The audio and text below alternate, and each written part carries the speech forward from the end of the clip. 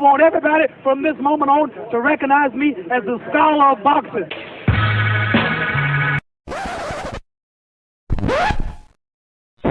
See, their morals, their code. It's a bad joke. Dropped at the first sign of trouble. They're only as good as the world allows them to be. I'll show you. When the chips are down, these civilized people, they'll eat each other. 49 hours declaring it a riot. Cruiser 5 to 50 be advised, County Police 1 advised they're trying to breach and get to the Capitol. Publicists, when you talk to your publicists, you know the first thing they tell you? What? Stay away from religion, stay away from politics. Okay. You know why? Why? No matter what the you say, somebody passionately disagrees with you. Absolutely. No matter what religion, you believe in Allah, then you're saying that's not the right way. You believe in every Christianity, that's not it, because they're choosing something different. Your political party, the Democrat, Republican, the disagreement completely. Yup. So I stay away from it. When I get pulled into politics, I go, yeah. And I have nothing to say. I'm just the same way we are. We don't no politics, none of this. I'll with that. Like, I don't stay there because I'm still entertainment. If it's not music, then it's film and television, but it's still entertainment. So why would you turn someone off by saying that? Right. I want everybody to enjoy what I'm doing. Right. Not just a selective few amount of people. I focus on diversity because it's needed. Right. The boxing scholar is a lover, not a fighter, but he's also a fighter, so don't get any ideas. If he pats you on the back, you'll put it in your resume. His enemy. Have him listed as an emergency contact. The scholar has an inside joke with complete strangers. If he punched you in the face, you'd have to fight the urge not to thank him. Sharks have a week dedicated to him. He's the only man alive to is parallel park. A train is count to infinity twice. In Genesis, when God said, "Let there be light," the scholars said, "Say pretty please." He is the genius of all genius and master of all masters. And that's the trick to life. You have to be wise enough to know when you were living in your dream. And you have to be humble enough to accept when you're in someone else's.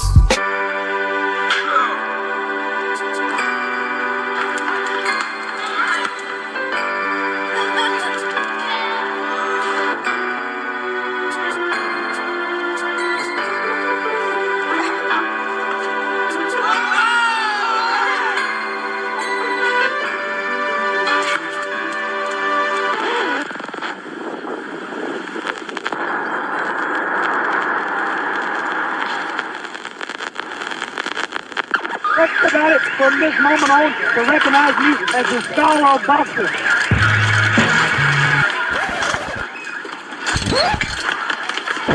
See, their morals.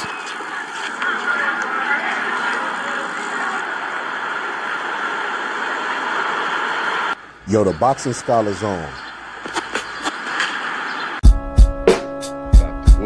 What is Meg Thee Stallion being a horse?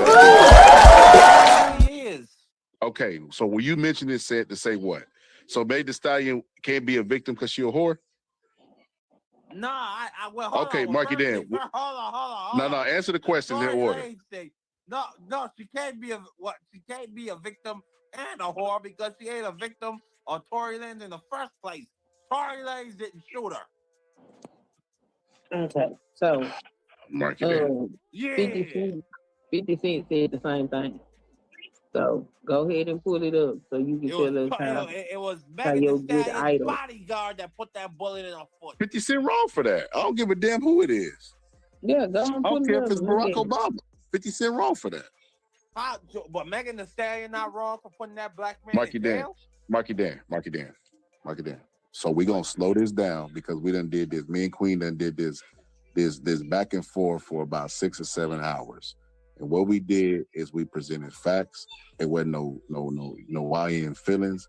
It wasn't none of that stuff, right? So Tory Lanez, I believe he shot Meg Thee Stallion. Queen doesn't, right? But regardless of what we believe, he was convicted in a court of law, right?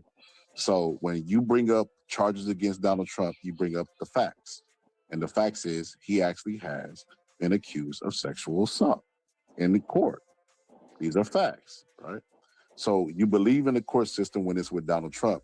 Don't disbelieve in it when it's with Tory Lanez. No, there are people that get hold up, YN. You got to do some listening.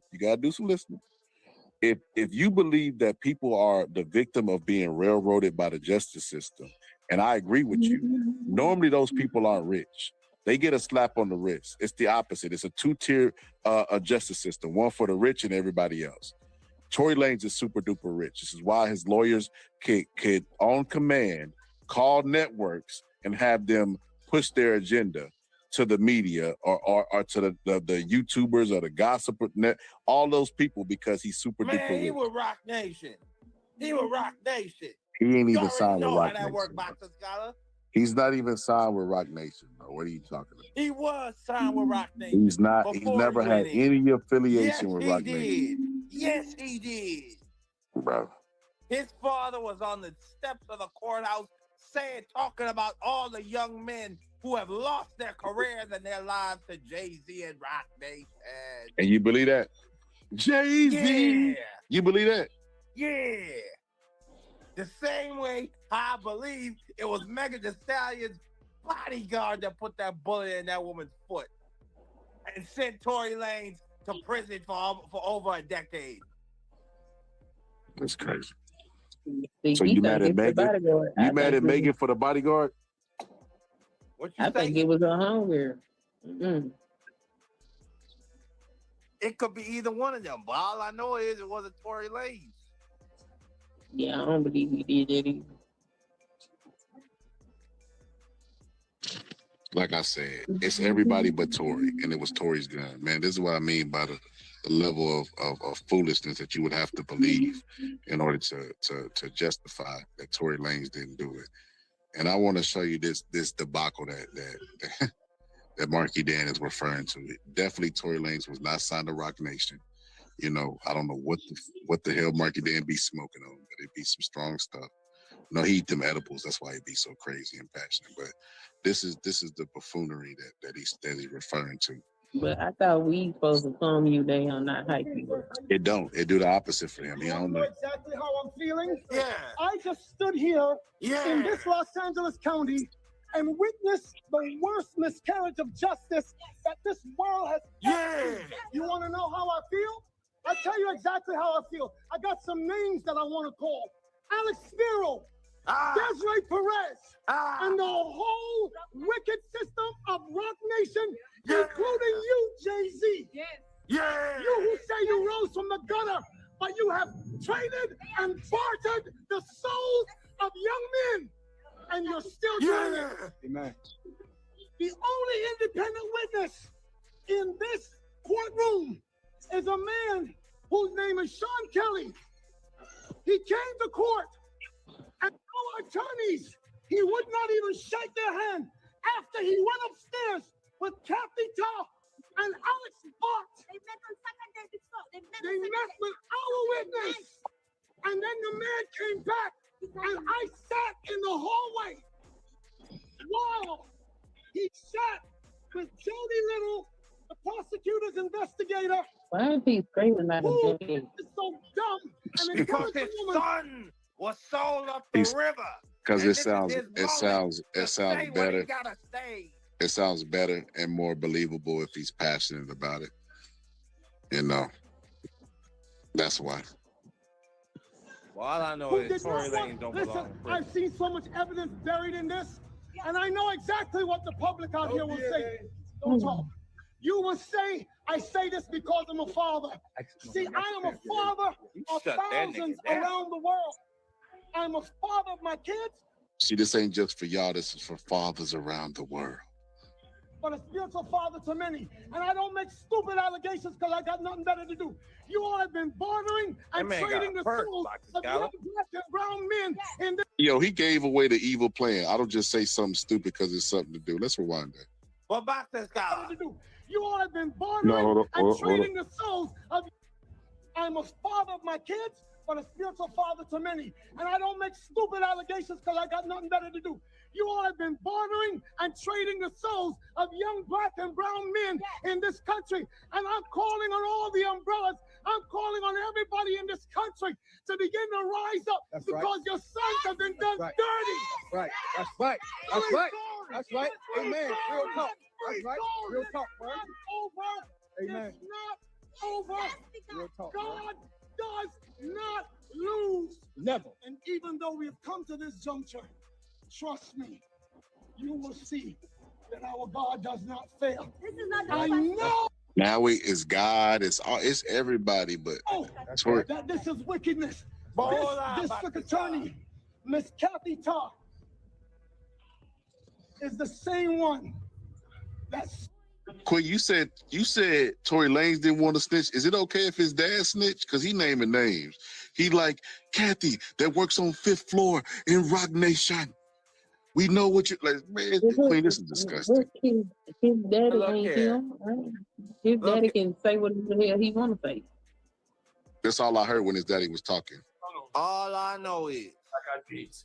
They test with all that junk inside my trunk. I'm gonna get you drunk off my lady hump, my lovely lady hump. I'm not skating to anything with references to lady humps. I don't even know what that means. No one knows what it means, but it's provocative. No, it's not. It gets the people going. It's that's enough. Why do you? That's him, Marky Dan. That's what I heard the whole time he was speaking. Provocative. It gets the people going. He don't know what the hell he was talking about. Just making up stuff and name dropping. He was speaking facts. Marky Dan, you ain't Googled none of the people he was talking about. Somebody in the chat put, was he lying? Jamal, I guarantee you never looked up one of those people that he was talking about. You just heard Jay-Z, Rock Nation, and associated with evil. You know and what like I said, about the scholar? I got facts. I got evidence. And can I tell you something? I got you don't. Evidence no, you that don't. there was doubt and that these jurors did not do their duty. They did not, the government did not do their job, Boxing Scholar. They tested 4 different individuals, had DNA on that gun. Tory Lanez was not one of them. That's false. Stop saying false stuff. Facts. Bro, you're saying false stuff, bro. That's not true. That's not true, bro. That's facts. Bro. How much you want to bet? Bro. How much you want to bet? Bro, it's not true, bro. Stop saying that, bro. Stop saying that. Because you got dummies in the chat who's going to believe that. That's a fact. Bro, it's not a fact. Look it up then. Look it up then. No, you look it up. I know what you're saying is not true. Look it up and send it to me, and I'll put it on the screen.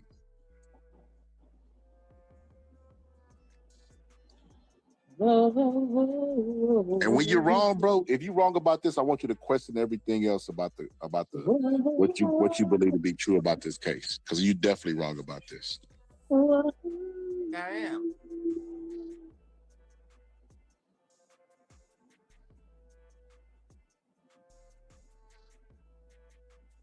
You said so. You looked it up. I want you to read what it actually says, and then I want you to question everything you know about this case and stop presenting anything that you know as facts, because you don't even know the basics.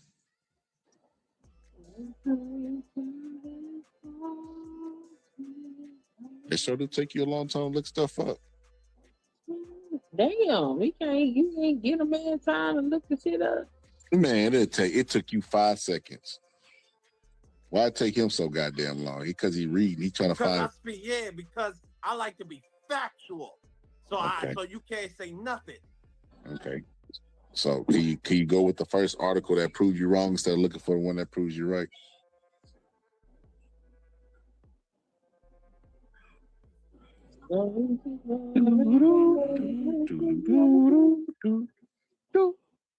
I found it.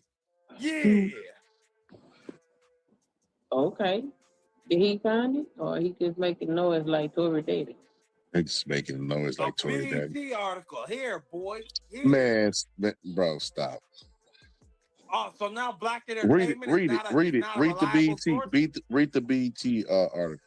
Read it aloud.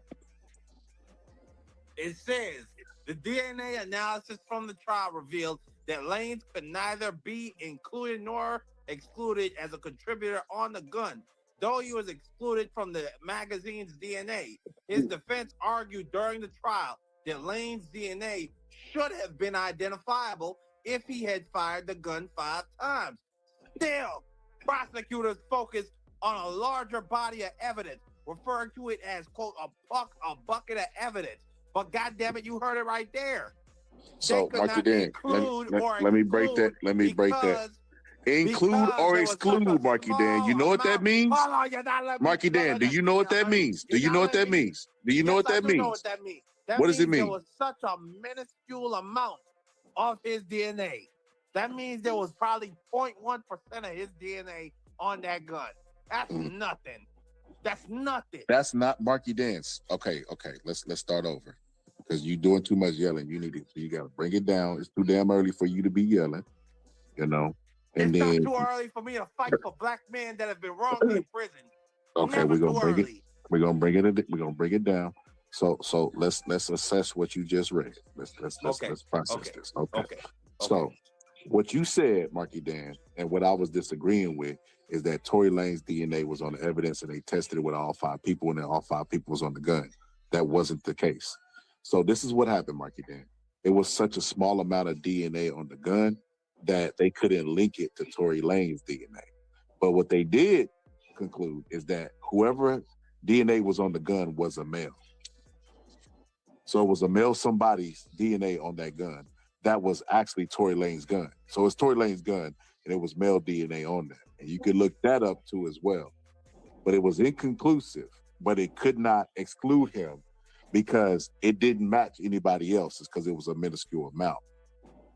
Can I ask you a question, Boxer Scholar? How many other individuals' DNA was found on that gun whose names are not Tory Lanez? Oh, God, Marky Dan. Are you listening to anything I just said? Are you listening to anything I just said? It was such a small amount of DNA that they could not conclude. DNA sample they found, Boxer Scholar. Okay, well, pull up another article that says they found other people's DNA on the gun. You're not gonna find it. You made that shit up. You did not find it. You even looked for it and couldn't find it on BET. That what you just said was false. That's not true. What I just said is fact. They found gun residue on more than just Tory Lanez. But as far as DNA, they did not find 4 different people's DNA on the gun. You're spreading misinformation. You're sounding like a Trump supporter right now. You sound like somebody that's defending Donald Trump. All feelings, no facts.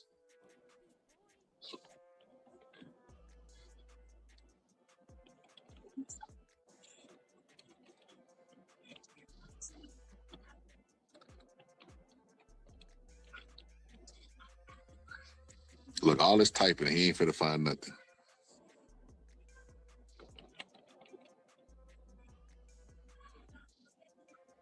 This person really just said, you dummy, you can't tell if it's male and female by the DNA on there. Bro, please, take your right hand, put it behind your fucking neck, and slap the shit out yourself. It says that yes, a defense forensic scientist testified that the DNA mix on the gun included profile of an unidentified woman. It was established that multiple DNA profiles were found on the gun and the magazine, but the results for Tory Lanez were inconclusive for the gun itself. On the gun, experts from both the prosecution and defense agreed that Tory Lanez's DNA was not found on the magazine. There were 4 DNA profiles found on the magazine, including 2 men. On the gun itself, DNA on the firearm was inconclusive for Tory Lanez, meaning analysis could neither confirm nor rule him out as a minor contributor. Unidentified DNA, a defense expert, Mark Scott Taylor, testified that the DNA mixture on the gun included the profile of an unidentified woman. Other sources mentioned that 90% male contributor was identified, but Lanez was excluded on their profile. Thank you. The defense highlighted the lack of conclusive DNA evidence tying Lanez to the shooting and suggested that Meg's former friend Kelsey could have been the shooter, pointing out that she had gunshot residue on her hand. That sounds The like prosecution, however, focused on a bucket of It sounds like evidence, stupidity to me. including witnesses' testimony from Meg and Harris, who eventually identified Lanez as the shooter. Hold on. It sounds like stupidity. You got multiple DNA samples on the gun. You got gunshot residue on the friend. Marky Dan, you have to use your brain, bro. You have to use your brain. So Marky Dan, how many people were in the car? How many people were in the car? About 5. Can you read that, Queen? I don't remember the 5 people being in the car. I don't know what the fuck Marky Dan is talking about. It would be 4 people in the car because you have Megan, you have Kelsey, you have Megan, and you have whoever the fuck was driving. 4 people in the car. And Kelsey was one of, and Kelsey Harris was one of those people, correct? And Marky Dan, and the witnesses identified Tory Lanez' shooting. The gun was under his seat. It was his gun. His DNA was inconclusive, but it was a male DNA on the gun, but they could not link it to him. Like, that is enough evidence, Marky Dan. Like, bro, what are you, Marky Dan? You're sounding like Trump supporters, bro. I don't even understand the need for Tory Lanez to be innocent. Why does Tory Lanez have to be innocent? Because like, they Marky don't Dan. sound like somebody Marky Dan. That sounds like circumstantial evidence that should not have convicted him. That's not proof. And this is why I hope that y'all two never do jury duty, because y'all need absolute video proof, or the person's gonna walk innocent. You got to prove beyond the shadow of a doubt that a reasonable doubt. They did not create the reasonable doubt to say that Tory Lanez did not do what the witnesses accused him of doing. With the forensic file, you're gonna ignore the fact that Meg Thee Stallion was shot and had bullet fragments pulled out of her feet. It's absolutely insane. No, that's not right. You are innocent until proven guilty. You don't have to prove that you didn't do shit. They have to prove that you did the shit. And based on that DNA evidence, that is not proof that Tory did a goddamn thing. In whose court? In whose court? Court of public opinion? Because last time I checked, he was considered guilty by a trial of jury of his peers. They seen the evidence that y'all are saying is not enough for y'all, because we don't got all the evidence that they had, regardless of what y'all think y'all know. We just brought up reasonable doubt. We just brought up the fact that there were multiple DNA samples on the weapon, and Tory Lanez was not one of them. We just brought up the fact that the friend, Kelsey Harris. Whose gun was it? Whose gun was it? Whose gun was it? Whose gun was it? Hold on. This is insane. There's a witness stating that Kelsey Harris and Megan Thee Stallion were arguing before the shooting. There's also a 911 witness who said that it was a woman who fired the weapon. So the woman could see inside the car. Do I need to throw? One more doubt. So the woman could see inside the car, and this is exactly why Diddy got 3 of those charges dismissed out of the 5, because jurors like Marky Dan who can't use the rational side of his fucking brain. You can raise doubt on him because he's gonna always be. He's gonna be anti. Marky Dan, let me ask you this: is R. Kelly innocent? Hell no. There's a whole video of him peeing on a little girl. Okay. Well, let me ask you: Is Diddy innocent? He got convicted. Hold on, let me ask you this. Okay, we ain't got to go into the details of something that could get my channel's shadow banned, Marky Dan. Let me ask you this: Is Diddy innocent? Yeah. Of the prostitution. Yeah. So did he be in jail? Or what exactly was he for the charges against him? He had 5 different charges. One of them was sex trafficking. I think he was he was innocent. He was innocent of those. They didn't convict him of those 2 charges. I ain't gonna say innocent. That yes, during the trial for the shooting, Meg Thee Stallion, experts testified that Tory Lanez had gunshot residue on his hands, as did Kelsey Harris. He was also in the car with Lane's That's DNA doubt. found on the firearm, but inconclusive results on the magazine. While the That's president of reasonable doubt. GSR, hold Marky on, Dan, doesn't could you be let me quiet so she finish. can read, bro? I While the apologize. presence of I'm GSR doesn't definitively prove he fired the gun and can transfer, it was key evidence presented by the prosecution in proving that he was involved in a shooting accident after a party at Kylie Jenner's house. So here's my issue. If that's proof that he was involved, and Kelsey also got the shit on her hands, and they got a DNA profile for an unidentified woman, why they didn't test her DNA to see if she was that woman? They did. Look it up. Let me look that up because I ain't see that. Look it up. They did. I'm finna look it up. Everything that y'all raising doubt with has already been presented by his legal Kelsey's defense DNA. team. Unless y'all think y'all know more than the legal defense Man, team, whose look job here, it is they to saw know. that black man and they send him up the river. We gotta call it like we see it. For what, Marky Dan? You about to make me do this. You about to make me do this, and I don't want to do this. Why did they send? Why did they do it to Hurricane Carter? Why did they do it to Ruben Hurricane Carter? Hello. Kelsey Harris' DNA was not tested against the DNA found on the gun. Okay, now I'm gonna question everything you read today Stallion. because I know for a fact that she was. I'm finna ask AI, but I know for a fact that hers was tested because we went through this already. You wrong. You wrong. It's saying it right here. Kelsey Kelsey Harris' DNA was not tested against the DNA found on the gun used to shoot Megan Thee Stallion during the investigation. And then when I told you that I'm pretty sure that Rock Nation had something to do with that man being railroaded, because like I said, there was a bunch of funny shit that went on with this case. Because why wouldn't they test her DNA? They said unidentified woman. You got unidentified female DNA on the gun, and you had two women out there. You ain't test their DNA. That sounds like reasonable doubt to me. Shit. Now, if a jury couldn't listen to the queen right here and be convinced that there's at least a chance that Tory Lanez didn't shoot that woman, I think they're a bunch of goddamn racist ass coons. Matter of fact, I mean, what was the ratio of men to women? What was the ratio of white to black and Latino in that jury pool, Boxer Scholar? I'm throwing doubt on the jury pool now.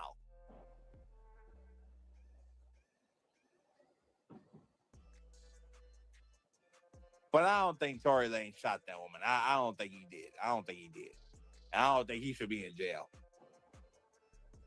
Now he made it. Now he made it. Yeah. We proved where'd he wrong. go? Now he dropped down. Come back to this panel. He went to cry and sulk. He got so mad he kicked himself off the panel. Salute to Boxer Scholar though. Boxer Scholar, a decent guy. He's a decent guy. I just don't know why he goes so hard against his own folks. It's terrible to see, man. It's terrible. Always going hard for either against black men or for the whites. The case was not cut and dry. The evidence that they presented was not beyond a reasonable doubt or a shadow of a doubt. Same fucking thing. Exactly. And the government has a job to do. The government has to prove their case. You know what I'm saying? You can't just send a man to slavery based on some circumstantial evidence. You don't even have Damn, this Scholar, man's where you DNA at? on a gun.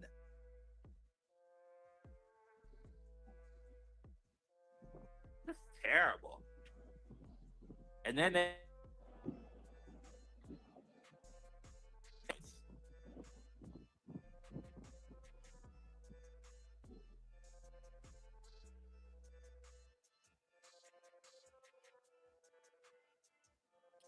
let me see.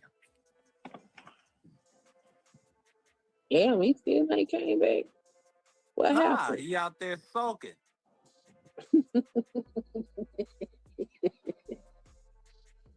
Ran Boxer Scholar up off his own panel. Now you got the people in the chat talking about him. He a runner, he a track star. Yeah.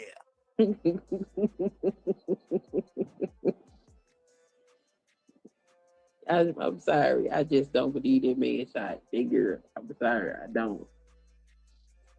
I think her friend shot her. And I think they covered up. I think they covered it up. I think so also. And because you could see it in Megan Thee Stallion. Like, respectfully, I just get that vibe from her. That's her character. She'll send somebody up the road for somebody else that she loves. In this case, her friend who she just had a really bad argument with. They talk about it all the time. F these niggas. That's what they say in their songs. Tory ain't snitching and Kelsey ain't saying E motherfucking word. She saying nothing. Come on, man. That's a cover up all day long.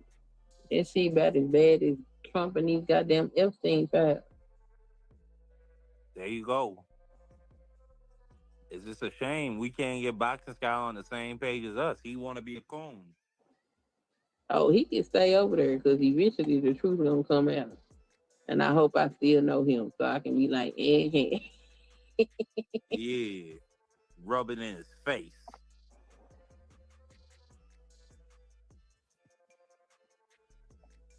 Because I was watching that trial. I was like, I don't know how they convicted him other than you getting the jury to sympathize with me. And that's how she won because the evidence was trash. No, one of the craziest celebrity trials I'd ever seen. It was Johnny Depp versus Amber. Oh yeah, it was that Amber was Heard. crazy. Yeah, that shit was Nah, crazy. that bitch was crazy. Both of their ass was crazy. Nah, but yeah, Johnny was crazy, but she was taking craps in his bed. She cut off his finger. Then she slept with Elon Musk, and then they found out she froze Elon Musk's semen and kept it. Like, what? She was losing it. Yeah. Both of them they had no business together. That's outrageous. That shit was crazy. The fact I that don't she know what thought you gotta that she do was to end up with a person who would take a dump in your bed like that. That's the height of disrespect. Like, I don't respect you at all. the fact that she thought that she was gonna get away with that shit. Like she was gonna play victim with all the shit that she did was crazy. Yeah, it was Johnny's fault. It was Johnny's fault. Johnny used to be so mean to me every day, and I just, what was I gonna do? You take a shit in the man's bed? That lady was crazy. Yeah, that's stir crazy. 50 put a Looney Tunes type ass fit on that boy. Oh, jeez. 50 is 101, man. 50 Oh, is did Scholar 101. come back? Yeah, I'm back. I don't know. Welcome back. Oh, did you go? recover from that ass kicking that me and Queen just put on you? I went Did you 6 recover? hours. I went 6 hours debating this, Marky Dan. And the fact of the matter is this, Marky Dan. This is why this is so frustrating. You know, Queen is familiar with Big J. Big J plays a segment, and he say he don't really debate. What he only debate his equals. Everybody else he teaches. You know, this is something he spent his life on. It ain't that I spent my life watching the case, and I ain't talking about me per se, but like the people that do the forensic stuff, they actually are certified experts, and those people, you can raise all the questions you want in court of public opinion, but forensics, high form of evidence in the courtroom, high form of evidence in law enforcement, and 90% was male. You know, so you could go ahead and speculate Kelsey did it, you can do all this other stuff, and like I said, in the court of public opinion, you know, it doesn't count. Raise all these questions, but y'all can never do a better job than Tory Lanez lawyers who was paid to do their job. I mean, you can say all of that, but we just set up here and read to you how they didn't have evidence of DNA sufficient enough to prove that he had anything to do with it, and there was somebody else with gun residue on their hand, and they did not test that person's DNA. You cannot tell me that is a proper investigation. You know why? So when I just left, I read it, and this is why I say it's a waste of time, because then you're gonna raise another question. So it's pointless to even go back and forth. But this is what they said. They said that they didn't bother taking any female DNA because when they did forensics, the forensic science, and they call it a bucket of evidence. When they looked in the bucket of evidence, they concluded that this is 90% sure that there was a male somebody that fired this weapon. How did y'all know she wasn't a Hush. transmission? I don't need. You didn't even let me finish my statement before you brought up a question. This is why this is a waste of time. This is why it's a waste of time. I'm telling you what the experts are saying, and you won't even let me finish the statement from the experts before you're already asking another question, right? Go ahead. So this is what they said. They said that it is standard and standard practice that when you have a bucket of evidence and the evidence conclude that it's 90% male, why would you check the DNA evidence from a female when the evidence is telling you there was a male somebody that did said crime? This is why they did not collect evidence. This is their procedure. Why right? are you assuming she's a female? But that's my thing. God. Okay, so now she's really a man. She Rock Nation hired her to pretend to be a woman, pull the trigger, and frame Tory Lanez because they knew that they knew that the forensic scientists would not check her because they would give her the presumption of a male. I get it now. I get it, man. That's pretty. That make a lot of sense. And you just said it right there. Why would they check her? Oh, Miss Goody Two Shoes. Oh, please pull up, please, Miss, because I'm getting a headache from this. Miss Goody Two Shoes. So this is how you pull up. You go to my YouTube page, right, and you go to my wall. It's gonna say, well, you go to my community tab, or it's gonna say post, and you're gonna see a link that says pull up. You hit that blue link, and then you hit approve. It doesn't mean it's gonna show anything. It's gonna bring you up to the panel and is giving it permission to access your microphone so that you could talk while you on here. See, you got people, the MF ran out. Like, I ran off my own panel. Like, bro, I will Bill O'Reilly mute mics before I run off my own goddamn panel. Are you serious? So, but it looked like you were getting cooked, and you needed a restraint from the heat. Get out of here. That's what it looked like. Cooked on what? On what, Marky Dan? On the fact that there was reasonable doubt in the case of Tory Lanez versus the case. Hold on, Marky Dan. Somebody intelligent. Hold on. Tory Lanez. Somebody intelligent want to talk. Go ahead. Let's get to shoot. Hey y'all. So hello. We have to start at the beginning, right? So what was Tory Lanez charged and convicted of?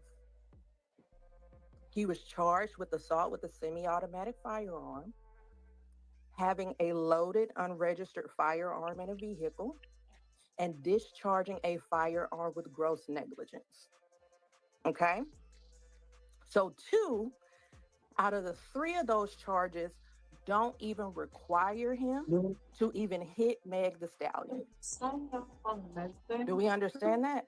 That having a loaded, unregistered firearm in a vehicle, one of his charges, and discharging a firearm with gross negligence don't even require him to strike Meg the Stallion. We understand that? Go ahead, sis. You cooking. The floor is yours.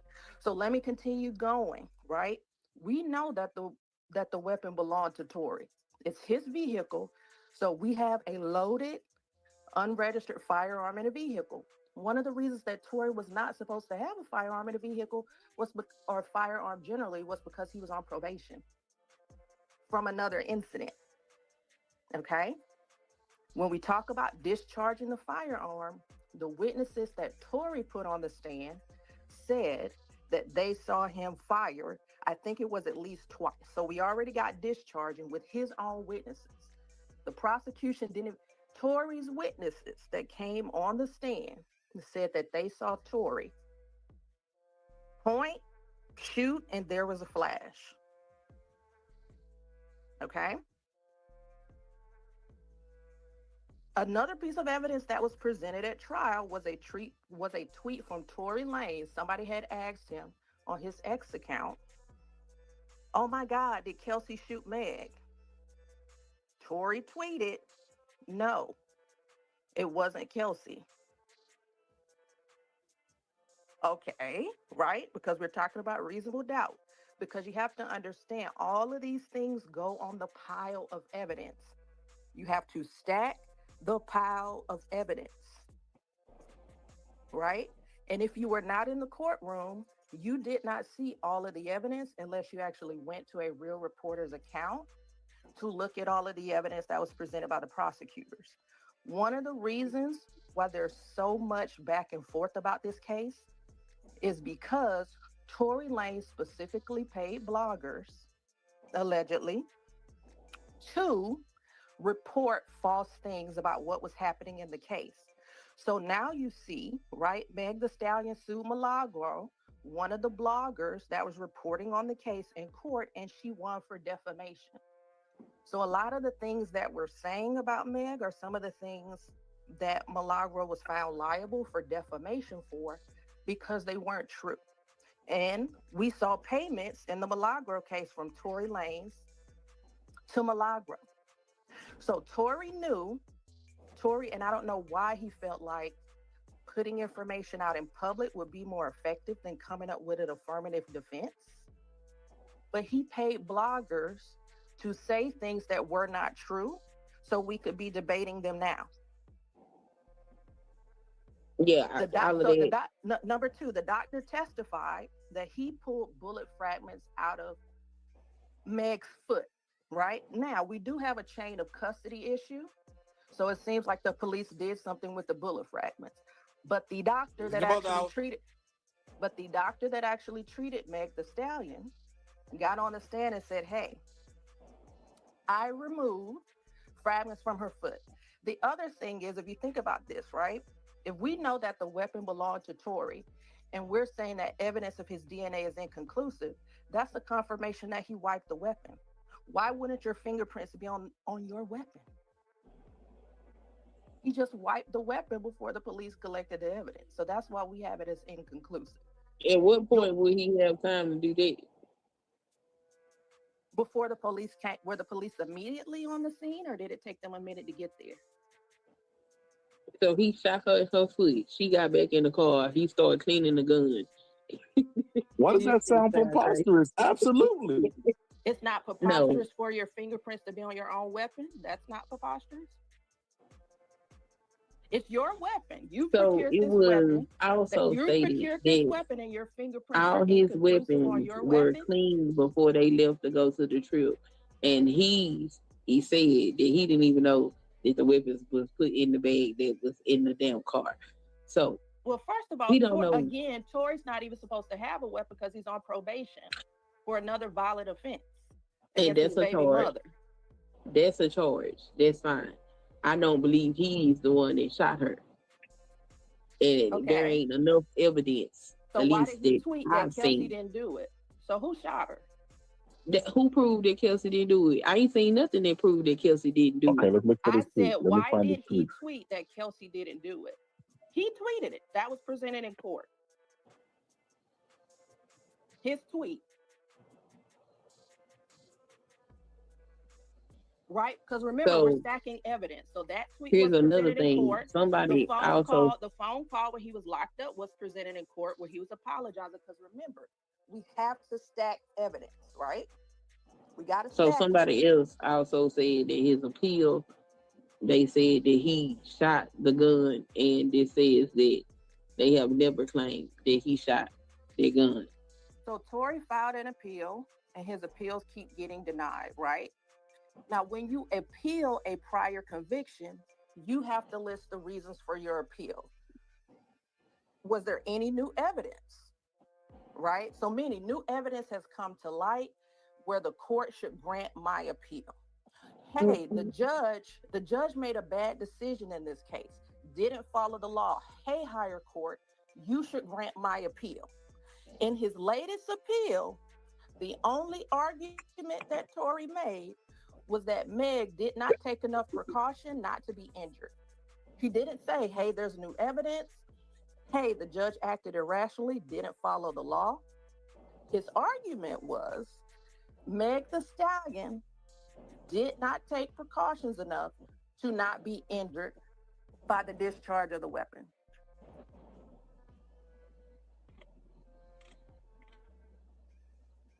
If you go to if anybody has Twitter, you can go to Megan Kunis' account. Megan Kunis, she posts the documents. She reports what actually happened in the courtroom because she had access to the courtroom. Like a lot of these people, DJ academics, they weren't in the courtroom. They were getting information from Tory, coming online and spinning it. But I just want y'all to know that 2 out of the 3 charges didn't even require him to hit Megan. Yeah, I don't care about them charges. If he got gun charges, he ain't supposed to have a gun. That's one thing. I don't believe he the one. So he has gun charges, so he would have been convicted anyway, right? Yeah, I don't care about the gun charges. So Meg Thee Stallion testified under oath. Hey, I was shot by Tory. Yeah, I think that's a lie. Tory's own witnesses said, hey, I saw Tory point and discharge the weapon at least twice. Remember, we're stacking evidence. You got me convinced, sister. You had me a hello, but keep on going. You cooking, sister. Right. Hold on, let me look that up. Because I ain't never heard that either. If you look at the screen, I put the screenshot of Tory saying that's not true with Kelsey's. We have Tory tweeting and saying, hey, it wasn't Kelsey. I can't see it because of the comment that's up there. We are stacking evidence.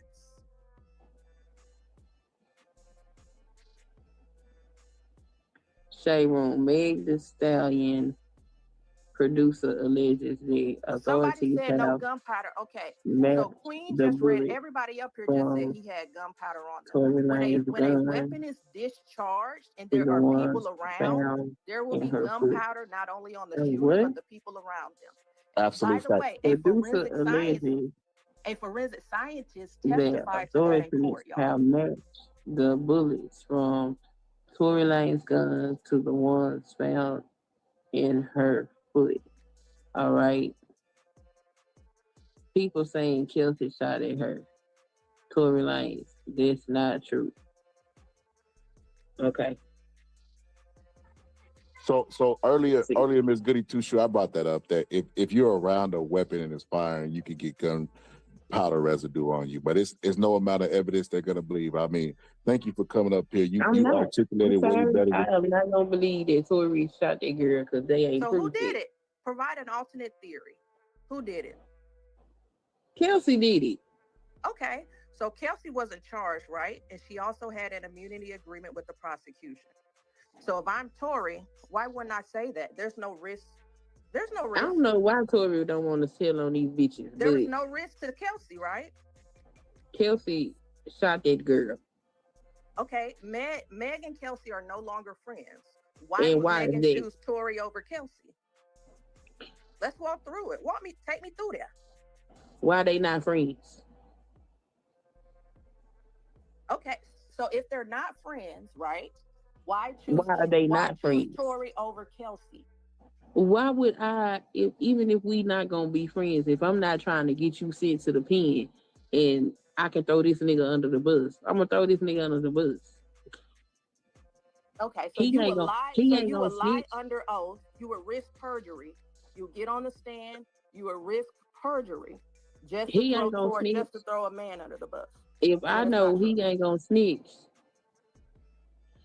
Kelsey haven't said shit. That's a huge gamble based on something that Tory Lanez they never agreed upon. So I'm a gamble with my freedom. By the way, Tory Lanez still won't say nothing now. This was one of the things that got Tory messed up when we talk about Kelsey, right? Because Kelsey got on the stand, she had been through a lot, and Kelsey kept saying that she didn't recall, right? And she pled the fifth a few times, and her attorneys, they went back and forth with the prosecution. And so the defense attorneys and the prosecution went back and forth. And what ended up happening, because Kelsey kept saying that she could not recall, is that they ended up playing her entire interview with the prosecution. Right? She was interviewed by the prosecution before this case went to trial. She got on the stand. She said that she could remember, had been through a lot. And then the judge makes a ruling to say, well, hey, play her entire interview that she had with the prosecution. And that interview was more damning probably than anything else presented at trial. So Kelsey's story was that Tory shot Meg before charges were even filed, before we even get to trial. So that's Kelsey's story, that Tory shot Meg. Meg says Tory shot Meg. Witnesses say, hey, I saw this man point in her direction and discharge the weapon at least 2 times. So these aren't his witnesses. These are independent witnesses. They were his There are no independent witnesses in a trial, honey. They're either a prosecution's witness or they are a defense witness. We don't have independent witnesses. Even the experts, right? They're either for the prosecution or the defense.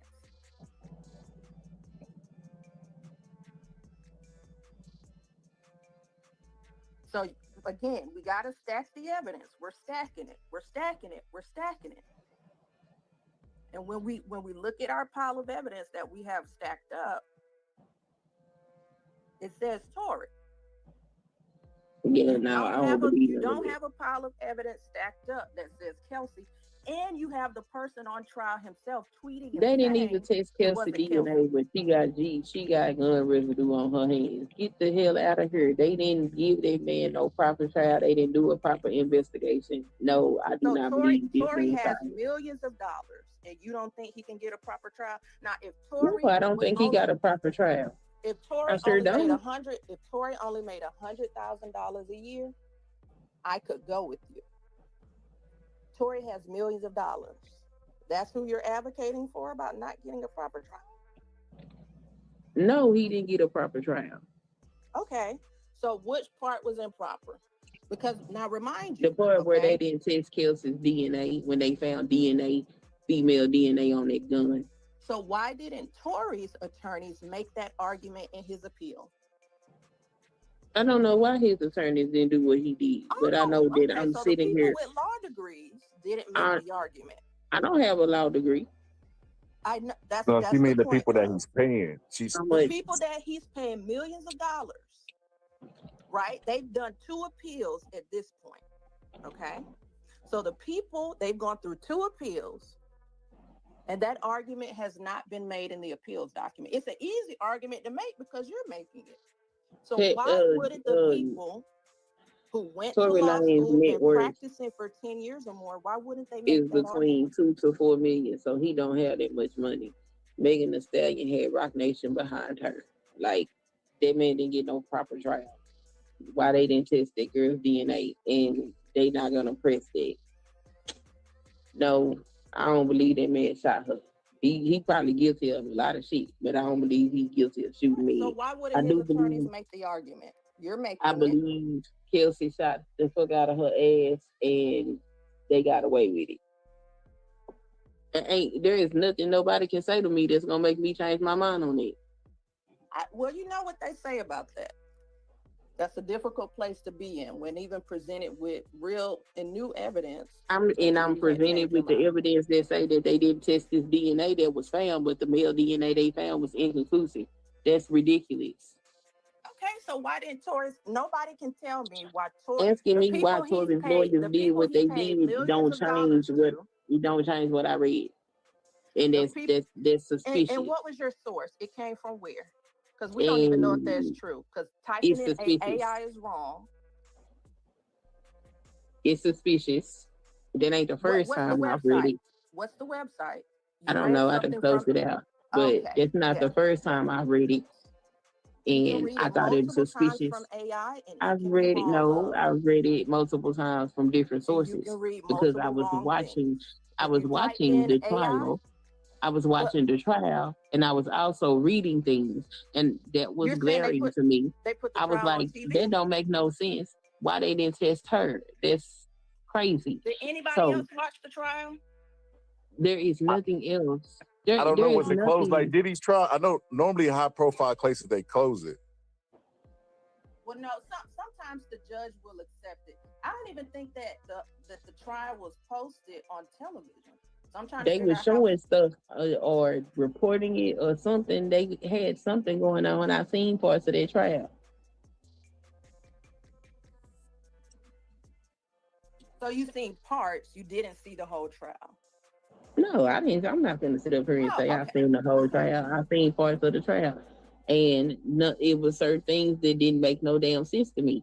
And then when I would read to fill in the gaps, a lot of the stuff that I was reading didn't make no sense to me. So it ain't really nothing nobody can say that's gonna make me definitively believe that that man shot her. I still believe Kelsey shot her, and ain't nothing nobody can say gonna prove anything to be different to me because of the way that they prosecuted this in the way that they investigated it.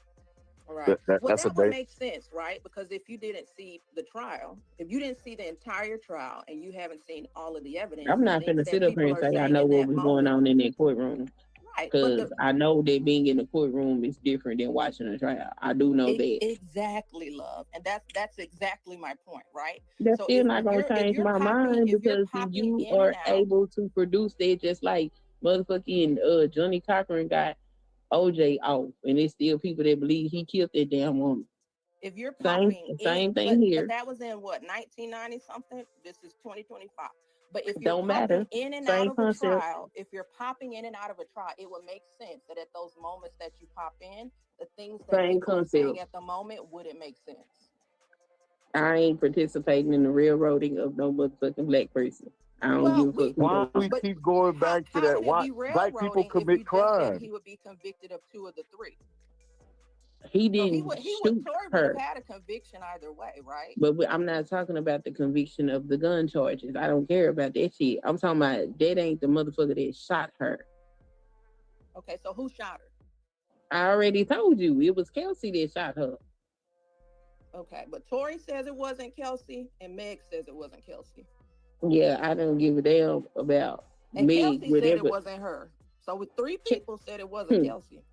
Mm-hmm. Kelsey also told Meg if she said something else to her, she was gonna tell everything she fucking knows, and Meg shut the fuck up. When? This was before they went to trial. Oh, so you learned about that probably like on a blog? No, I was watching it. Megan was live. Kelsey was in the chat, and Kelsey told her, "If you don't stop talking, I'm gonna tell everything I know." And Megan shut the fuck up. Oh, so that means somebody didn't shoot you, even though 3 people said Tory. No, it means that there was It means that there was a conspiracy between the 2 of them when it comes to that dude. And Tory Lanez is important enough for everybody to conspire against him. A non-U.S. citizen, by the way. You can make the argument that Meg Thee Stallion is a bigger star than Tory Lanez also. That, so why would they set Tory Lanez up versus set Meg up? Okay, so everybody conspired to help Meg. So Tory, Kelsey, and Meg conspired to help Meg. So Tory tweeted that Kelsey didn't do it to help Meg. Oh, you fine. I did most of it. Oh, no. I agree with you. I mean, I've been agreeing with you this entire time. I was just adding to that. When you said, why would they do it to Tory Lanez? I'm like, yeah, that's true. You could also make the argument that Meg's a bigger star and would be a bigger target to go after. So Rock Nation made, I'm just responding to that. Rock Nation made Tory tweet that it wasn't Kelsey.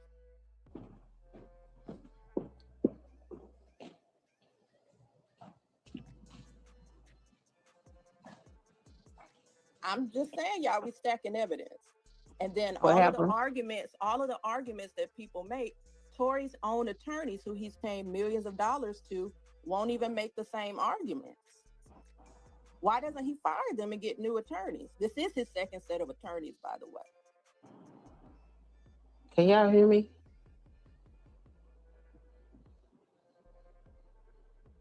Yeah, I can hear you, love. Oh, okay. I don't know why he made any of the decisions that he made, but I don't believe he shot it.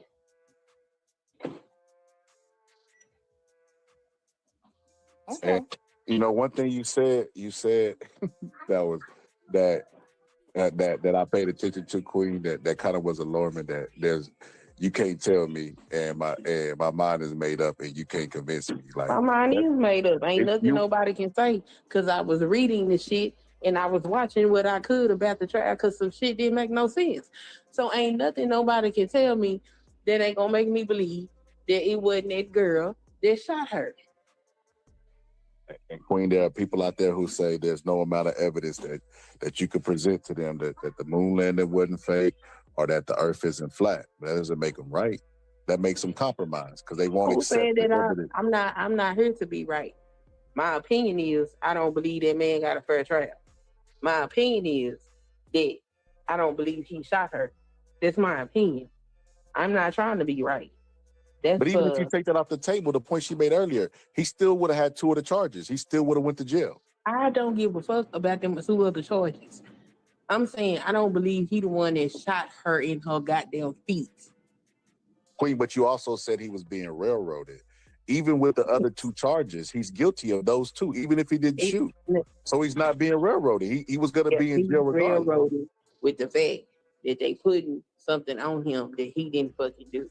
Now, he got gun charges, what the fuck ever. But shooting a bitch in her feet, that's some other shit. Well, Queen, I think you need to reach out to his appellate team so you can get on the team so they can make these arguments. I ain't getting on no damn team. Fuck that nigga. Queen, they need you. They ain't never thought of this stuff you thought of before. Arguments. They're not with. And so, by the way, I want y'all to know something.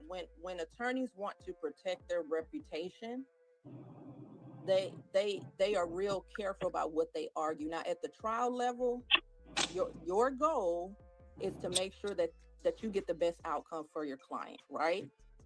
But when we get to the appellate stage, you know, one of the things that attorneys can get in trouble for is making nonsensical arguments. And so I suspect that we aren't seeing those arguments in the appellate filings because there's no basis for them. And they don't want to risk their reputation to make, you know, arguments that don't make sense. But you guys, if you are on Twitter, Megan Kuhn, if there are other people that post the actual court documents, not bloggers, and you can also go to the court docket too, because it's in federal court, and you can see, you know, the arguments that his attorneys are making. And in the most recent appellate filing, none of those arguments are made. The only argument made is that Megan did not do enough to prevent the injury to herself. Yo, without letting us know too much, are you a lawyer? I am actually, yeah. Okay, I can kind of tell. You know, I can tell because I got nervous every time you was asking me questions. Sister, you got to subscribe to the channel. We might need some legal advice. We're gonna need you on these subjects. Well, listen. I just want it. Like, Tory Lanez is not the person to ride behind, right? Now, I have a difference of opinion on the Jonathan Majors outcome, right? But you have Tory saying it himself. We have Tory saying it himself. So here's my question too, because a lot of people are saying, so you are saying that attorneys are not giving, now mind you, Tory has millions of dollars. I'm just responding to your chat. Tory has millions of dollars and he's keeping attorneys who aren't making the right arguments for him. And you're saying that the attorneys are taking money from Rock Nation. Tory is only got a net worth of $2 to $4 million, so he ain't got only $2 to $4 billion. Yeah, only. So a network means that's all of his possessions. Rock Nation. So if you believe that the attorneys are taking money from Rock Nation, not to make the appropriate arguments in the appellate court, file a complaint for the bar in the state that they're in. Let's get an investigation going. Let's get it popping. You know what the ironic part about it is? We showed a clip of Diddy earlier yelling at his lawyers because he didn't feel like they were working magic when it looked like he was guilty in court of public opinion. Tory Lanez could have did the same thing. He could fire them and don't feel like they're doing their job. Tory Lanez can fire them. He can file a complaint. everybody who feels like Tory Lanez attorneys are not working to the best of his advantage, right? And they aren't making the proper, y'all can file, you all can file complaints against them too. Yo, didn't 50 Cent do that when Rick Ross' baby mama sued him and he had to pay her money? He sued his lawyers because he didn't feel like they represented him right. I'm not sure, but yes, you can sue your attorneys. There are causes of action to sue your attorneys. Yeah. Well, there you go, Queen. Queen, we just gave you the $1 million play. Hopefully you put it into place, Queen. Give me $1 million play for what? But to free Tory X, because that's what y'all making him as Malcolm X. He ain't no damn free Tory. I just don't believe Tory shot that bitch. Tory go to jail because he had the damn Why guns. you keep saying bitch? Why you get be she shot the lady? Why she gotta be a bitch, Queen? What? The fact that you keep saying shot the bitch, it makes me, you're otherizing her. Like, why you keep doing that? It's showing me that you're more compromised than what I thought. If you keep saying bitch, that's all I'm saying. Compromised by what? You felt like you already said, you didn't reveal it a little bit. You said you feel like a black man is getting railroaded. I do. So everything else is leading up to there. And then when you refer to her, so you got the black man getting railroaded, and then you got the bitch that keeps getting shot in scenarios by not Tory. Yeah, because the bitch sit up there and told all them lies and did all this bullshit. What are we talking about? Well, I don't appreciate you trivializing black women and the abuse that they go through so you can get the monkey off your ass. I don't appreciate that shit at all. I don't appreciate none of that shit Megan did. What about him trivializing his pain and suffering and the black man getting railroaded? Because he sold that narrative to you. It seemed like you bought it hook, line, and sinker. Because he was up there playing the victim. And this is before his court date, by the way. He was basically Tory didn't sell me shit. I told you I wasn't even paying attention to nothing Tory had to fucking say.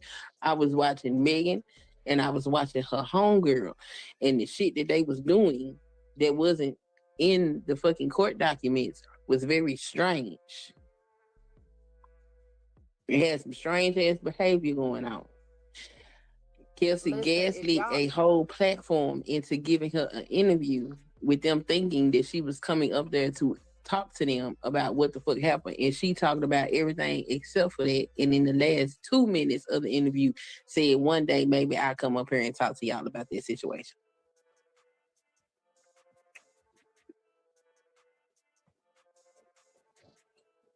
I mean, if y'all think Rock Nation willing to do all of that, I think y'all should take this information to like investigative journalists, so that way they can dig deep into it, right? Because I'm not pro-prosecutor.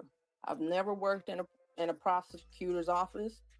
So if y'all are saying that Rock Nation is out there paying prosecutors to take cases and to prosecute people, that's a big deal. So we need to get this information over to investigative journalists who are willing to do the work and uncover the evidence. You can file complaints against prosecutors too. So I don't play that game. You know what I mean? So like if y'all are saying Rock Nation influenced prosecutors to bring the case, and Rock Nation, influenced jurors to convict, like we need to get this to investigative journalists. Like this doesn't need, because other people have to deal with that same prosecutor.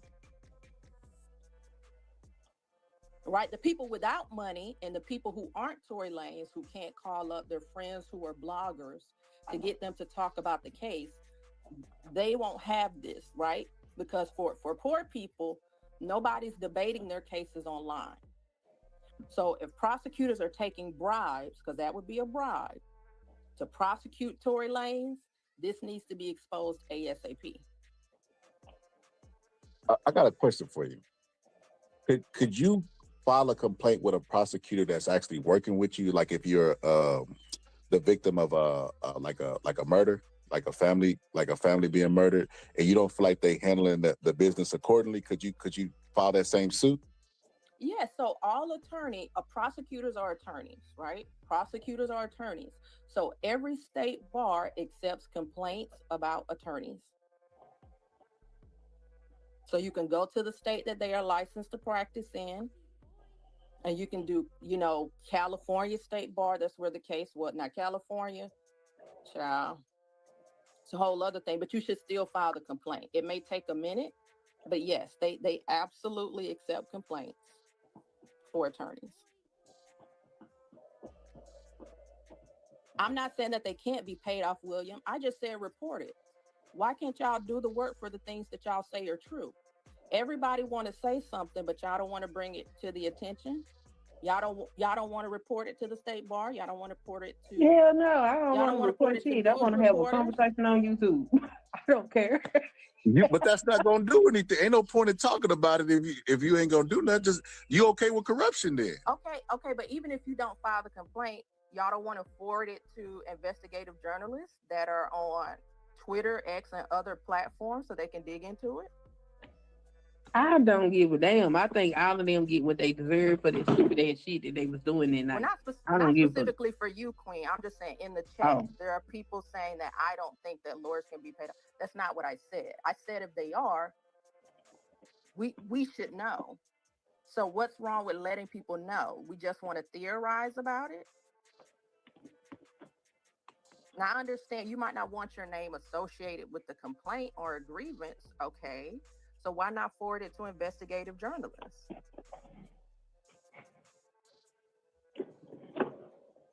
A lot of local journalists still do a lot of investigative work, and especially around election time, because other people are trying to get their opponents out of office. So forward it to journalists. That's the same thing. That's the same thing with the election, y'all.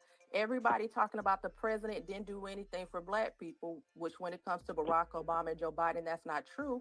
But the reality is there's a whole Congress that people aren't even voting on. Who did y'all send to Congress to do stuff for Black people? Did y'all send people to Congress that was going to do stuff for Black people? And one of the reasons we get treated the way we do is because people know that our community just likes to chit-chat. We love to chit-chat.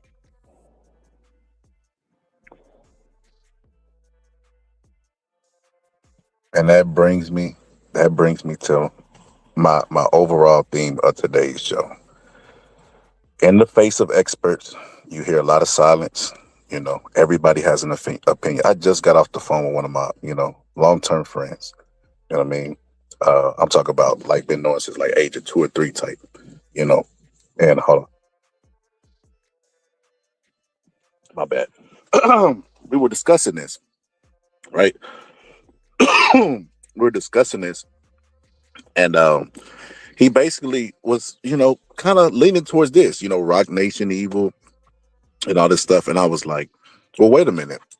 The level of delusion that it would take to have to believe the grand conspiracy is like it takes less brain power. And I feel like with AI, that's dangerous for society. Because there's video fakes out there, deep fakes, where they can make it look like I said something I didn't say. And if you already have a confirmation bias, you're going to believe it. That's what this shows me. People, just recently, if you haven't heard, Vlad TV was in the news, right? He made headlines, right? And what I was more alarmed about with the Vlad situation is that people couldn't tell that Vlad was trolling. That was the most alarming part. Like, Vlad was saying some crazy stuff. Like, if he would have, the only way that statement could have got any more crazier is if he would have said, like, yeah, I was told this because the swamp gas of Venus, Mama Oya, the spirit of Mama Oya. Like, he was getting ridiculous. And he was doing it on purpose because Vlad thought there's nobody dumb enough to believe what I'm saying. And the reason why he was trolling is because for years, everybody keeps saying that Vlad was paid by Rock Nation to say the things that he said. So he went along with it. And this is the funniest thing about it, right? So DJ Academics has been on his show and been interviewed by Rock Nation lawyers, right? And he doesn't like Rock Nation, and obviously him and Tory are friends. DJ Academics jumped headfirst into them Jay-Z allegations that most people would say, like, look at the timelines, like Jay-Z's Reasonable Doubt came out that year. He wasn't even Jay-Z as we know it. So it's like highly skeptical. And then the woman in the video said she was 400 pounds. So it could have been somebody that was experiencing psychosis. Could have been, possibly. Don't know for sure. But everybody jumped head first over that. Railroading of Jay-Z. Why would, like, y'all are not consistent enough for me. When anything involving Jay-Z, he could get railroaded, right? Jay-Z's evil, he's this, he's all these bad things with less evidence. With Tory, overwhelmingly stacked up like evidence on top of evidence, and y'all still would try to defend his innocence. We just seen a lawyer, right, who practiced law, come up on a panel and debate. Silly to me, right? Can you imagine being a doctor and then talking about health online with people who didn't spend or had that for your school? But anyway, that's neither here nor there. She walking down the facts, breaking down the facts, all this stuff, and then in the face of facts, like I said in the chat, being wrong is one thing, but doubling down on you being wrong is a completely different level of craziness. And that's what blows my mind. Like, in the face of facts, she still was like, well, can't nobody convince me otherwise. Well, then what's the point of debating your ideas if you're gonna believe what you want to anyway? That is crazy. Like I said, man, I'm just so worried about society. We live in a time where all you got to do is hit that live button, put a microphone. Microphone's optional, you know, and all of a sudden you can find an echo chamber of people who think and believe the same thing that you believe. That is extremely dangerous. It is extremely dangerous. Hold on. I don't know the statement I'm talking about. Here it is.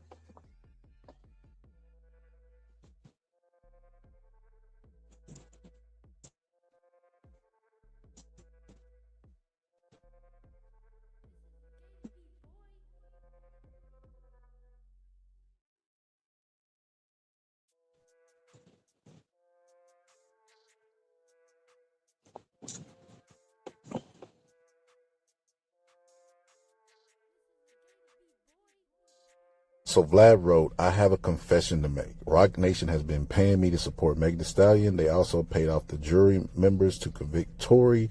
They bribed the judges too. Jay-Z did a verse for his grandson's new album. They paid Meg Thee Stallion's doctor off about the bullet fragments. She was never shot. The LA police are on Jay-Z's payroll, and it doesn't stop with LA. But you're not ready to hear that part. He's obviously trolling, right? The Mexican guy who stabbed Tory, who do you think paid him to do that? You already know the answer to that. He's obviously trolling. The Supreme Court judges who denied Tory's appeal, all paid off by Rock Mafia. Jay also paid Trump not to pardon Tory. Even though it's a state case, Trump can only pardon federal cases, but knowing Trump likes to bend the rules, Jay wasn't taking any chances. I can't keep these lies secret anymore. If this is my last tweet, you know who silenced me. Wow. Obviously trolling. Obviously, right? And in the face of that, people chose to suspend their logic, suspend their rationale, and go with their confirmation bias of, we told you, we knew Meg, we knew it. Rock Nate, like, bro, it takes less brain power to believe that Tory Lanez is Malcolm X than Meg Thee Stallion was the victim of gun violence. It takes less brain. There's the evidence. They couldn't convince the jurors. Like I told Queen, you know, you're going to do a better job. You're going to do a better job than Tory's defense team, who's getting paid a lot of money. The people on YouTube, without all the evidence and stuff that they said that they had, right? You're going to present it on YouTube, and all of a sudden Tory's going to, they're going to kick down the doors and break Tory. Like I said, man, being wrong is one thing, but doubling down on being wrong in the face of facts is a completely different crazy. That's why the internet be so draining. It'd be so draining because like constantly you have to deal with that. For me specifically, right? Like I studied the sport of boxing, right? Definitely put my 10,000 hours in. I know boxing, you know what I mean? Like I know it pretty well, right? And then I have to deal with these you know, Amazon factory workers who probably then accumulated like 5 hours of boxing, whatever the case may be. Tell me, it's insulting. It's no different than like, people arguing with infectious disease doctors during COVID. Everybody thinks that they're an expert. And I got a little homework for you, right? To the people listening at home, I want you to write this down, the Dunning-Kruger effect. The Dunning-Kruger effect. The Dunning-Kruger effect suggests that people think that they're actually better at subjects than they actually are. And that's what we're suffering with this Tory stuff, right? And I have a friend who told me that they had a sibling who was speaking on this very issue, and they were on the side of Tory. And, they checked them. And the reason that they checked them is it comes with a lack of empathy, certain mindset of laziness. Like I said, you don't have logic if you look at this situation and say, "Oh yeah, she's lying." Like the conspiracies conflict, right? Meg the Stallion, uh, Meg the Stallion and Rock Nation set Tory up. How did they set him up? The gun was his. So that means they would have had to go convince Tory to purchase the gun, because even if you take away the shooting, right, he still was illegally possessed a firearm. So he was going to go to jail for that anyway, because he wasn't supposed to have one. So he already broke the law there, right? So you have that. He was going to go to jail anyway. So like, if he was going to go to jail anyway, where's all this vitriol for Meg? And then how does that go with the conspiracy? How does Rock Nation have anything to do with that? And then when you listen to Tory Lanez dad on the steps scream, Jay-Z, Rock Nation, this is everybody's son, and all this stuff, is like, bro, I don't understand the need to defend this guy. Like, I thought y'all were anti-celebrities, anti-industry, anti-capital, all this stuff. Like, Tory's a part of that. You think that Tory Lanez is clean from the elites of the music, but Jay-Z somehow is entrenched with them? Like, that doesn't even make any sense. Makes no sense. And like I said, there's less proof of Jay-Z being in those files and that story being verified or believable, but y'all believe it because you want to believe it. With Meg the Stallion, for whatever situation, they don't like her. I don't know why. I don't know what Meg has did to the world besides existing that they really don't like her. And that's why I root for Meg to win. Listen, I remember this. Let me tell you this story, right? So when I was going to the boxing gym, there was this guy in there. And I remember he used to always come up to the heavy bag when I was working it. And I would be like working a heavy bag like you're supposed to, right? You're supposed to build power on the heavy bag. And he would always tell me like, hey man, why are you hitting so hard? He was one of them. Why are you running so hard, man? It's just practice. And you know what? His record was like 5-7. He had no power. He was getting knocked out. He should have worked the bag the way I want to, but people can't just be regular alone. They want everybody else to be. And when they recognize something in somebody else, they'll try to attack it. They'll try to dim that light right away. Like when Meg the Stallion was saying that, she had dark thoughts and stuff, you go look at the comment section and they're still being mean to her. They're doing it under the pretext of, yeah, we're defending Tory. It ain't got nothing to do with Tory Lanez. It's because they see Meg for what she is. Excuse me. If you strip away everything that's happened, Meg is a superstar. Meg is beautiful. Meg can rap. Meg is a lot of good things, and they want to tear her down because they can see that. People don't know what it is, but they definitely recognize it when they see it. There are some people that just do not like somebody for no apparent reason. They never could put their finger on it. And it's because they know that they're special. They know they one of God's anointed. They know, they know all of that stuff. They recognize a shining star when they see it, and they recognize when they ain't.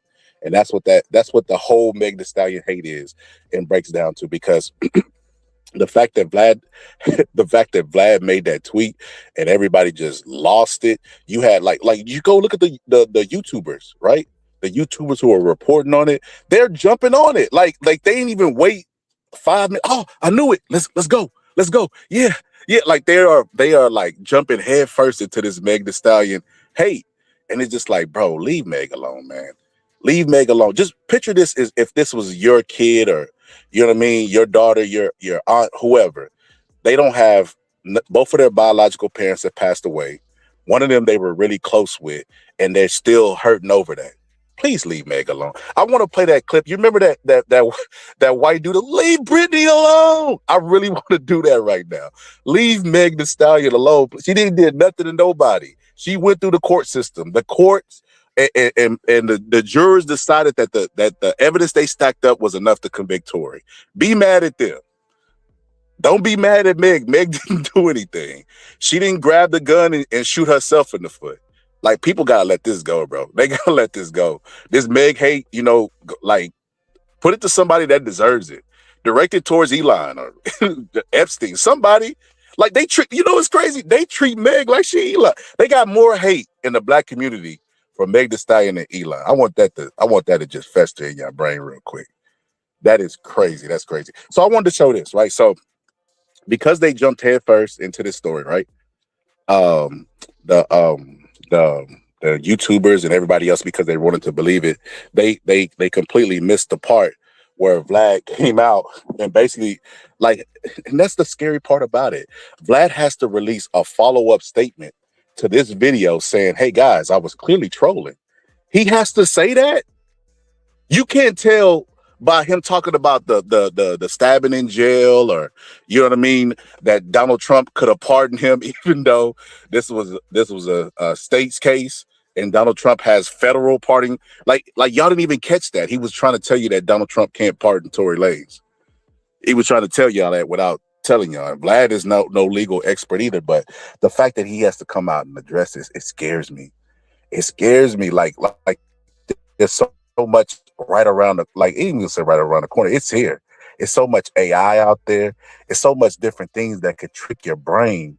And if a person already wants to believe it, and in the words of our sister Queen, there's nothing you could tell me. Well, then AI is for to have a field day with somebody with that type of mindset. Yeah, they for to play games with that. It's for to be some puppet master type stuff. They are for to take that person for a ride because there's nothing.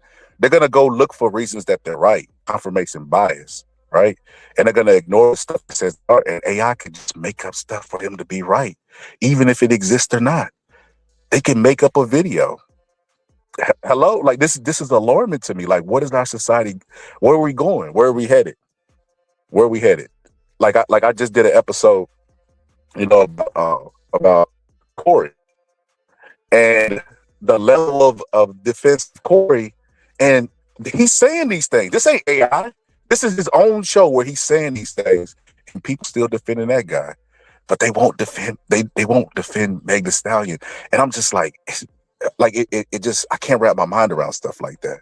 Like, how do you have, how are you better than the man's legal defense team and defending them tooth and nail when they're clearly wrong, right? And there's evidence stacked up against them to show that they're being wrong.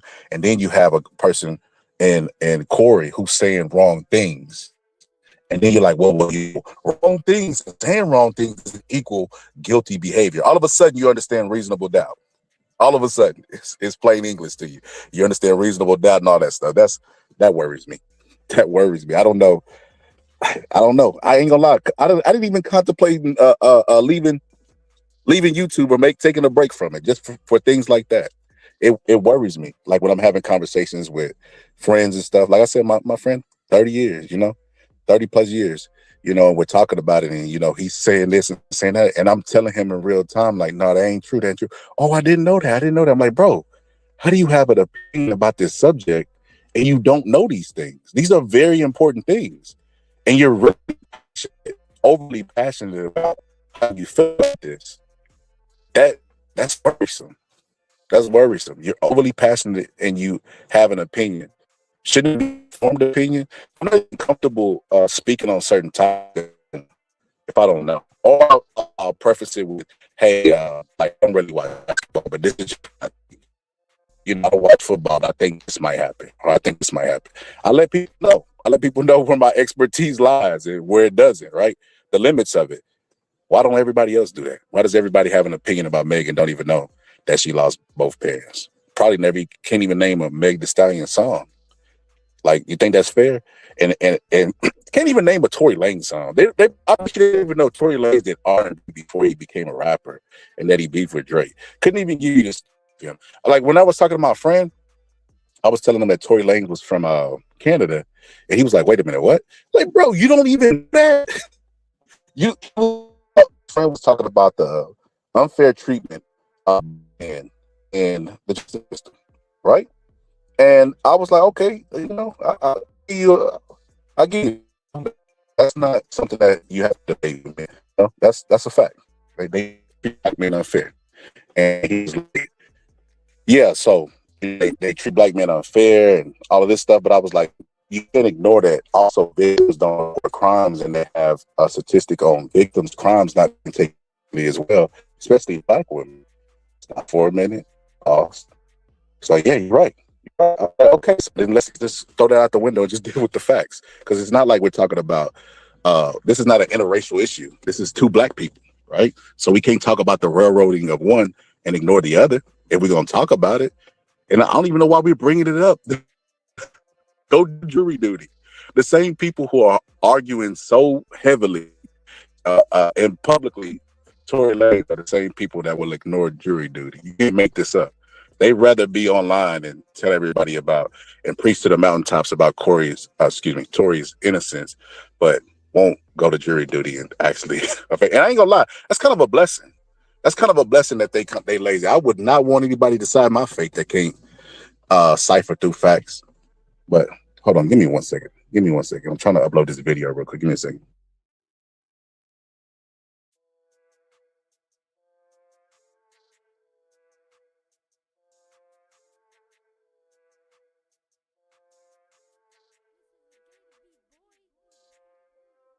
And while he's doing that, I'll just jump in and say really quickly, I think that a lot of people are so quick to just jump to the side of what seems to be right. And, like you mentioned, you just want to root for Tory for whatever reason because it's the direct opposition of a woman, a Black woman, and it's just easy to kind of like dogpile and say, "Oh, this is what is right. This is what's going on." When a lot of people are not invested in the truth, a lot of people don't even know the backstory. A lot of people don't have the real context to who he is, even and how he continuously harassed this lady. Like, you know, I'm saying that like being funny, but literally harassed her for weeks and months even before he was actually convicted by the state, mind you, by the state, guys.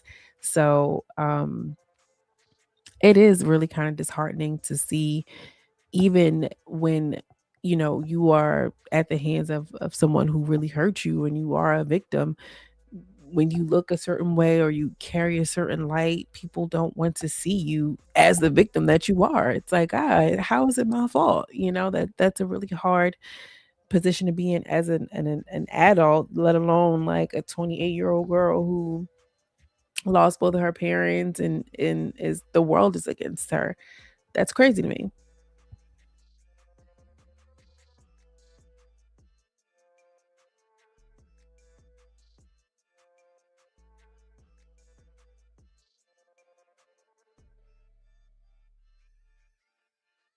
And Skylar, you mentioned something else too about AI and like how people didn't even know, like, we're getting so far removed from what's real and what's not, and the whole AI thing. And I had mentioned in the comments that Megan actually won a lawsuit against like a fellow YouTuber, Milagro Grams, because she was promoting a like AI corn video, so to speak, and she positioned it like it was real and had all of her 20,000, 100,000 followers, or however many she had. It was like, girl, and look at this and da da da da. But it was like, AI generated content. We all see this AI slop that's just going around, and we got the cats, eating corn and all this so weird stuff.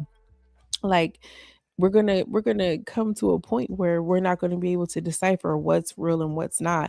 You think about the impact of social media and how social interactions between random people are nowadays. Like, this is all influencing how we see the world, how we are perceived, like so many aspects.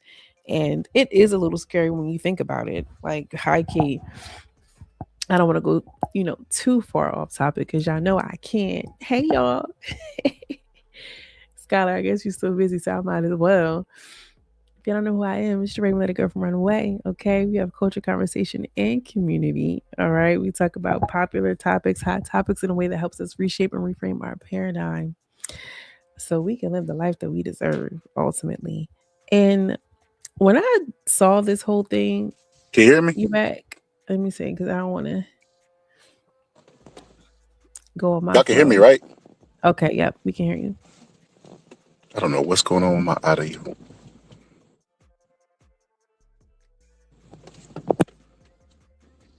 Maybe my phone is too. Jay, can you hear me? Yeah. Yo, let me know. Y'all hear me in the chat? Yep. Y'all talk about Rock Nation. Who is Tory signed with? Can y'all hear me? That's crazy.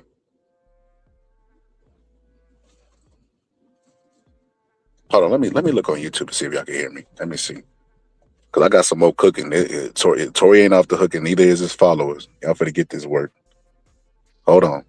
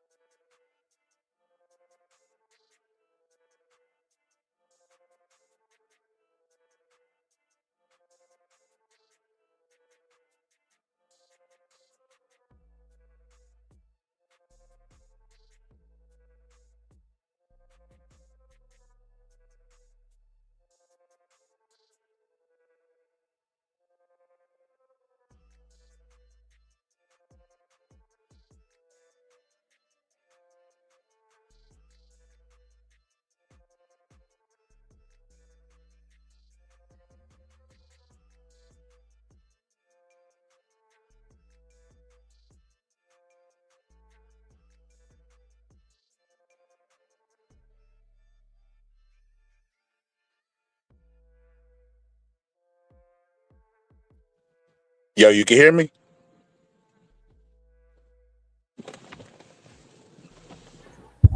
Yeah, I can hear. Can you hear me? Yeah. Oh, Jay-Z. I don't know what happened to my microphone, but I was talking. I was like, oh, there they go. There they go. No, I can hear you just fine. I don't know what happened. I was like saying a little something. I don't know if you heard me or not. Yeah, I heard you cooking. I try to add to it. See, that's why the sister they Trump. It's a conspiracy, but it's the opposite way. But you ever seen the movie Troy? I want to say yes with Brad Pitt. Yes. I Yes. think so. So you know, of course when they went to war, the brother just wanted the war. He didn't ever care about the dude's wife, right? He was like, you know, and then it was a conversation he was having with his brother. He was like, you know, basically let me get my queen back. And he was like, I don't care about your queen. I just wanted this war. And he was like, no. When I get her back, I'm gonna, you know, get out of her, whatever the case may be. But that's how I feel like people are with Meg. They're making this about Meg, but it's really a lot. It's self-hate. They're not Tory fans. Like, I don't get why they just picking up their free Tory t-shirts. Like, they didn't cry when Tory Lanez got stabbed in jail. It's about their hate for Meg more than it is about their love for Tory. And that's why they're weird to me. That's why they're weird people to me. Like, Meg Thee Stallion's in a relationship with Clay. I look at the comments. I'm a comment reader, and I see how mean they are. They're rooting for that relationship to fail. And this is like, so you don't want her to have love. You don't want you want all the bad things in life to happen to Meg Thee Stallion. For what? Because Tory would have went to jail had she not got shot or not. Yeah. Or had he not got convicted of that because he wasn't supposed to be carrying a firearm. So he already violated that. So yeah.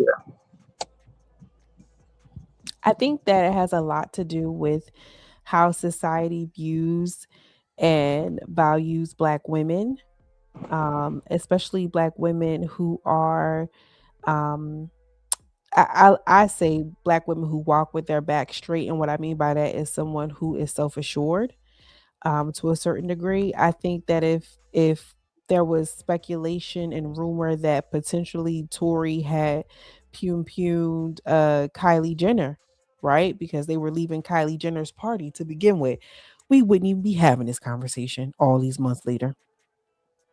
You know what I'm saying? We would not be having this conversation at all. But because it involves a Black man and two Black women, one who has a little bit more success, right? It's like, oh yeah, and she was the reason, and blah blah blah blah blah, and then like we get into a whole bunch of these other layered things. But if it was not Megan and it was let's just say a Mariah the Scientist or you know anyone else, right? I think that the conversations would be a lot different. The sympathy, the empathy would be there, the consideration would be there. But because Megan comes off really self-assured, you know, she got her thing going, she got her motion and her movement. It's like, nah, something ain't right about this. And then if she drop a video, a million views overnight. Like that's how you know it's hate. Like Yeah. like the movie A Thin Line Between Love and Hate wasn't just a movie line. It's true.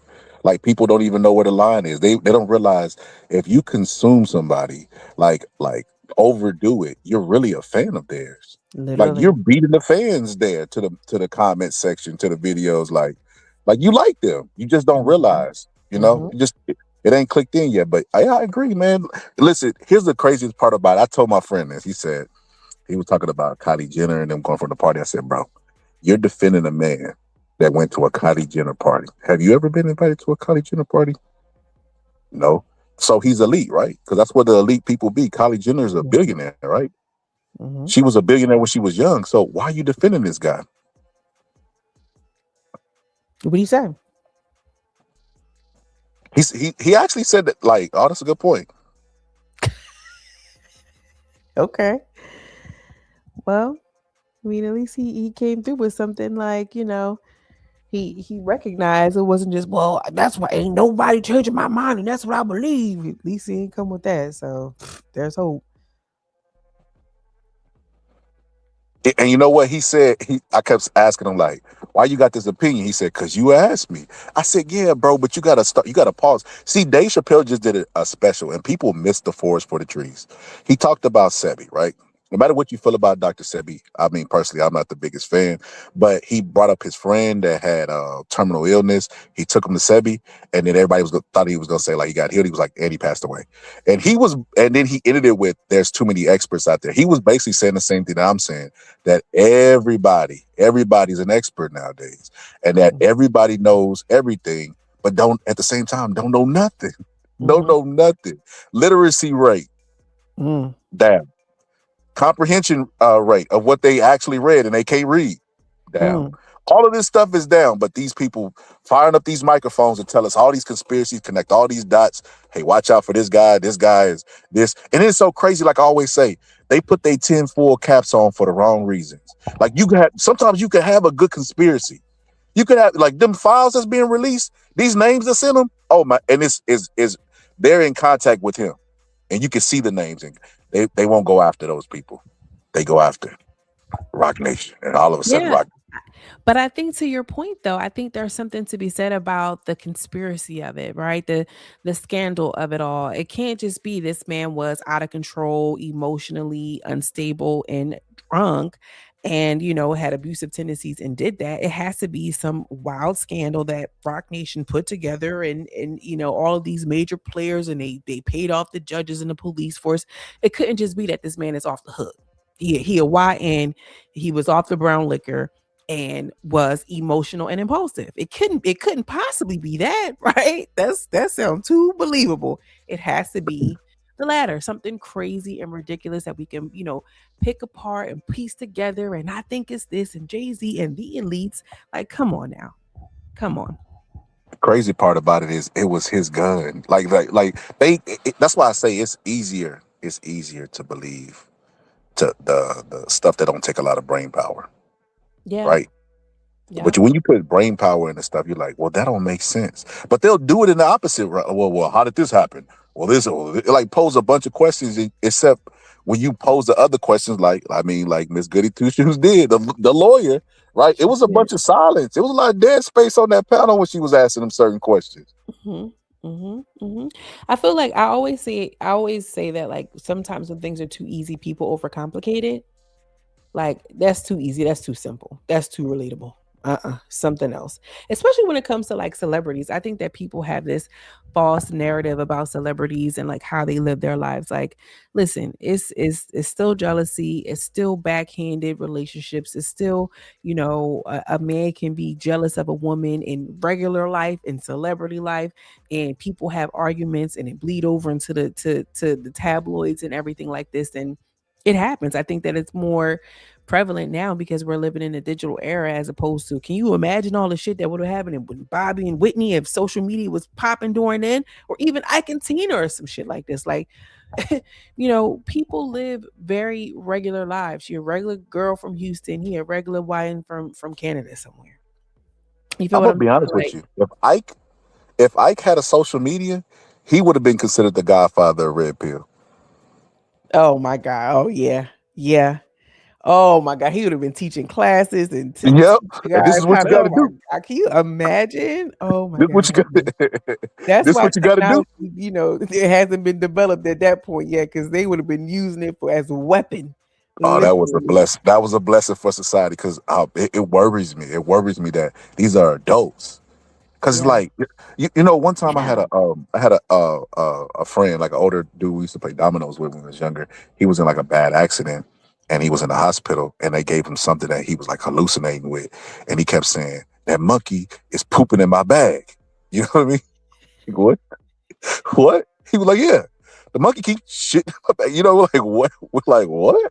But his sister was like, oh my God. Like she thought it was a wrap. Like she thought he was like out of there. Like he wasn't gonna recover from that. And that's how I'm starting to feel about these adults, because it's like, damn, this is so easy. It's so easy. Like if this was the other way around, they would be saying it's justice. It's justice. If it was the other way, but I don't, and then, like I said, I don't understand the need to defend. Why does he have to be innocent? I don't understand it. Like, what do I get out of him being innocent? What do they get? Let's just say Tory is innocent, hypothetically. R. Kelly, all the people that's criminals, they all innocent. Then what? How does that help the American citizen? Because when I asked another person, they was like, man, they could do this to Tory, they could do it to you. Bro, what? I don't have R&B albums. Right. I'm not invited to Kylie Jenner's parties. This is not going to affect me in no way, shape, or form. Like, this is crazy. It's just really sad. Like you said, it's adults that really feel this way. And I feel like the women that are into it like this, I feel like it's internalized like patriarchy.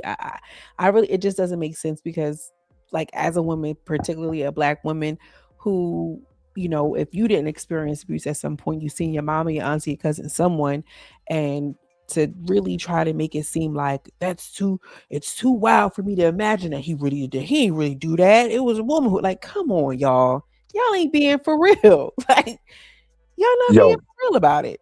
somebody asked me, Jay, they was like, why would Tory do that?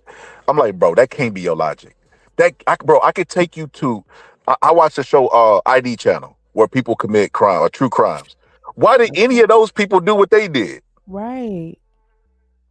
Now I got to get in the mind of Tory instead of you just believing the facts that was presented against it. That's why I say it's easier to go to other route. And you know what? You made a great point.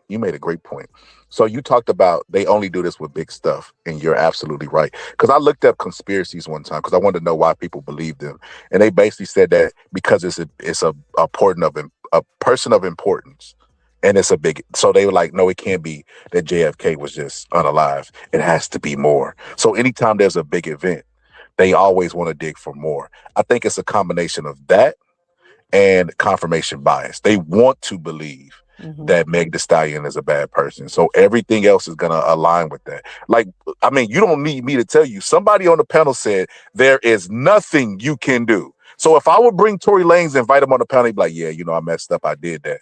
That wouldn't be enough proof. Their mind is already made up. That's scary. That's scary.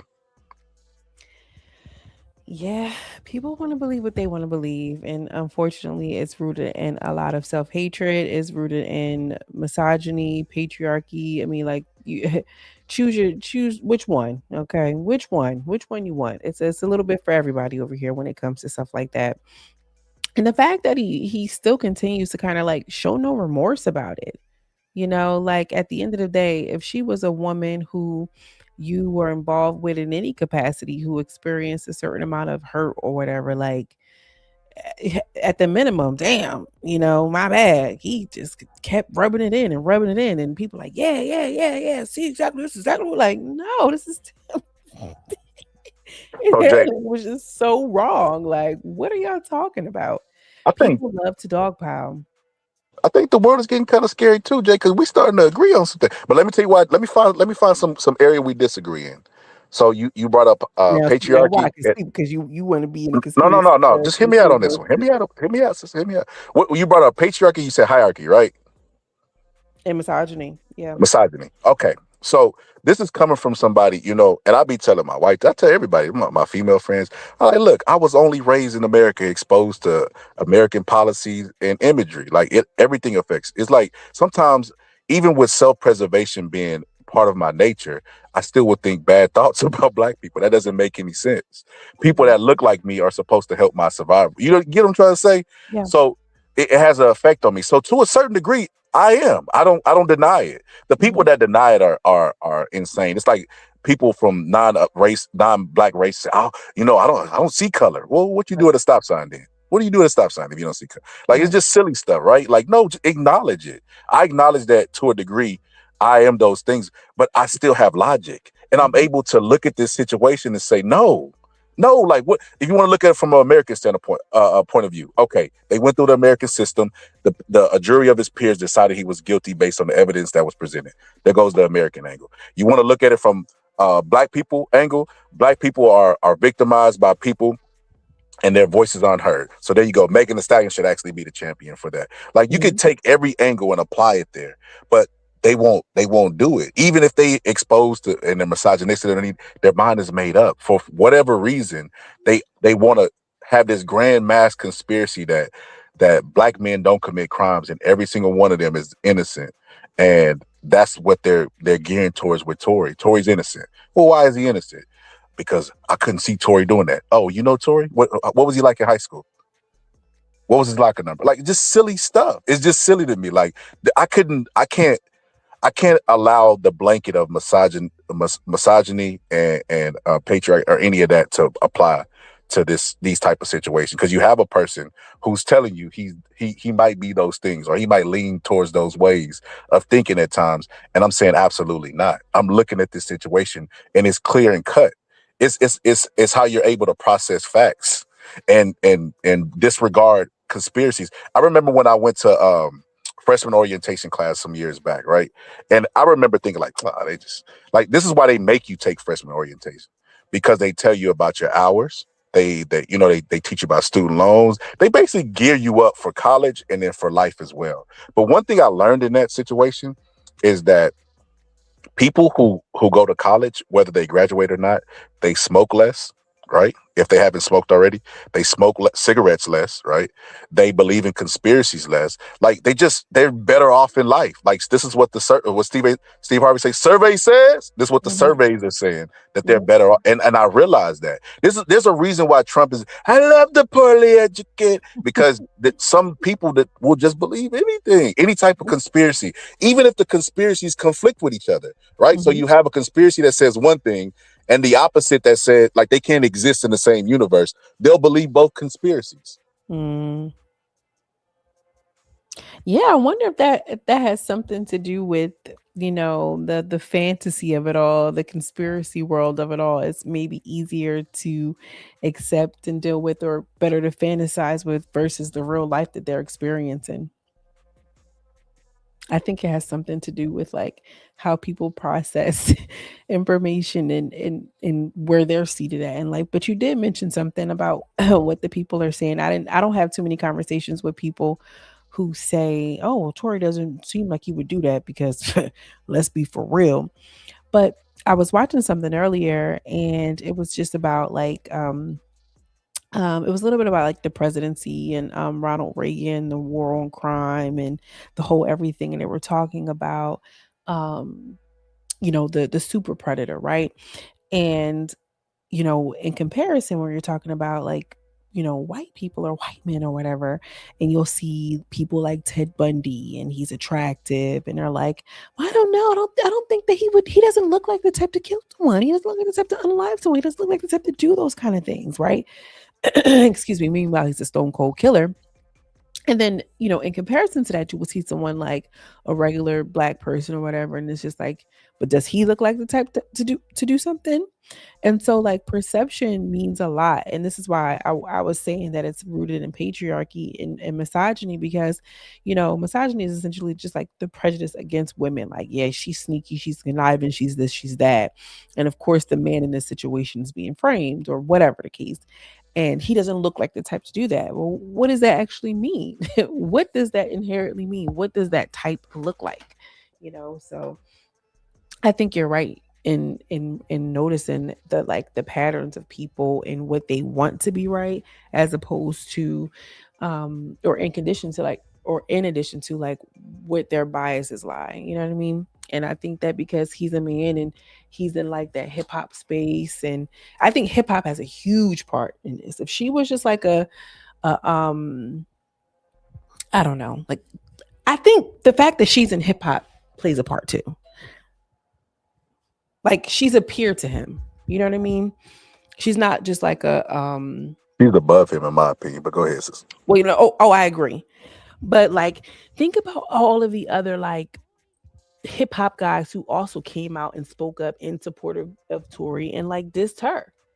You know, it was kind of like, you know, this is the all boys club, and how dare this bitch, you know, highlight some of our bad behavior. And so now we have to all rally behind this very short Canadian rapper.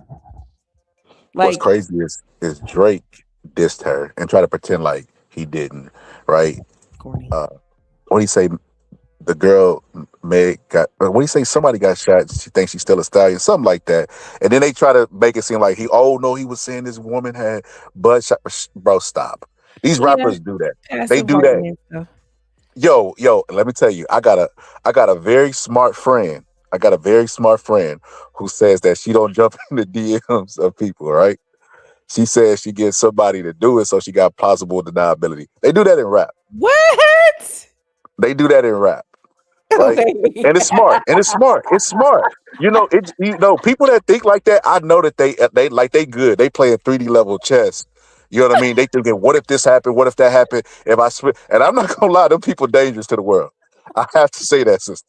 Them people is dangerous to the world because you know, look at these people that can't even make sense out of this math. They can't, you know, they're dangerous, sister. But no, look, I looked into the chat. I ain't gonna lie, I wasn't looking at the chat before because it was pretty popping. I was trying to upload this video.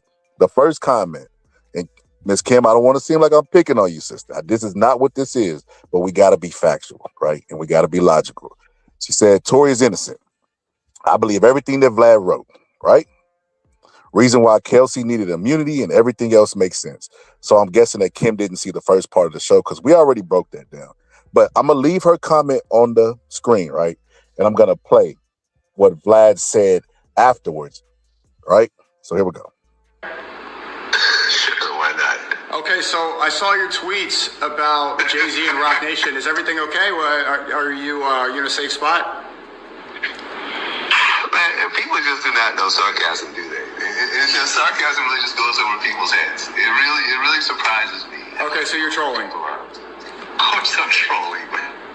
Okay, so what's the purpose of this? Is it Jay did a verse on the Judge's Grandson's album? Like, okay. How is this not obvious? Yeah, the timing is strange because now he's getting revealed in the Epstein files. So I'm sure especially a lot of people do see how Tory Lanez is innocent.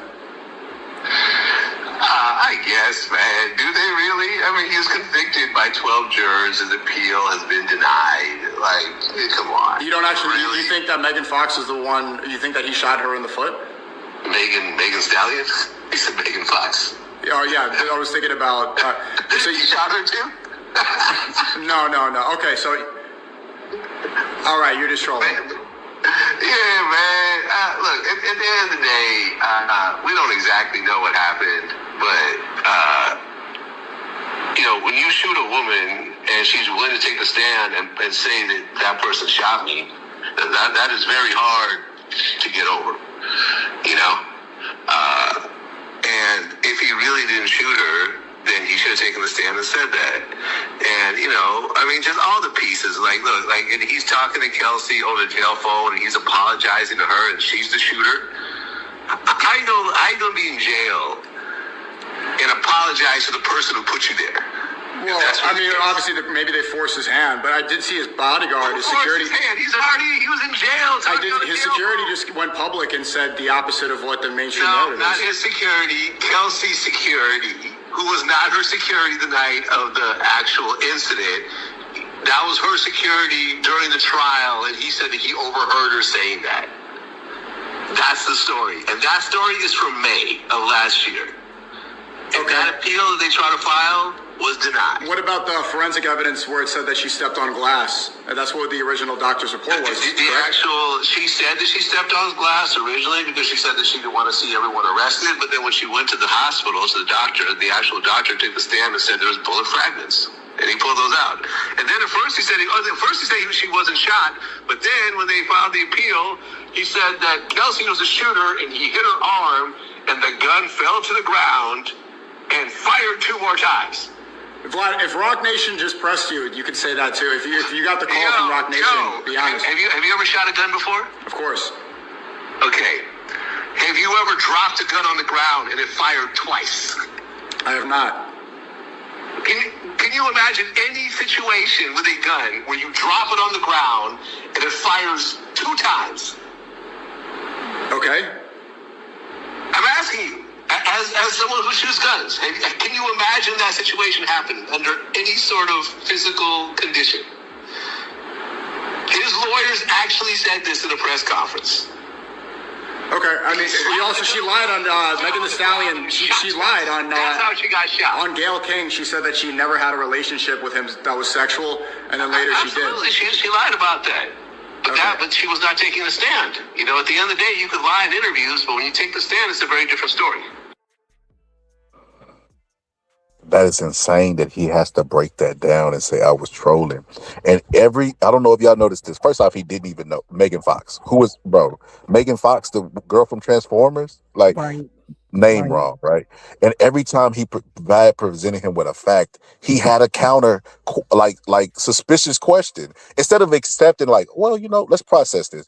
You're right. Like, that doesn't make sense. The gun firing twice from being slapped out of, like, that doesn't even make any sense at all. Instead of doing that, she lied to Gayle. Who cares? Focus on what he just presented to you. That's what do. What'd you say? That's what a lot of them do. They just deflect. Like, they can't. Once they realize that they're cornered and it doesn't make sense, and they deflect into something else. Well, why weren't they in a relationship? What happened with Kelsey? Like, no, that's not what we're talking about. We're talking about the gun falling to the ground and firing twice. That's stupid. Like, that's crazy as hell. You can't say nothing else about that outside of something silly like, well, what about so and so and so? Like, that whole situation just really rubbed me wrong, and now I'm getting a little bit even more pissed off because 2 things are happening. One, DJ Academics, like, please, why is he has me out here siding more with DJ Vlad, and I don't like this man at all. You know what I mean? A little bit. I feel like he did this to murky up the air and like make it a little funny, and like, but I really feel like he's still low-key profiting off of this situation, although he kind of cleaned it up. He had good rationale behind it. But I don't like him joking like this. Like, this, nobody needs to add extra anything into the pot, especially with a super elevated platform like his. Jay, I disagree. Okay. So yes, okay. So let me say this. Right, we're content creators. We ain't went to school for journalism. We ain't take no code of ethics or nothing, right? But you do have an obligation and responsibility, and this is what frustrates me because everybody that put that microphone, hit that live button, don't be abiding by these rules. So I do get the frustration with that. But to shoot him some bail, right? He didn't think the public was dumb enough to believe that. Like, with the stuff he was saying was so drastic. Like, if somebody takes care of me, just know who did. Like, bro, come on. He's obviously, like, if you read that in every single word, you're like, oh, yep, I told y'all. He even said that Rock Nation was responsible for Tory Lanez being stabbed in jail. Like, and then Donald Trump and pardon it. He know Donald Trump don't play by the rules, so he couldn't take any risks. Like, all of that stuff was complete. Like, just, he thought it was so far-fetched nobody would believe it. So the fact that people, you have to be careful with entering and stuff like that into the chat, because right now we're in a elevated situation where you don't know what to believe. Like, to your point earlier, AI is so prevalent and things can be happening, and people believed in Donald Trump. They'll believe in anything. You feel what I'm saying? I think it's irresponsible to assume incorrectly, might I add, that people will understand when we don't live in that era. Like, yeah, you got to be careful with what you say. And I don't care if you on your phone, on an Android flip phone, and you got an audience of 20 people or 2,000 people, there still comes with a level of responsibility of what you put out. That's just what I think, and that's how I feel. But I'm a person that operates in high moral integrity. DJ Vlad's voice is very amplified. He's been a part of the hip hop space and hip hop community for years, whether he went to school or not.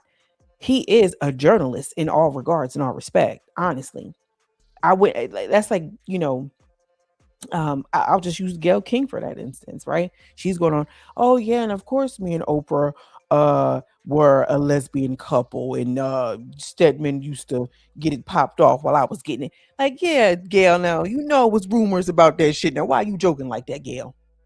You feel what I'm saying? Well, I just thought people would be think would be so far-fetched. Like, yeah, okay.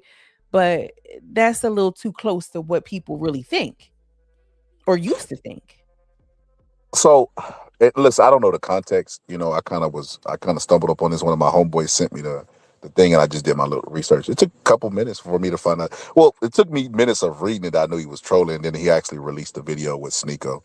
But I look at it like this. I want to do satirical comedy, and satirical comedy is only good if the audience is informed or has a certain level of IQ to know that I'm joking, right? If you can't decipher that, that is horrible, right? So I watched the Daily Show, and I watched them go to like MAGA rallies, right? And they will like troll the MAGA people, right? And the MAGA people won't know it, right? But the audience that's watching knows it because their IQ is higher. So like they won't know that they're being manipulated to say certain things or look a certain way, right? So if the whole population is the IQ has dropped, I mean, what is going to happen to satirical comedy? Like, how are you going to make a point? Like Shakespeare is satirical comedy. He was one of the first to do it. A lot of people don't know that. But like, and that's back in the day when they didn't even understand fully what an atom was. And we're smarter now. We got cell phones, and people can't decipher sarcasm. That's scary to me. The cell phones are making some smarter and some dumber. That's the first thing. The second thing is DJ Vlad is no motherfucking satirical commentator. He's a fucking DJ who happens to just do a whole bunch of interviews, which, might I add, was used in a court of law at some point. You feel what I'm saying? Like, DJ Vlad is known to be like, don't go on DJ Vlad and tell him all your business, because he be asking questions like the police. Detective I know you heard that before. And they asses be answered. That's and go back to this. So let's stay on this Vlad thing. Let's go another direction because I wanted to make this point too. Said lack of media literacy. I agree. Yep. So DJ Vlad, right? DJ Vlad is successful because black people will be suspicious of other black networks. What we say cheese. I think he black or black podcasters, right? I don't know a lot of them. No choke, no joke. I don't know. I think they black, but they'll go in places like that. And it's that other one, New World Media or something like this. It's the Art of Dialogue. They go on there and they'll be really defensive, right? But with Vlad, they kick their feet up, pop a Coke open. Like, yeah, Vlad, back in '93. Let me tell you what I did. Get a cigarette. Yeah, give me a cigarette. Let me just, he thought I was playing. Man, come on, man. He didn't know I had a body that same week that he was. You be like, bro, what? So they do it. Vlad has the reputation of being a detective, and they still go on his show and run their mouth.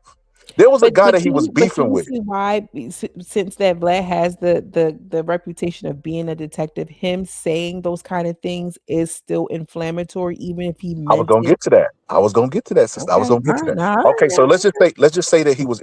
Let's agree that he was irresponsible with that.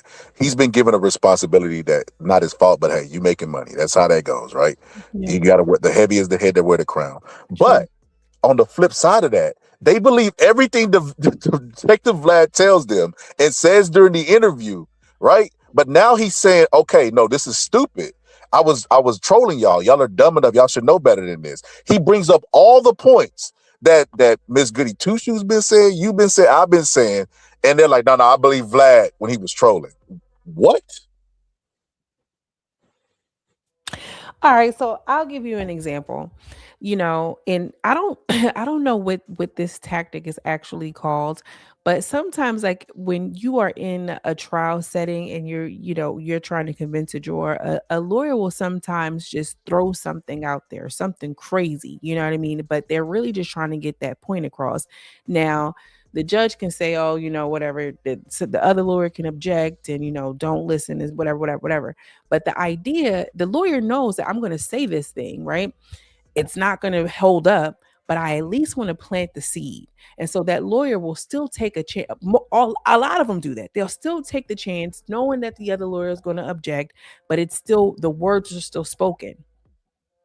So while I get your point, and you're not wrong, and I hear what you're saying, I just think that it's for a situation that's already incredibly inflammatory and scandalous, and everybody is looking for a reason.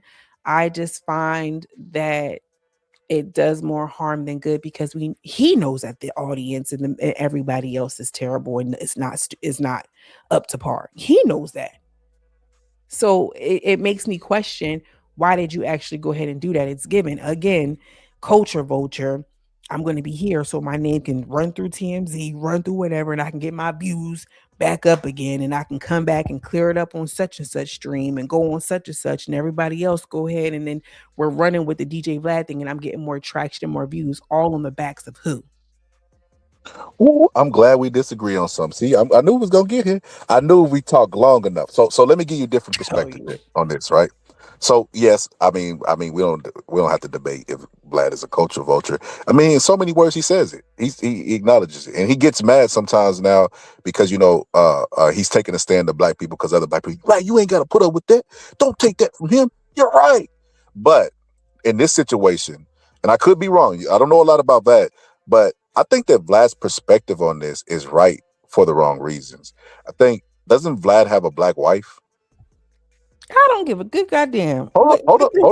I have black friends. What are you getting at? Hold up. If So you have a black wife. sister, you gotta lower down that defense. You gotta hear me out. You can't be like that person earlier and say, I don't give a damn what anybody says. If he has a black wife. Because what tends to happen, Jay, with human beings, I used to always ponder on this question when I was a kid: why do we have suffering? And if people didn't suffer, they wouldn't give a damn about anybody else. If suffering was a dollar amount, once people made it to that dollar amount, they wouldn't care about anybody else. So stay with me, Jay. Stay with me. Don't get lost in the sauces. Stay with me. I think. Hold up, sister. Hold up. So in the case of Meg Thee Stallion, Detective Vlad actually has a little bit of I ain't gonna say background in law, but he's sensible about the law, and he's gonna have people on and talked about law before, so he has that perspective. But whenever he's looking at Meg Thee Stallion, he understands because his wife is black and probably tells him these things. I never heard that his wife is black. Hold up, sister. We can look this up afterwards, though. But you gotta let me make the point. I'm gonna forget it. So he's probably looking at it from a viewpoint of his significant other, because that's different, right? Like a lot of people, I ain't gonna say a lot of people. Some people, when they're in interracial couples, they understand the plight of that person because they talk to them and they love them. So now they're invested. So they feel like, if they speak out against injustice, they're speaking out for their partner because they don't like the injustice. So that might be his viewpoint with the Meg Thee Stallion and why he leans towards the right cause. I say the right cause for the wrong reasons. It might not be a controversial thing. It might be, but because they've been accusing Vlad for years of this very thing, Rock Nation paying him and this and that. So he probably was like, yep, y'all caught me. Rock Nation's paying, because I do that a lot. Like they accuse me of simping. Yep, Scholar, what's funny is the women accuse me of being misogynistic. The men accuse me of simping, right? So sometimes I just lean into it. I'm like, yep, you wouldn't believe what my wife go through. If I wake up and she ain't scrubbing my royal penis, it's hell to be paid. Like I'll do something like that, but I do it like how Vlad did it on the highest level of absurdity, just to like make them realize how stupid that they sound. And that's what he was attempting to do, in my opinion. It's just that he didn't know that the people would be stupid enough to believe it.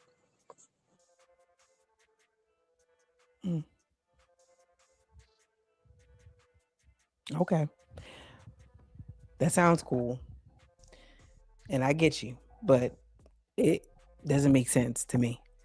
Only because even if his wife was black, which I don't ever remember seeing him with no black woman, ever. And he's Russian, I believe, but he's also like Jewish too, I think. I don't know. I never heard him being associated with no black woman. Okay. I don't even know why that would even make a difference, because let's just say he has a black woman, a Hispanic woman, he got some mixed children somewhere, and so he's and even in an interracial relationship, let me just say this right here too, wherever you are in the sound of my voice, they are not going to fully understand your plight. They may be able to, console and help and this, that, and the third, but they're not going to fully understand if they never really experienced it firsthand. That's the second point I want to make. The other thing I want to make is, even if he was trying to say, okay, yeah, I got a black girlfriend, I have black friends, so I want to go ahead and make this point, you can still see how like saying those things are not really coming to her aid. It's adding to the confusion, it's adding to the spectacle, it's adding to the sensationalism that followed behind this trial. And it seems like a quick money grab, because we know that DJ Vlad is not above that. Okay, he's not above doing a little something salacious to kind of get the views and everything going. I mean, sure, at the end of the day, he is respected and regarded in the hip hop community, or adjacent to hip hop, however you want to frame it. But he's still a creator that wants to get those views and things like that. This was completely unprovoked and out of nowhere to me. He didn't mention, if people are saying the whole Jay-Z and Epstein thing, he didn't mention that. You feel what I'm saying? So I think that he saw and recognized that his voice is amplified. Oh, what can I do and what can I say to kind of get the people? It's provocative. It gets the people going. That's not lost on him. I don't think that he was trying to even make a point. And again, DJ Vlad, if he's doing all of this detective work, then he would know that there are some people who, like how you and I know this, you know what I mean? That some people just want you to be wrong and want you to, believe the conspiracy. He knows that. And just like, again, if you speak it in the ethers, putting it out there is still will cast that the seed of doubt. So it does more harm than good. He can come back and circle back and say, oh yeah, of course not. No, of course not. What are you talking about? And we can have the interview and we can talk about it. But it seems like to me, it was just a quick little attention grab. Two things can be true at once. Maybe he really was being sarcastic because he understands and know that the public will feed into it. And he also know that's going to drive some views to that channel. I mean, the timing don't add up though, sister. If he'd have did this when Tory's lawyers were talking about, new evidence, it would have been, it kind of came out of nowhere. So I don't know. I The disagree people with were that. saying because Jay-Z is now mentioned in the Epstein files, that's why, they were talking about his power. So if something happens to me now, you know why. Oh, got it. I got it. So, but yeah, but with Vlad, like I said, I'm not the hugest fan of Vlad. I watched the show. I ain't gonna lie to you. I watched a couple of his interviews because I do listen. One thing I never do, sister, is because I dislike somebody, say everything that they do is negative or bad. He got good quality show, good quality audio, do some good, and he's smart. He'll ride the wave of the algorithm. Like if he got an old Tory video or interview, he finna drop it tomorrow or do a new one with what's the dude with the always the self-hating dude, the comedian Ari Spears. Look out for Ari Spears Vlad interview tomorrow to react to this. How much y'all want to bet? That's on the way. Right. That's on the way because he knows how this algorithm works. But I like ultimately you're right about him. He's adding to it, but in the same breath, and this is, hey, look, real time. There's a song that Drake has where he said, "I gotta take a deep breath when I get an attitude." I remember, like, bro, what kind of saucy ass, like, Drake, get your soft ass. But I'm not gonna lie. Now that I'm getting older and controlling my anger, I ain't on that saucy shit like Drake, but I do be like, oh my God. Like, before I even make the statement, I'm like, okay, let's unpack. Like, I've had episodes like with that one, the one that I showed earlier with Miss Goody Two Shoes. I did like previous ones when the trial was going on. Like I probably did a total of 7 or 8 episodes and marathon lives, right? Mm-hmm. And we're saying the same thing over and over. And one of the people said there's no amount of evidence that you could present to her. So with that being said, Vlad putting out a statement didn't sway anybody. The people who already believed just it just reinforced what they already like. This is their exhibit A now in the courtroom, but Right. it didn't change anything in my opinion because they were going to believe it anyway. Right. Right. But Vlad knows that. Now that's again, he should have been responsible and not even, give them the reason. People out here quoting Wikipedia in the shade room as if it's like, it's fact and it's law. He I'm know not that. gonna lie to you. I'm not gonna lie to you. In the movie MIB, you remember Will Smith used to go read the newspaper and he would go read the tabloids. And Okay. he was like, you might get lucky and find something in there, but then he would go show where the aliens was in the tabloids. Like it's insinuating that the news was the fake ones and the tabloids was the credible source. Sure. Nowadays, that's a reality. The I shade think we're room. living under this censorship right now anyway. Like we can't even say half the things that we want to say. So, and I also too was just thinking about like just censorship and how the creator economy has changed so much because of it, and people's unwillingness to talk about the real topics and the real things out of fear of being xed out of the creator economy. But that's a different conversation for a different day. But I think you're right. I think you're onto something. You can get a little bit of this and a little bit of that. You be a fool not to. You got to piece together what you can nowadays. And with that being said, sister, it was nothing anybody could do. If there's nothing that we could do with discourse and facts, then I mean, Vlad couldn't do it. He couldn't even do it with his white skin. You know how people is about that white skin. They You know love how it. they is with that savior complex. If Vlad say anything else, if he'd have said Meg Diggity, they would have splashed them all over hero Vlad. The same people tell you they don't like Vlad. All of a sudden he would then become a hero. But yeah, this is a deeper problem than I think the media literacy or any of that stuff that Chaco was saying. And she's absolutely 100% correct, but it's deeper than that. It's like people I feel like COVID affected this. That's another thing people don't put in. I think COVID affected people's logic. Yeah. It affected their brains because ever since COVID, people been crazy. Like they got dumber. Like So was it the COVID vaccine? Was it the COVID lockdown, or was it just the effects of being in solitary confinement? You think? all of the above, except for the vaccine. All the above except for the vaccine. I think the human beings like it having control of their situations and it not being there, and us living in like a little. We watch movies. That was literally like the closest we got to like doomsday, where like the government wasn't in the streets with the speaker like stay in your house, but we was damn near there. We was damn near there. So like that affected us because we're social creatures and we're wired for that. We like control too. We lost control in that situation. And then they're doing studies that COVID actually affects your brain, right? I think it's the gray matter in your brain. I don't know. I can't remember. I looked at the study a long time ago. If you ever had COVID, is what you're saying? Yes, and everybody's had it because it's so easy to transfer. It's like super There's some contagious. people who claim they never had it. And those people definitely need to have their head checked. They claim that they never had COVID. Just because you don't have symptoms of COVID don't mean you didn't have COVID. Like how you exist in society, breathing the air where it's transferred and not social. You remember, and this is when I knew the world was Do you messed up. think everybody in the world was touched by COVID? Oh, absolutely. There's no way. There's no way that they wasn't.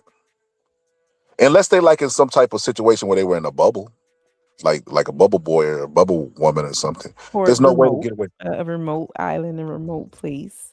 Yeah, I mean, even then they probably got it, But yeah, there's no way that they wasn't affected by COVID. What's good, Reg? What's good, Picasso? But yeah, that affected people's logic center of their brain. It had to, because it's like I they saw a got study. stupid. It was like people who are like 21 and to 28 are not like engaging in sex or anything like this, and they were saying because of the time frame during the COVID lockdown was like the formative years, and so they didn't have any connections, blah blah blah, and so now people are more lonely and this, that, and the other. I think we're going to see in like 10 to 20 years like the real like the psychological effects of COVID. That's first and foremost.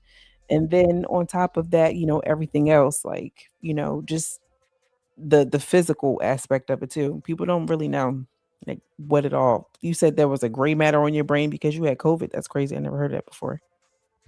No, I think you already got great matter. I think it just affected it.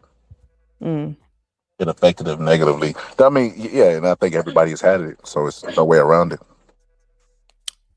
And you know what? It affected me, but I guess the superpower to not being affected by, you'd had to be a certain age during the 90s.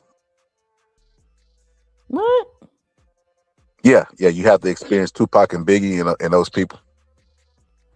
Hey, I don't really know much like about how it affected other people, but I know that a lot of people in the South, like a lot of people is up out of here because of COVID. Like a lot of people were impacted in in the southern states. I was already in the north when it happened or whatever, but I remember like reaching back out to a couple of people and like how the shit is set up. Grandma and grandpop over on their little house and they double wide and shit. Like a lot of people lost a lot of people during COVID, and the people who are in healthcare. I know a lot of like my nurse friends, they always are so like traumatized when you even mention COVID. Remember, we couldn't even say COVID on social media. Yeah, that was weird. That was, you know why we couldn't do that? Because of the misinformation. And the Because people was censorship. getting on here saying that, but and you know what? I agree with censorship in that, because like they always take into account that people aren't that bright, and you might not make your most rational statement, or excuse me, judgment, whenever you're in a dire situation. So you can't have people out there giving it would be like But the if a president plane. was saying drink bleach though. Oh yeah, he should have been sent. So He should, I and you know don't what? believe in that. We can't say, "Oh, this is America. This is we're a free speech country. We're going to everywhere else to fight for their freedoms." But when something like this happens, he can say drink bleach, and the people online can't tell you to get some onion and oranges and boil it and drink pineapple tea. That ain't right. Let me tell you something, Jay. Let me tell you something. He should have been. We talk about accountability. That's one person that has no accountability, but he should have been held accountable for that. But we already believe in the censorship. You can't go into a movie theater and yell fire. It's the same logic. Like you can't incite a riot. You can't excite panic, and you can't give misinformation because people are going to believe you. Because people already have natural skepticism of doctors and big pharma and stuff like that. So if you're out there telling people to drink, But take shouldn't they ivermectin, though? huh? Shouldn't they though? No. They should not have a skepticism against big pharma and doctors. Oh, I thought you meant should they be able to spread misinformation? I mean, yeah, black people should. Yeah. But see, Jay, it boils down to this. It boils down to skepticism or not. If right now I had a pain or I was having a heart attack, I would call 911. No matter how skeptical I am, dire situations will put me in their hospitals and anybody else who's listening or whatever the case may be, and they will try to prolong your life, whether you're skeptical of them or not. Right? Yeah. So skepticism doesn't. I mean, it's warranted and it's understandable, but I mean, it is what it is. It's not going to save anybody's life being skeptical or paranoid, or panicking. It So, may though. It can. give me an example, sister. I mean, a small example is something as simple as, people deal with like, or I'll just say for myself, I deal with allergies really bad. It's February. We're not even in March. I feel my allergies are already creeping up on me, right? The weather is more extreme, all this other. Da, da, da.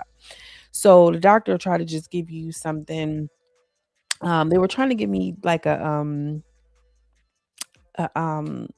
I can't think of the name of it because it's late here, but essentially like an injection, it was like a bio type of medication, right? Where I'm like, bio, what the fuck that mean? What is it? Some sort of plasma in this motherfucker? Like what y'all, what y'all trying to give me? But I'm real funny like that.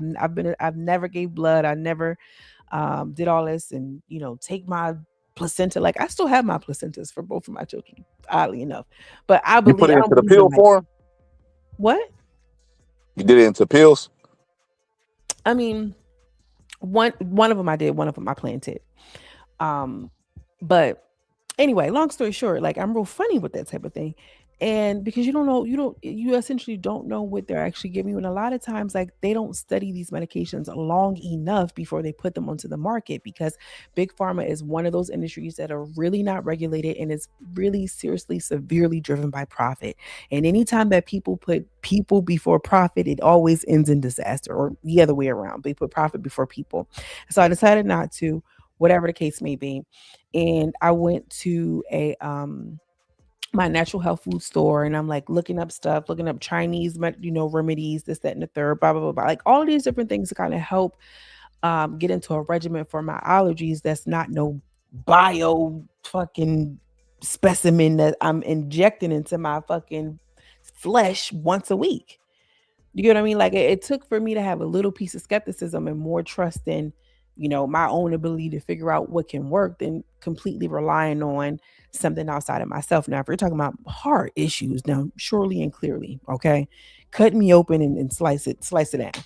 But if we're talking about trying to, we want to be preventative in the way that we care for our bodies and our health and everything like this, so that way we can kind of handle it, before we even had, pharmaceuticals and this, that, and the third. We had herbs, we had plants, we had diets that kind of helped prevent us from getting really, really sick.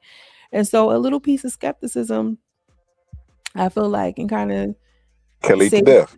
Go ahead and say it. Can lead to death. That's where you was going with that. No, I was not going to say that. So this is where me and Jay split hairs, right? This is where we split hairs because, I believe in holistic. Matter of fact, when Jubilee was Jubilee, they did an episode that was so good. It was regular doctors versus, before they went to like the 20v1s thing, like debate me, prove me wrong. Like before they went to that, they used to do really good content, and they would have like holistic versus regular doctors, that where they agree, where they disagree. Those episodes were fire. Oh my God, they were so cold. Then they just went to a shock jock and platform. But as far as the holistic stuff, I think it has its place, but people don't take into account this, right? Like I talk about this all the time. People will get on TikTok and buy the little boards that just shake you, maybe give you Parkinson's. They won't be skeptical about those things. They do everything. Vibration plate is what he's talking about, guys. They'll do everything but vibrate their ass to a gym. And that's just silly to me, right? So me and my wife had these conversations, right? We talk about big pharma and stuff because I ask her these questions. Matter of fact, one day I want to do like a documentary type where I go and ask them, what is the procedures? Can they lobby with them? What is the separation of, of powers and stuff like that? I want to actually do that, like some investigating journalism. But she tells me this, and I know this to be true because I've seen people in this situation. She said they'll go to the doctor, right? And the doctor will tell them before giving them medication, hey, maybe you should change your diet. Maybe you should stop eating less. Maybe you should eat less salt. Maybe you shouldn't eat sugar. They'll tell them and they'll do whatever the hell they want to, right? And then they'll go back and they'll be forced on the medication because they won't make lifestyle changes, right? So the big pharma and stuff, a lot of big heart disease is number one in America. A lot of big pharma is profiting. It's just us not taking care of ourselves. And as far as the holistic stuff, medications are just synthesized forms of the holistic medicine that worked. That's all it is. Aspirin, all that stuff is just herbs over the years that worked repeatedly in trials, and now they give them out in the hospitals. No, that's not true. There are things that are made in a lab, like ketamine and all of these different things that help with PTSD and everything like this. I mean, like that sounds cute, but what you're saying is not correct. Overall, it is. Herb medicine is from herbs. It used to be. No, it's still aspirin still exists, sister. That comes from the bark of a tree. Yeah, okay, that's the bark of a tree. But like I just said, I was just recently they were prescribing me something, Dupexin or whatever it was, and it was a bio medication that didn't have shit to do with herbs. It was like I said, it was from a synthesized biology piece or whatever to mimic a allergy that's in my blood. Like it wasn't for real. Like how think about it like this. This is so funny. If we are now talking about AI and AI slop and people's inability to determine what's real and what's not, you don't think that medicine has evolved in the same way? We're talking about they have the ability to clone cells and to regenerate this and this and the third. The pills that we're taking, the aspirin we taking today, ain't the fucking herbs that they bottling up. You can't really believe that. You think that everything else is advancing, technology and everything else, but the medicine is still herbs in a different form. Yes, ma'am, sister. I do think that. I think this what I mean by this what I mean by confirmation bias. Your mind is made up. So could it be this, Jen? Could it It's be not this? even that my Hold mind up, is Jen. made up. Hold I'll up. be okay with it if you really like, it just doesn't make sense. That just doesn't make sense. Well, let me ask you this. Do you agree that some people, whatever title they are, they just don't know, they're not good at their job, or they might be lazy at it? Do I agree that everybody who has a job is lazy at it? No, that there's some people who are not good at their job or just lazy at it. Oh yeah. Mhm. Okay, so is there a chance that you already had some skepticism regarding hospitals, and that situation was confirmation bias? Because sometimes doctors don't know, right? But they still have to try to help you out with your problem. And because we don't know everything about the human body, right? Because we don't know everything about the human body, then that's mistakes like that could happen all the time. Like I've heard of people, the Dr. Rhonda Patrick is always talking about medications and stuff like that in health, right? She talked about how she had some type of stuff going on in her mouth, and the doctor said it really wasn't nothing she could do. Take a strong antibiotic or something to that degree. But she just chewed on xylitol. Xylitol is good for your teeth, and it worked, right? But the doctor didn't necessarily know that. They wasn't preaching for big pharma. Just what you don't know, you don't know. It just they don't know everything, right? So yes, like I said, we naturally have a skepticism but we don't have skepticism of people that we should, like Sebi. Dr. Sebi, I've never heard of him curing anybody. But they still use, look, and I always make this point, Jen. I'm pretty sure nobody ever told you this. Dr. Sebi, I remember going into my aunt's cabinet and seeing hair care products from Dr. Sebi, who was bald. Bald. He knows about hair, but he's bald. That's insane. That's insane. So You you're can't gonna let your that's what you're gonna go off. Okay, let me just say this right here. Now, I don't disagree completely by saying that, we don't know. It's a lot about the human brain, a lot about the human body. We're just trying to figure out, right? And science is going to put money where the money goes. I feel like as a woman, they should know a lot more about endometriosis or PCOS, a lot of the things that women deal with that they have no clue for, no understanding about, right? But those things don't really make a whole bunch of money. You cannot say that, oh, well, it's just that people don't know. I don't think that it's just people don't know. I think it's more or less they have found out enough to understand and know that if we get the people to consume a certain diet and consume a certain thing, we can now prescribe them a drug. There is an interest in that, to keep people sick and to keep people dependent. There's an interest for big pharma that also lobbies and spends a lot of money in the government to continue that cycle. You can't really not believe that. this and There's this is so what many examples. The first example is Purdue and the OxyContin. They knew that drug was harmful. They knew it. They knew that it was addictive.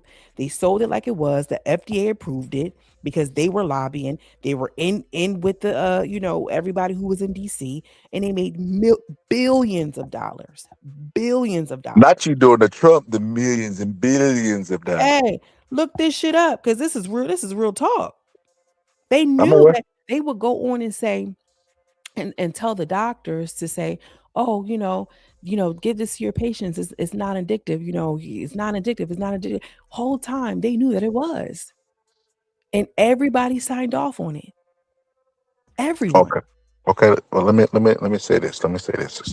So, I remember one time I was watching Rachel Maddow, and she does pretty good investigative journalism. Especially back in the day. Now not so much, but this is probably like 2010 or whatever. But Now she you doing what showed, they doing, Scholar. huh? Now you doing what they doing. You What, want go ahead. what you mean? What you No, mean? no, Hold no. on. What you mean?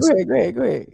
So I mean, she used to do really good at like telling you stuff and teaching you stuff you might not know. Now it's just like everybody got their prime. I think she made a lot of money. Maybe it's hard to go out there and do investigating journalism when you farting in silk draws. We get it. What is Rihanna's lingerie companies? Savage 27. Savage. Savage, she probably, her girlfriend wearing all that. But so there was a piece that she did about the people who cigarettes, because you remember doctors used to say cigarettes was healthy or whatever. They promoted them. There was a lot of lobbying involved. But then the cigarette companies had to go pay the people that had the holders in their necks.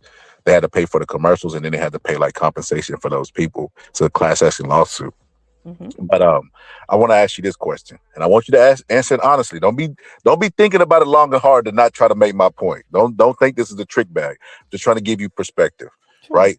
Big pharma lobbies to the government, correct? Right.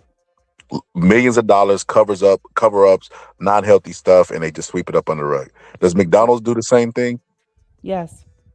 Why do people have more skepticism for big pharma than McDonald's? Because heart disease is the number one killer, not big pharma. They need to. But they don't. McDonald's line is never short. Yeah, I mean, neither is Percocet, and neither is everything else that the people are prescribing and getting. But because it's in the music, it's in the commercials, it's in the thing. Think about certain places over in Europe, they don't even allow certain chemicals that we have in the regular McDonald's menu that they have over there.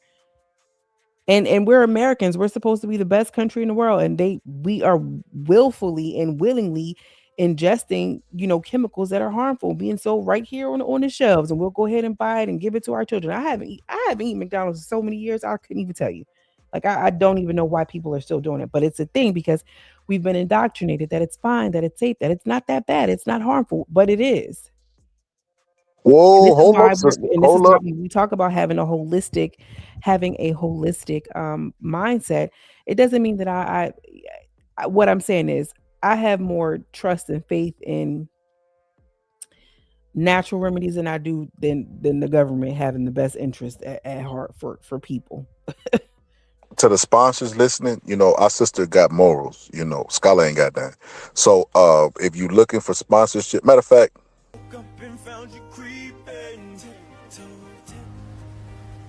oh girl, I know your secret. You dipping on me?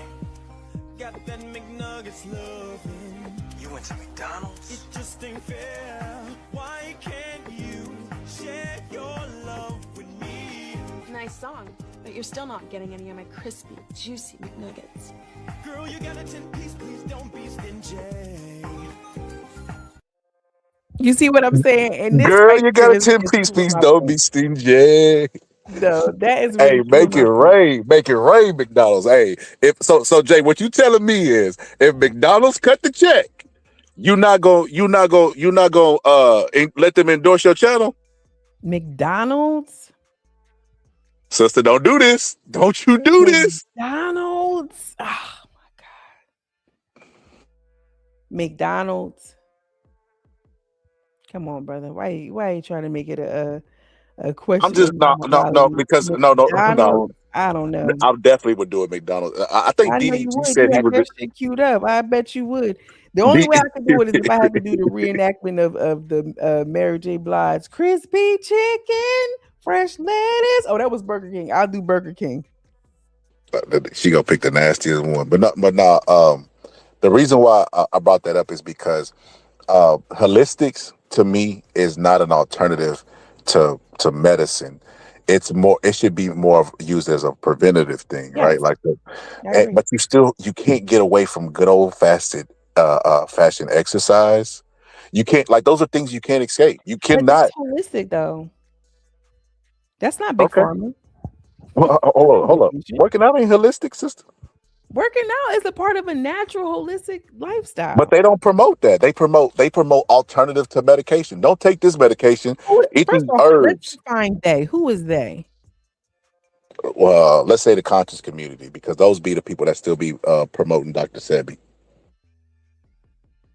And you go look at all the people that went out there to Dr. Sebi. Michael Jackson left. Like, I ain't never heard no good stories of Dr. Sebi, and even his teachers practice. You know what's the weirdest thing in the world? This is what I mean, Jay. Like, I be looking for consistency amongst people, right? They promote Dr. Sebi because he has doctor in front of his name, meanwhile being suspicious about American doctors. They don't realize the American doctors, whether you agree with them or disagree, go through a bunch of schooling, right? They have to have basic understanding of certain things. Dr. Sebi does not, right? But they will, hey, Dr. Sebi said that, you know, the sea moss and you got to do this, you got to do that.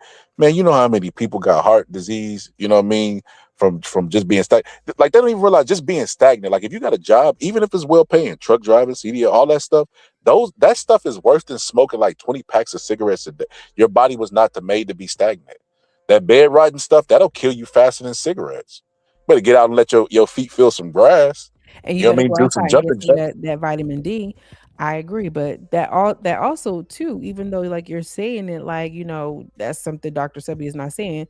That's a holistic lifestyle. Like, that's a holistic approach, and I think you're right in saying that it's preventative measures. I think what with the missing link that we are not discussing here is the fact that a lot of people don't take their health serious enough until something is wrong, and now we need the emergency surgery, and so now we're cornered into having to go to big pharma, into the doctor, into the emergency room. You know, health is not promoted in the way that it really should be, you know, because we're caught up in this survival mood and we got to. But I don't think that I think that it's harmful to shame or to cast doubt onto a holistic approach, as opposed to being like, okay, well, I'm just going to go for the aspirin. Like, well, why? You know, why introduce something foreign into your body when you don't have to, when there might be other alternatives, you know? Jay, this I'm is just what I have a saying. problem with, sister. These same holistic people that buy the little boards that shake their body, you know what I mean? Shake the fat off.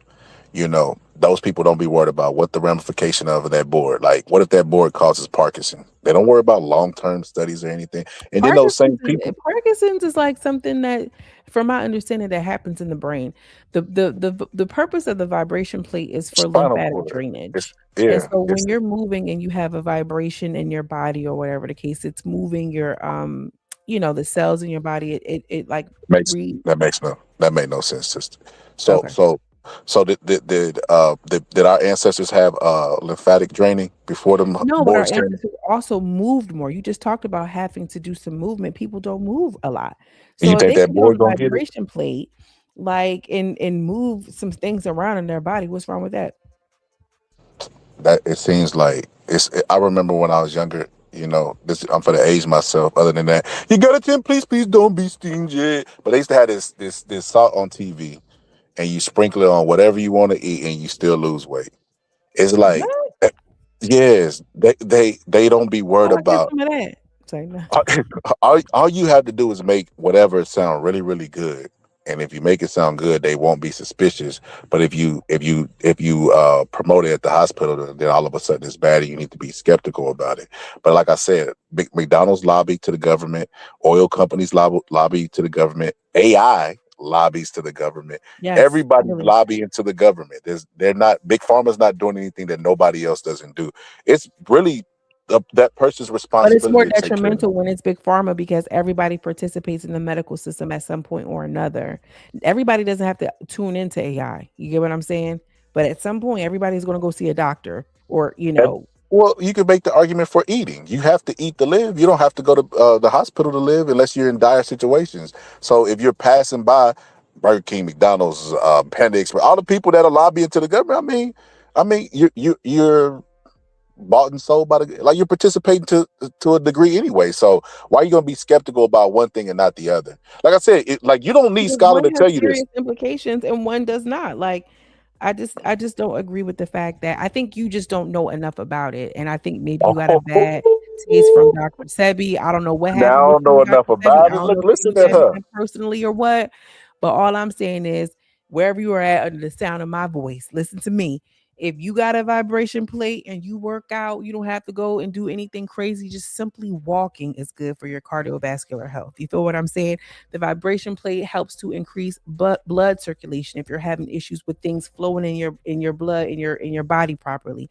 Also, too, it helps with your bone density. As you age, you lose your bone density, and so you need to do some lifting, ladies. I know people are like, oh, I'm not lifting. You need to be in the gym lifting and moving some weights because it's you're training your body to be like, okay, well, she's using this shit, so I need to have more and create more of that. I think it's more or less the education. We're not taught to um We don't really know how to eat for our bodies. We don't know how to eat to live. You want to use the fucking dumbass food pyramid that they gave us in 4th grade that Wait, really hold don't up. What's it even called to vouch turn for that upside it. down? Huh? What's that dude named RFK turned it upside down? He said it's been wrong all these years. I mean, honestly, and we put too much onto the government to do the right thing, and I am leaning towards and moving into a place of being sovereign, meaning, you have to be your own governing body for your body, okay, and what works for you and what doesn't. I'm not saying don't go to the doctors and let them draw your blood and see what your labs look like. Get specific panels. We can talk about that later, y'all, because I'm over here in the swamp. So that's what we is. You hear that, people? So I Y'all don't want to listening? say too much. That's what they think of I us, don't the want to swamp. say too much. But when Well, we over get over here here in Duck on my side, Dynasty. we can kick it for real. Well, let me give you views from Duck Dynasty. And to the people over the Jays, if you take this offensively, hey, that's between you and God, because I keep it real, right? So with the shaking boards, The vibration plates. yeah, the shaking boards, See how you doing? that seems like a lazy way to just not work out. Like I be watching It's the not. It's dance first of all, classes it's and not stuff. working out. That's what I'm saying. It's not working out, Scholar. You just don't know enough about it. It's supposed to be in addition to working out. It's not the workout. Who said it was the workout? Jay, I said you got to walk. I said you need to lift weights. I didn't say that was the workout. But if you lift weights, it strengthens your bones and does all those things without the board. So what do you need the board for? But the board does other things like increase your blood circulation, and it helps and aids in lymphatic Does it? drainage. Does it, sister? What research do we have? What You said research do what? we have that do those things? You They better not show give me that no it says TikTok blood study. circulation, but I haven't. But I have the answers to help you lose weight, sister. Okay. You know the reason. You know what? You know what, Jay? We talked about this earlier. Confirmation bias, right? Because people are alternative, they believe in something because for whatever reason.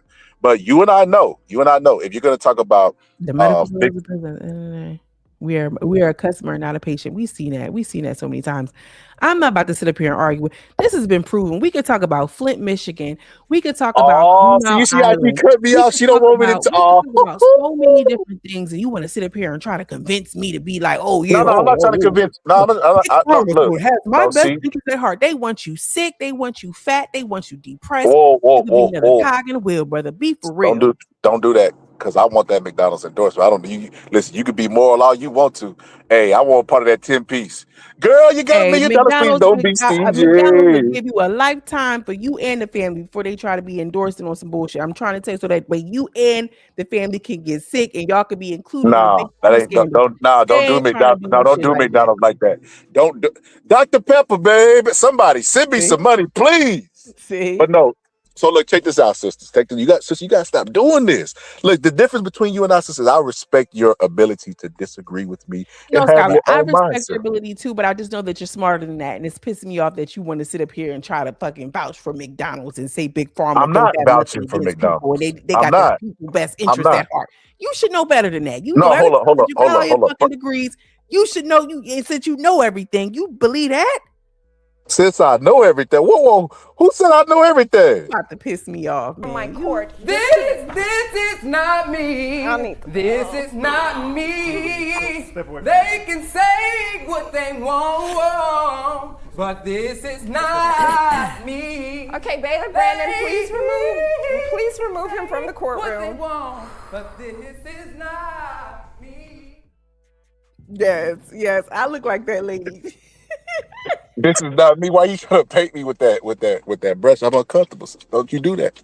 No, I'm simply saying this, and I know that this might feel like an attack from me, but I'm just skeptical. The same skepticism that y'all have with big pharma, I have with holistic stuff. Not saying it's wrong. I'm just skeptical about it. It is not challenging anything. Like if I took a sugar pill every day and I felt like it helped me, and placebo-wise it helped me, then I wouldn't stop taking that sugar pill because of my mindset.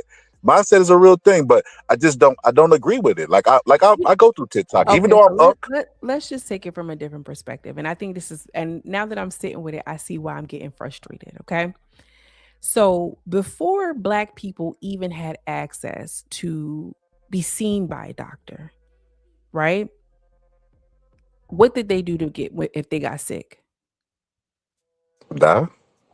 No, they had remedies. And they died from life expectancy was like They 30 found something. things that was from the ground on the earth that they could afford, that they could do.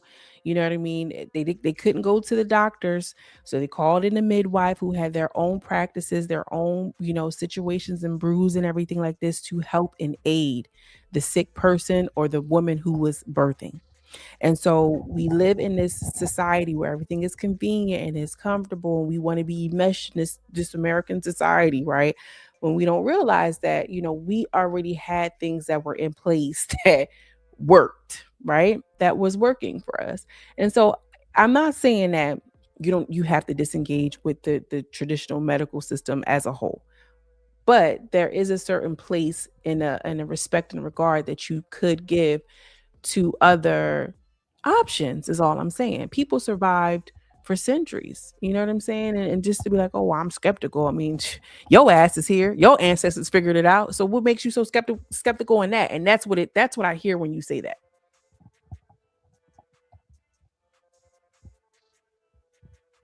It's quiet time. Now you know, why she come back and say something about, well, don't you think that Big Pharma? Like, nah, let's talk about that. He about to do the whole switch and bait thing. How do you file and then call foul, Lord? Somebody gonna file a lawsuit and if I really work for a baby syndrome. No, I mean, listen, nothing's perfect. Everything is flawed. And everything in moderation. I just don't believe in having like this inherent skepticism on something that, you know, was done before. You know, when we talk about the pharmacy, before was the You pharmacy, there? apothecary. What? We're here. I'm here. Can you hear me? Now I can. You sound like Queen. Y'all can hear me? Is my phone acting up again? Y'all can hear me? I can hear you.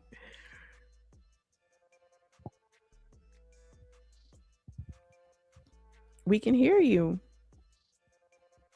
Oh yeah, he went out. I don't know what happened.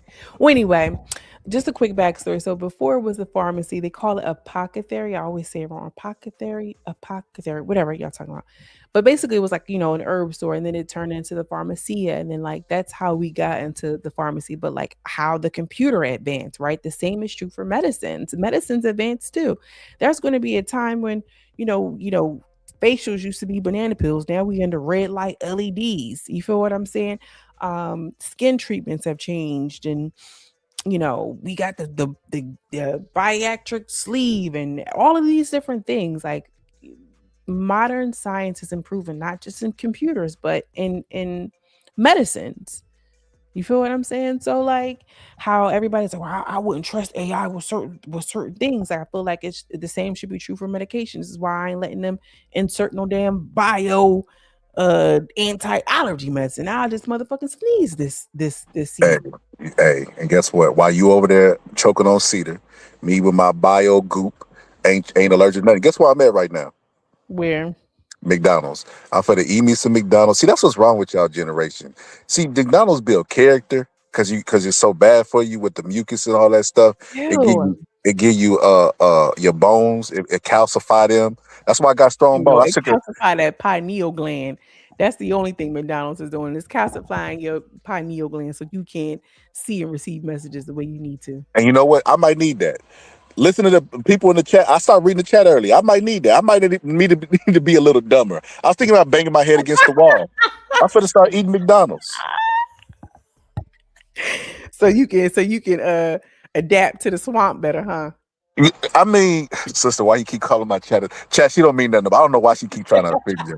Y'all are amazing people. You know what I mean? And I don't know where I would be without y'all. I don't know why she keep doing this to the boxing sector.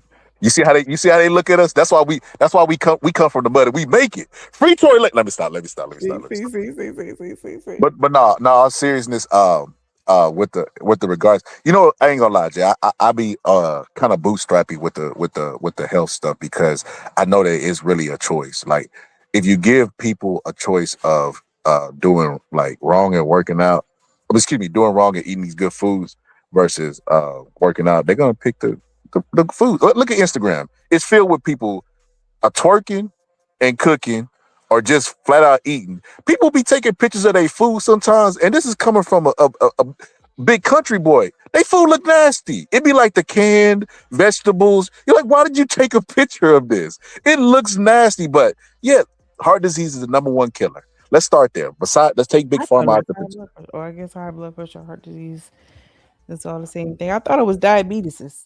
Nuh-uh. It's heart disease is the #1 killer in America. Mm.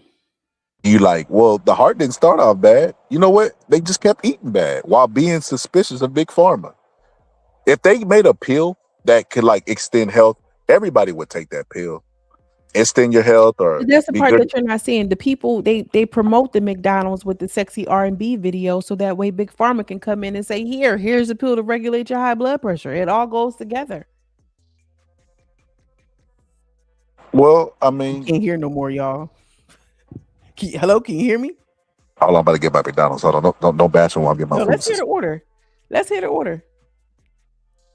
I already ordered on mute. I'm smarter than that. I don't want y'all to hear my back spreading. Thank you.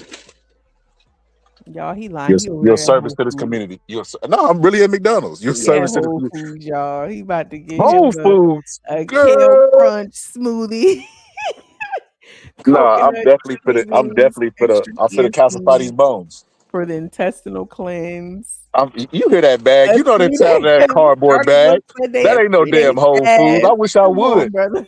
You starting a Daniel's fast. You know you're a church man, religious. Woo. That's what I'm talking about, Jack. Jay, let me tell you something.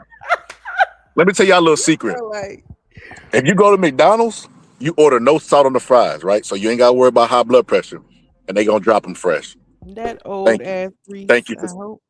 I hope it's fresh. No, they drop them fresh. Just, don't Listen, do I'm not McDonald's. judging nobody. If you gotta eat, you gotta survive. I just feel like, at a certain point, when you're eating high vibrational foods and you're eating well, you're thinking Hold on, what's clearly, that? Elaborate right? for the swamp people. What's a high vibrational food? It's all Food dead to me. that give you energy. I got a story, anecdotal story. Who do I sound like, guys?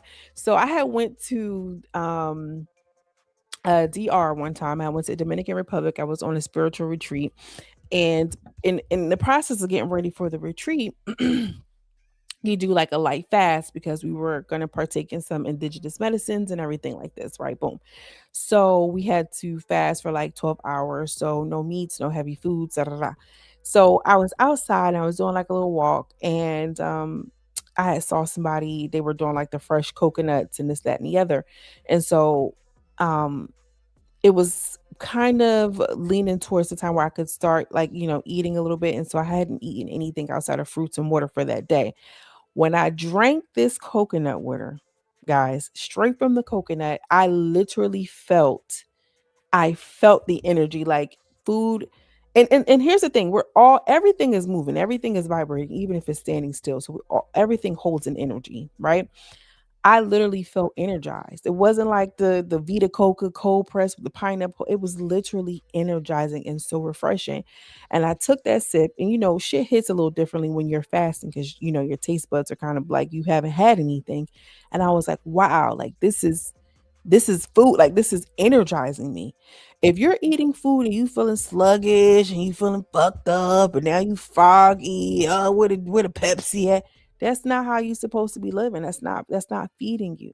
And so when you're feeding foods that are healthy for you, it makes your body healthy. One, it makes your mind healthier too. And you're feeling differently. That shit makes a difference. It plays a part in how you show up, how you perform, cognitively, sexually, all types of shit. And y'all want to sit around and play like, oh, it's cool, it's da da da da. Like, every once in a while, sure, have your little one too, but at this point, at this big age, with this amount of money that we make, with this access, with all this knowledge, back to your point, everybody's so smart, we got all this information now. Why even have that enter you? Like, why even play like that? And what I just witnessed was a smart person trying to make somebody feel bad about eating McDonald's. But I'm over here listening. So go ahead. Oh, I'm now trying I'm to not Go trying to ahead. make nobody feel bad about McDonald's, because here's the thing: there are some people who don't have it, And if McDonald's is the only place you can eat, that's what you can eat. But we know and understand that most people can afford to eat better. And when you go cheap on the food, you end up paying in the long end. So Big Pharma, here you come. Here you come. All I'm gonna say to that, sister, is you know how the Chosen 1,000-pound life always start off with, I love food. I love it. That McDonald's was good as shit. I ain't even gonna lie to y'all. Yeah. So, but what Jay said was true. But at the same time, man, I might have to hit that commercial again. Girl, you got it 10, please be stingy. That shit was good. Hey, I mean, listen, I love food too. You know, I really do. Y'all, we all got our things. We all got our vices. Well, let me ask you, sister. Have you ever ate and danced before after you ate? Oh yeah, the happy dance. Oh, for sure. Yeah. Well, all I'm gonna say is that hoverboard.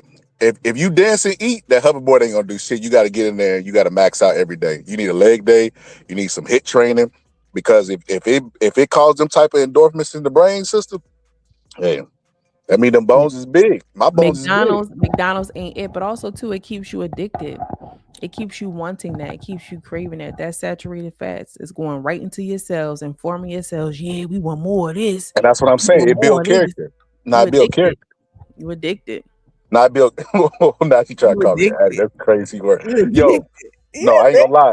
I ain't gonna lie. It build character. We be addicted to shit. It's that dopamine. It's listen. Don't act that. I ain't making no rules. I'm just here to tell you. Yo, she tried all the tactics, girl. This was good as fuck. She tried to call me an addict. Yo, that's equivalent of going to the trap house and be like, "You need to stop smoking. Crack done took over your life, man. If you don't get your I'm just saying at this big age, I feel a type of way for I'm gonna be honest with you. I don't eat pork, right? I didn't grow up eating pork. We talked about that. Oh my God. It is what it is. Right. But I understand that some people grow up, that's what they do, that's what they eat. That's, they're like, whatever. People want ribs at the barbecue. I get it. I ain't judging. But what I am judging is if motherfuckers is eating chitterlings in 2026. Because why in the fuck is you eating an intestine of a pig in 2026? You should know better by now. Not gonna lie. I tear some gelatins up. You said what? I ain't gonna lie. I tear the gelatins up. The gelatins? Yeah, the gelatins is made from like the broth of and the bones of animals, and I tear them up. Pigs mainly. Like Jello? Yeah, you didn't know that? Yeah, like so you eat Jello. No, I eat the not just Jello, the gelatins that they put in like fruit snacks and stuff like that. Oh yeah, no, I don't care. Yeah, whatever. I'm talking about chitterlings, pig feet, like shit like that. That's disgusting. Yeah, I've never been a big fan of that. Luckily, my family didn't get to that, so I wouldn't be addicted. But one thing they did do, sister, I thought they put the McDonald's commercial on repeat because this shit good. I ain't gonna lie to you. People gonna do what they want to do. Period. Now you know what it is. I'm gonna be honest with you. It be like because I be running on. Remember, I be joking with you about like losing calcium in my bones. I stay up a lot of hours for this paper chase rat wheel stuff, so I need calories, and I'm able to function on carbs. Like carbs can keep me up. So like if I eat like this fry right now, I can stay up and get a little bit of sleep and then still be good type stuff. So basically saying you just living unhealthy. I mean, if that's what you want to say, sister, my truth is my truth. Truth is my truth. We all been Nah, but sister, see how she do me, and I'm out here talking about the sacrifices that I'm making for my family as a black man. As a black man, what I'm doing for my family, y'all see that? Your family needs you to be alive and well, brother. That's all I'm saying. Nah, I got a good insurance policy system. Okay. Oh, okay. No more. No, I hear you on that.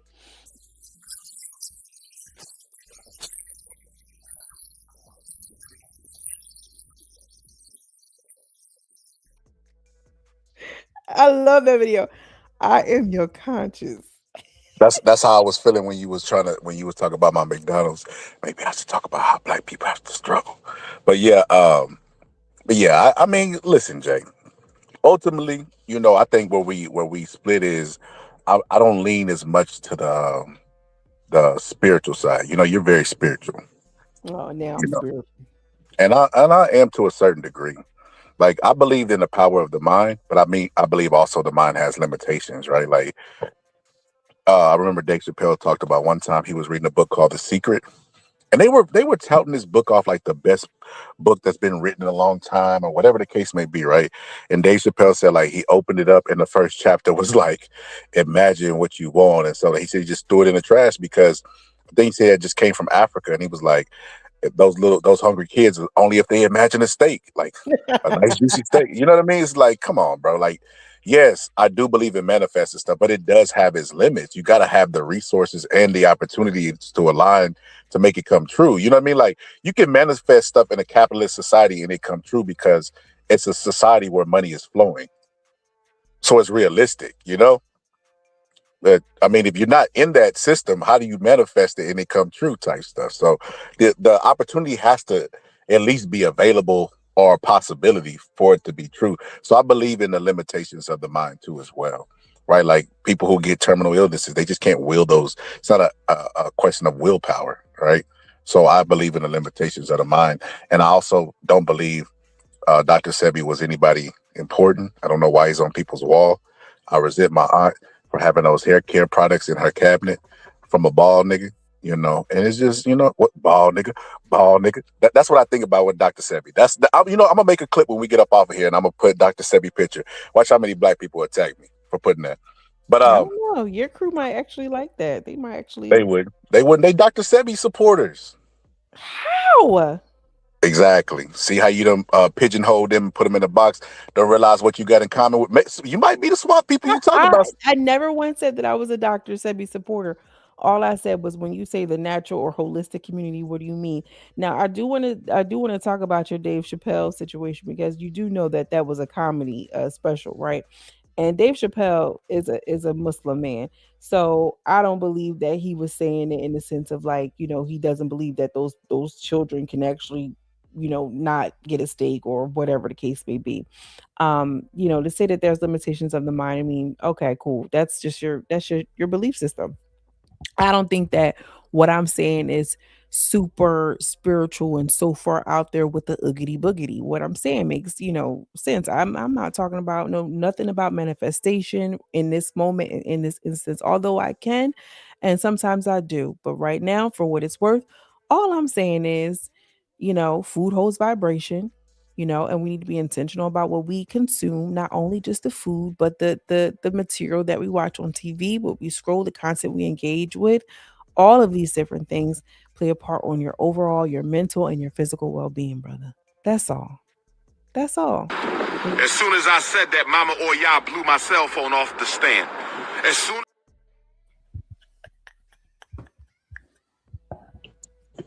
Yo, sister. Oh my God. Texas gets it. Manifesting is nothing without effort. Exactly. Exactly. See? Running on fast food. Scholar, you wild for that. You running on fast food. Now, why would you pull the Dr. Umar? I'm out of here. I cannot. And you know what? You know what?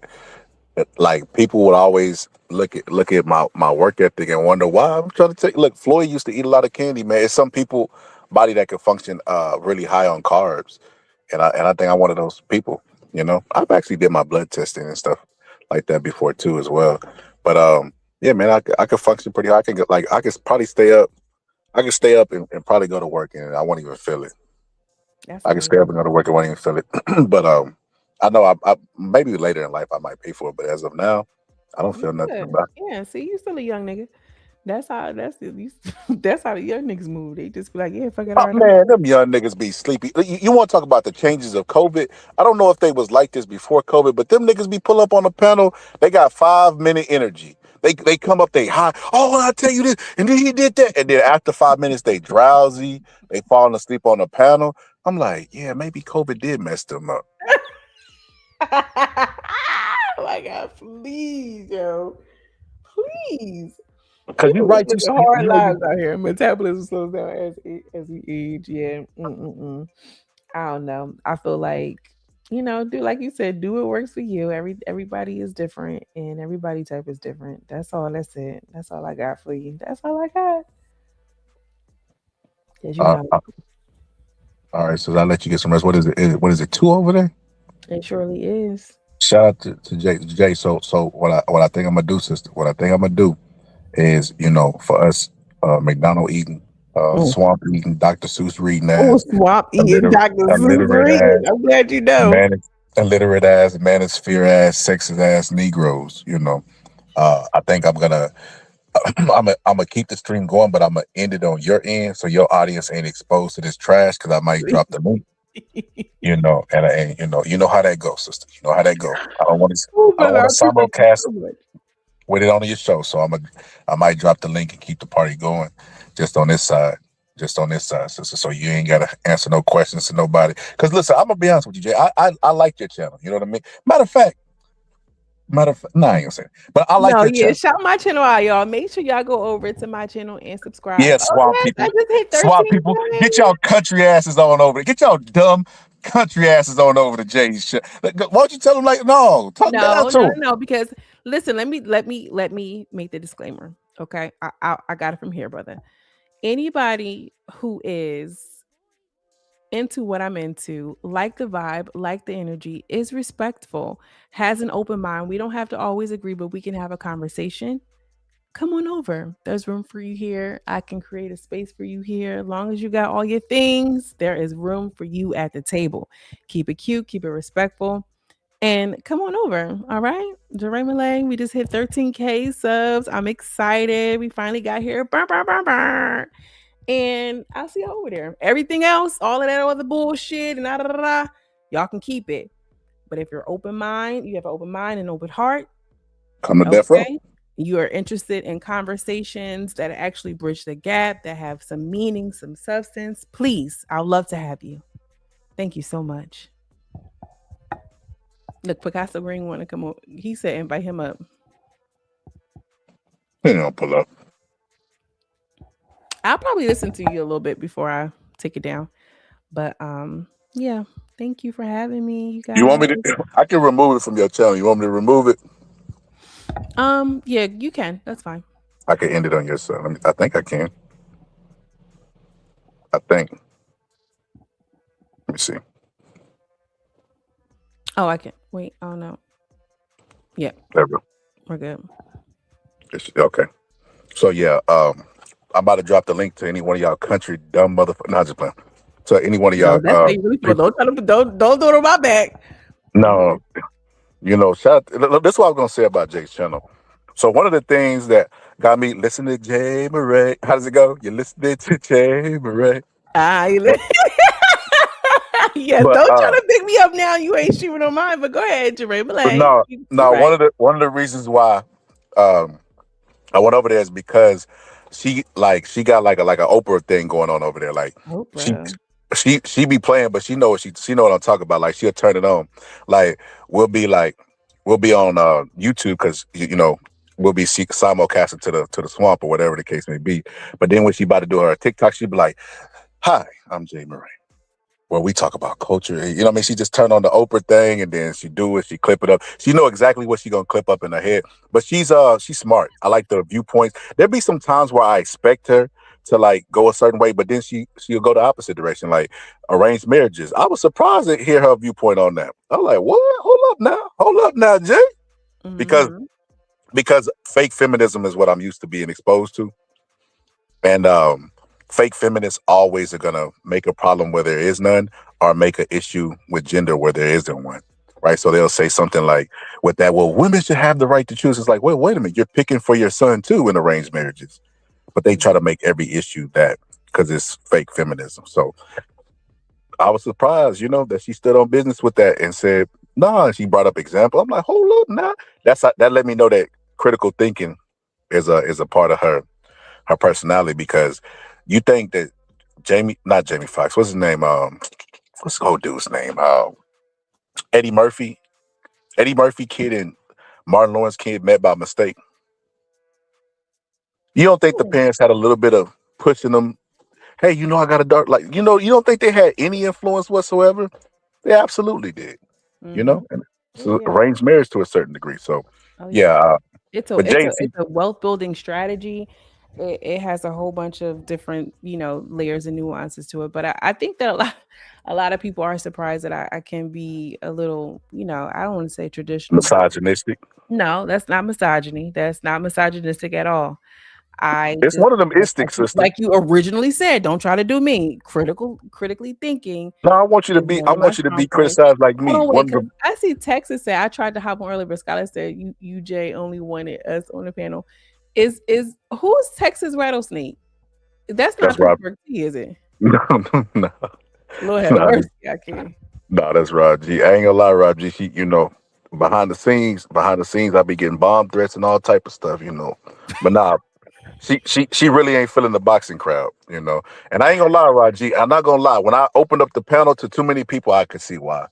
Like, Oh my God. Like when it's in real life, I do like these people, I would never, like, you know what I mean? Like at no point, at any point would they even have access to even talk to me. It's like, what are we talking about here? It's unbelievable. well, it's like the other day I dropped a link and it was a specific subject we had in mind, and then it ended up on gender, and then I just gave up. Like I just added people to my panel and left the panel. Like, hey, we'll try again tomorrow, because some things I feel like are more serious than what everybody wants to talk about. But some people have in their mind what they want to talk about, and then it'll show. But no, I think the thing with me too is I respect everybody, and then sometimes that could lead to you know, could lead to everybody saying some crazy stuff. I'll give you a case and example. There's a guy that I follow who has like 500,000 subs, right? And he does his videos. And I know y'all know this guy if I say his name, but I'm not gonna say his name, right? Because I still watch his channel and I like his content. But he'll open the panel up and he does late night marathon lives like me. And when he opens them up, the people be talking about aliens. They be talking about biblical, older book of Enoch. They're just all over the place. And it's good to have conversations that flow and might go from different place to place. But when you just have free range ideas from people who didn't think them out, it sounds like exactly what it is. Chaos. It's chaos. So I mean, I understand. I understand to a certain degree. I get what you're talking about. And then, sister, you don't like the spaces that are masculine too. That's another thing. It's too much masculinity. I don't mind masculine spaces. I just don't I don't understand how we've gotten to the point where masculinity has to be predicated on the disparaging of women. That's not masculine to me. Masculine men love women. Let's just start there. Okay, a lot of the air quote masculine energy that people be talking about is really given like y'all don't really even like women for real. Masculine men like McDonald's too, though. Yeah, I guess. It builds character and calcium. I try to tell you that, but you don't be listening. But now I get what you're saying. I get what you're saying. Like the youngsters that be having conversations. The next live we're gonna do together gonna be the live you did the other day on Valentine's Day. 'Cause I want a piece of that conversation. You see me? I was like, yeah, I want to pop it. I was so toxic Valentine's Day. Oh my God. Oh, it was so toxic. I don't care though. Whatever. Whoa. We can't do that. We can't talk about spirituality and say I'm toxic and I don't care. No, that's called being self-aware. I'm human. And I don't care. It's not. You It's not said I growth. was spiritual. But hold up. I don't care. It's not growth. A growth mindset. No, sometimes you just have to be and let things be what they are. You don't Y'all have hear to that, swamp people? over-intellectualize When y'all over here everything. doing y'all swamp shit, say I don't care. Sometimes it's a place for that. It's a balance. You can't always be, in the light. Sometimes you got to go into the dark. That's fine. But sometimes some shit is too damn dark. Like what we talked about. You know what I mean? Like, that's all. It's a balance. That's all. But I do want to talk about that because I feel like most women do want to be and have conversations with men who are respectful. You know what I mean? And I think that in the social setting, social media spaces, there is such a mistrust between like men and women when it doesn't really have to be. Women can understand and comprehend, can make a point. They can listen to a man that is respectful, can make a point, and we can kind of like bridge the gap a bit. You know what I mean? Like men deserve safe spaces, women deserve safe spaces, and we both can create it for each other outside of, oh, bitch, you just like. It's just a lot of air quote masculine men who just really gives. Y'all don't like women, y'all like other men. And then when you say that, it's like, oh, you're like, no, for real, when you really think about it. when you think about it. So Cam Newton's a safe space for men. who? Cam Newton. Yeah, he is. And you eclectic, just like his ass. I agree. That's the perfect space for you. See what I mean? I knew you really liked Cam's system. Yeah, I agree. You remind me of Cam. You really do. I can see the comparisons. As long as you ain't say Shannon. Now you don't give Shannon. Pittsburgh T give Shannon. Wow. I'm I do not know that man. I'm so sorry. I'm joking. Yo, Jay, you did a video the other day about a girl farting. Let me tell you something about Uncle Shay Shay. Uncle Shay Shay, he either just be lying or just be talking. So it's two situations, right? Or he doesn't like women. No. Oh yeah. He might not. But I don't get I get he just go with the flow. Like he's one of the people that could do a Pepsi commercial and a Coke because they taste the same type shit. That's what I get the vibes from him. But so he did a show with Donnell Rawlings. Of course, you've seen it where he was like, Donnell, you supposed to date the mama. She too young, Donnell. And then he ends up with the scandal with the 21 or 20-year-old, right? Yeah. Then the video you just did the other day where he was talking about a girl not farting. Thank you. I'm telling you, Ocho, the girl can't eat. Like you just be like, bro, what? This is why I say he's full of shit, right? He said one day he was having sex with this girl, and he was hitting the doggy style, and she farted. And he said, baby, I normally make them shit on themselves. You ain't got nothing to worry about. So you're okay with the girl doggy style farting in your face, but she can't pass gas naturally, right? Like, they just be talking. Like, the only reason he said it then because, well, I don't know if this is the reason, but it adds to, I'm a beast in the bedroom. You know, I be fucking the farts out of him. You know what I mean? Like, so he was okay with that. But, you know, hey, you fart in your everyday life. Hey, you gotta get out. You gotta start looking for somewhere to be because you ain't gonna be around me farting, doing all that human stuff, burping and stuff. Like, yeah, he's full of shit. Ew. Or he was like really like you talking about hitting it from the back, like he literally was like booping her in the back door. No, that ain't it. That ain't the. No, for those. He said I usually make women shit on themselves, and then he just talking. Like I mean, anybody who knows that position you gonna smell a fart if you're doing what you're supposed to do. Let's be honest. Like I mean, there's studies on this that they can't control that stuff if that's happening. So I think that's what he was referring to. I think he's aware of that. So he was just adding a little bit more to it. Like you make them shit on themselves. So you lucky. Like it was just it's his calling card. I don't think he was advertising. He's the worst kind of raccoon. I don't like him. I don't like nothing about that man, and he don't like women. That's how I feel. He only likes really, really young, prepubescent white women, clearly. And he's into race play. Any black man that's into race play is out of here. Your mind's gone. He got TTE for real. So that's it. Don't do that. Don't do that. Don't do that. We appreciate everybody over here. We gave Pat Williams a platform. You supporting that? Bring that Dr. Umar thing back up on the screen for me then. I was just doing the thing that Vlad did earlier. But I mean, you know, I ain't gonna lie to you, Jay. I ain't gonna lie to you. I do see a society of men and women being at war with each other. But in the same way that you feel like Shannon might hate women, I mean, I could find platforms with women that hate men. Those are the loudest voices. Yeah, those are not the loudest voices. They are not the loudest voices.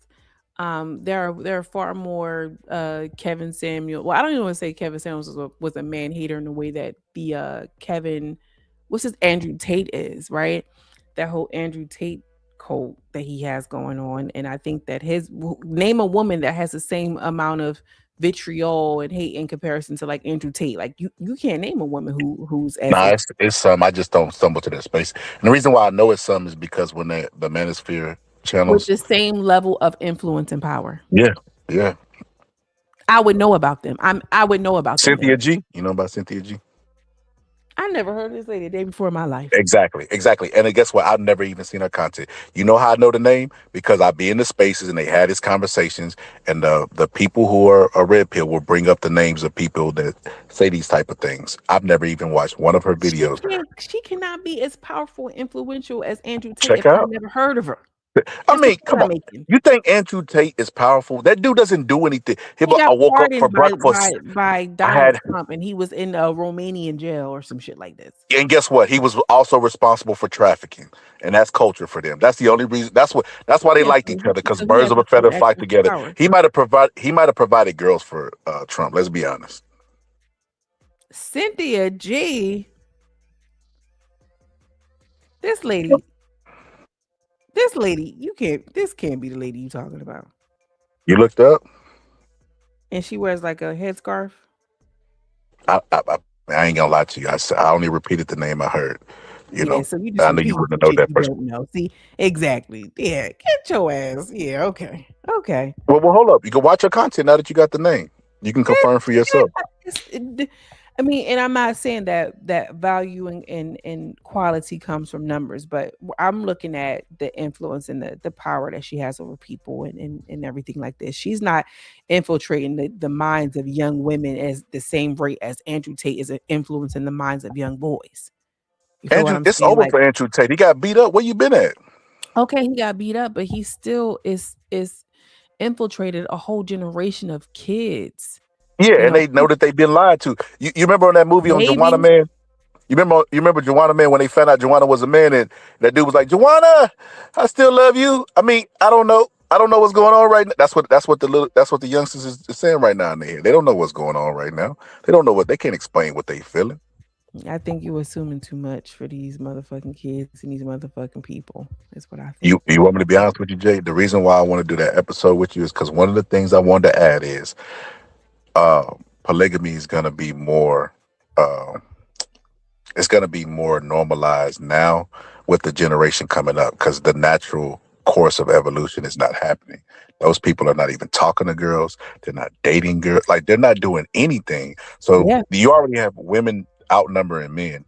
Now you're going to add an even bigger number. So women are going to just be like, population of beta men who only want other men or nobody at all. okay, so then you got them men like that, and then you got somebody like, let me throw a random name out there, probably somebody who you think is ugly, Anthony Joshua. And you got somebody like Anthony Joshua. What if Anthony Joshua wanted 7 wives? Shit. He could afford the lifestyle. I think the women would be down. Oh, I'm so tickled by that. You are so funny. He definitely could do it. Or just average dudes could do it, because, like, I mean, and I don't want to say this because 7 is a lot though. No, it was hyperbole, but like, you know how they say a piece of man is better than no man? They were like, man, that's crap. But That's when you crazy. look, A piece of a man is better than no man? No, hell no. I mean, but if you look, I mean, that was a saying back in the day, where like the 90s. It's a good man, Savannah. A good man. But like, that was a crazy statement then.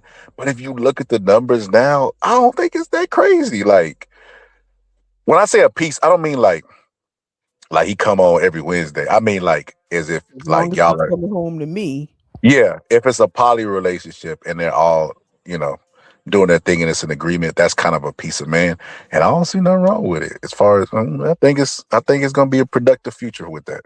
Mm-hmm. I would rather them have that than them COVID babies. Well, I agree. I'm with you when you're right, brother. But we'll see. We will see. She gonna disagree with me on her show. What is Picasso talking about? Picasso, unsubscribe from Jay's channel right now.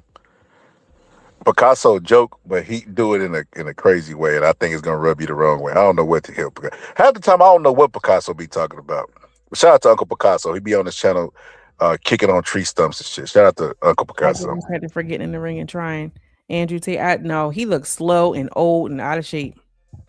I do. Listen, I'm not giving no fucking participation trophies to somebody who do bootstrap talk, don't take no sympathy or empathy from nobody, and be like, I woke up in the morning, I ate some raw bananas. Cause that's what real men do. You're like, bro, what the? It's obvious he was a fraud. right? And he thought he was finna get in there with that dude because that dude has boxed before and looked awful, and he thought he was gonna beat his ass. And he got in there and got his ass beat on his knees and everything. And it's like Yeah. it's poetic justice. You can't sell that alpha male shit anymore. It was a mixed calculation. He thought he was gonna get in there, knock that dude out, and tell everybody, "I told you I was an ultimate man. I'm an alpha man," and he wasn't able to do those things. So yeah, it's over. That's why he gave that speech afterwards. It's about trying. I'd rather die trying than not try. Stop all that shit. Nah, you supposed to be doing. We ain't doing no trying. Yeah, no real shit. Facts. That's what alpha men do. That's That's a fact. That's what alpha men do. But so I ain't trying to hear that shit with Andrew Tate. But all right, so I think I'm gonna go ahead and end this one. Go ahead and I thought somebody was gonna put it. I dropped the link. I dropped the link for everybody to pull up. I should have texted to Rob G. I stopped sharing it on Jay page so she wouldn't get none of that snake oil on her channel. Because look, Jay, one thing I do, Jay, if I ever change on you, just know it's because McDonald's cut the check, and I didn't want you to get none of that snake oil on you. I would completely understand. I was like, this sister's moral. She's morally good. The only time she do mess up and say I don't care, it's kind of like some petty stuff. Yeah. So I don't want to get none of this snake oil on you. So when they cut that $1 million check, sister, and that $20,000 I was gonna give to you, I'm gonna just keep it. What you mean was going to get to you now? Now it's changing because I said you shouldn't eat McDonald's. No, it's changing, sister, because I don't want you to get none of that blood money on you. Once you Now get it's some of that blood blood money, it gets into your skin, it soaks into your No, pores. I don't want none of that for you. That money spends just fine. It don't get into my skin. No, sister, we can't have that. We can't have you walking around with minks and none of that, and then they saying you sold out. We can't have you doing a Dr. Sebi. Yeah, whatever you say. So I'm gonna just take that little change. I'm gonna donate it. I'm gonna donate it to the little shaky board. That little shaky board that you stand on and shake it. That vibration board is just wearing you out. You probably don't even know nothing about it. Because it's the silliest shit I've ever heard. That shit don't work. Terrorizing you for people to just be doing something that makes them happy, and it's just doing. Because it's a waste of time. You just so upset by it. So Jay, me and you the same age. You ever watch SpongeBob We're growing not up? the same age. You were older than me. It was by a year, a couple months.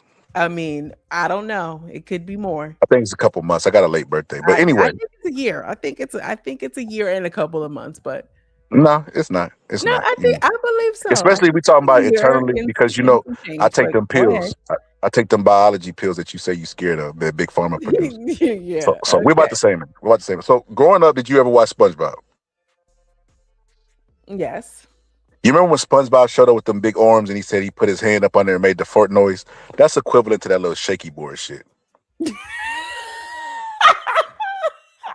That shit don't do nothing. Crazy. It's not for people. People are not getting on the machine thinking that they're going to walk away with muscles. It's for recovery.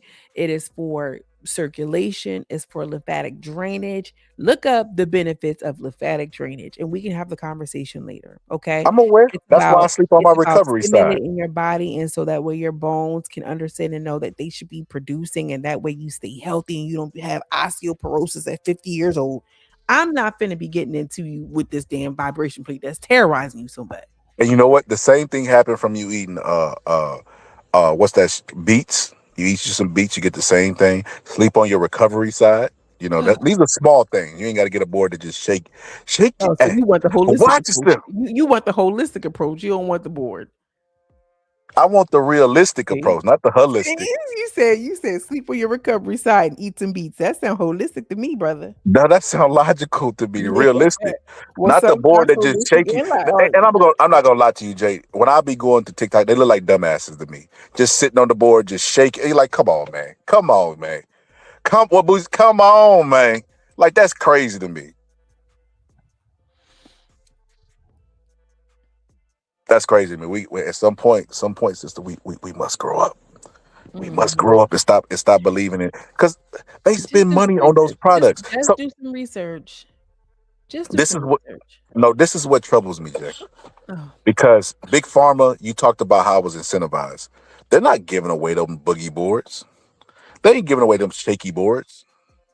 Vibration plates. They ain't giving them away.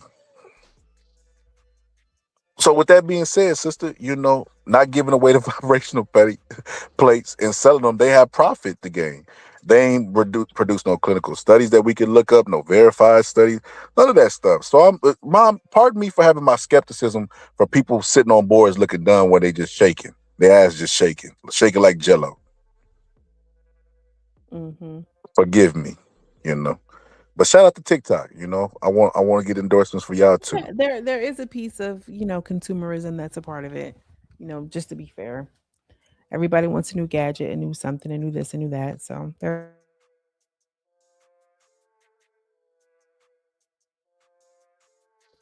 That's how you know Jay getting sleepy. She agreeing with me. Yeah, whatever. Yeah, that's why we should end it. I'm ending it right here. No, your conscious sister, your conscious really agree with me. It's your No, I your really subconscious. feel that you agree with me, honestly.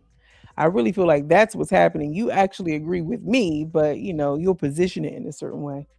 But Is that what you? that's Is here. that I'm what you just here think? to be a guide. That's all. I'm so glad I could be of service wherever you are under the sound of my voice. Make sure you go ahead and subscribe to the channel if you haven't done so already, guys.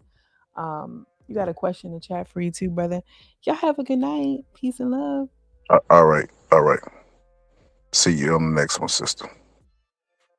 Y'all make sure y'all subscribe to Jay and don't focus on her voice. Focus on mine. All that focus on her voice stuff, you know what I mean? It's gonna turn y'all to feminists, and that's what Pittsburgh T don't want. So shout out to my homie Pittsburgh. Just playing. I'm finna get up out of here too. He said, honest question, what would JC benefit from doing that? I'm not Team Megan or Team Tory. I just don't get it. I agree, James. I agree. It doesn't make any sense. The people that the people that had the conspiracies for Tory don't be understanding life. I'm gonna just be honest with you. They'll be understanding life, like, and how it functions. I agree with you, James. Make sure you go back and listen to the episode earlier. We had an actual lawyer on that broke this stuff down. Yeah, this is a good episode. We even brought up how Vlad.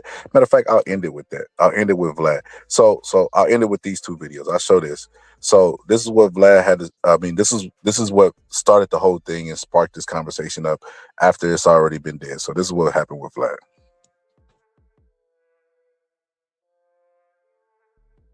So Vlad wrote, I have a confession to make. Rock Nation has been paying me to support Meg Thee Stallion. They also paid off the jury members to convict Tory.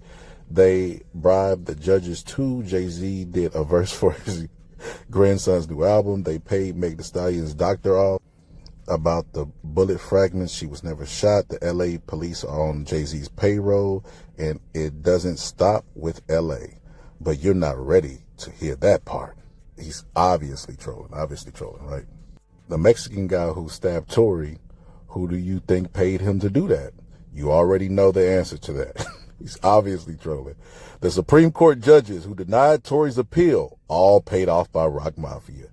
Jay also paid Trump not to pardon Tory.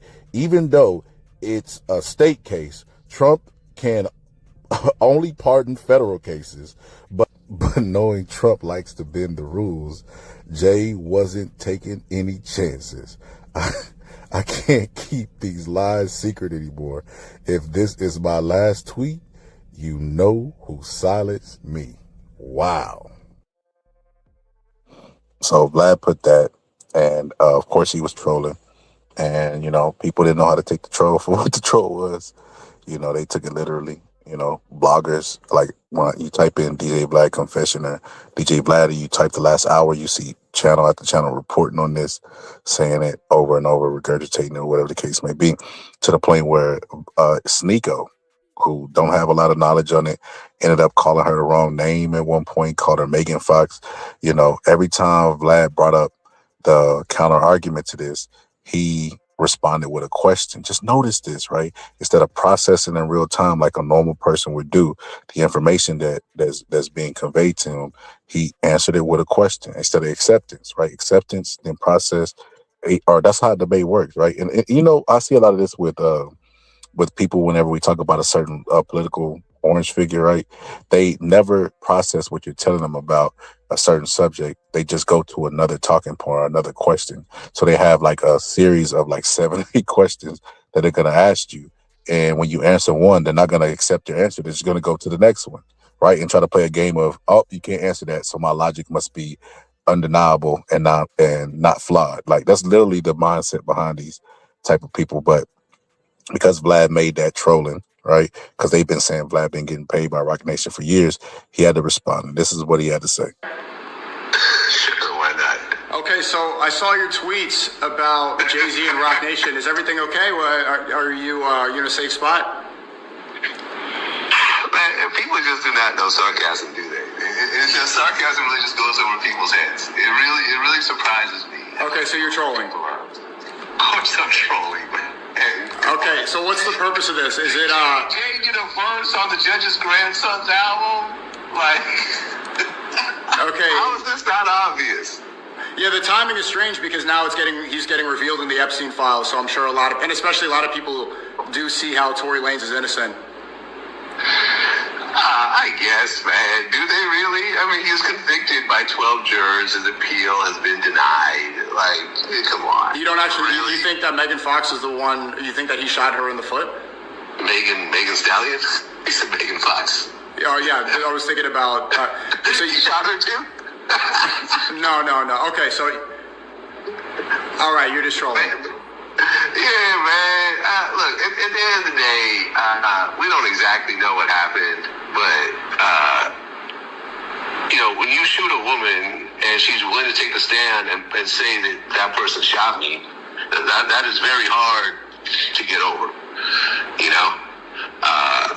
and if he really didn't shoot her, then he should have taken the stand and said that.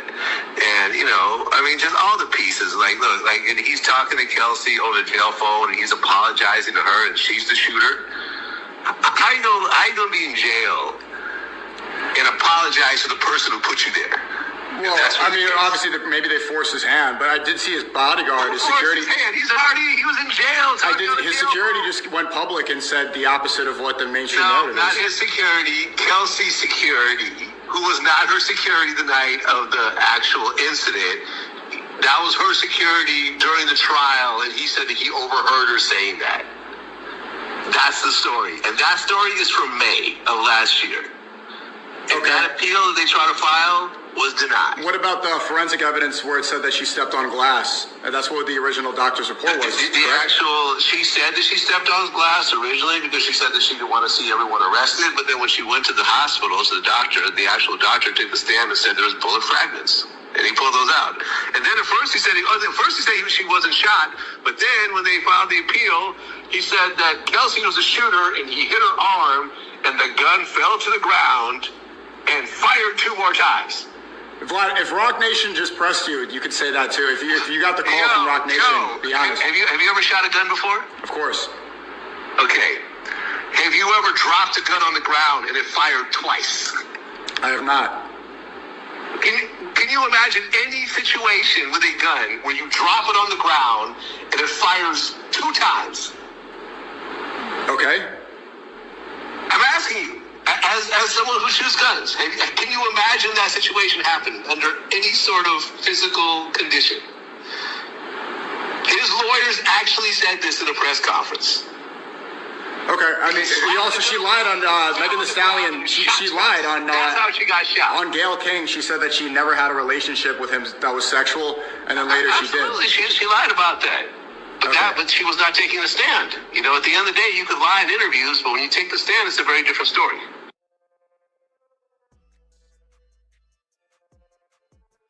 So Keisha said, why is Vlad speaking on this?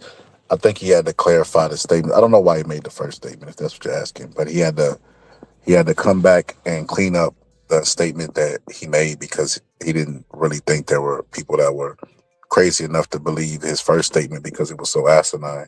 So he had to come back and speak on it and clarify that he doesn't think Tory is innocent. He thinks Tory did it, and he had to justify that because people running with we told you that Vlad was being paid. Vlad is not scared no more.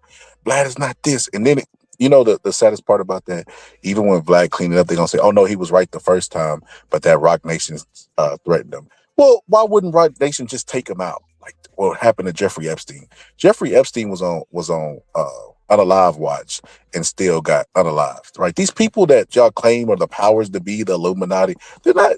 They're not. Make no mistake about it. If they want you, you're gone. Nobody's gonna cause a fuss about it.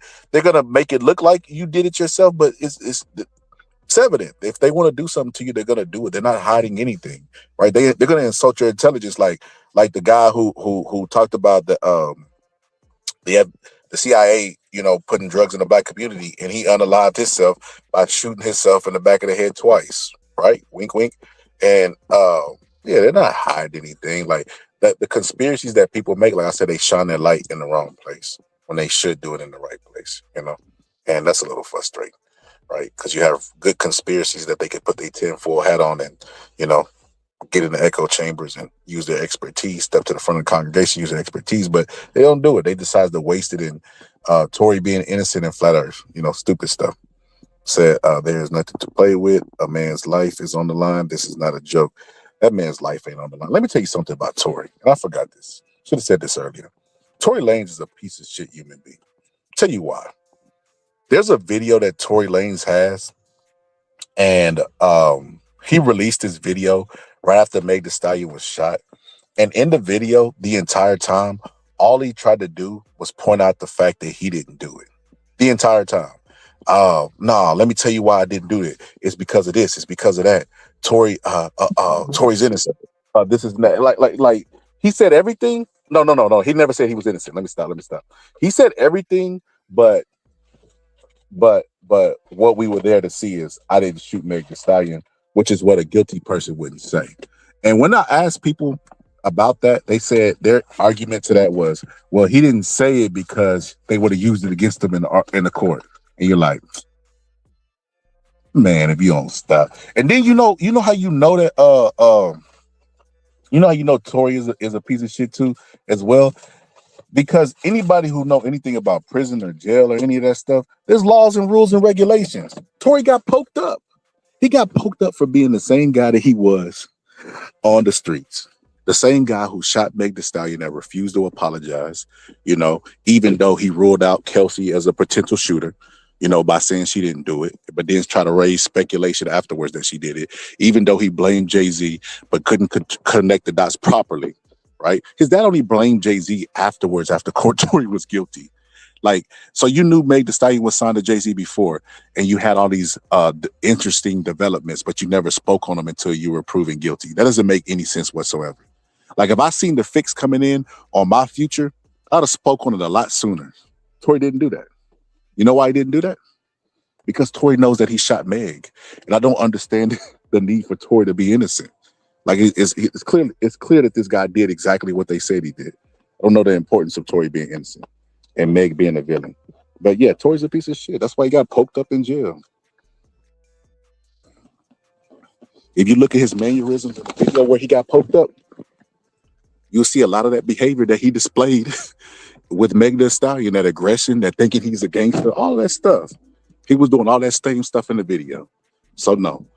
If Tory's the victim of anything, it's the victim of not being yourself. Not embracing the good kid from Canada that is a good R&B singer, which I'm pretty sure y'all never knew because y'all are not real Tory Lanez fans. Good R&B singer and a really good rapper, and that's it.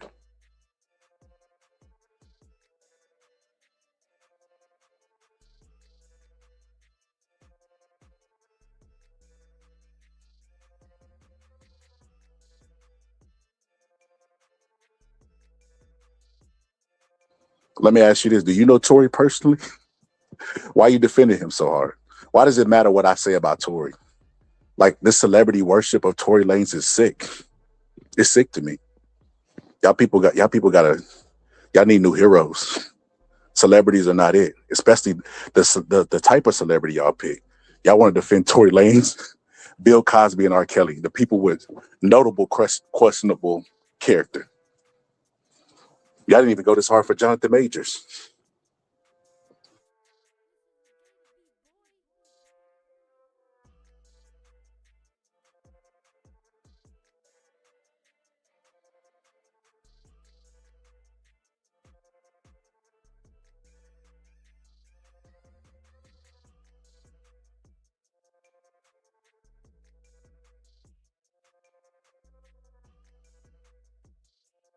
Give me 1 second. I got a video for y'all.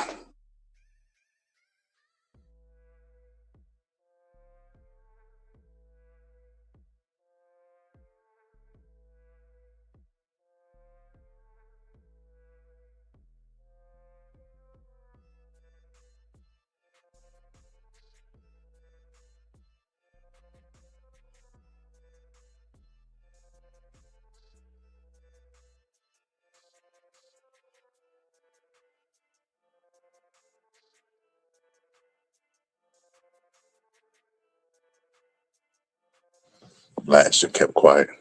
And Tory should have kept his hands off the gun. But hey, we're talking about shoulda, coulda, wouldas.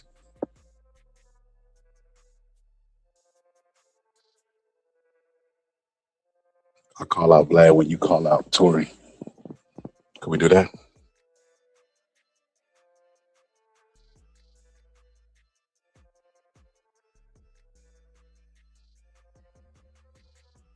Give me 1 second.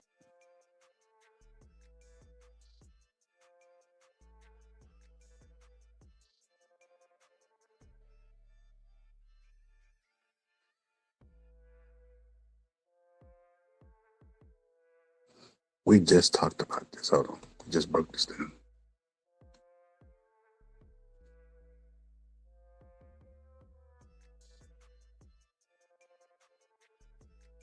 We just broke this down. Give me 1 second.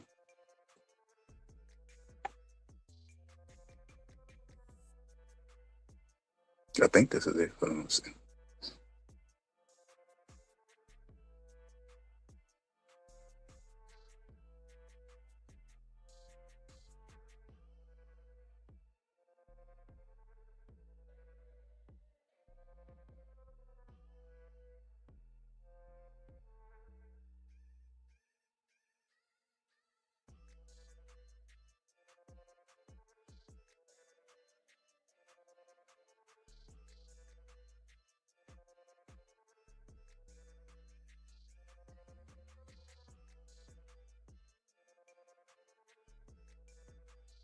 Non-biased or don't lean particularly one way or the other, and they want to hear this. So this is the audio from the court.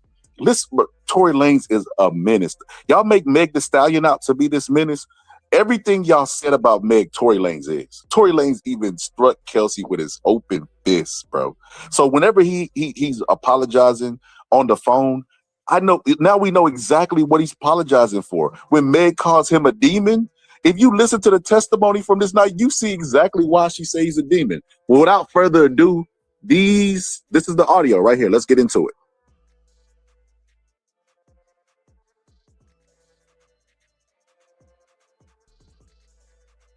Wait a minute, can y'all hear? Hold on. Oh, I don't have it. Oh, my bad. I didn't. Without further ado, here's the audio. Hold on, let me read the comments real quick. So look, I'm about to jump in the sauna real quick, and we about to listen. I'm about to listen to this along with y'all.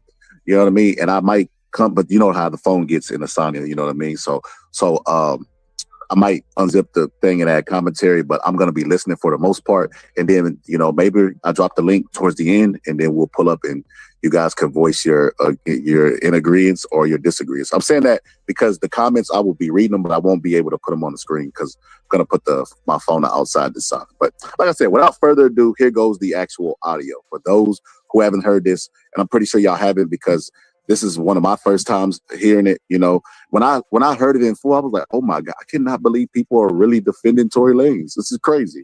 And like my boy Kojo said, we're talking about character flaws. Megan Thee Stallion is not guilty of anything but sleeping with people. That's not a crime, right?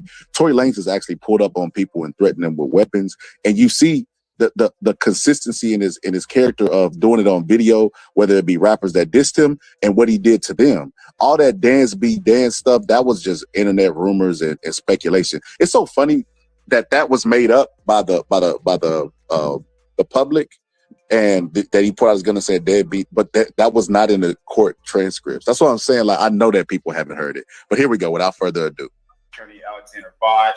I'm here with Deputy District Attorney Kathy Taub and DA Investigator Jody Little. We're here to interview witness Kelsey Harris. in case BA 490599. Ms. Harris is accompanied by her spouse, Mr. Darren. And sir, could you go ahead and say your full name? Darren Smith.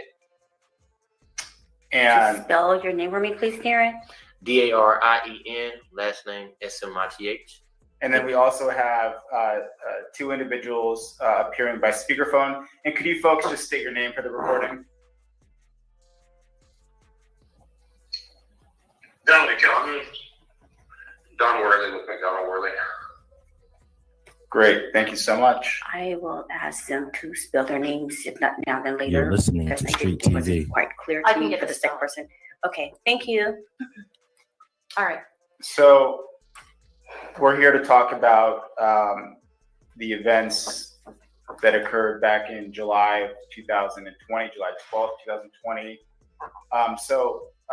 And can I call you Kelsey? Yes. Kelsey, why don't we just start with how did you come to know Megan Pete?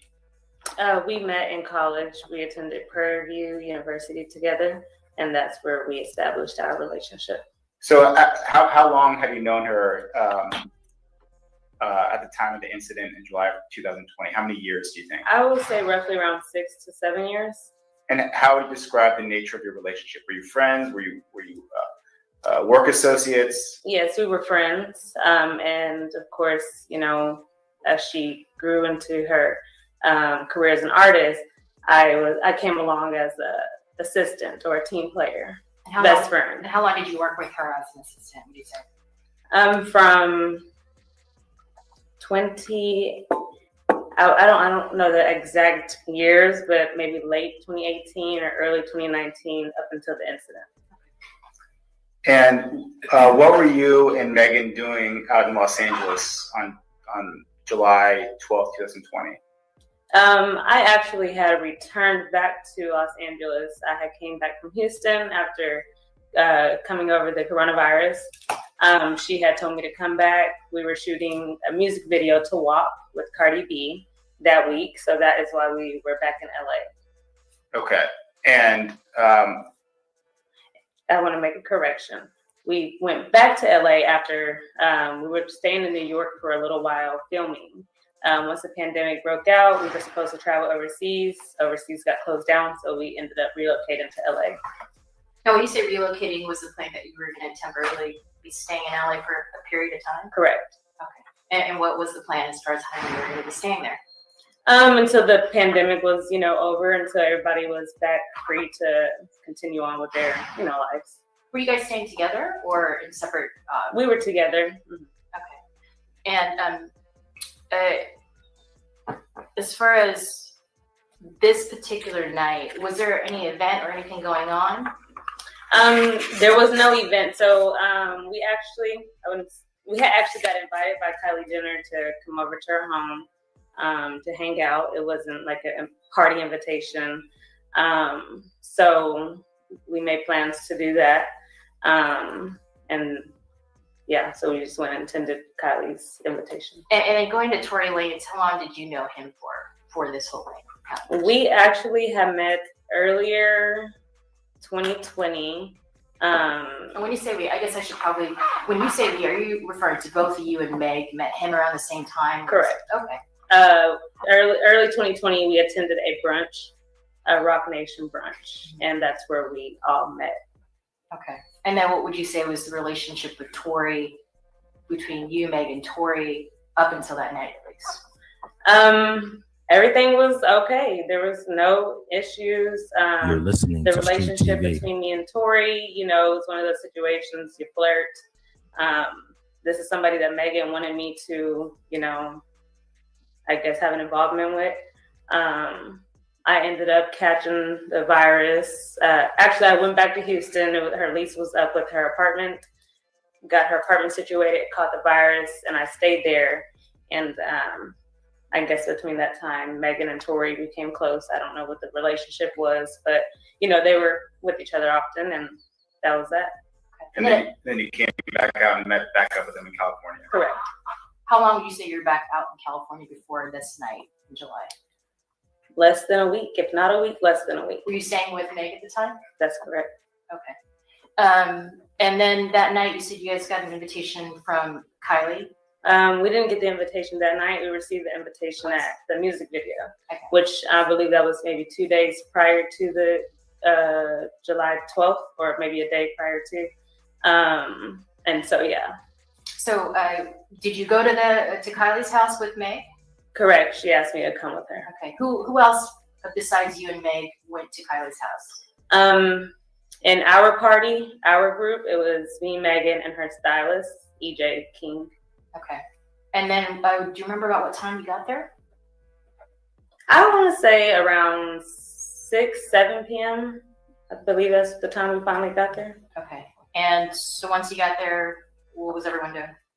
So once we got there, it was, I want to say maybe 6 people that Kylie already had present. Megan volunteered to cook nachos, and so she actually began to cook nachos, and we were all outside just interacting, and then we began to play beer pong. Oh, there's a pool outside too, right? There's a pool. So you guys were all hanging out. You said Kylie had maybe about 6 or so people there already at the house. Correct. Do you know who any of those people were? Yes. Well, I didn't know them until that night. Oh, I see. Okay. Were any of them Tory though at the time you arrived? No. Okay. Who were the other 6 people, if you remember? So her 3 best friends, I believe one, his name was Faye or Phi. Well, the other guy, I can't remember his name. There was a female friend of hers, Kris Jenner's husband or boyfriend, Odell Beckham, and Odell Beckham's friend. Actually, 9 people. And then a guy by the name of, what's his name? Their sons to a celebrity was 2. So 9 people. Okay. So everyone's hanging out. Sounds like everyone's having fun. People were drinking? Yes. Okay. And then what goes on as the night carries on? So, we were playing beer pong, having a great time. Played, she has a basketball court out there also. We played basketball. Megan was cooking. She came out and she was just like, oh, y'all are having fun without me. And we're like, well, come join us, And so she joined us. We were all enjoying ourselves. Of course, we ended up into the pool, having fun, enjoying ourselves from there. Everybody's still having fun, drinking, consuming alcohol. And that's kind of when the night just began to, I guess, go left a little. Okay. And when you say go left, what do you mean? So it was a point in time where I lost my conscience, and due to the alcohol consumption. Do you know? I mean, it's hard to say because you're losing consciousness, but do you remember about what time it was? We weren't following with the time, honestly. We weren't following up with the time. We were having a great time. Did you get a sense of how long you've probably at least been there before you started, maybe kind of losing out on? I would say about maybe 10, 11, somewhere around there. I'll say that. That's not, I don't know how accurate that is. So by the time I came back to my senses, Tory's now here, but everybody's gone. Everybody's gone. And so now it's just me, Megan, Tory, EJ, the stylist, and Kylie, of course. You had listening to Street TV. What time it was when you came to? No, again, I wasn't following up with the time. So. But you were like awake and lucid when Tory showed up? When Tory, I wasn't there. Like, I didn't know when Tory showed up. I can't tell you what time Tory showed up. To my knowledge, Megan called a few people on FaceTime and asked him to come over. When you kind of came to, though, you saw him there. How were you feeling there at that point? I was aware. Okay. I was okay. Okay. So now we're still in the pool. It's Kylie, Tory, and Megan. They're kind of in like an area. I'm actually in the hot tub at this point. I believe that was a hot tub. I can't remember if that was a hot tub or just a smaller pool she has. EJ is sitting, she has like a cabana style setup. Mm-hmm. He's sitting over there on his phone. So we're all just kind of just minding our business. you can hear at the end of the pool, Megan is just like laughing uncontrollably. You know, and it wasn't normal. I never heard her laugh like this, so you can kind of tell something was wrong. Tory did call for my name, and I acted like I didn't hear it. And Megan was like, you know, no, come back. I heard that, you know, but Tory was going between Megan and Kylie, and EJ said, Kelsey, you know, it's time to go. Like, let's go. It's getting late. The alcohol consumption, like it's time to go. So I said, okay, you know, I told Megan, hey, like, let's go. And she didn't want to leave. So I just went upstairs. I was going to go pack our suitcases because Kylie had when we got there, Kylie led us to a room where we can change and hang out and sleep or whatever. So I went upstairs to pack our suitcases. They were already packed. EJ had packed them. So I put my, it's like a pajama set on. It's a top and a bottom. So I put my set on. I came back downstairs. I loaded EJ's vehicle, who we rode with. I loaded his vehicle with our suitcases. And, you know, at that point, I went back in. She wasn't ready to go. So me and EJ stayed outside. I sat inside of the car with Tory security. Do you know that guy's name? Quan. Okay. Quan. Now, he was security. Was he also basically Tory's driver, too? Tory's security driver friend. You know, kind of just playing all of the roles, right? Did you know him before this date, Quan? I honestly had never met Quan. Okay, that was the first time. That was my first time meeting Quan. So Did you know, was he like local to LA or did he travel with Tory? Do you know? I know he didn't travel with Tory because, like I said, that was my first time meeting him. I don't know when Quan came in and how long they've been acquainted, or he was just there for that night. I can't tell you. So he had a separate car. Tory had a separate car. And that's the car you got into? That's the car I got into. I sat in the front seat. Quan sat in his driver's seat. And I was actually on FaceTime with my sister, and we were talking, you know, just kind of one of those things like, girl, you know, I can't believe we're here. You know, we used to watch this growing up. Yeah. So, you know, we're talking regular talk. And then so EJ says, Kelsey, tell Megan it's time to go. Her wig is coming off of her head. So at that point, it's like, okay, no, we have to go because her appearance isn't, you know, it's not holding up correctly. Yeah. So I went inside and I said, Megan, like, let's go. She didn't even know her wig was coming off. And I said, your wig. So that made her come on and get up out the pool. So Tory stayed in with Kylie. So we come outside. This time, you know, we're making our plans to leave. I guess at some point she tells EJ, no, Tory's taking us home. So they transferred the luggage from EJ's car to Tory's car. And so once they did that, Megan jumped in the front seat. Now Quan's driving, and I'm in the back seat behind Megan. And EJ just drives off in his own car. Not just yet. Okay. So I want to be clear and make sure I'm not losing my. Okay, so once we do that, okay, Megan, she tells Quan to get Tory, like it's time to go. So Quan goes in to grab Tory. We stay in the car. Tory comes out and he's like, no, take them home. You know, his demeanor was, he didn't want to get in the car. Why? You know, I don't know. Tory didn't want to get in the Tory car. didn't want to get in the car. Did he seem upset at all? It wasn't that he was upset. I think he wasn't upset. He did not want to get in the car. He didn't want to get in the car with us. Like I said, at that point, I'm not aware of why. So anyways, we leave. So Tory stays at the house with Kylie.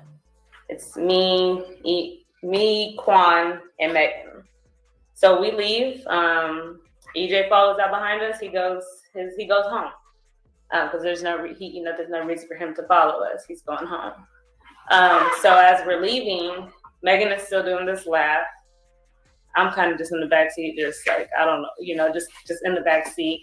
And then I guess she realizes that she had left a slipper, a Louis Vuitton slide that she wears. And so she demanded Quan to take us back to Kylie's. And so we pull up to Kylie's house and everybody's kind of confused. Her security guards are outside, probably like 6 security guards. Talking about Kylie's security guards. Correct. And he calls to see if it's okay. We come back and they let us in. So once they let us in, Megan jumps out the vehicle. I stay in the vehicle. Quan follows behind Megan, so it's just me at this point. Oh, Quan actually gets out of the car with Megan. Right. So they're inside. It's for a little moment. Then immediately they rush out. Everybody rushes out. Who's everybody? Okay. Tory, Quan, Megan. Kylie, she comes out, but she stays on her porch, on her door entry. So Megan jumps back in the front seat. Tory gets in the car, which is now he's behind Quan. He's behind the driver. I'm still behind the front passenger. And Megan says, sorry, I gotta cuss. But she says, bitch. Kylie said, we gotta get the fuck out of here. And I was like, what? What? Like, why? And so Quan was like, they were in their You're argument. listening to Street TV. I guess Tory and Megan. And so what they were arguing about, I don't know. So it was kind of like, oh, okay. And now we're leaving. And so Megan's in the front, Quan's driving, you're in the back seat behind Quan. Megan. Or behind Megan, and Tori's behind Quan. Correct. Okay. So we're leaving, we're driving, going down the road. Megan is laughing still. It's like an uncontrollable laugh. And just out of curiosity, I want to know what's funny. So I'm like, what is funny? Like, what is going on?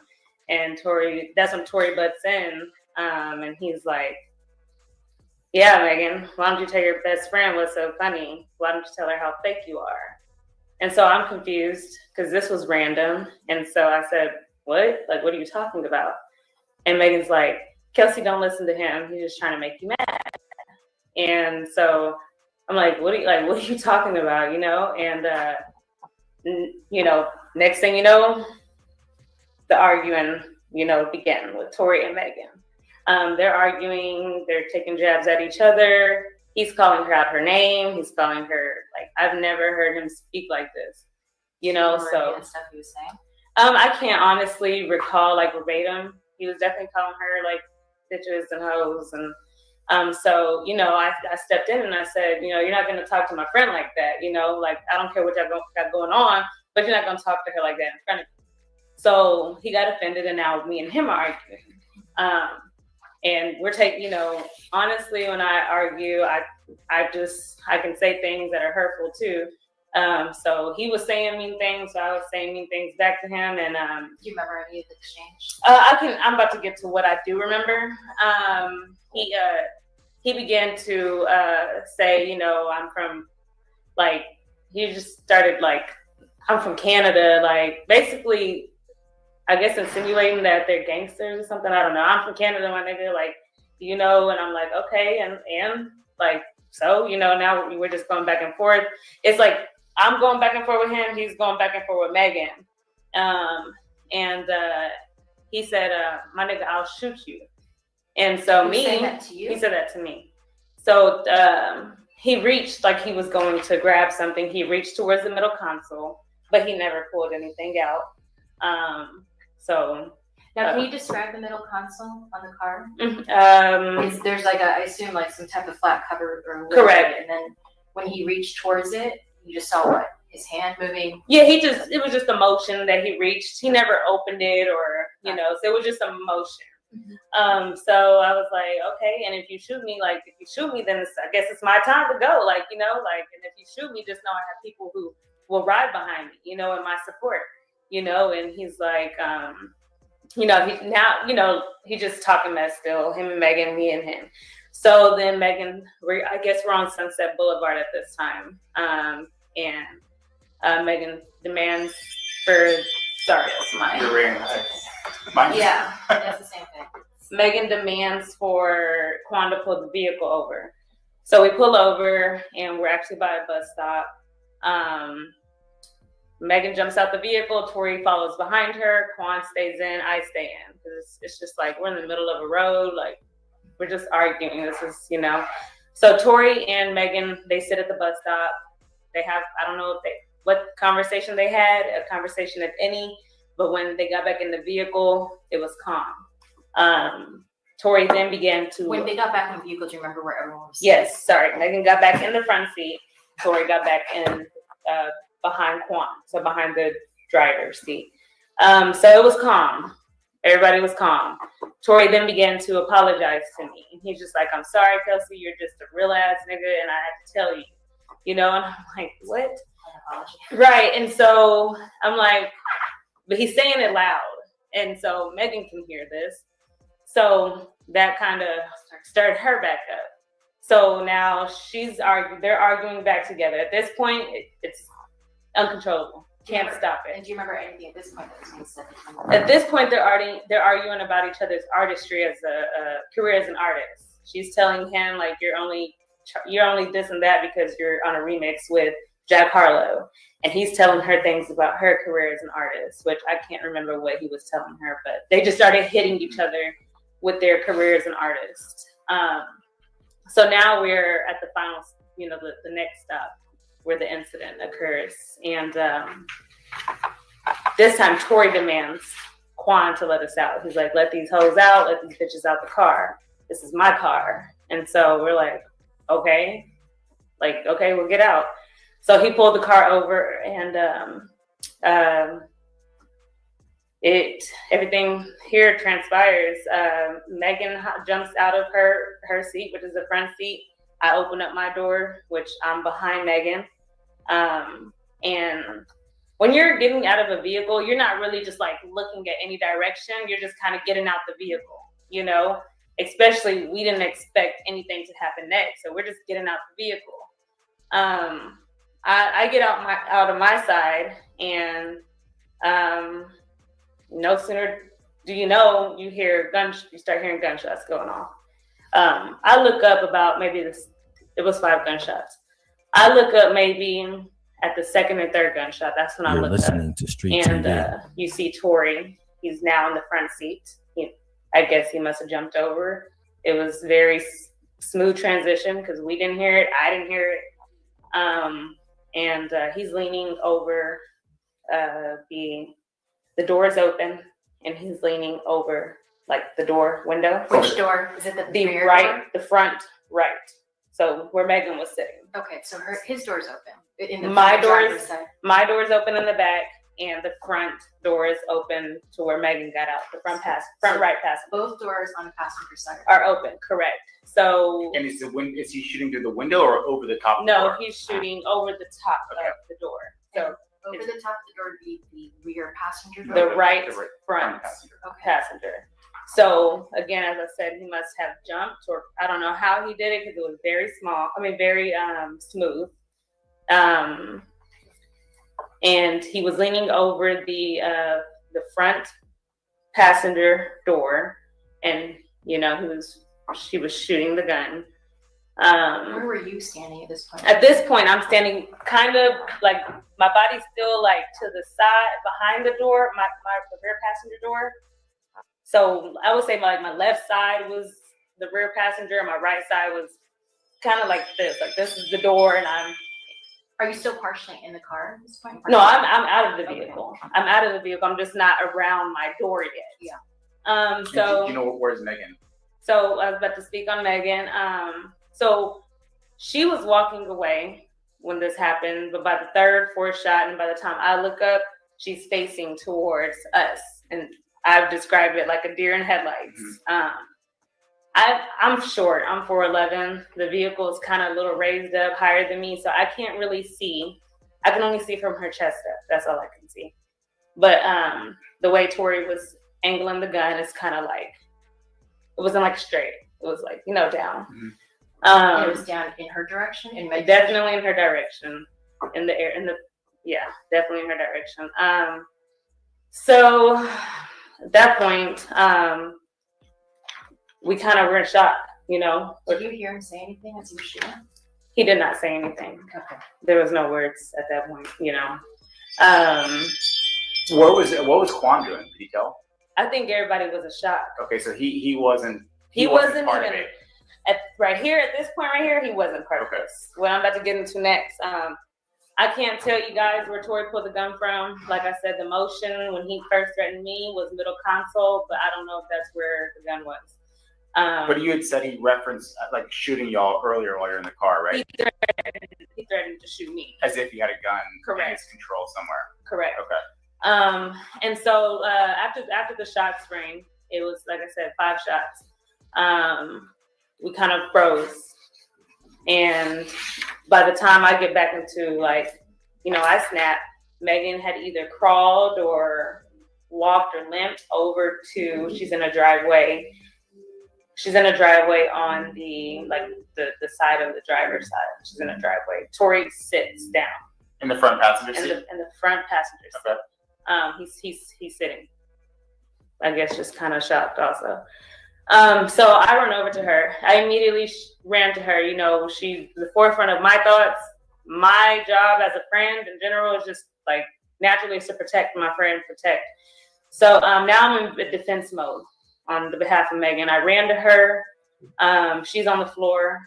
I never looked at her feet. I never really just got to look at her. I just know when I ran to her and she grabbed me, she had blood.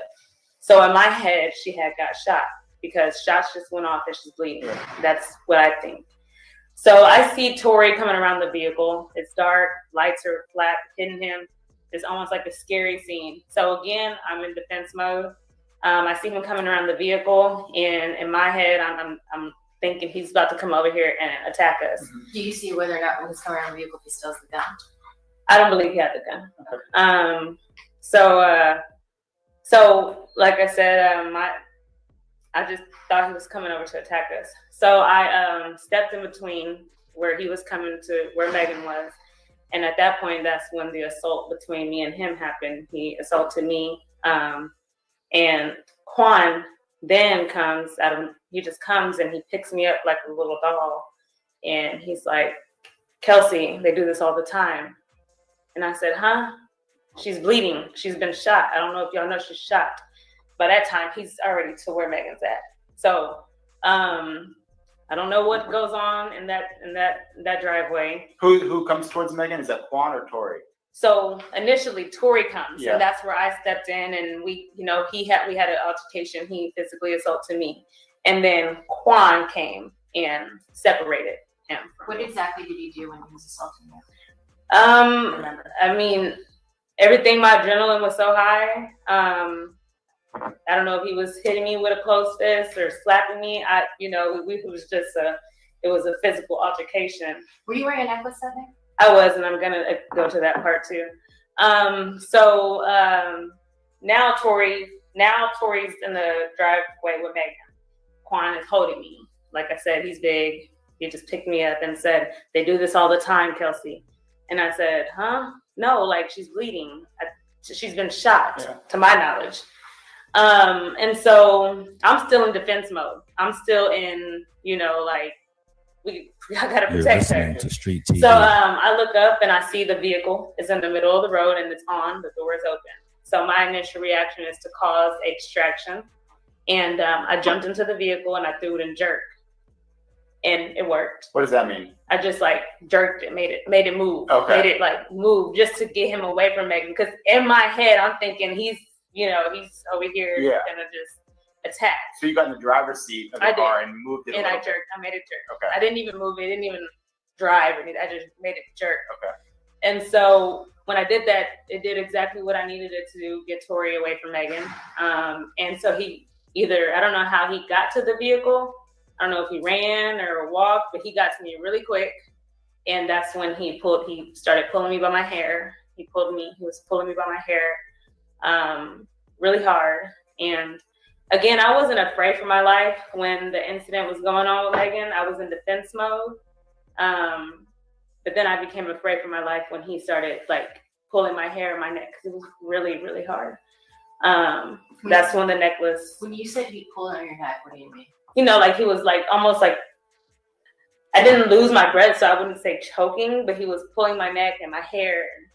And then so here comes Quan again. Quan he's in between us, but Tory has a good grip. He's not letting go. So it's kind of like tug of war at this point with my head and body, and I'm scared. And I kind of dumb myself down just to get him to let me go. And I said, Tory, what are we doing? What are we doing? And when I said that, he released. He let go. And so now Megan is standing. We're all standing at the front driver door. Did you see how Megan got to the front driver door? I can't tell. No, she just like hop, walk. I can't tell you, but she was there. She was standing at the front driver door, and you know, Quan. They're just like get in the car. You know, we didn't like have a pushback about getting in the car because we're in the middle of nowhere. At this point, we don't know what to do. We honestly didn't even think about calling 911 at this moment or anything. It was all a blur. Now, did you have on long nails that night? I did. Really? My nails were broken off. That was during your with fight the with Tory? altercation with Tory, correct. So now we get in the vehicle. Quan gets back in the driver's side. Tory gets in the, now replaces Megan's seat. So he's in the front passenger. Megan gets in where I was sitting, which is now behind Tory. And now I'm behind Quan. How is Megan looking at this point? Is she crying? Is she upset? Is she scared? Anything? Can you tell? Megan was, I was screaming. I was tripping. I was having a panic attacks. Megan honestly was very calm. And that's what made me think that they had a conversation in the driveway where I don't know. That's my assumption, but she wasn't in distraught. I was in distraught more than her, you know, sorry, that just upsets me. It's okay. That's okay. Yeah, I can get tissue, or if you need a break, just let me know, okay? Let's see. Yeah. I'll be right back. Yeah.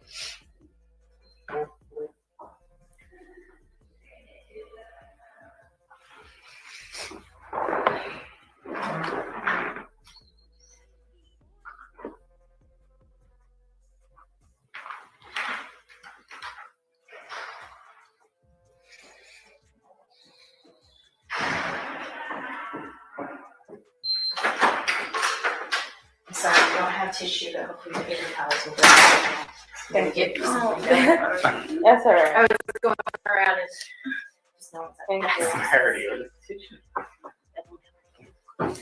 And like I said, Kelsey, if you need a break or anything at the moment, if you want to just get through this. No, I'm just going to get through it. Okay. So you said Megan appeared like calm. You were distraught. Let's take it from there. So she's like, Kelsey, call Ferris, which is you know, co-manager, manager, person that's with her every day. Sorry, I want to make sure I didn't lose my train of thought. So we're driving down. We were heading home, which was like the top of the hill. You're listening I to guess Street he TV. made a U-turn or took another road off to where we ended up back on, I guess, Sunset Boulevard.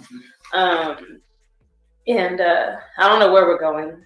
Just driving. We didn't really have a destination, but I believe I did like to say we need to take her to the hospital.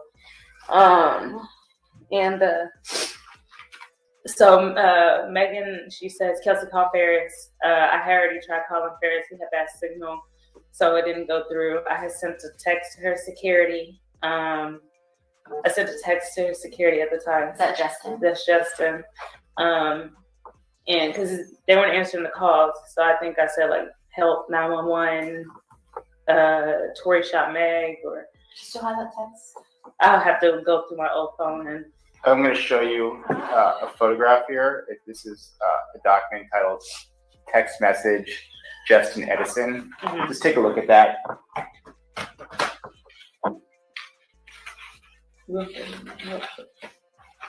I believe that's it. I'll have to look at my. Okay, but that looks like the message that you sent. Yeah, I don't think it's edited or anything. But. Okay, so said help. Tory shot Meg. 911. Right. Okay. Mind you, I didn't even know that there was already a call that had been made. So I sent him a text. I think I texted Travis Ferris. I think I texted him. I know I dropped him our location. And I also sent a message to my mom, and I was like, help. Just frustrates me because, like, I was really hurt. And they just make it seem like it's mentally, like, nothing. I sent a help message to my mom. And when you say you were hurt, you were physically hurt, mentally hurt. I didn't even realize I had bruises, but my adrenaline was so high. When I say hurt, I mean emotionally. Yeah. Like, you scared? I was scared, you know. Like, what were you scared about? You're in that. I don't know. I just was scared, like everything that had just happened, you know. Do you remember what you texted your mom? I think I still have the messages. It was on Facebook Messenger. Because my mom, she was an Android, so like she's always on Facebook, so I knew she could see it. I think I also sent her a help message. Yeah.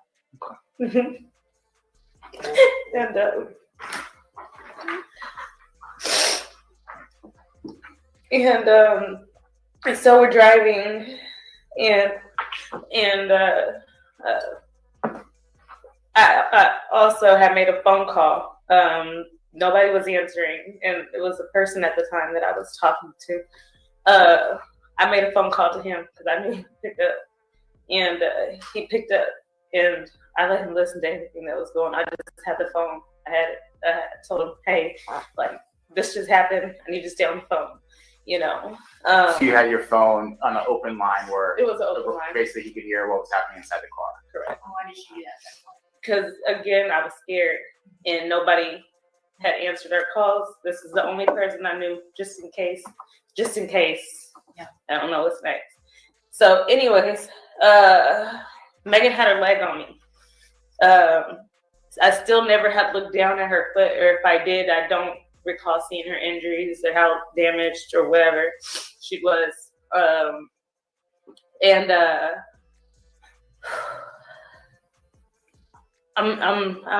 in distraught. So Tory is like demanding, like, shut up, like Kelsey, shut up, you know.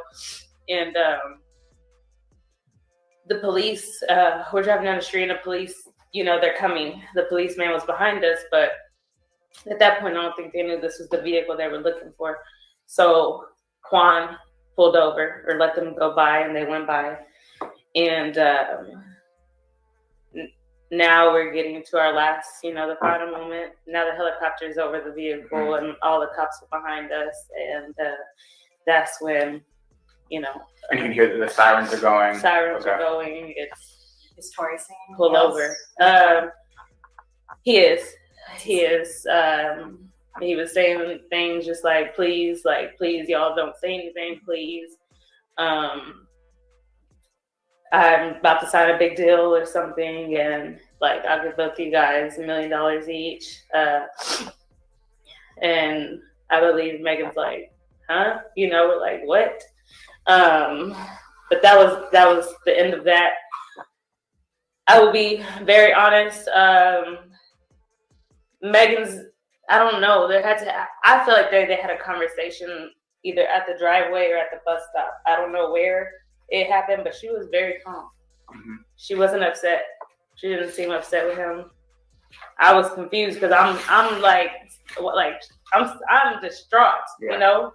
But her demeanor was very like she was okay. Like, I really didn't. Maybe she was in shock. I don't know. I can't really. Yeah. I don't know. So now the vehicle's pulled over. The cops are demanding us to get out. I believe they asked Quan to get out first, then Tory, Megan, and then me, if I'm not mistaken. Was that scary? It was very scary, and it's humiliating and embarrassing. I've never have been to jail, never have been to cuffs, never have been in anything like that. they actually, you can see the TMZ clip. They actually have me spread my legs super wide. You can look at the clip, you know, you can. It's the clip is there. You can hear me like, okay. I'm saying okay. Once they come, I think it was a female officer that put me in cuffs, and I told her, I verbatim, I said, please don't put your knee in my back. This is when George Floyd, that whole situation happened. This is right after that, or close in time to that? This is very recent. Okay. And she's like, she assured me that it's okay, you know. From there, I guess You're listening to Street TV. handcuffed us. We didn't say, you know, I honestly, like I said, my adrenaline was high. They asked me about injuries. I wasn't really worried about myself at that point. I was worried about Megan, so I didn't even care to speak on myself, which I almost regret. They take Megan. She's sitting on the curb. They have me here on the opposite side, Tory and Quan. And I'm not sure what I now know what was disclosed, but at that point I didn't know. Ferris arrived. By the time he arrived, they were wheeling Megan off, I believe in like a wheelchair or a bed. I can't recall. They put her in the ambulance, and they took us, you know, to. Did you ride an ambulance with them? No, it was I was in a cop car. Okay. I actually went to the jailhouse, and again, I thought that was a normal thing to do. Well, with this situation, I didn't know if I was supposed to be in an ambulance or anything. I don't know the rules. So they took us. They put me in a room. They came in, took pictures, if I'm not mistaken. I honestly don't recall them swabbing my hand for any residue or anything. And you don't recall it happening, but it could have happened. You just don't remember. No, I really don't, like, unless, because I don't know how that works, what the swab part is. I don't even remember them disclosing that they were about to swab me, and I know that I would remember that unless, again, I had very high adrenaline. Maybe that part. I don't believe they swabbed me. Just, that's my knowledge. I know they came in and took pictures. So stayed over. They took us, I guess, to a room. Asked if I wanted to say what happened, and I just did what I know in situations like this for movies and stuff. I just asked for, you know, I was going to get a lawyer. So the next morning, 8, they released me, and so it was like 4 hours later, about, or that you didn't spend the night at the jail, right? Definitely spent the night. Well, I mean, I was there all night. It was that same night, though. Oh yes, same. So then you got released like that after morning. several hours that morning. Okay. So when you get released, at some point you make a trip over to the hospital, correct? So when I get released, they released me and Quan together. And outside of the jail, Quan said, he made a comment and was like, money talks or something similar to those words. I don't know. Did you have him elaborate on that, or did you ask? No, I didn't ask. I was confused. He also said that Tory was trying to protect me, and I said, protect me from what? He's like you'll find out later. Like, everybody's playing mind games with me. I don't know what's going on. His friend, Juan's driver arrived. Her friend arrived, and he was like, "Man, what? Why? You know?" He was like, "Why?" Would he like? He was like, I can't believe he did that. He asked if I was okay. This is Tory's, I think, best friend. I don't know his name, or a friend. They were just all associated. Yeah. And he asked if I was okay. To Street TV. And I'm just like, yeah, I'm still kind of in disbelief and shock. I called Megan's manager, and I was like, "Hey, can somebody come pick me up?" Actually, I texted her security, or I called him, one of the two, and he said, "Call Jilly." So I called her or texted. I have to go back and see. And she came immediately. I went to her house. She gave me a pair of change clothes because my clothes were ripped from the altercation. Discarded them in her house. From there, you know, I asked her to be like, how is Megan? Can I see Megan? We went to the hospital. I sat outside the hospital. Like, I was not outside the room or anything. I was actually outside, sitting in the car on the street. Okay. She said that Megan couldn't have guests. So I thought that was accurate. I thought that was true. And I'm still sitting in the car. I received a call from a jail. Didn't think that it was Tory because I actually knew somebody in jail, and he had called often, and I would answer his call. And so I just thought it was him because it was normal for him to call early or later. So when I answered it, it was Tory. I know in that call he did ask where Megan was, and I believe I told him in the hospital. Believe he apologized. And what do you think he was apologizing for? I mean, everything that unfolded that night and the incident. Okay. You know, that was that. And I mean, I never got to see Megan since then. Yeah. You didn't see her at all since she went to the hospital? No, it was. Did you talk to Megan at least, or just phone or text at some point? Later on in text messages, we did talk. She had finally texted me, but you know, this is somebody that I was with for years, day to day, every day. I know her. Like, that was my best friend. I knew her like the back of my hand. I honestly still feel like I know her like the back of my hand. Nothing's really changed. I'm somebody that, you know, like, I know everything. I'm the first person. Her team's gonna make sure I'm right there. Kelsey doesn't leave Megan's side. That's how we operate. Right. So when I just, you know, I kept asking, can I see Megan? I actually went back to the house.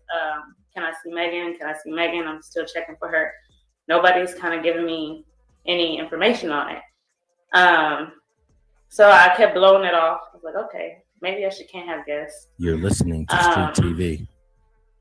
Desiree, Rock Nation. She told me that Megan was going to be down for a while, almost a year. And I believed it. What do you mean she's going to be down for a while? What does that mean? Like injury, out of commission. Okay. I believed it.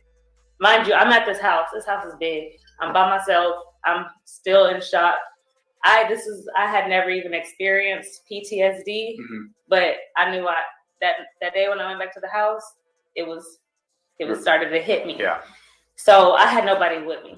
So I did ask, can I, you know, hey, I might go back, you know, I'm considering going back to Houston while Megan is healing, because they had already told me that she would be down, and they wouldn't let me go see her. So, or they said she couldn't have guests. So I said, okay, well, I'm gonna consider going back to Houston until she's healed, and then I also need to go seek, you know, treatment, make sure I'm okay. I had bruises all over me. My body was in pain. My back was hurting, which I disclosed to them. I said, so I'll let you know a date and a time to book my flight. So I actually ended up booking my support to come out to LA to be with me at the house. So I didn't need my flight anymore. But no sooner can I send that text, they had a flight booked for me like 2 hours later. Mind you, Megan had just asked me to get rid of my apartment. So I had like all my stuff there at the house.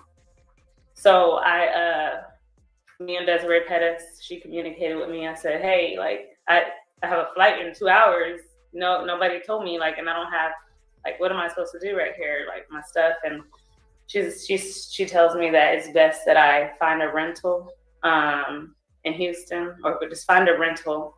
LA is dangerous right now. That house isn't safe to be at, you know? So I was like, okay, so just to be clear, you're telling me I need to move. I need to move after I just made an immediate move down here. Like, mind you, this is all while I'm confused and hurt and, like, you know, so I'm having to deal with all this, and I can't even just kind of try to get my mind right. So, you know, so she's like, yes. And I'm like, okay. So I said, well, can you at least rebook my flight for a different date? Like, just let me try to get help to help me move my boxes and stuff. I had heavy stuff. And they said, okay, just let us know what day you want to leave. And the driver that had arrived, we actually were supposed to have, we had other obligations. So a driver just appeared, thankfully. And he actually helped me get all my stuff out of that house. And I went and I booked a hotel. And yeah. Did Tory try reaching you after the shooting? He did. What happened? So the first call came through Quan, if I'm not mistaken. And he was whispering. And I'm like, who is this? He's like, big head. Stop acting like you don't know who this is. So I believe those are the words he said. Big head? What is that? Big head. I don't know. Like I said, we've never met or like we've never had that. So I think, I don't know. But you think it was Tory whispering to you on? No, it wasn't. It was definitely Quan. Oh, it was Quan was talking. Okay. Yeah. And basically, he was just like, he had our stuff. I guess our suitcases and things had been released to him. And he had our stuff. Let's make arrangements to pick it up. And so I was okay to meet with him to pick my stuff up because, like, I have to go back to Houston. Every piece of item that I had, I needed, And he was like, I'm trying to remember his full. I believe that was really it. And this was the next day, or when was this? Honestly, I would have to look back, and it wasn't far from that date. Yeah. I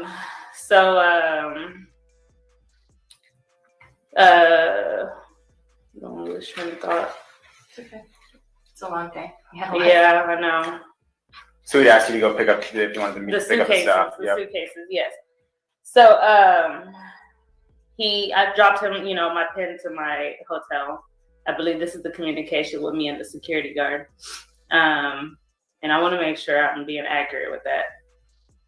When you say the security guard, are we talking about the driver, Quan? Sorry. I really don't know what the role was. He was okay. everything. If it's easier, we can refer to Quan as Quan versus Okay, Justin Quan. Right. Okay. And so he came. He actually asked me to come to a studio location, and I said, no, I don't feel safe doing that. He's like, why? Like, you act like something's gonna happen, and I'm like, I just don't feel safe doing that.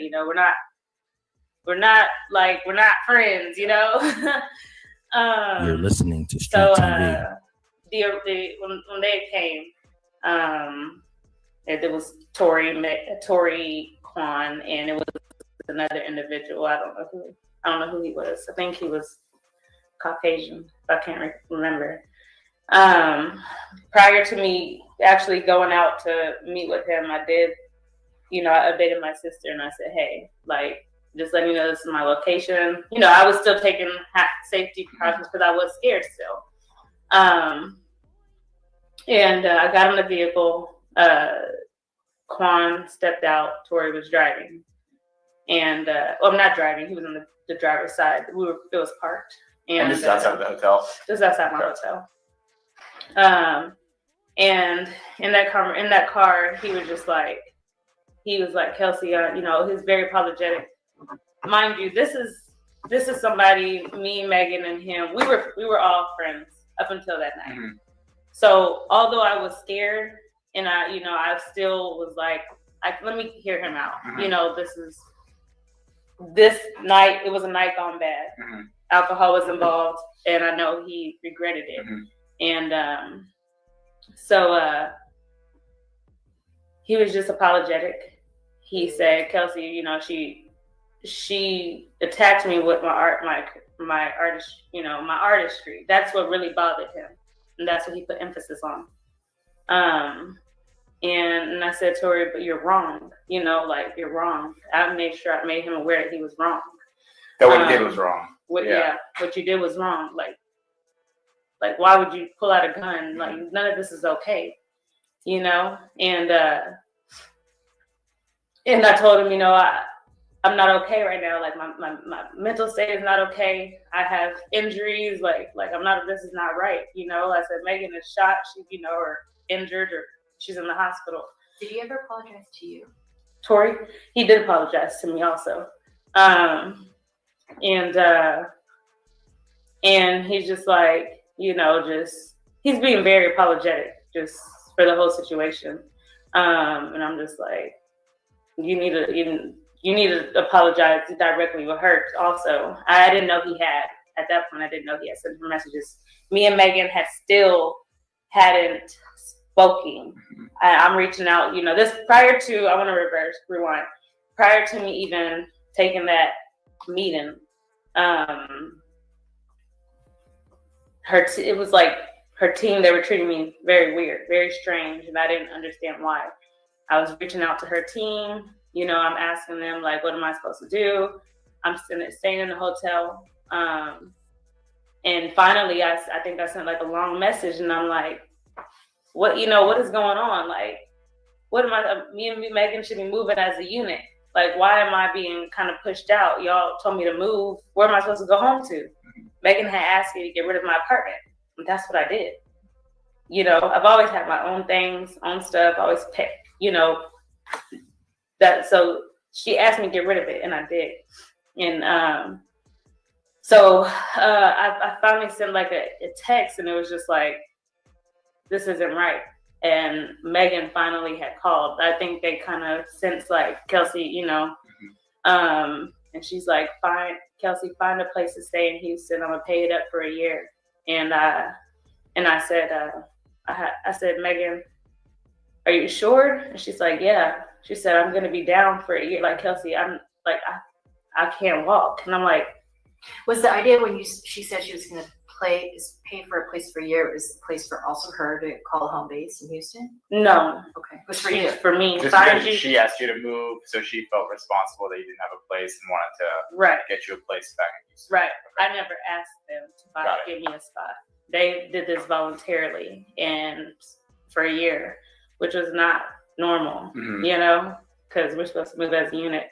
Mind you, I had also found out that she had left to New York. I guess she caught a jet.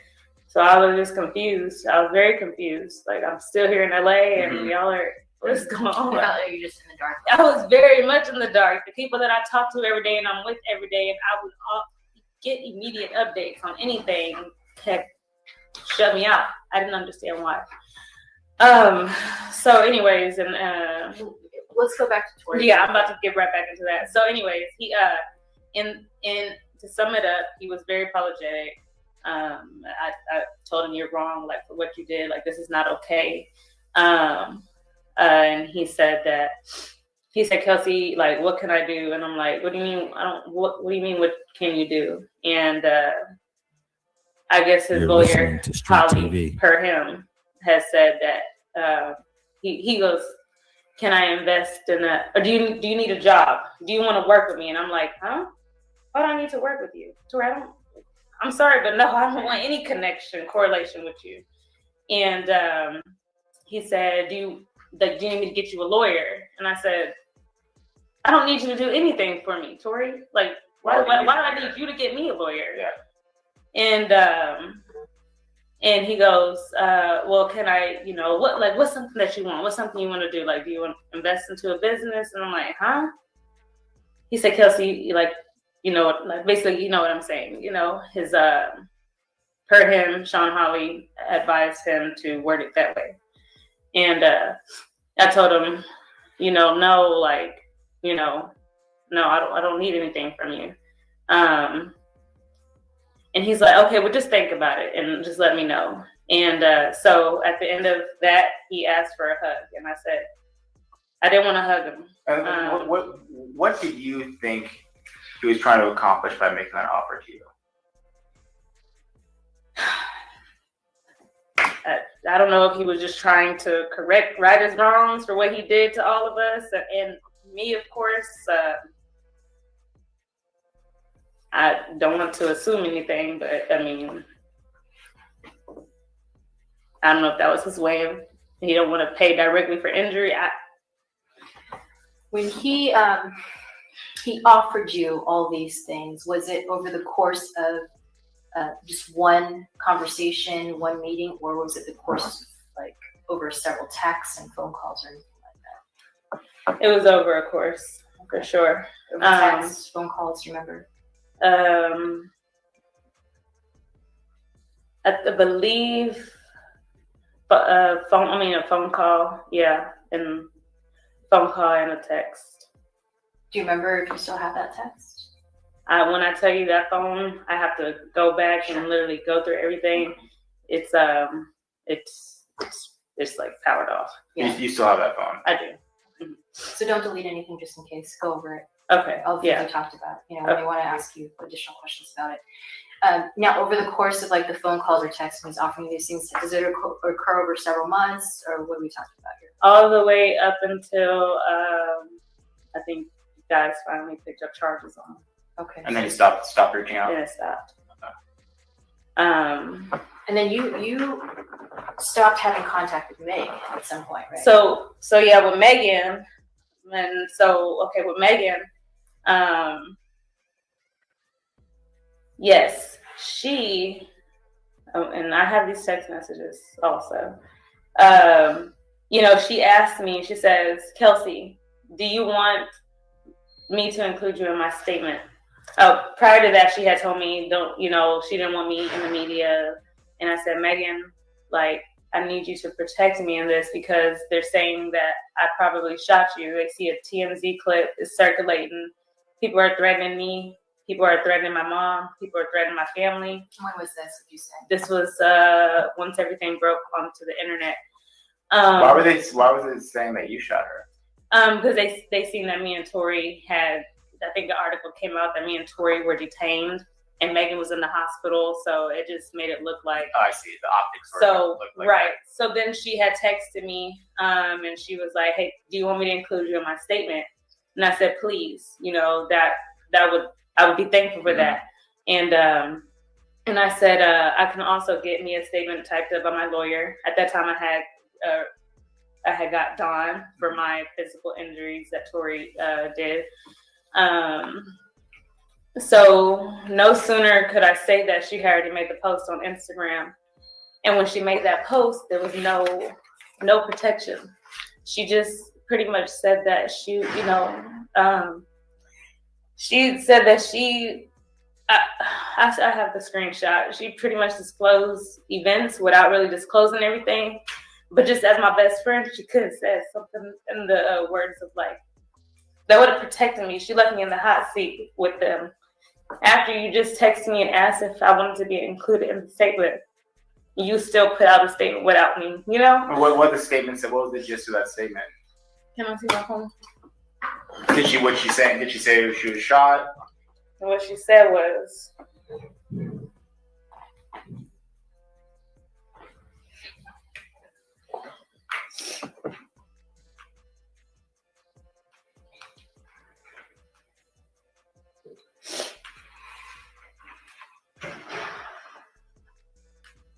oh, that's the YouTube video she did. I have it, but and I want to verbatim. I want the statement because then this is when everything, all the assumptions against me really begin. She basically had said, I want to find the actual statement. Sorry. No, take your time.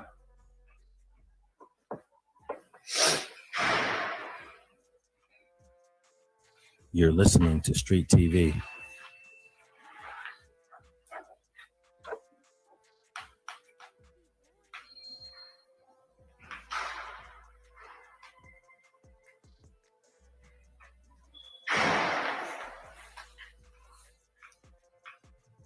Let me pop out for 1 second, okay? Keep going without me.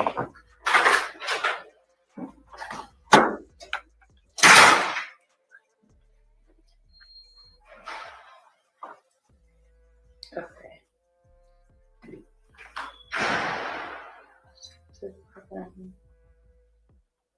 I know I have her statement. Basically, she made an Instagram post.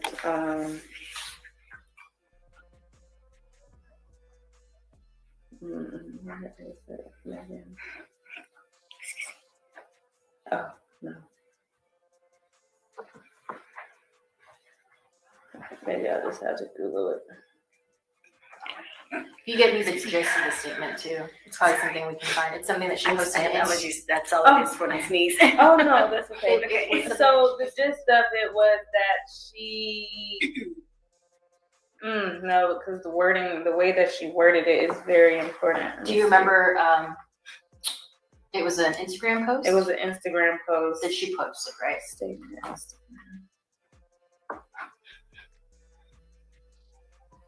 Yeah, I wouldn't have no Wi-Fi. Oh man, I know that there was a long-winded, not long-winded, but a longer statement that was posted on Instagram. There's a from few. Meg, yeah. Yeah. And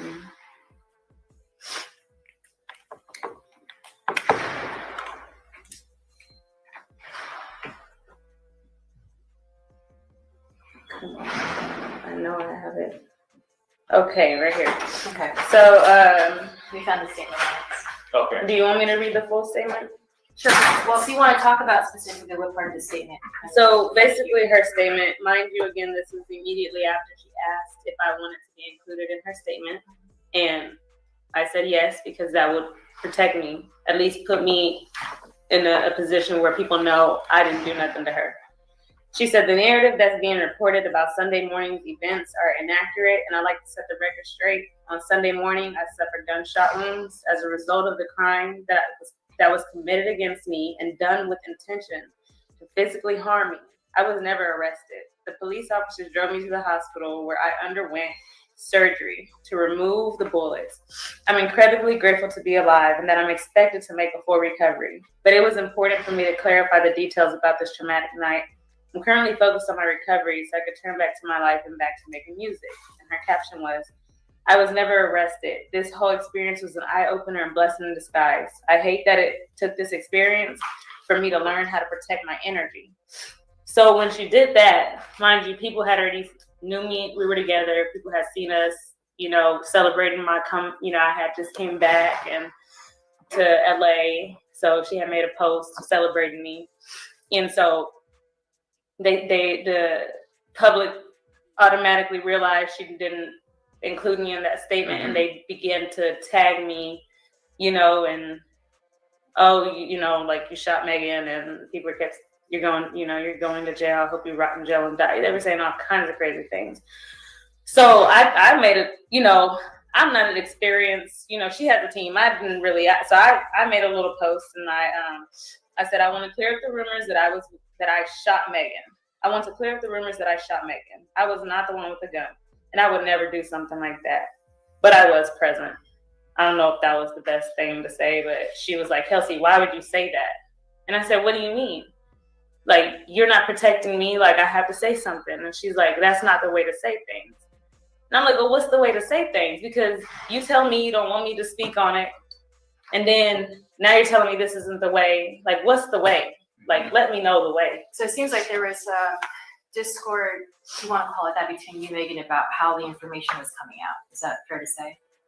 Yeah, that's fair to say. That's very fair. And so you're listening to Street TV. So I'm like, I don't know anything but the truth, Megan. And she's like, so I'm upset. I'm upset because she didn't clear my name. Like, that's my main reason for Megan. She never protected me, never defended me. She made this all about her, like as if I didn't suffer with her. So it put me in a seat with the bad guys, Yep. Never not once cleared my name. Mind you, she had no reason to be upset with me because at that time she did not know that I had met with Tory. She didn't know this. So she had no reason to treat me anyway or that meeting with Tory was innocent anyways, right? It was to get your property back. Right. And to get my property back. And exactly. There's no ill intent. Right. I can be very truthful. I have nothing to hide. All these things, like, it's going to come out when it's supposed to. Yeah. I'm not here to get on the internet and tell every detail. Yeah. That's what she doesn't understand. Yeah. So we went back and forth a little bit in text messages, and I can share those messages too. I'm getting threats. So Are you getting threats? Are you talking about from the public? I'm getting threats from the public. I have been approached in person. By people in public? Mm-hmm. That's why, I've honestly been in isolation since this has happened.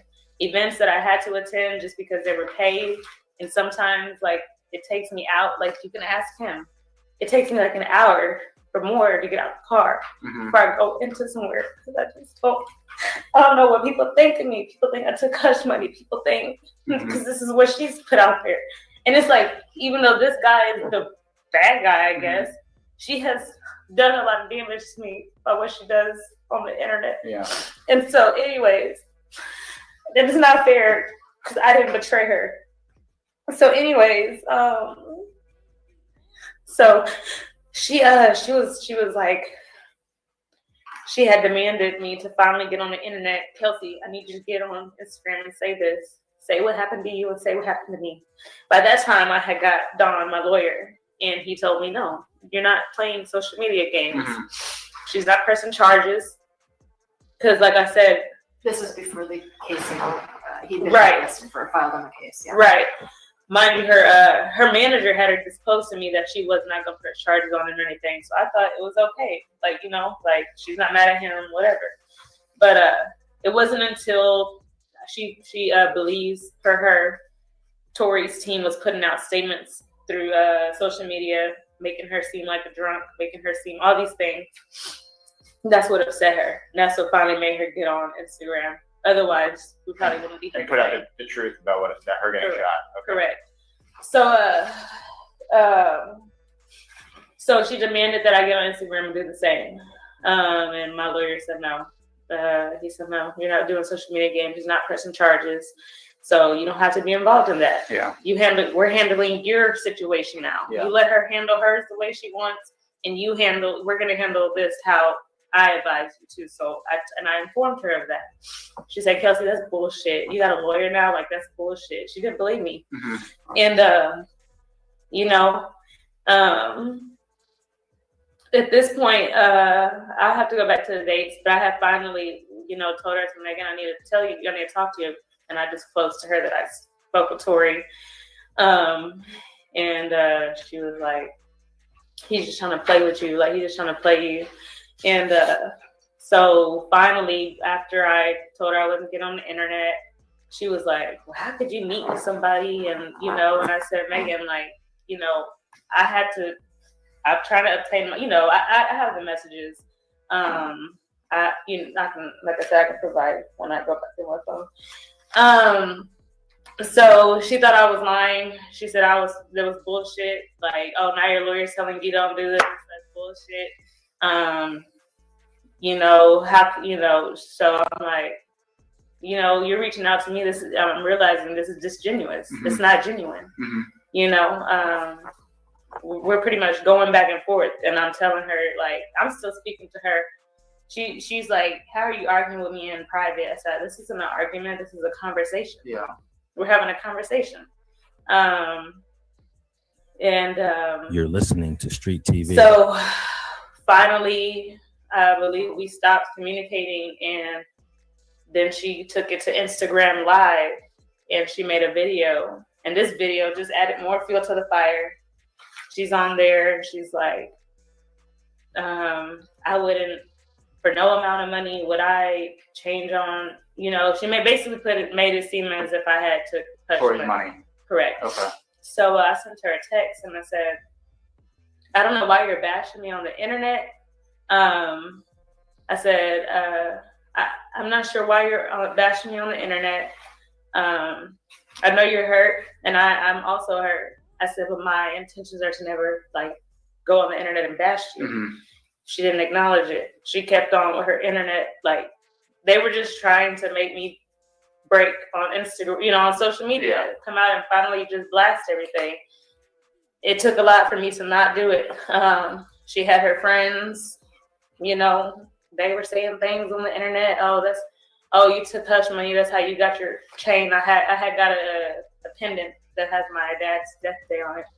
Mind you, This pendant had already been purchased way before. It just finally became ready around in August of that year. This pendant was purchased like in July of 2020 or June 2020 or before that. So her friend, you know, and we were all friends. So I know how Megan operates. This was basically something she approved for her to post. Oh, now you're delusional, you stupid bitch. Yeah, you must have took that hush money. That's how you got your little chain. It was a lot of evil things in that message. And so it sounds like your friendship completely. Oh, it was over. So if you ever thought I was now going to get on the internet and say anything to you, that's over. So, I mean, this is a question that's going to be asked when the trial comes around. And it's a question we want to ask you just so we can clear the air on this. You know, are you telling us what happened in that night? As you said, you tell us now. Are you telling all of this to protect her or to get back in her good graces? Oh, not at all. My purpose of me speaking my truth is just to, I know this is obviously it's like a never ending thing, but I just want to free myself from this. Yeah. I tried to free myself a long time ago, but every time you turn around, she's making a song about me, making a diss track about me, talking about me. And see, that's the other thing that people don't understand. They think that we fell out behind Tory. It's not true. It had nothing to do with that. I'm not mad at her. I mean, of course, now it's like, damn, like my best friend that how could you do that to me? Yeah, this is all because of the aftermath of the shooting Exactly. and how it was presented. That's why I'm so upset because one, you didn't protect me. Yeah. Two, y'all were on the internet doing all this. Three, you called around Houston telling people that I took hush money and not to talk to me. Like you're really trying to make people not like me. You know what I'm saying? For what? I was really a good friend to her. So you think she was really upset that you wouldn't put out a statement to back her up on the internet, and then she felt that the only reason you would do that is because Tory paid you off. When in reality, your lawyer was advising you not to do it. And she knows that because my lawyer also made contact with her lawyer at the time, Alex Sparrow, and asked for her to stop. And they said, well, why won't she make a statement? You know? And he told her, well, your client's not pressing charges. My client doesn't want no involvement. So my other question to you, again, I think this is something that will be asked on notice. Once the case was filed, I know we didn't get to talking to you until today. Right. I just didn't want to didn't want to like be involved. I didn't want to voluntarily put myself in a situation, and this girl's not backing me up at all. She's not here for me. She has made it real hard for me in real life. You know, like I just like, why? You're not protecting me. You're not doing nothing for me. Like, let them let y'all do what y'all have to do. You know, I'm never running away from it or like, you know, I'm ready for the facts to come out, you know, and that's the way they should get, not on social media, not piecemeal. Not on social media. She has done a lot. She had made a dish. I'm not a person that likes to do the social media back and forth, but this has made me do it. And I hate that because that's not my character. Yeah. Mind you, I have run a business, so I can't just always do things like that. Like sometimes I don't even like to go around people because I don't know how they feel about me. Sometimes I don't even present myself as Kelsey because, oh, you're the girl that took hush money. Like I've had people come up to me, right? I don't go to grocery stores. I've been to a dollar store and got pinned in a corner. People come up to me, you took hush money. Like she has made it real difficult. And why? Yeah. I didn't betray you. Yeah. She's putting the word out that I betrayed her. That's not true. It was obviously the other way around. But this trial will be an opportunity for everybody to speak their truth. To finally speak the truth. And that's what I'm happy for. And that's the other thing. Like, you know, now I'll be able to really open up and help the public because now they're involved, understand why me and Megan are friends. Yeah. She's not going to hold herself accountable. She doesn't ever hold herself accountable to things. And Tory needs to be held accountable. And he needs to be held accountable too, both of them. And like I said, we could have went home that night. Yeah. We were on our way home. But she demanded the driver to take us back. And it wasn't because of a sandal. Tory was with Kylie still. Yeah. That's the real reason. She had, and I forgot to even throw that part in. That just made me remember. she had tried to get me mad. She was like, Kelsey, he wants to stay with Kylie. I'm like, okay, let him stay with Kylie. That didn't bother you at all? No, I was way past this person. Yeah. Megan had actually You're listening to Street asked TV. me, Kelsey, I just want, can you and Tory, like, you know, she wanted me on him, like, to talk to him. And then she was like, Kelsey, I want y'all to just keep it as friends because we might do business and I don't want that to interfere, you know, and I respected it. Yeah. I'm not a person that's like, oh, no, I respected it. Yeah. And we just kept the friendship, you know, and that's it. Okay. But now when I look back at everything, it was other reasons involved. Okay. So no, I wasn't just like, me and Tory's involvement has nothing to do with that night. It came out because he obviously tried to throw her under the bus and turn me against her. Right. That was not the issue. He was working the social media side as well. I don't know how true. I mean, I don't know, but I probably so. They were putting out false narratives. Oh, Kelsey was bitter that night. And the other thing is, I don't know, like, you know, my truth brings in Kylie Jenner, and I don't know if they disclose these things. I don't think they want to because it's better to say Kelsey was the bitter best friend versus saying Megan was upset that Tory and Kylie, you know, it's just more better, right? Okay, well, if I have to be the bitter best friend, fine, but there's still no right for all of this to be going on. Okay. And then with Megan, it makes sense now because she told you guys that the argument started between me and him, if I'm not mistaken, and that's false. So now I know that I was pushed out because she did not tell the truth initially. Put it on me, which is fine, but I feel like that should have been a mutual thing. Like, Kelsey, I need you to just say this instead of just blaming me. That's not right. So I think there's a lot of things that not everyone is privy to. When the trial concludes and when everyone testifies, you know, there's certainly a lot of things that have been kind of leaked piecemeal out there, and some things are absolutely not true. Some things that I think still doesn't give everyone the whole picture of everything. I would say, just like everyone else, you always want to reserve any conclusions you have about what other people are saying. Even Meg, I know it's hard, but you know, wait till the end of the trial, and then you'll get a sense of where everyone's at. And then, you know, this is the opportunity for everybody. You know, they're going to take an oath to tell the truth, and they're going to give their full. I don't even think they'll tell the truth under oath. Well, as long as we just when you're up there, you know. I mean, I'm told I have nothing to hide or lie about, even if it's something that makes me look bad. Yeah. Nobody's perfect. You know what I'm saying? Like, and I think I understand why it's hard for you to, when you hear some of the stuff that Megan might say, to feel offended by some of the things that she's not including. But I'll say that, like I said, wait till the end of the trial. There's a lot of things that she's told us that's not out there. Okay? And just like everything you're telling us, it's not just going to be out there. That's so certain. How does this work? Because how it works is we are under a discovery protective order. So the discovery in this case, interviews of witnesses, any evidence in this case is disclosed only to the parties that need to know, which is prosecution and the defense. So there's always stuff that gets leaked a little bit. Some of it's there's a grain of truth, but there's other stuff that's not included. A lot of other stuff that's not included, and that's deliberate because this case has to be tried in court, and that's it. Excuse me, should we further this conversation on or off record? That's fine. This is just to explain the discovery protective order. So it's fine. My other concern was I'm somebody who is very accessible because my business, like what I do, it involves me to be involved, you know? So that was my other thing, is just like this.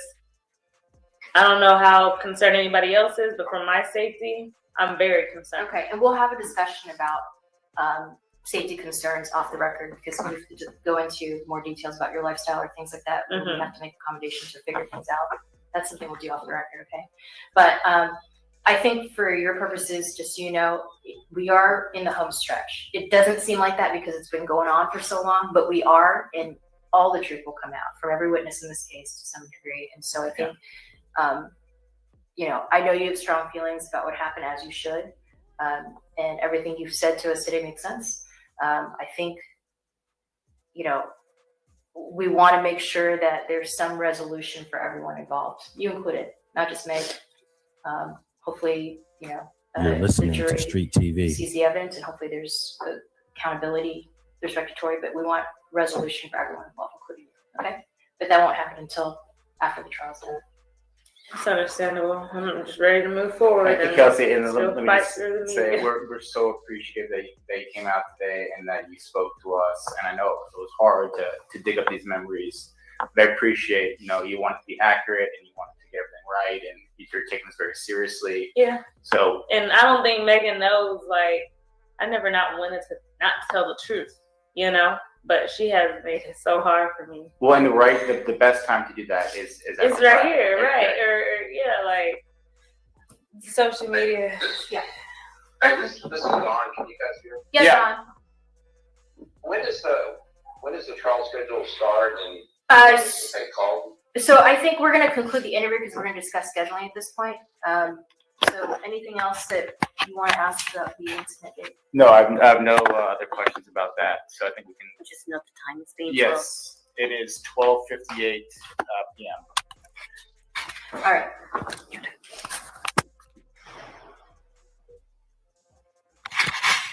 Are we now off the record? I'm just Okay. We gotta confirm. Oh. And bye. Man, Tory did that. Listen, if there's any skeptics left in the chat, it's like your mind is already made up and there's no amount of evidence. Jesus Christ himself could come down from heaven and say, hey, I was there, I keep an eye on everybody. Tory did that. And you're like, well, hold up, Jesus. You drunk that wine at that wedding that you was there? You know what I mean? Did you that when you turn water to wine, did you indulge in that? Did you have a drink, sir? Because I can't trust your statement, Jesus Christ. You know what I mean, bro? Come on, man. Tory did it. And I don't even understand the importance of Tory being innocent. Like you won't believe, like I released like 3 videos of Tory Lanez calling and apologizing, the text messages and stuff that they presented in court. I released some shorts. And every day, it never fails, I get some genius that's commenting, telling me, you don't know what you're talking about. Residue on the gun and all this old crazy stuff. It's like, oh my God, Johnny Cochran. Oh my God, can you please stop? Oh my God, Perry Mason. Can you please stop? Tory did it, bro. When she said Tory pulled out the gun and threatened both of them before he did it, bro, there's videos of Tory Lanez pulling up on other rappers, threatening them and telling them he's not nothing to play with. Then he went to jail and did the exact same thing and got poked up, bro. The consistency of this guy's character is that's consistent with the story. And like I said, I don't understand the importance of Tory Lanez being innocent. Bro, if this was Kendrick Lamar, okay, I get it.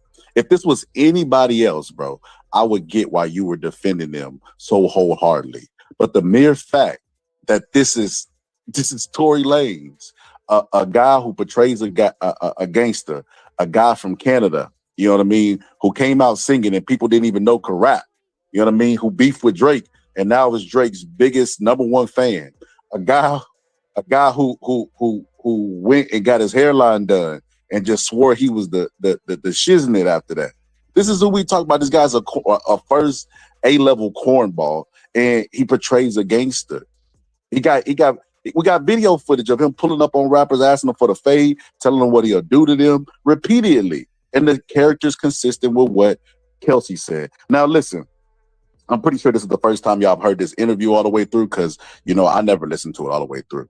You know what I mean? But listen to it all the way through. It's like, come on, bro. Come on, man.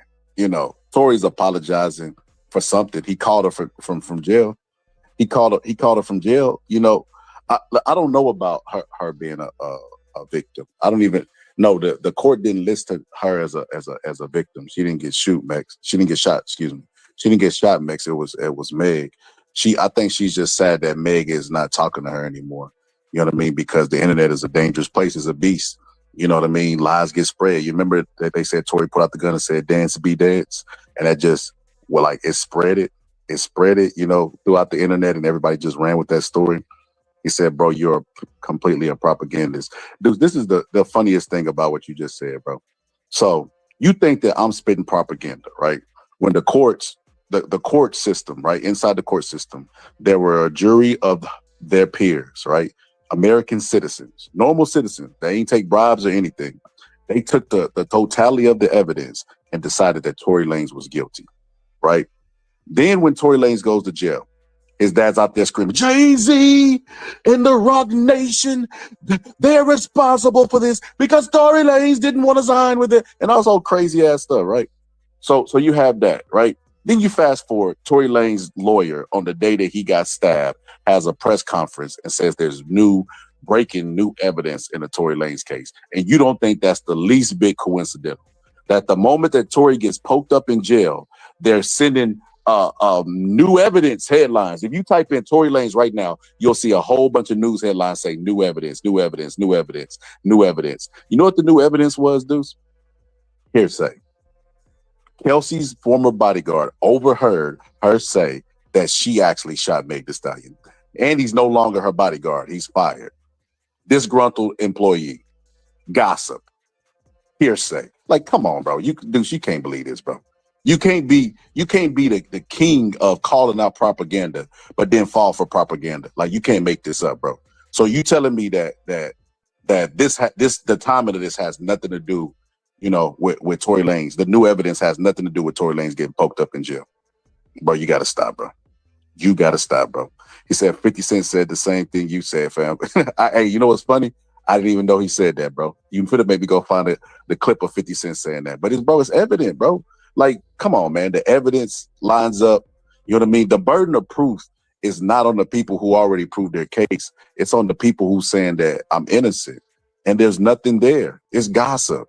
So if Tory didn't shoot Meg, then who did? Y'all saying Kelsey did? Y'all saying his bodyguard did? Like, come on, bro. He did it, bro. Tory Lanez did it, bro. Tory Lanez did it, bro. That's why he was apologetic. That's why he was dumb enough to call them from jail and risk it all.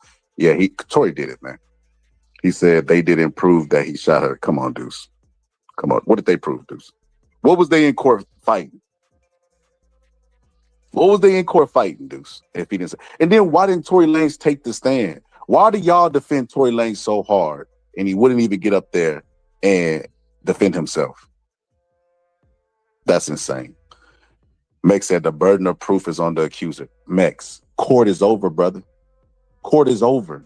The burden of proof is no longer on the accuser. They already proved beyond a reasonable doubt. Now that it's final and in stone, the burden of proof lies on the guilty. I can't put a face palming emoji, but that was pretty silly what you just said, Mex. He already got a guilty verdict, right? He already proved beyond a reasonable doubt. Or excuse me, they already proved beyond a reasonable doubt that he did it. Now the burden of proof is on Tory. Well, look, I'm innocent. Even though it says I'm guilty, I'm innocent. We'll prove it. Why were you saving this new evidence? Why did you save it? Evidence was suppressed. Deuce, you got to stop, bro. You got to stop. You don't know this. Deuce, you got my number, Deuce. Text me the court documents that said the evidence was suppressed. Taking the stand to defend yourself is snitching. Log out, bro. That's facts. He said taking a stand to defend yourself is snitching. That is the stupidest thing I've ever heard of in my life. So I didn't do the crime, but I can't get up there. I can't get up there and say I didn't do it. He didn't get up there because they were the same way that they were asking Kelsey all these questions and she had immunity. And they were, pressing her really hard on certain issues and asking detailed questions. Tory's legal team advised for him not to get up there because they knew that if he got up there, that he could probably hurt his case and hurt his innocence. And they could definitely probably prove beyond a reasonable doubt that he did what they said he did. So they advised against it. A case that's similar to this is the Mike Tyson case, right? Where Mike Tyson's lawyer was a tax attorney for Don King and got him out of tax trouble, and Don King allowed him to do this criminal case for whatever reason. And he was like he got Mike Tyson to get up on the stand And they was like, all the attorneys were like, this lawyer doesn't know what the heck he's doing. That is the silliest thing in the world. Why would you get Mike Tyson to get up there? And you listen to the jurors afterwards, and every single one of them said how that hurt the case, how that hurt Mike Tyson's case. Yeah, that's insane. And then somebody's still saying free Tory. It's just so crazy, man. He said, it is snitching in this ignorant culture. Well, why bring up the ignorance, Mex? If it's ignorant to not snitch, then why bring up the ignorance to make a defense to why he didn't testify and plead his case for his guilty verdict? That doesn't make any sense, bro. And if let's say by the sake of argument that your conspiracy is true, that he's a guy from Canada, you know what I mean, that's portraying a gangster in America, didn't want to snitch on himself because he wanted to live by this code, then he should shut up and forever hold his peace. Because either way, it's snitching, right? If he's in jail right now saying there's new evidence, I didn't do it, well, it sounds like he's changed his mind about snitching. It sounds like he could have come out and said, and then he never, nobody could show me one video where he said, I did not shoot Meg. Not one video. You can find a bunch of YouTubers saying it. You can't find one video of Tory Lanez saying, I did not shoot Meg. That right there should be enough. That should be enough. But like I said, people's mind is already made up. He said, you would have called him a snitch? Yes. Said, not me. Yeah, that's insane, bro. Calling somebody a snitch for defense. So if you on the corner, if you sit at a 7-Eleven, right, and a dude rolls up, you know what I mean, the police chasing him, and he throws some crack in your lap. He throws some crack and a gun in your lap, and the police officers take you to jail. Now you didn't do anything that they gonna try to pin on you or accuse, but you wouldn't tell them that you didn't do it. That is insane, bro. Telling them that you didn't do it isn't the same as pointing somebody out and saying he did it. It's not snitching, bro. Like, y'all got to stop these narratives, bro. Y'all run with every narrative but that Tory did it. Y'all run with every single narrative except for the one that's obvious. Tory did what they accused him of doing, which is shooting Meg Thee Stallion. You remember, Mex, the other day, you was like, well, you know, it was a bullet fragment. It really wasn't a whole bullet. Bro, the bullet came from the gun that Tory Lanez owned, and it was in her foot, bro. If I attempt to shoot you and it ricochets off something and lands in your foot, or fragments land in your foot, I still shot you. That's how that works. He fired a gun, bro. That's insane, man.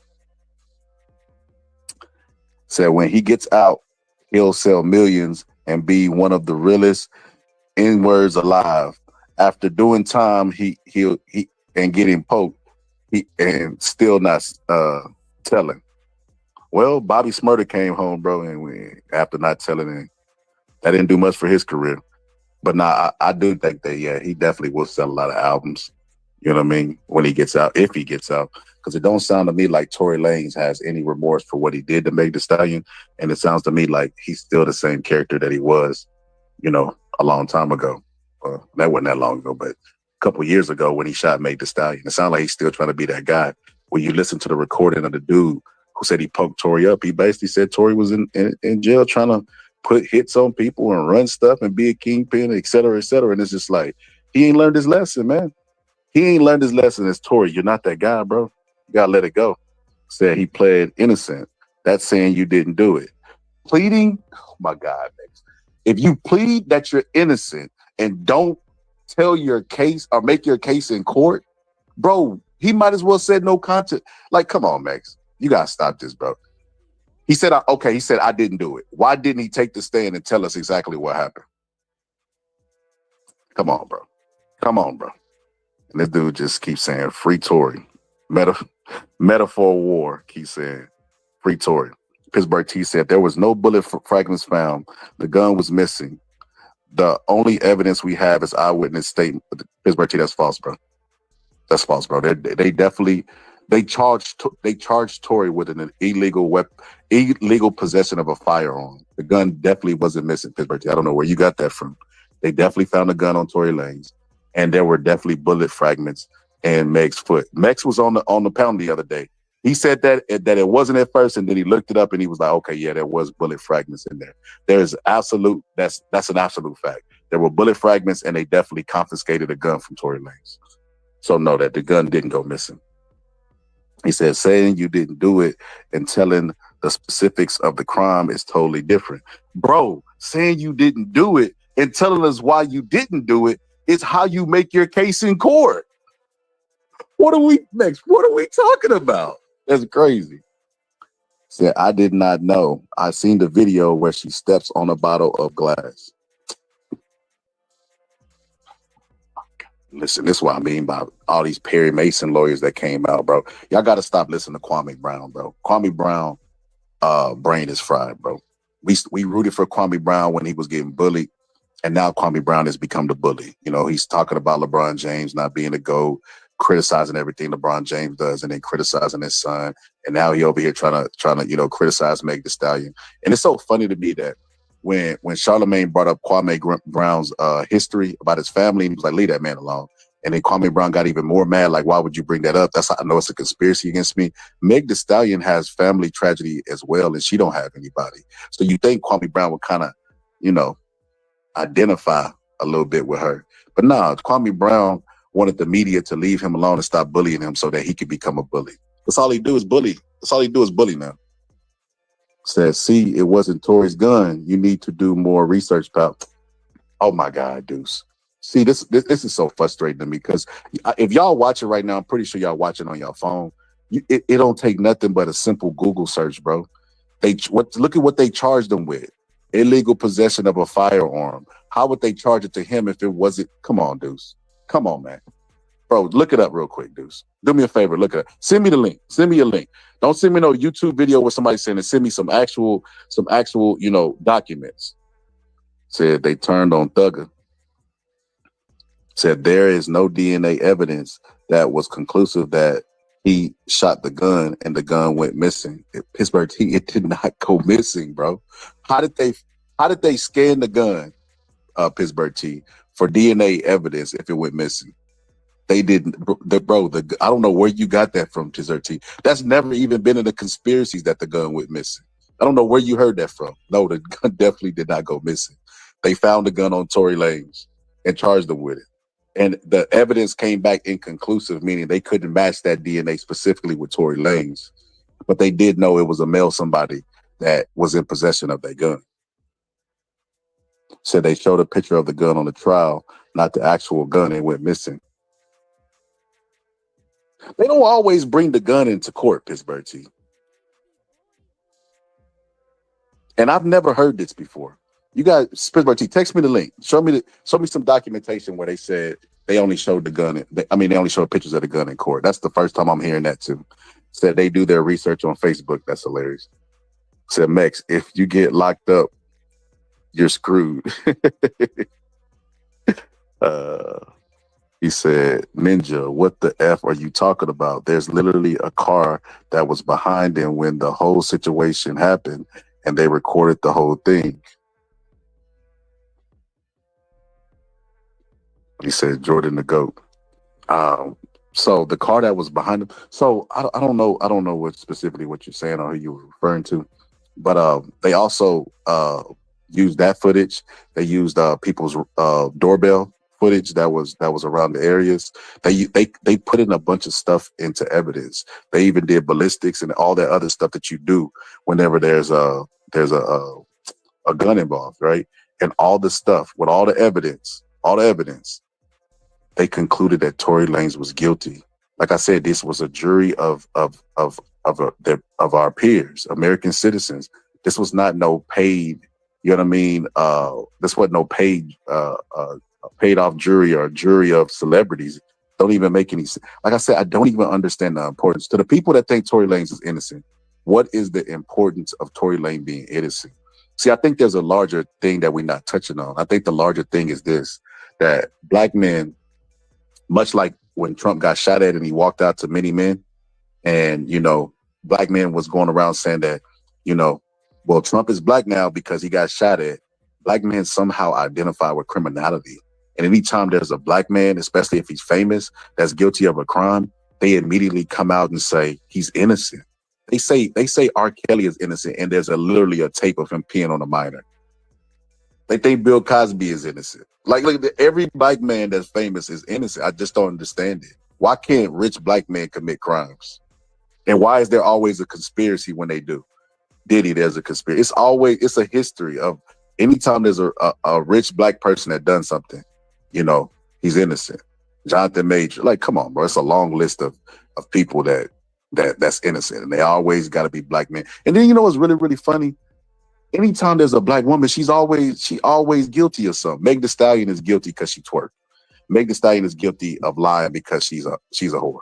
Like, what does that have to do with anything? Like I said, if we're analyzing characters of two people, Tory Lanez character is more skeptical and consistent with him pulling up on people, threatening people, and shooting people than Meg Thee Stallion.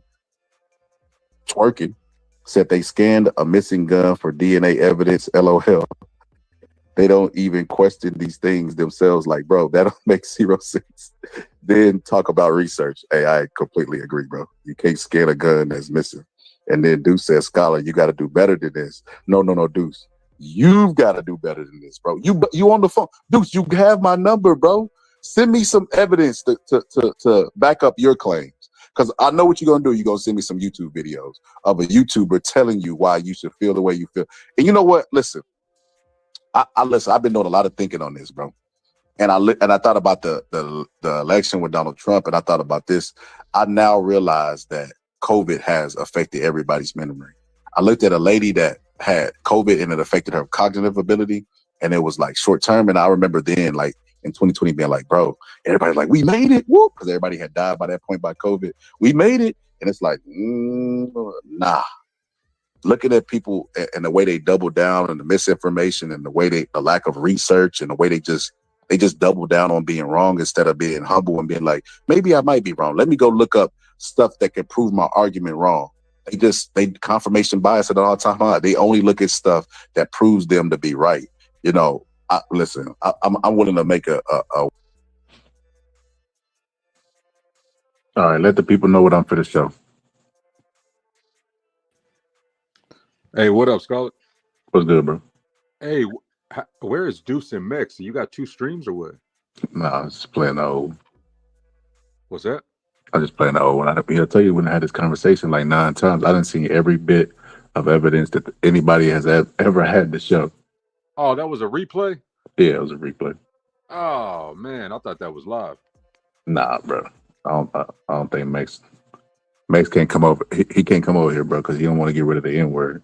so by default, Mex done been eliminated. You know, Deuce probably lurking in the bushes, but he still ain't found the videos I sent him to look for. But so this is Megan Thee Stallion body cam footage. All right, so you want me to stop it? Let me know when to stop it. I'm gonna play it all the way through if you don't tell me to stop it, and I'll stop it where you tell me to stop it. So here we go. Oh, it don't matter. You can stop it wherever you want. What's that? Do you think we can go to jail? I don't know. We're trying to figure it all out. As long as you guys cooperate with us and you guys tell us what happened, we'll go accordingly, okay? But if you guys are not telling us, if you guys are, then I really cannot go to jail. Okay. I cannot have that on my image. Okay. So how did that happen to you? Glass? Where? Where we were coming from.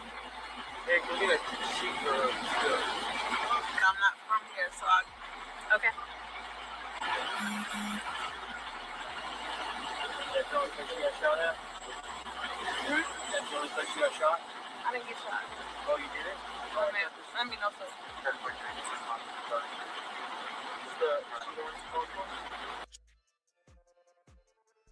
All right. All right, then what's your commentary to that? What's the deal with that video? Oh, that's just where she said that happened to her from glass and not a bullet. Yeah, we know that though. That was part of the case. Oh, I said I done had this conversation like 9 times, Raji. So Meg Thee Stallion publicly has went forward and said like the reason she said all this is because she didn't want to go to jail and that she didn't want to get in trouble or get Tory Lanez in trouble. But just like when you Where get did she into say it, that? she has an interview saying it. Okay, well, I have to see that interview. All right. But I mean, I don't know. I mean, I don't know. I really don't even care to get that involved into it. But yeah, I'll show you what she said. Well, but she said that she didn't want anybody to go to the jail. But just like if you have a domestic call at the house, and you show up and, you know, they get back together a day later or something, the state will sometimes pick up the charges. And that's what happened in this case. Meg Thee Stallion says she stepped on a piece of glasses, but the doctors pull a bullet fragments out and it became a criminal investigation. So rather, even if people want to stand on the argument that, well, Meg Thee Stallion is the reason he's in jail, that by default is wrong. He wasn't even supposed to be. He was unlawfully possessing a weapon. He wasn't supposed to have a weapon, so he's gonna get 2 years for that off GP without the gun firing or not, because it was his gun. Yeah, I'm not even. Yeah, I'm not defending that. I know that. Yeah. Only thing I think, I don't think that he shot her. I think it was Kelsey. So what about her? What about Tory tweeting saying that Kelsey didn't shoot? Did he? You didn't know that? Yeah. Nah, I didn't follow it too much. I just seen like a couple videos. I try not to pay attention to stuff like this, to be honest with you, because it has no effect on my life. But here we are. Raji, do you see how this could be frustrating for me, bro? What's that? I've had this conversation 9 times, right? So I didn't see every bit of evidence, like pro or against, right? Mm-hmm. And then like you telling me like, hey, bro, you know, you running narratives. And I say, okay, well, give me your evidence. And then when you show your evidence, you say, well, I don't really care about it. I don't know the counter evidence to that evidence. Okay. All right. So what would be my counter evidence? What do you mean? Like, say that again? Like counter, because you know what I believe. I made it public, right? I think I know Tory Lanez shot Meg Thee Stallion and he deserves to be in jail. I think besides that, I've never liked Tory Lanez. I've always thought he was a piece of shit. Like when he's pulling up on people, beating them up, making them apologize, talk about running face. I felt like he was always trying to pretend something that he's not. But that has nothing to do with the case of matter. Character's not a character in my court of public opinion. But other than that, you know, I've seen the evidence, and based on all the evidence, the bucket of evidence, I feel like he did it, just like the jurors did. But like, if you have an opposed opinion, well, Tory is innocent, don't you think you should know all the things that counter that, like all the evidence? Or like, if you do have an opinion as well, like I think Tory didn't do it, you should say I don't know for a fact, or you shouldn't be so bold to argue it if you haven't looked at everything. So I think the reason why I say Tory didn't do it is because obviously I don't think she's going to be walking just like that. I don't even think she got shot in the foot, to be honest with you. I don't even think no one got shot. I think that maybe a gun went off, but I don't think no one was shot. I think that because she would have been, I think she would have been more injured if she would have been shot in the foot. I have no idea where that came from. I think that's all fabricated. I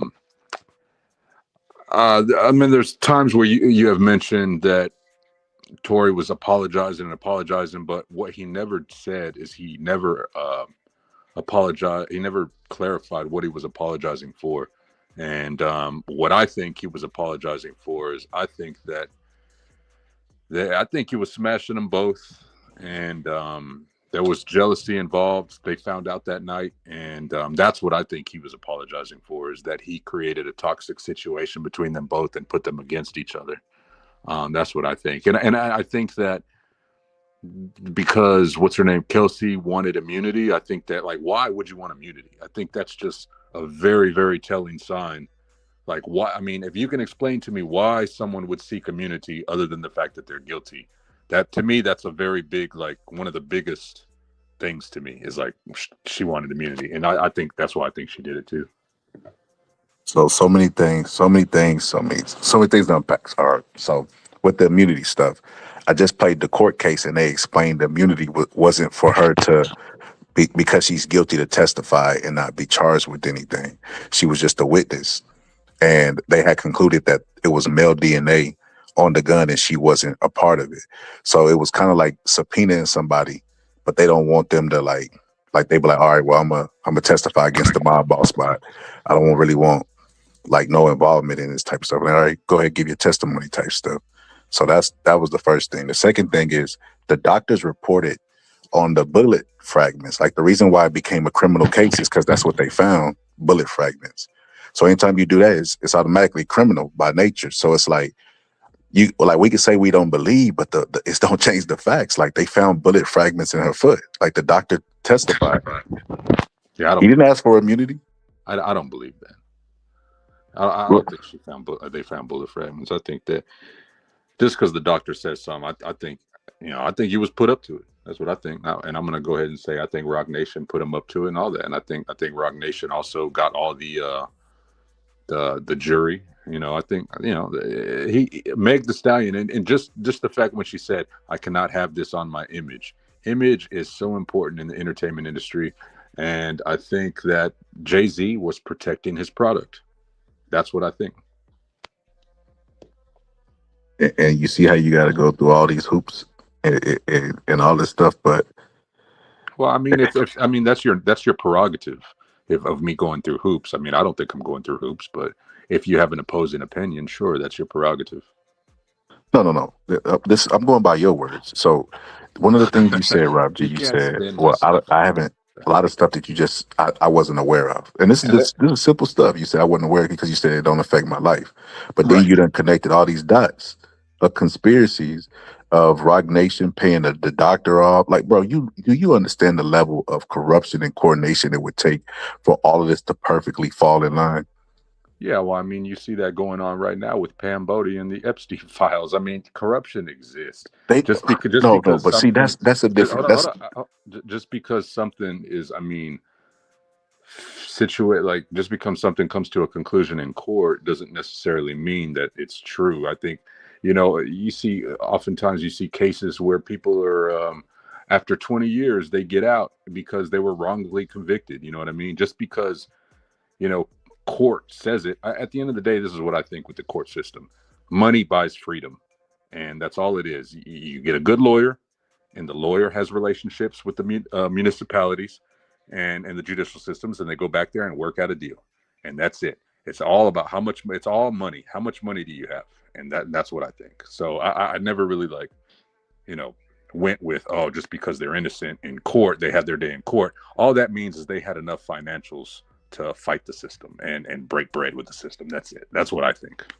And this is why I say you got to jump through hoops and hurdles. So the level of coordination that it would take for them to get Tory Lanez to buy and purchase a gun, take his gun, get Meg Thee Stallion and him and her to leave the party at the exact same time, get some commotion to happen, then get the judges, the jurors, and the doctor, all of that for who? Who is Tory Lanez? Why does Tory Lanez? And then this is one thing that you have to ignore on purpose if you have confirmation bias. Tory Lanez called the next day from prison on a recorded line. It said, "You are being recorded." It told him, and he still took the risk to apologize for a relationship. Does that make any sense to anybody who's listening? Or apologize for a relationship, and he said on the call, "Quote, I'm sorry for what I did. I was drunk. If I was not drunk, I would not have did it." So now we know it's an action, right? So whatever he did is an action. And you think that action that he did was sleeping with both of them? Like that's insane. This is what I mean by, this is why this is so frustrating to me. It takes more effort to believe that Tory Lanez didn't than that he did, because it's obvious.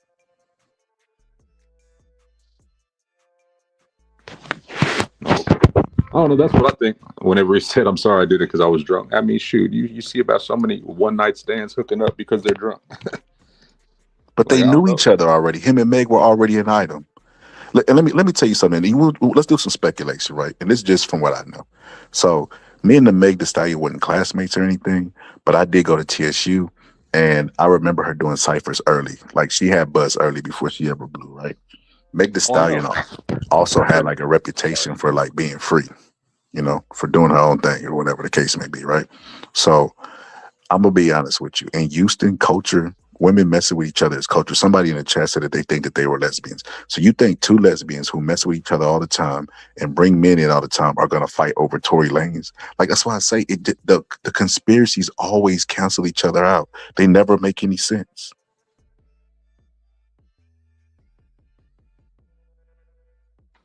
Well, that's what I think. And also, I mean, my friend used to book Megan. I've been a couple of her shows. Not that I was a fan, but I knew the promoter, and I did some video work for the promoter back in the day. And Meg used to come to the city, and then she just kind of switched up on the promoter. Yeah, but also, yeah, and I also say too, just like you mentioned all of Tory's his past, situations, and he did this. I think he jumped someone backstage at a show. He pulled up on Travis Scott, stuff like that. I also look at like Meg Thee Stallion, and I think, and I'll just go ahead and say it. I think one of the biggest things that I'm not a fan of Megan with is how she handled the Carl Crawford situation. Carl Crawford is the one who invested into her and got her kind of to where she was at, to where she was able to pick up a deal from Rock Nation. And then Jay-Z wanted to come in and basically cancel Carl Crawford out. And, Meg was trying to do it. And Jay Prince had to step in and become partners with Carl Crawford. He made a post about this a while back. There's a bunch of interviews. You can look it up. Carl Crawford's an old baseball player that got his millions in baseball, wanted to invest in music. I actually did some work with one of his artists. That's how I know about this whole thing. I know all about 1501, and that was the label that Meg was on. And that's how he got it going. And I thought that was very foul. And that's kind of why I don't trust her character, is just because of that situation. Couple things to unpack there. So, number one, Jay-Z's a person I disagree with his business assistants, but his business is his business. Same way the Meg Thee Stallion and Carl Crawford's business is their business. Like, I understand that, if you sold drugs, Rob G, and somebody robbed you and took your life, like, just because you were selling drugs doesn't mean anything. Hold on. I don't do that. No, I'm just giving you an example. Let's take Pittsburgh T. He big balling.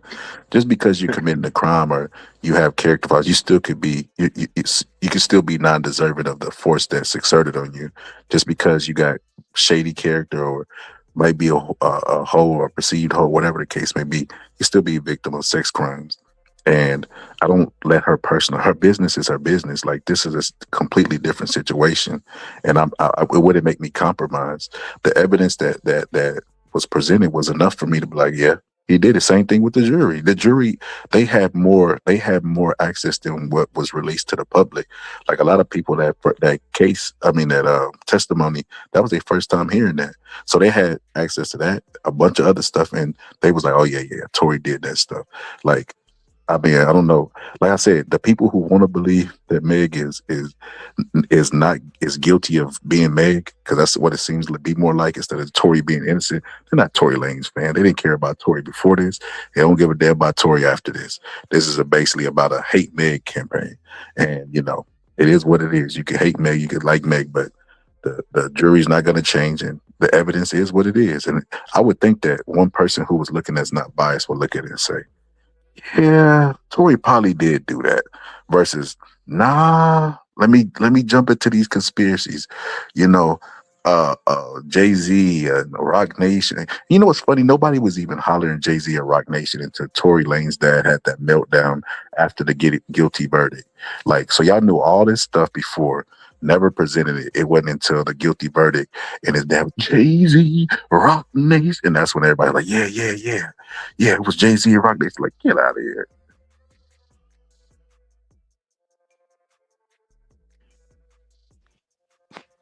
Yeah, I don't know. I've always thought Jay-Z was foul, but that's the cutthroat music industry.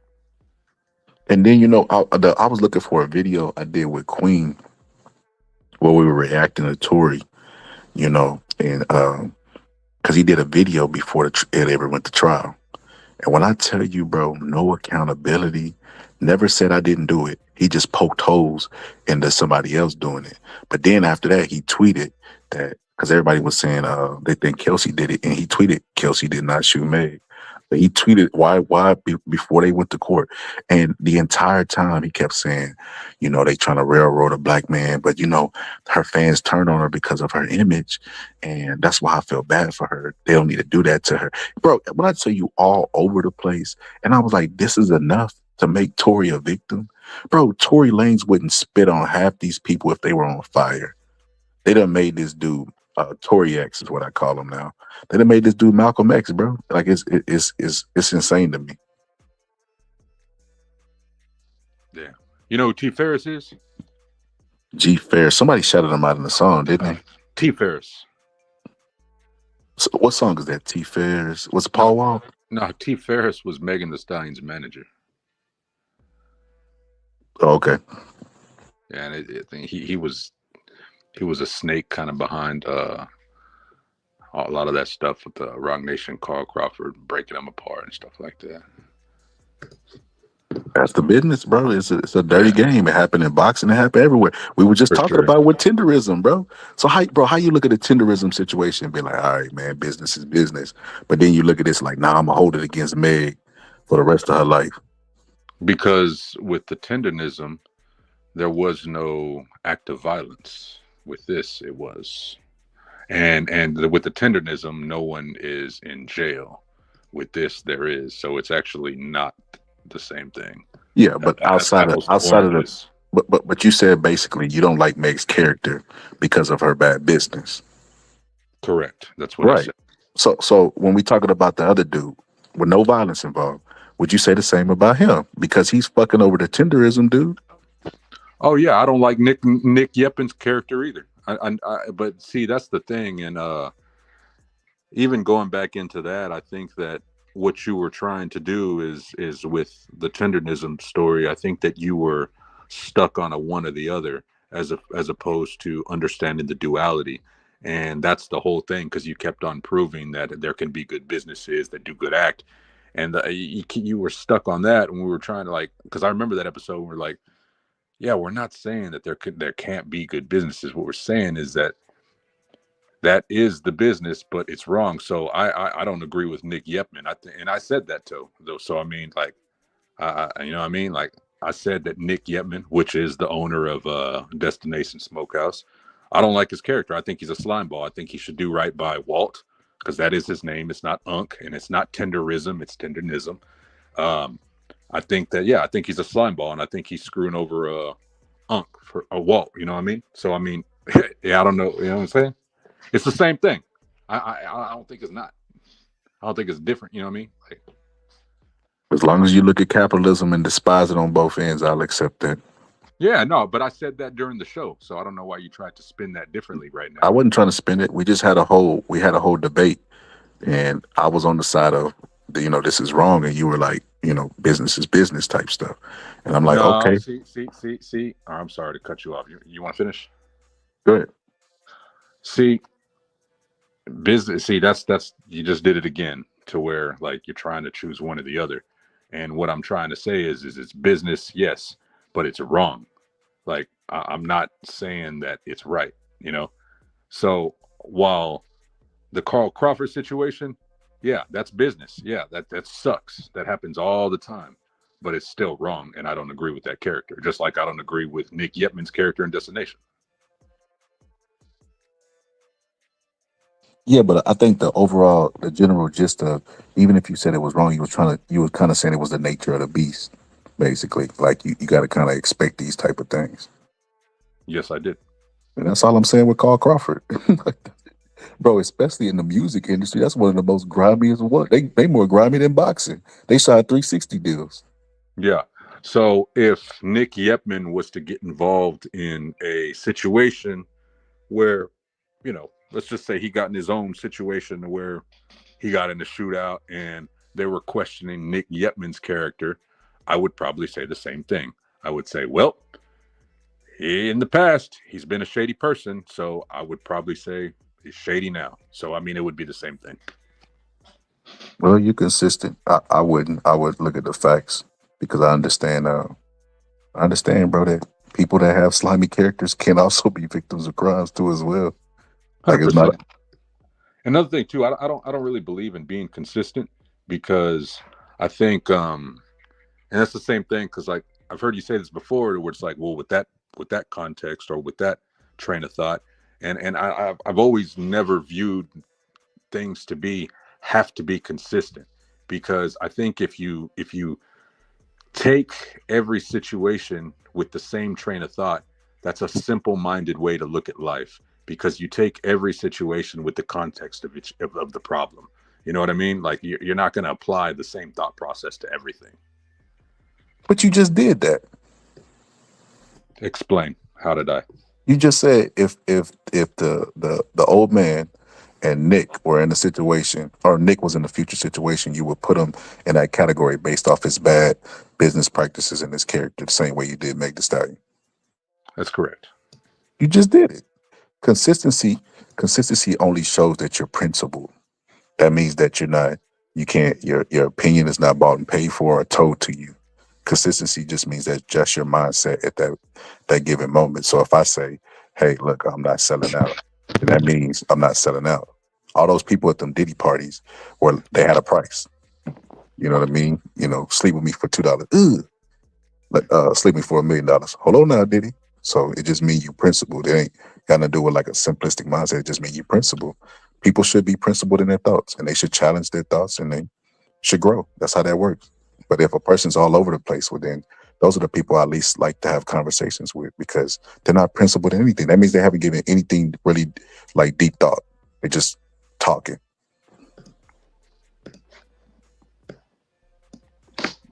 All right. Yeah, I can see your point. But man, I can't find this video with Tory Lanez, bro. Well, I could find it, but I want to find the video where I reacted to it, bro. Because I had Queen on, bro, and it was one part specifically. But like, bro, Tory is all over the place. Have you ever seen the video? Which one? Where Tory talked about what he basically, so after he shot Meg and everybody was going after Meg or whatever the case may be, he released a video before the court even happened, like before anything even happened. Any evidence was out of anything. He released this video. Then after this video, because it kind of raised, bro, they talk about he don't want to snitch. He basically insinuated that it wasn't him, but it hit Meg Thee Stallion. First, he questioned if she even really got shot. Then he, suggested that if she did get shot, he probably all over the place, bro, which is what a person that's lying does. No, I didn't see it. Bro, on first glance, he looked like he did it, bro. He looked like a guilty person, bro. Like if I was a juror, bro, I wouldn't even listen to the testimony. I would just write guilty and just go to sleep. Yeah. All right. So there's some things that I just want to say today. I think that they're very important, and I know that there's been a lot of speculation about the things that I've been going through and how I've been dealing with them, and the insensitivities of just me not like talking when y'all wanted me to talk and saying certain things. And I just felt like I owed it to my fans and supporters of people who, when they look at me and they look at me as a role model, I owed it to those people as a person to just like give them some sort of transparency and some sort of accountability of certain things. I feel like, for those who don't know, for the last 3 months of my life, I've been in this place where, I've been bashed. I've been cut through, just people every single day coming at me. And it's crazy because the whole thing about it is like, when this whole debacle or whatever you call it came about, the whole time it's like she knows what happened, I know what happened, and we know that what you're saying and what the alleged things and the alleged accusations of my name are not true. It's falsified information. Alleged allegations. Bro, he's talking like a lawyer, bro. If this was me, bro, I'd be like, look, man, I ain't do it. He's talking like a lawyer, bro. The alleged allegations on my client, the alleged things that affect, like, bro, come on, bro. Picasso says smoking weed calms you down. It's false information and it's not accurate information. I don't ever want to come off like I'm here to bash this girl or I'm here to talk down about this girl or ever be at a place where like I'm disrespecting her, because to me as a person, she's still my friend. No matter what, even if she doesn't look at me like that, I look at her like she's still my friend. In the times that we were together or around each other, we've had nothing but. Why wouldn't she be his friend if nothing happened? So I say, bro, it's just, no. Somebody said weed causes Alzheimer's. That's crazy work. But yeah, bro, I don't know. It's just, this whole video is basically like, it's like what Trump said, the weave, you know, or what they said about Kamala, word salad. He sent a bunch of words and none of them mean nothing. Somebody in the chat said they were on this live. That's crazy. So do you don't think you compromised? You was on the live when it happened before any evidence came out, pleading Tory's innocence. You definitely compromised before anything came out. Yeah. Probably compromised. Joyous moments and good moments. So I'm not gonna sit here and bash her, but at the same time, it comes to a certain standpoint of me as a person where it's like, yo, do y'all want me to just sit here and just allow my name to be assassinated, my character to be assassinated, everything that I worked for to get here to just be assassinated for something that I did not do, something that the events that are being said are not even accurate and accurately being portrayed to everybody, the narrative that's being created to make me come off like I'm some monster is now what I'm having to live through for 3 months straight of just people just coming and coming and coming and coming and coming.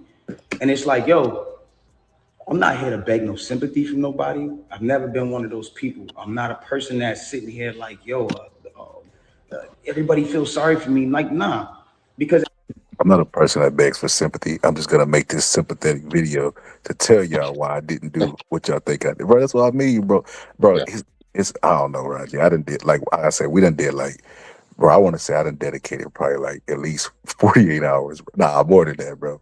On Tory Lanez, bro. I done seen every bit of evidence presented on for or against.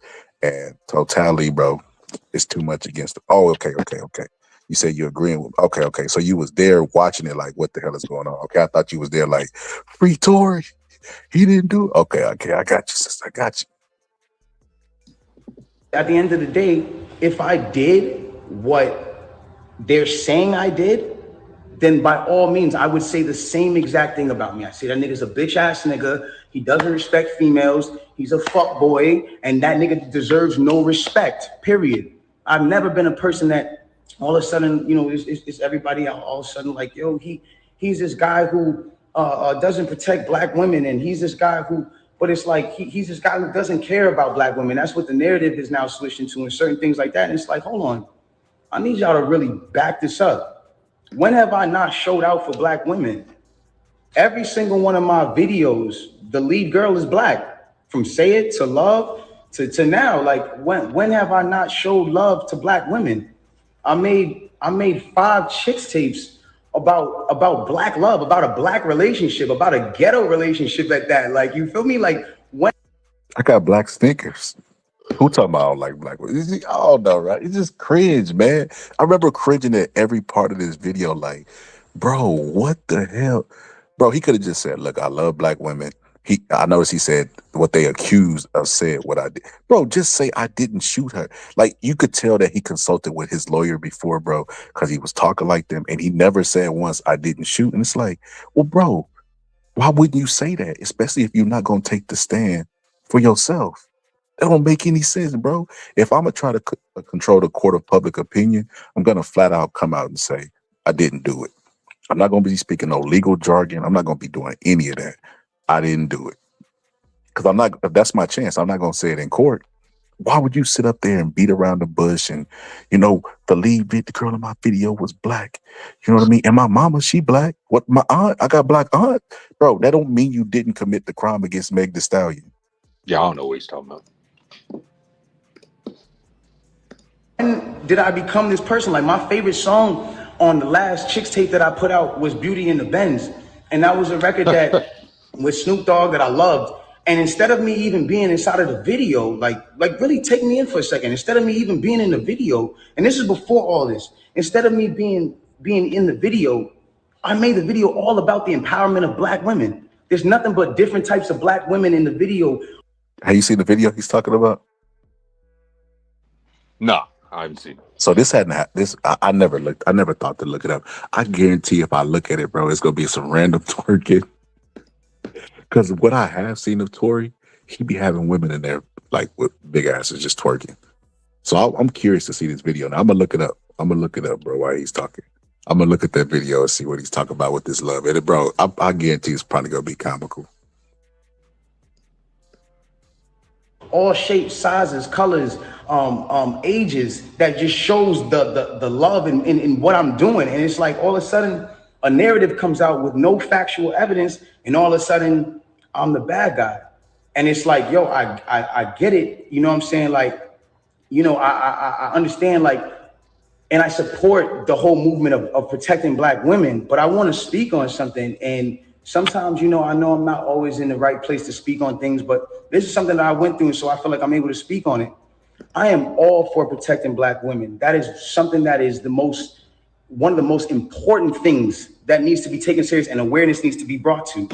And regardless, if this debacle, regardless of what you guys think happened, if this situation caused you guys to pay more attention and more awareness to protecting Black women, then I'm fine that I had to be dragged through the dirt for that. But I want y'all to understand something. He's a hero, bro. He's a hero, and we don't even know it, that he had to go through this. Yeah, he's got a lot of cringe characteristics. That's another thing too, is like, I'm not defending Tory's character or saying like, what I'm more or less going after is like truth, and I even still I still think that he didn't do it. So this in combination with the phone call, what evidence do you need? What evidence do you need to be like, oh yeah, Tory might have did that?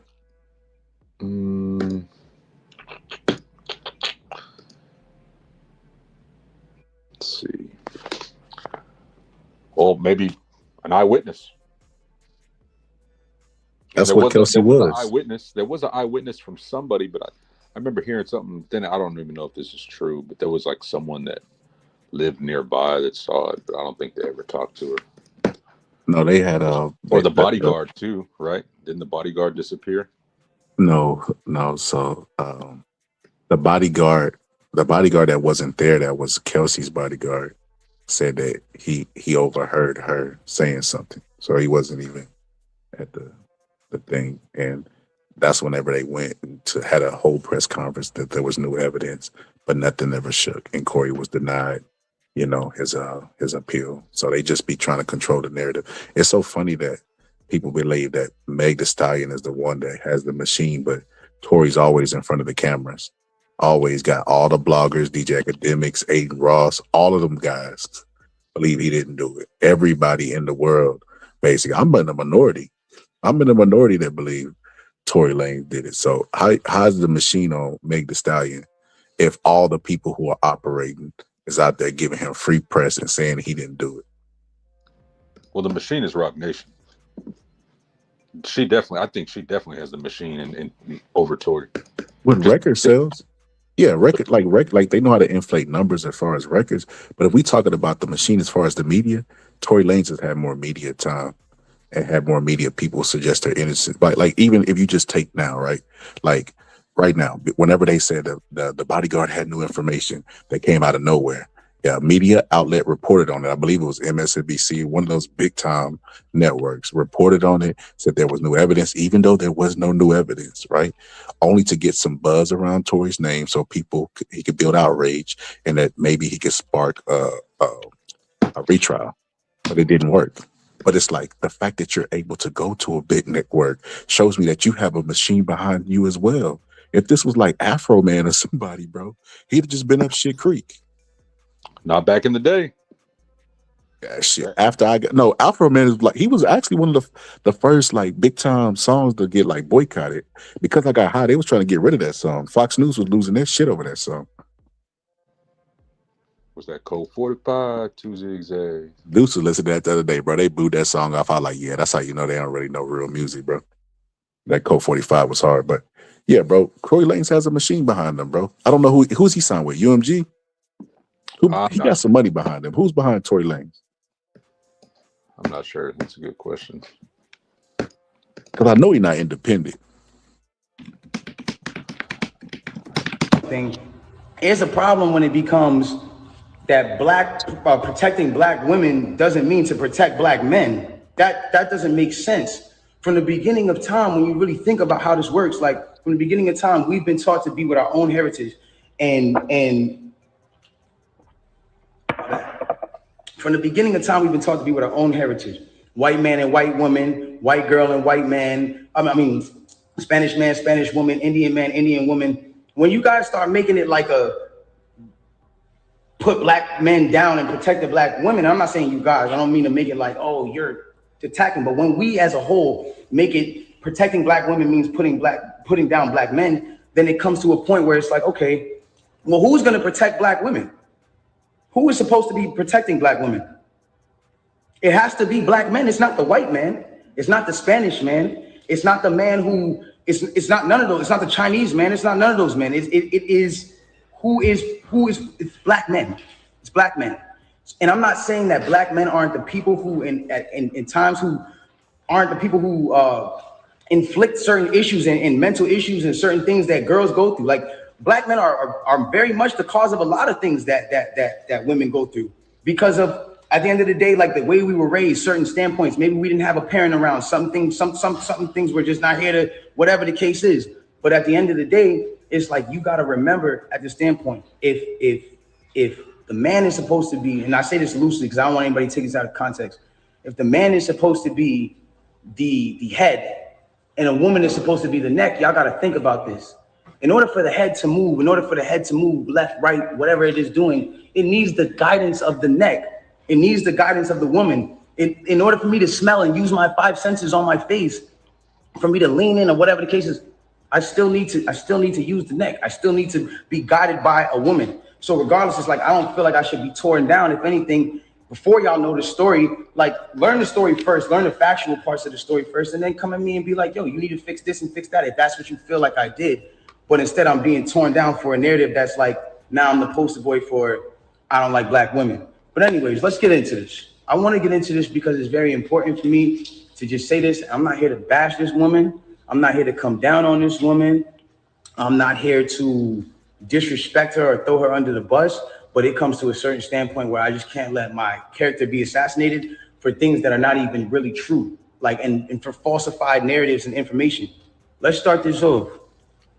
When the original report came out, and it was a TMZ report about this, that, and the third, and there was gunshots in Kylie Jenner's house, and Tory Lanez goes to jail. They gave y'all all the facts of the juice of Tory Lanez going to jail, and this, that, and the third, and Megan getting arrested, and da-da-da-da.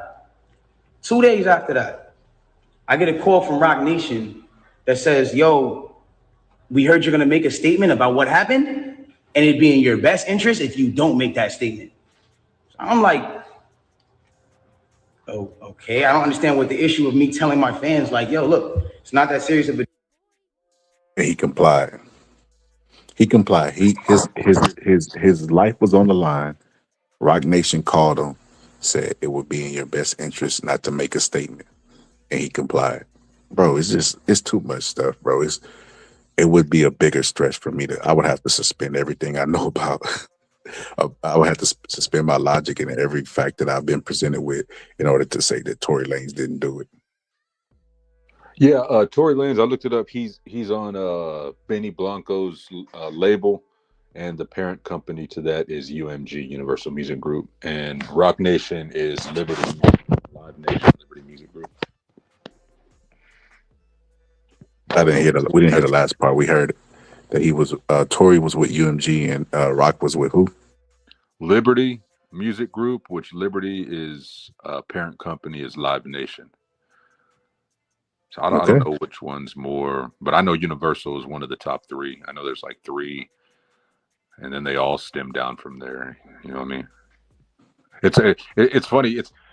It's very similar with these rap label, or just not rap, but just like music labels and how they get artists to think they have a promotional company. I mean, not a record label is very similar to how Spence thought he had Man Down.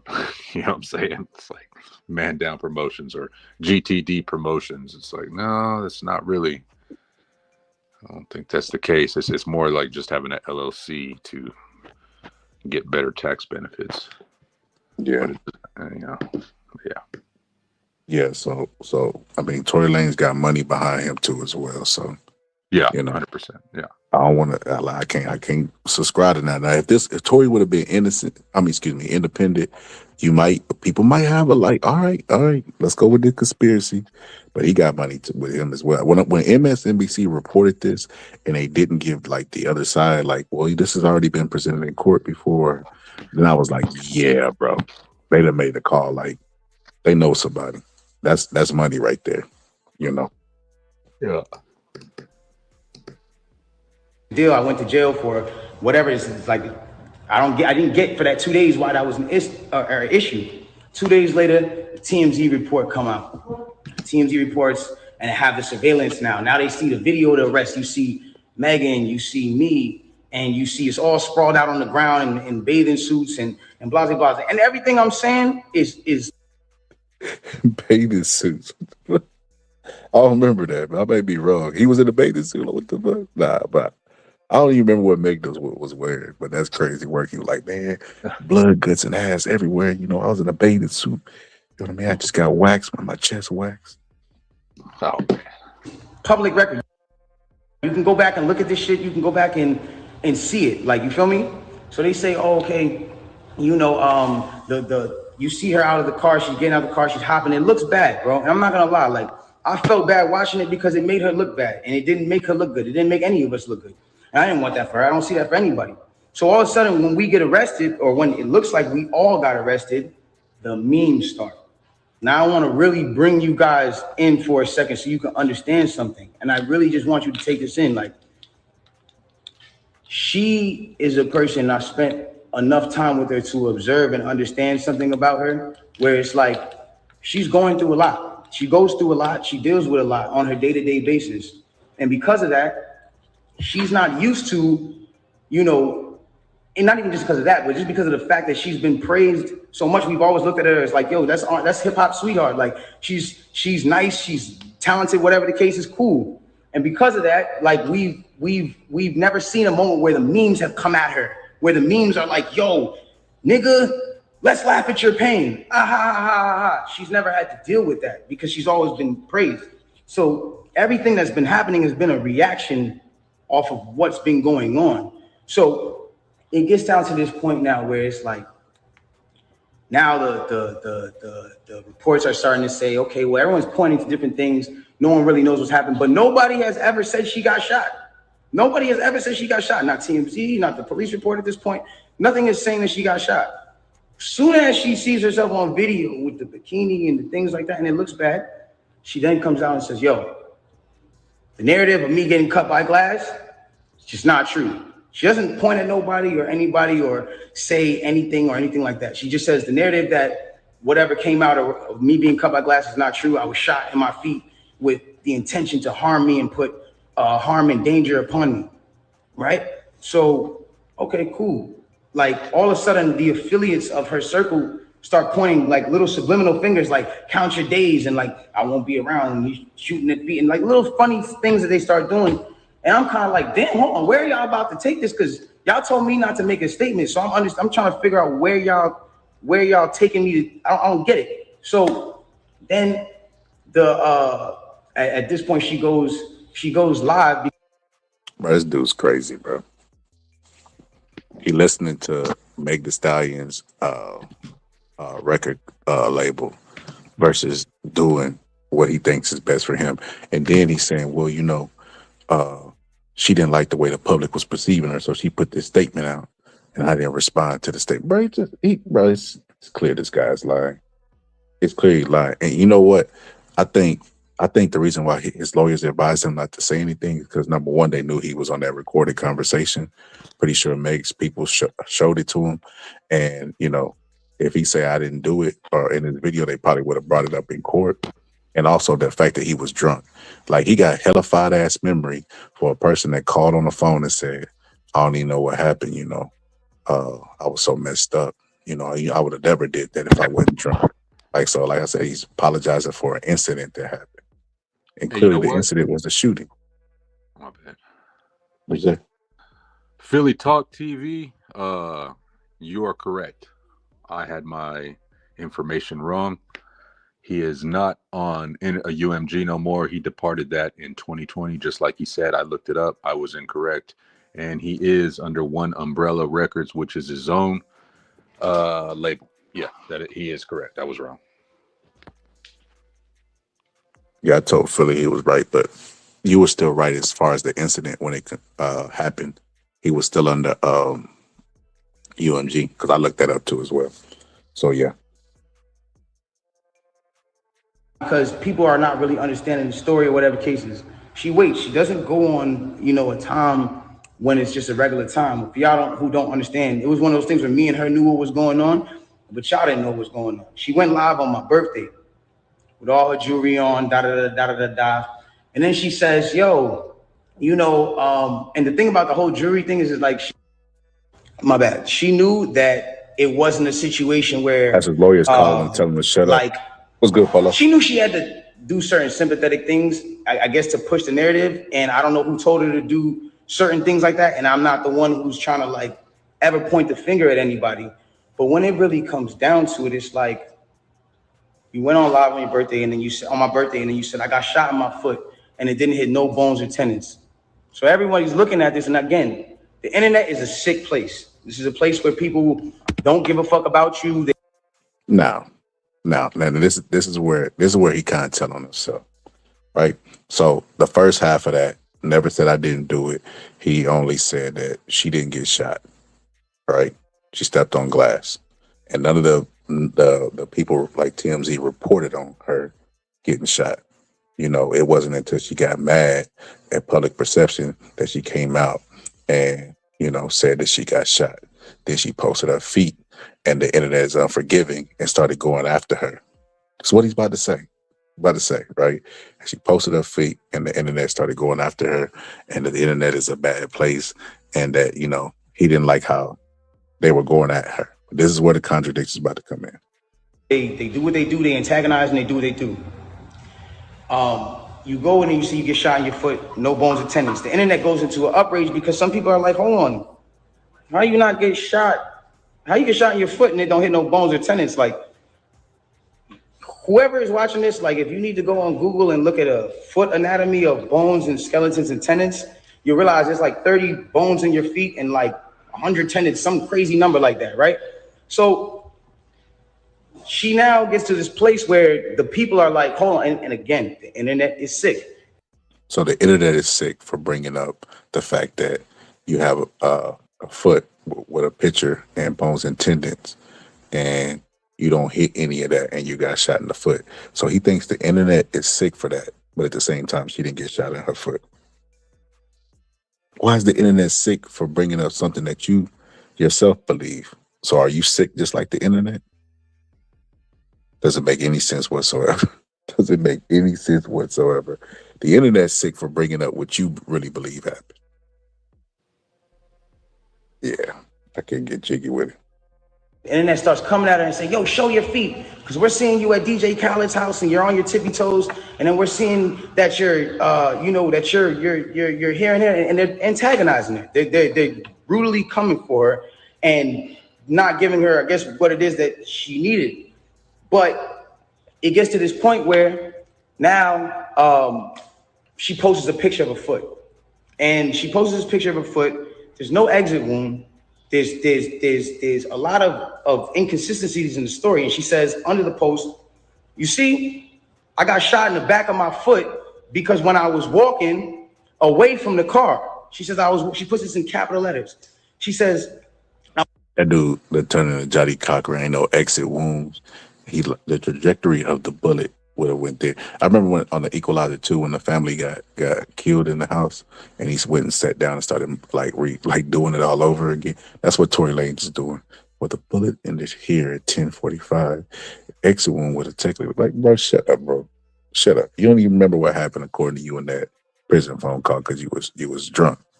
You was drunk to the point of blackout drunk where you don't remember shit. Now you remember everything. Yeah.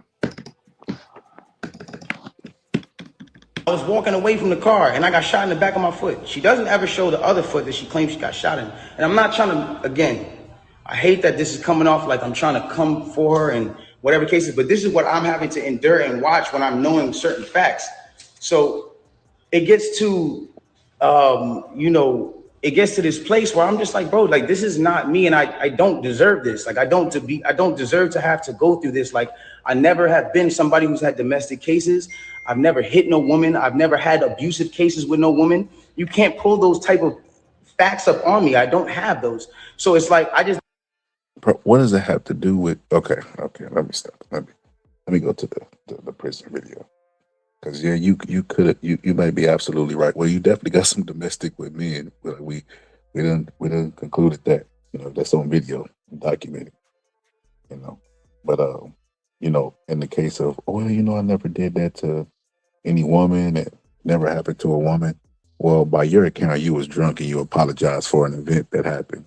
You know, so unless they was in having a Diddy orgy over there, and Kylie walked in or what, like he's apologizing for an event and something that happened that he would not have done if he wasn't drunk, and I doubt it was sex.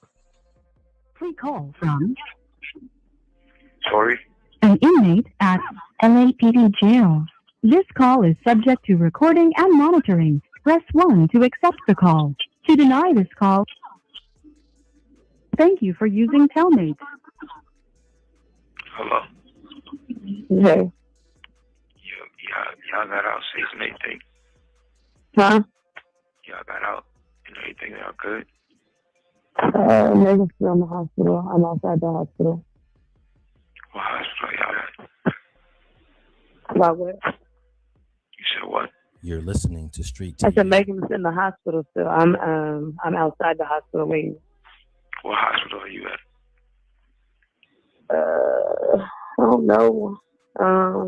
Bro, don't this sound like the spy movies where they try to finish off the job? Where you at? What's your location? Yeah. I can't lie, bro. I can't believe how incredibly stupid Tory is, bro. Like, they tell you, bro. Like, we just heard it. We heard the recording say, you are now being recorded. And bro, just with the and notice something, Raji. She don't say nothing. She let Tory do all the talking. She's smart.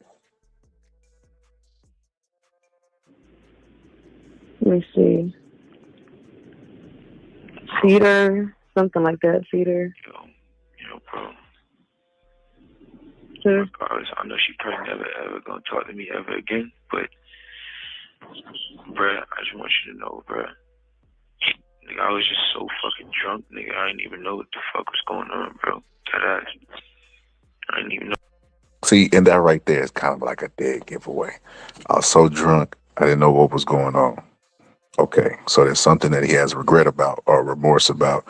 And he's saying that, you know, he wasn't himself. He was like blackout type drunk. Okay, let's stay right there. Know what the fuck was going on, bro? Like that ass, nigga. I'd never do some shit like that, bro. Just that nigga is so fucking. I'll never do no shit like that. Okay, so whatever he did, he has remorse. Said he would never do anything about it. And now he's finna say he had so much to drink that they were drinking before they even got there. So he was already fucked up before they even got to the party where they drunk even more. Drunk, nigga. I just didn't even understand what the fuck was going on, bro. Like, so whatever. Yeah. But, you know, regardless, that's not gonna make anything right. And that's not gonna make my actions right, bro. But I'm just deeply sorry, bro. I never even moved like that, bro. Like, never moved like that at all, bro. Like, for real, dog. I know. There's a lot that happened, but A whole lot, bro. Like, a whole lot, bro. I feel crazy, bro. But in this state, like, what happened already, bro. I can't take it back, bro. I'm just telling y'all, I'm sorry, bro. Like, You're listening to Street TV. I think it was just too drunk, bro. You know what I'm saying? When I got to the house, shorty, like, all top niggas, they gave me like 5 shots, like, off the door, like, you feel me? So I was out of there, like, wasn't even there with niggas, like, you feel me? We was taking shots past that time. I wasn't even there with niggas, like, bro. I don't even remember what we was even arguing about, bro. Like, you feel me? Like, yeah, no, I was already fucked up by the time you got there, so I don't know how much. It's like, you know, but tell me what hospital she's in. You're listening to Street TV. So he was so messed up. He was taking drinks before, and something occurred that he deeply regrets. And somebody in the chat said, man, he talking about Kylie. And this is what I mean by you got to suspend your rationale. You think that this man is calling from jail to apologize for peeing and coochie. You think that that's what this conversation is about, regret, because he slept with Kylie Jenner. Like, you can't make that up. That is crazy to me. That's something that you cannot make up. If somebody believes something like that about peeing and vagina and think that this man is willing to risk his freedom to apologize for it, they are absolutely mad. The man just did a live where he talked about how Rock Nation told him, don't mention things that's not going to be in your best interest. And he still stayed quiet. Like, come on, bro. What are we doing?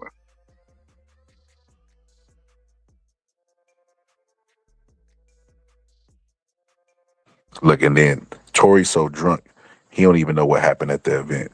But she said when he got to the house, it was over messing with, when he got, I guess they were supposed to be, when he got kicked out the house, it was over messing with Kylie at the house. Yeah, so they've already connected all the dots, know exactly what happened. But Tory is claiming he don't even know what happened. So Tory was drunk, Kelsey was drunk, and, you know, people don't believe Kelsey because she was drunk, but they know 100%, you know, Tory recalling the events that happened. You know, they know exactly what happened. Can't make this up. You know, they know exactly what happened, and it's everything that Meg said didn't happen. Even though Tory the next day admitted he don't remember what happened, and he's apologizing because he's saying, hey, man, you know, I was out of my character because I was basically too messed up. That's crazy work. I just told you, Cedar Medical. Alright, you ain't got Quan's number, right? You ain't got my security number. Quan, I do have his number. Can you call this nigga Quan and tell this nigga, bruh, you get a chance, bro, just figure out what you gotta do to bail me out this shit. Okay. Thank you, bro. I appreciate it. I'm sorry again, bro. Like, I think honestly, I think we're gonna try to, because obviously, like, the longer you're in there, the more hot it's gonna get. Because you know it's already on. Like, there's no names released yet, but the report is already out. You know. But like, out is what? What you mean out? It's on some app. You know, Megan's team is on top of this. So, yeah, but like, niggas don't. There's no way that Megan's on like the thing. No, what'd you say? There's no way that Megan's like on the thing. You're listening to Street TV. No. So far, none of that is there. But I mean, yeah, I don't. What is he so worried about getting out? And why is he so worried if Meg's name is attached to it? And why did he not release a statement if it took Rock Nation calling him and saying don't do anything? Why was, when she said Rock Nation's on top of it, why wouldn't he like, Rock Nation's on top of it? Oh, hell no. They finna ruin my life. Like I said, so many things you got to believe, so many hurdles and loopholes. You have to believe in the amount of coordination and corruption. This would have to be like a 100%, you know, expert psyop, where they would have to, everybody would have to, even the drivers, the tires of the car, of the vehicle, it's insane. So Philly talk. The reason why we just showed the body cam footage of the police officer where Meg says she stepped on glass, right? And the reason why I'll present the evidence if you pull up and show it, because I want you to narrate it. I'm not going to narrate your footage for you. We've been through all this. I've had this conversation at least fucking 9 times already. We did 9 episodes, and we don't, as you can see at the top of the screen, we do marathon episodes. So I've already been exposed to all of the evidence that you're probably ever going to present. So, like, you know, like so you would trust somebody, an eyewitness testimony, right, over somebody who was actually in the car? Because Kelsey testified before you pulled up. We showed Kelsey's complete testimony. And she said Tory Lanez. She said somebody shot the gun. She said she seen him point it and Meg Thee Stallion, all of those things. She was there. So you would trust somebody who, the third party who said they saw, versus somebody who was in the car. Interesting. I think it's gonna be one of those. If anything, the only nigga that's gonna get this backlash is me. It's not gonna be her. But alright,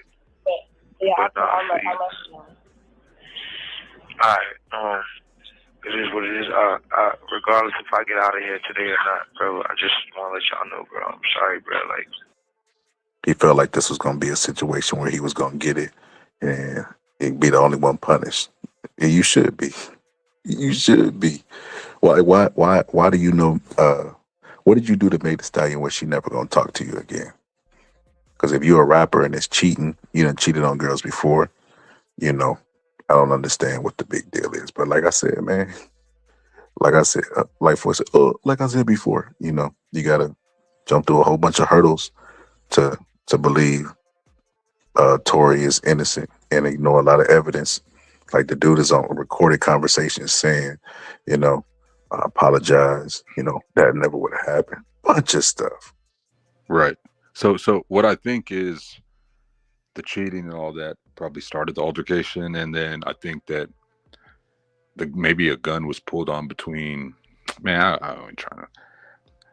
Allegedly, maybe a gun was pulled out between Kelsey and Meg, and then it escalated, and maybe something accidentally happened. Maybe Tory was trying to I don't know, man.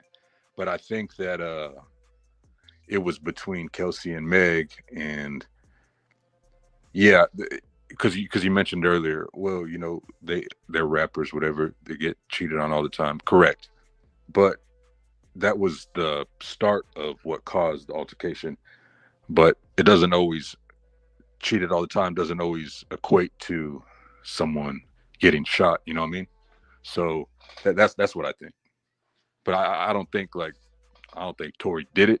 Like it was his intention. I think that something happened between Meg and Kelsey, and Tory was involved. I don't know how, but and the whole situation started because of Tory. That's what I think, and that's why Kelsey got immunity. My theory is not that far off from yours, except that I think that Tory definitely did it. I think the bullet fragments that was in her foot, I think it might have ricocheted off the ground, which it doesn't absolve you of responsibility if you fire a firearm, you know, in somebody's direction. It's you know, it's negligence, but it still doesn't absolve you of a crime. Like, especially if you know, I think the only reason he ain't in jail for murder is because of the intent. Because he was drunk, they can't prove intent. But I think they were all drunk. I think that, you know, the stories is inconsistencies in everybody's story because they were all drunk when the event happened. So they all remembering different shit or not remembering different shit. And I think that they went to that party and they were drunk and they all got kicked out because they were sloppy drunk and fighting. And they all went home sloppy drunk and fighting and do what people do. That's aggressive drunks and fight. And because they fought, he pulled out a gun and he fired in her direction and she got bullet fragments in her foot. And that's where all the speculation thrives.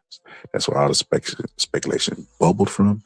But in the end of the day, like she was just because you were under the influence of something when you commit the crime doesn't absolve you from the crime. And I think Tory Lanez, outside of the bullet fragments and it being his gun, he was in possession of a firearm that he shouldn't have. So that carries prison time. So he wouldn't have went to jail anyway. But on top of that, someone was actually hurt. And you got to face the consequences.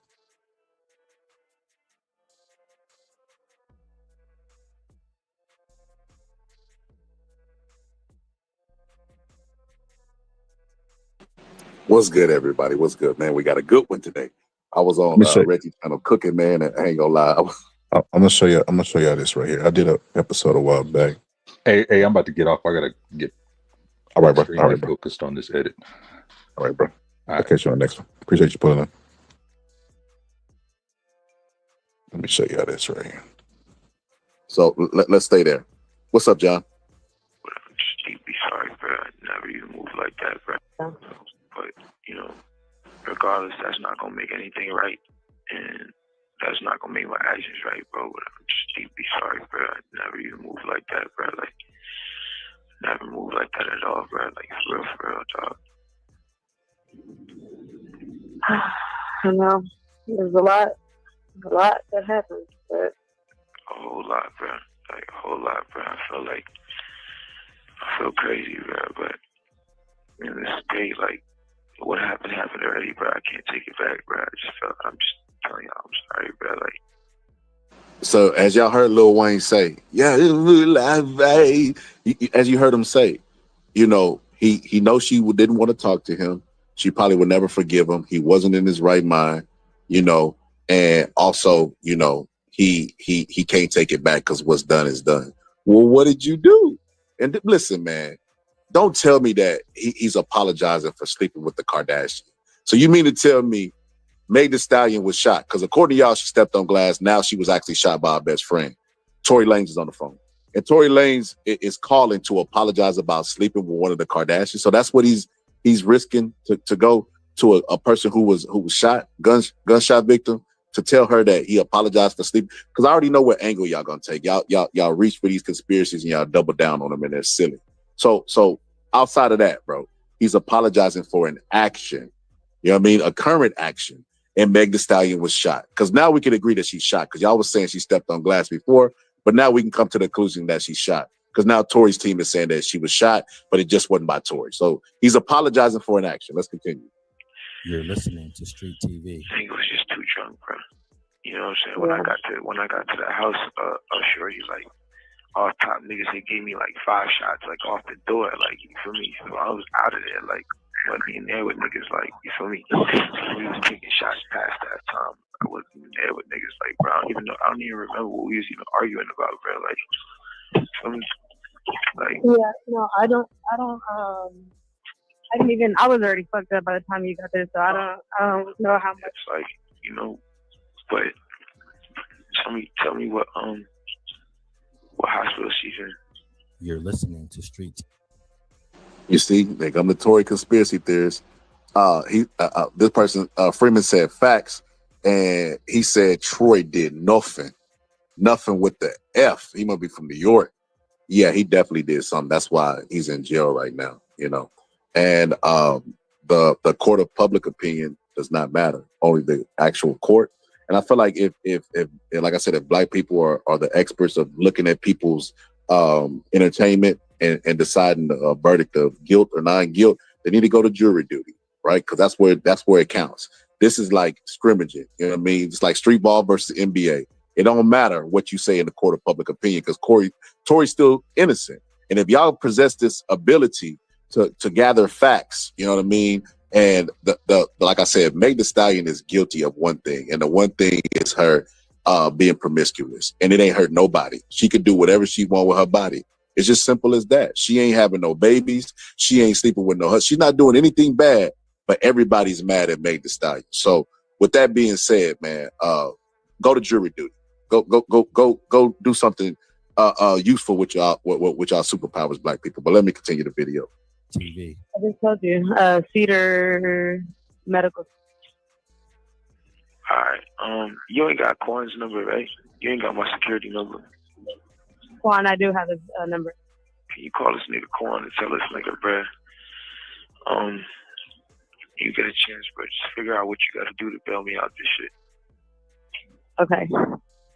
Thank you, bro. I appreciate it. I'm sorry again, bro. Like, I think honestly, I think we're gonna try to, because obviously, like, the longer you're in there, the more hot it's gonna get. Because you know it's already on. Like, there's no names released yet, but the report is already out. You know. But like, out is what? What you mean out? It's on some app. You know, Megan's team is on top of this. So, yeah, but like, niggas don't. There's no way that Megan's on like the thing. No, what'd you say? There's no way that Megan's like on the thing. You're listening to Street TV. No. So far, none of that is there. But I mean, yeah. Boom. So there we go. He's calling to apologize for an action that he committed, right? And we know somebody was shot. It don't take a rocket scientist to connect those two dots. But he's also calling to confirm that the media it ain't leaked that Tory shot her, that I shot her yet. That's what it's damage control. You know, hey, what did you tell them? What do they know?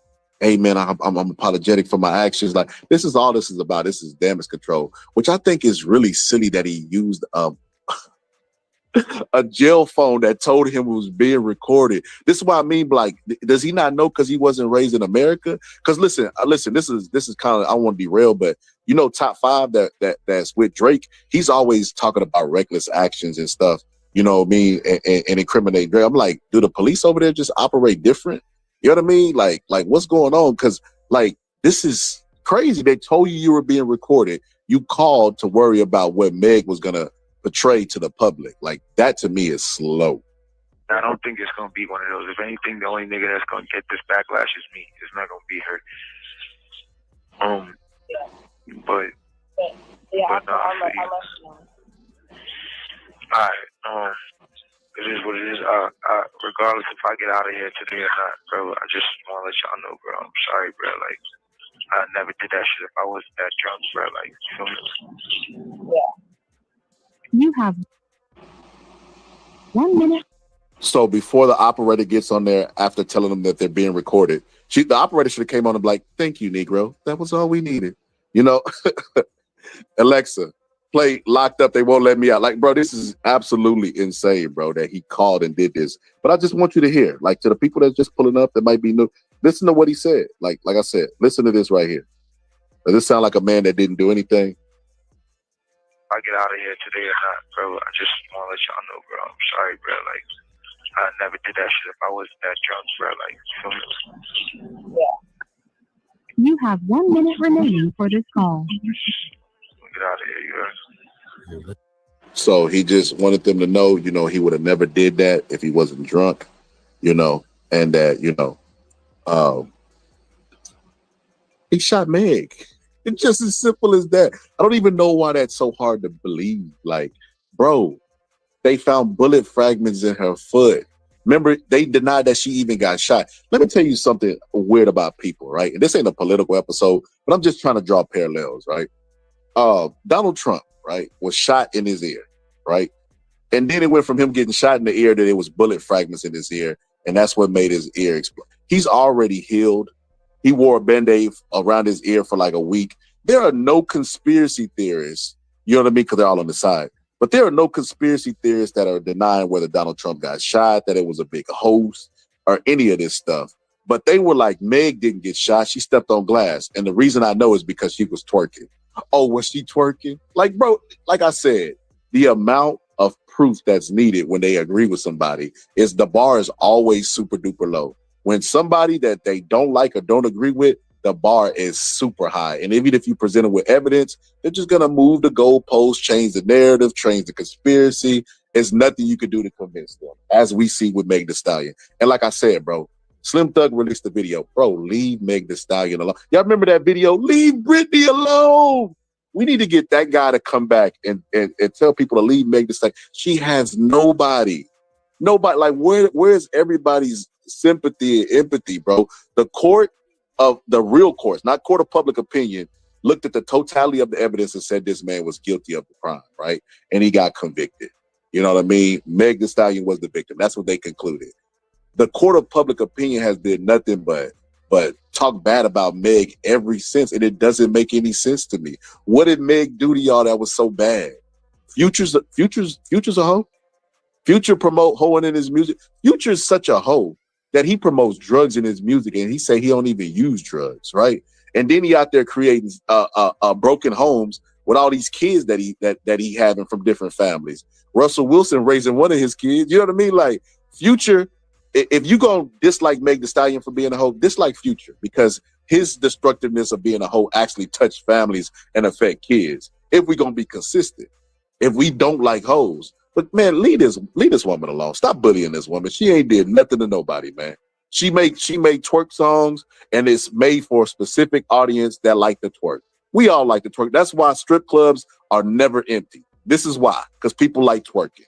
Like, she ain't did nothing to nobody. The way people are judging her so harshly, you would swear that she unalived somebody's mama.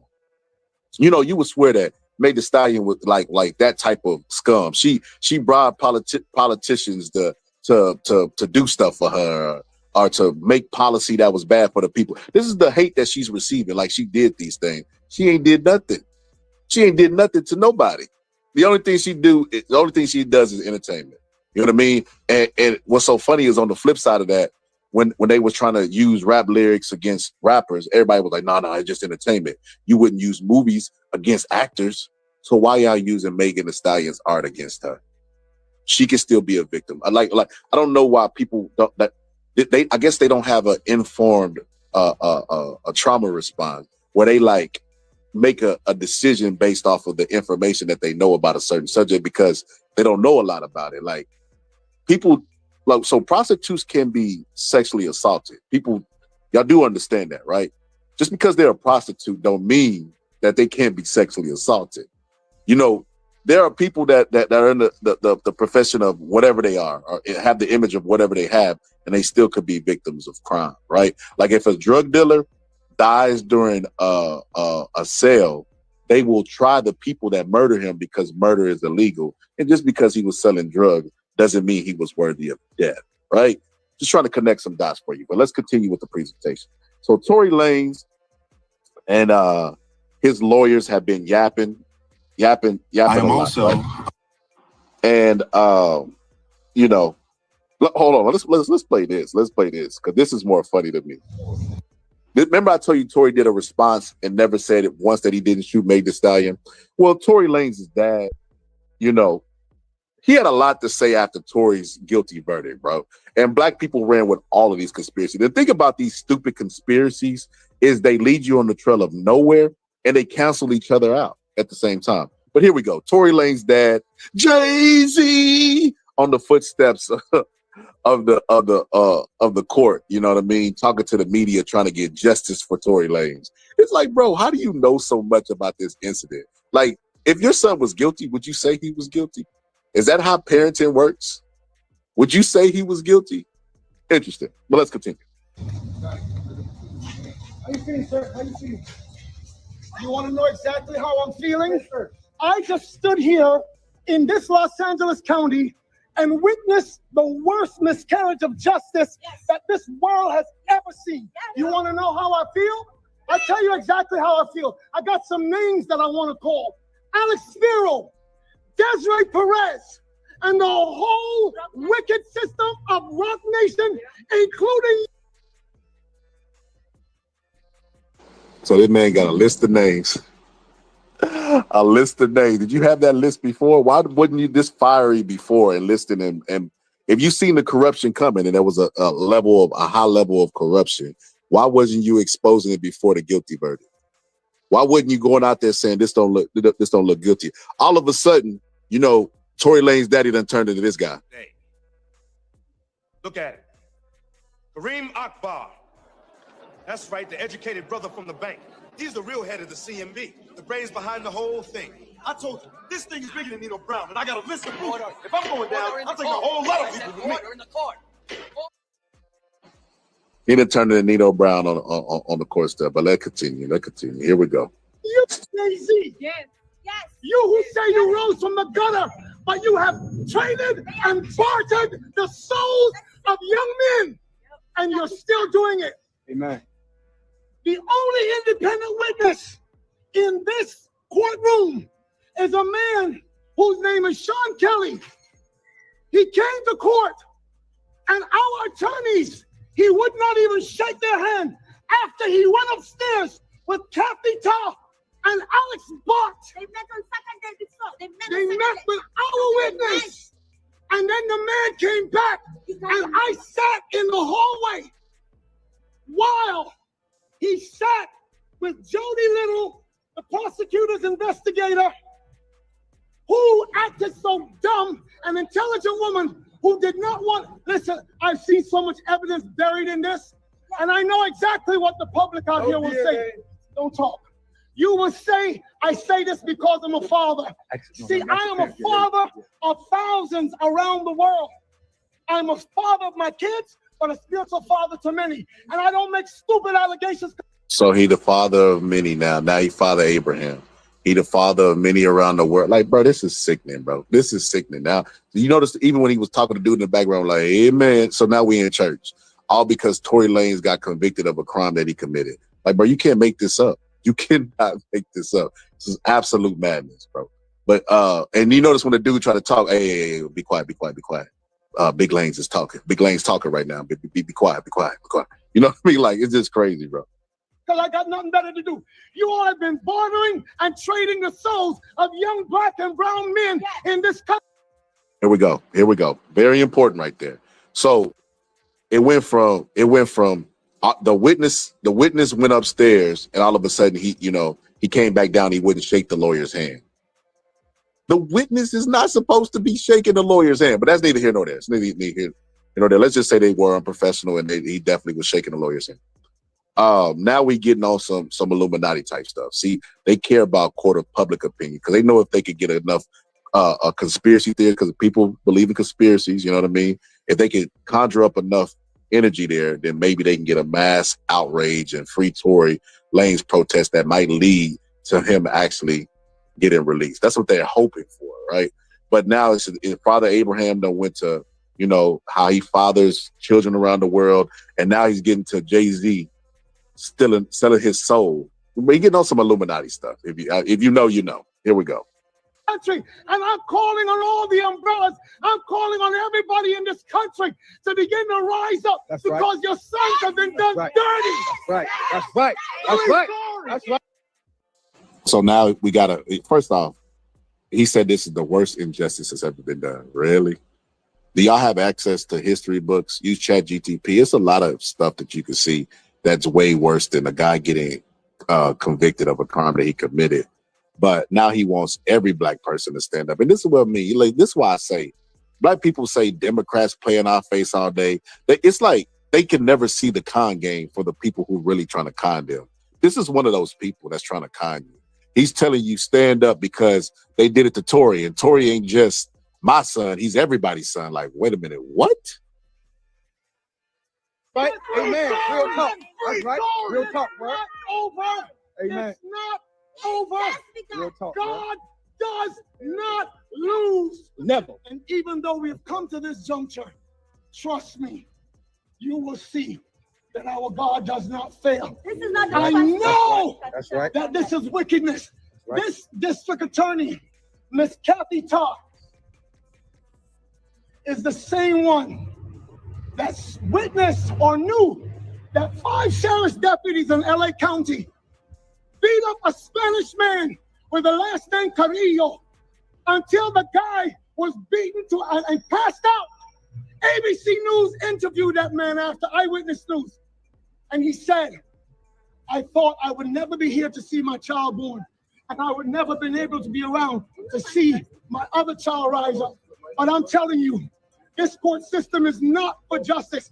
It's about wins and losses, and they do dirty to do whatever they can. Jay-Z, let me speak to you. He has kids. Rock Nation, Yes. because my son refused to sign.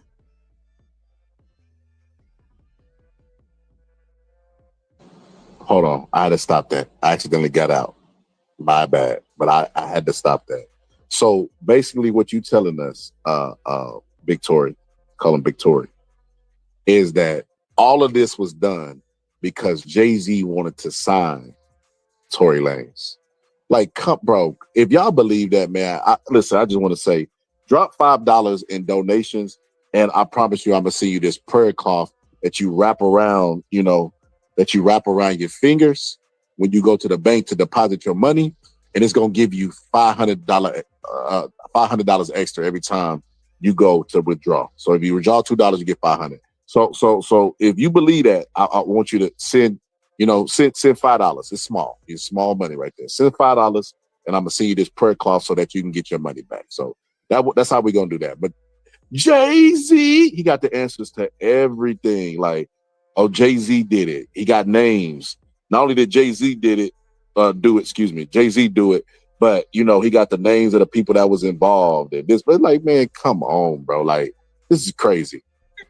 Yes, you turned on your co-conspirators, or the whole mafia, one of you that was peddling drugs in this country, and you rolled on them before so the Fed could give you a deal. All of you, trust me, I have intercessors, prayer warriors around the world, and they will not stop until you are cut off. No, we don't shoot you with guns, but we know exactly how to bring you down in the spirit. That's right. Come on, man. It's all done. That's right.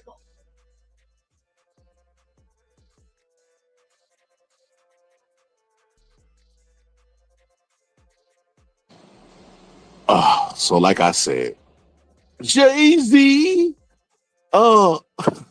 Beyonce, Remy Ma, Lil Kim. Like, bro, he just up here just naming people, bro. Bow Wow. Yo, if y'all believe that, man, oh my God, man. Like, this dude turned it into Eric Sermon, the generic version. Like Eminem said, this is hilarious, bro. That this man that took everybody to Sunday school all because his son went to jail. And it's like, bro, this passion that you had, you should have had in raising him. Because before this case, before this event, before this drunken event that happened, Tory Lanez had a reputation for pulling up on rappers and being in situations that could have went left or right, depending on what the entourage did. So don't run and be the father of America when you wasn't the father to Tory Lanez, to where he wasn't out there making dumb mistakes. We're not gonna do that. We're not fit to make this a black issue. How come black people always say that, you know, we're not gonna go protest ICE? They ain't our fight. We're not gonna do these. They're not gonna force us to get involved and play in our faces because these ain't our fights. But Tory Lanez is y'all fight. But let me put a 1 in the chat if you've ever been invited to a college dinner party. I just want to see something real quick. Put a 1 in the chat if you ever been invited to a college dinner party. Ray J came with one wish, and I know this for a fact. Like, bro, if you don't stop now, you know what I mean? Like, that is crazy. And what I can't wrap my mind around is, why can't black people commit crimes? And it's never the local black people that we fight for. You got black people out there still saying George Floyd was on drugs. That's why he died, right? But you got a unison of black people united on code when it comes to celebrities like Tory Lanez, when it comes to R. Kelly, when he don't take pissing on a girl, underage girl. You know, they come to unison on people that they shouldn't. Like, they unify around the wrong stuff, in my personal opinion. So, this is Tory Lanez's lawyers coming forward with the propaganda videos. So they kept going to people saying new evidence leaked. And like I said, why wouldn't you present that evidence in a case with your client's life on the line? Like, why would you save evidence? What are you saving it for?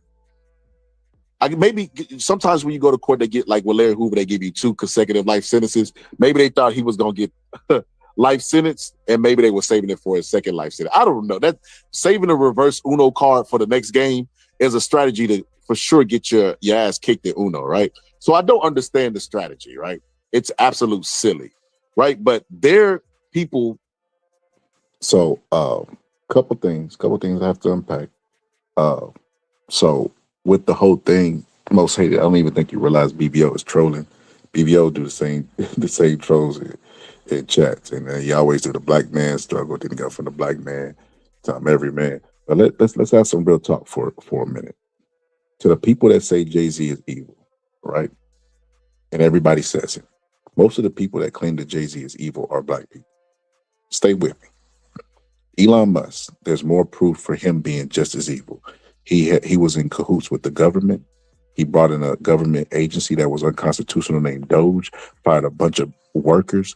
Black unemployment rose during Elon Musk and Doge. He went and got more government contracts other than the ones that he already had.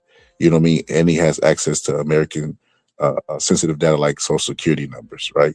So there's more, and he was in the Epstein files. So there's more conspiracies that you can connect with Elon Musk, who's an immigrant, right? There's more conspiracy you can connect with him, but nobody seems to connect him with any type of conspiracies. Jay-Z has a quote, and it's true. He says, and I want you to listen carefully. I don't want this to go over your head. Y'all grab it when it started to feel like it's going over your head. He said, it can't be a nigga if a nigga rich, or it gotta be the devil. That's some nigga shit. Why, when black people get rich, it can't be by their own merit? They gotta be sacrificing, eating people. They gotta be drinking blood and doing all this other stuff. When white people do it, it's by their own merit. Black people will tear down their own. They claim that they don't like to be the class that entertains, but then when they're not the sole focal point of the NFL, they're mad about that. Like, bro, y'all gotta pick a struggle, pick a fight, and be principled and consistent in it. That's what we gotta do, right? Jay-Z, if he's evil, then guess what? All them people from the Epstein file is evil as too, and yet the focus needs to be on them because that's getting kind of swept up under the rug, you know, because Elon Musk was on that list. Bill Gates, all those other people was on that. Bill Gates got more flack for COVID vaccinations than he's getting from actually being a part of a sex traffic ring of underage girls. Like I said, y'all have to be consistent, pick a struggle and stay with it. Tory Lanez is so far removed from the Black experience. The man probably wakes up, has somebody brush his teeth, eats caviar, you know what I mean, and rinses himself out, mouth out with Fiji water and wasted. The water that y'all spend y'all checks on, you know, half y'all check on Fiji water, you know, buying it in bulk from Sam's Club. That man probably rinsed his mouth out and spit it with it. The man is at a college dinner party. You will never in your life, even if you won the lottery, get acceptance to that. He's so far removed from the Black experience. I don't know why y'all have chose Tory to be Tory X, you know, Malcolm X. Like y'all gotta stop this stuff. Y'all gotta stop it, you know, because I'm not gonna allow it. The representative for Tory is the ones claiming to have this new information, right? That they didn't present the first time around. You know what I mean? And it's hearsay. It's a bodyguard, former bodyguard of Kelsey, saying he overheard. Gossip? That's the new evidence? Gossip. So that's gonna trump the totality of the forensics and all the other stuff. Gossip. Like, bro, if y'all don't stop, bro. But like I said, Black people fell for the propaganda. Black men mainly fell for the propaganda because they want to believe that Tory's innocent. But this is involving Tory Lanez after a stabbing at a California prison. We do know the alleged attacker. More information here. This courtesy of TMZ, saying the guy who allegedly attacked and stabbed Tory Lanez in prison is serving a life sentence. Okay, context. Like I said, you got to think about the timing of this, right? This was released right after Tory Lanez was stabbed and almost like was stabbed within an inch of his life. You know what I mean? Multiple times. All of this is like just too convenient. You know what I mean? And they're like, look, Tory done suffered enough. Bring that young brother home. No. It's not how that works. You commit the crime, bro. You go do the time. That's how America works. You know what I mean? But the guy who poked him up, we gonna get a little bit into that guy later. You know what I mean? But this is, like I said, it's all convenient. The new evidence came right out of the day that he got stabbed. It was presented by people who have Tory Lanez self-interest is their best interest because they getting paid for him, right? All coincidental. Or it's either a huge coincidence or it's definitely was planned and they're trying to rally some sympathy around Tory and some conspiracies around Tory to get Tory, make a push for Tory to get paroled or whatever the case may be. But here we go. For a murder charge, and this wasn't his first violent incident behind bars.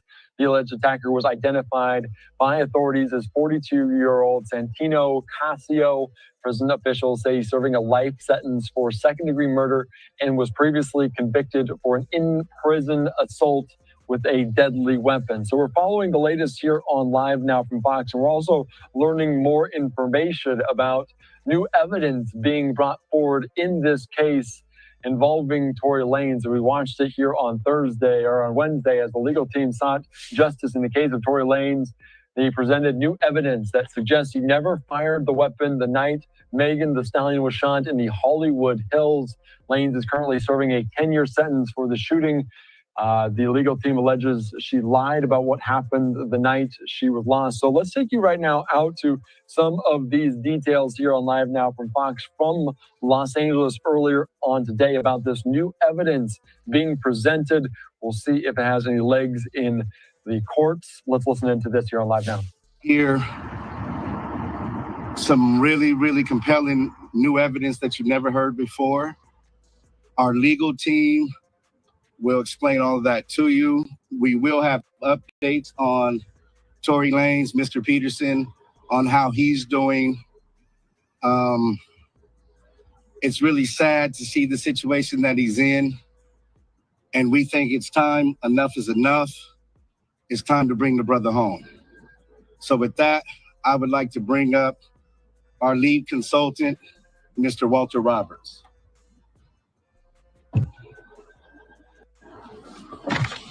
Good morning. We are here today to bring to your attention some information Unite the People believes is exculpatory for Mr. Daystar Peterson's case, professionally known as Tory Lanez. Y'all be careful when a lawyer start using big words. That mean they finna try to smooth the lie, and that's their medicine. You know what I found interesting? So one thing, I think I might do a whole episode on church and religion. You know what I mean? Because we try to have difficult conversations that people say we can't have over here, right? But when I was in church last Sunday, the pastor, I realized pastors are basically like the philosophers of old.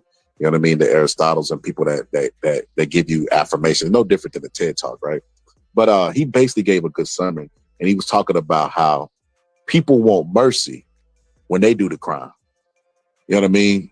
But they want justice when the crime is done to them. And I was like, that is facts. That is facts. So with Tory Lanez, that brother need to come home. That brother, we need to get that brother back home. You know what I mean? He done been through enough. And it's like, wait a minute. But he broke the law. That's not how the law works. The law don't work. If something bad happens to you in prison, then somehow you are released because, something bad happened to you in prison. Now, what they will do is move you. They'll move you to another unit. They'll do stuff like that. But no. They're definitely not letting you out because the harsh conditions of the prison. You better go in a lab and whip up another COVID vaccine or something if you want to get released. So yeah, that's absolute bull crap. But that was very powerful and very important. When something is done to people, they want grace and mercy. Excuse me. When something is done to people, they want justice. But when people do stuff to other people, they want understanding, grace, and mercy. They want you to realize that everybody's not perfect and that people do dumb things and that you can't really hold them to that standard of justice because, well, in Tory Lanez's case, he didn't really know what he was doing. He was drunk. He was inebriated. You got to understand, they was giving him 5 shots before he even hit the door. So he wants grace. But when he shoots Meg the Stallion, when he shot Meg the Stallion, he wanted grace. But when it come time to his sentencing and he's doing his actual thing, he wants grace too. Like, bro, what about Meg? What about you shooting her? It don't matter what you did, bro. 5 shots, 2 shots, 3 shots. 3 shots, 2 shots. Meg the Stallion in 5. Like, bro, Shannon Sharp on you. Like, bro, that's crazy, bro. Like, let it go, bro. Like, you serving your time. Request to be released to another. And he don't even have he don't even have no remorse for what he did. He just wants to get out. He's basically saying, let me out. Meg the Stallion didn't even get shot. Let me out.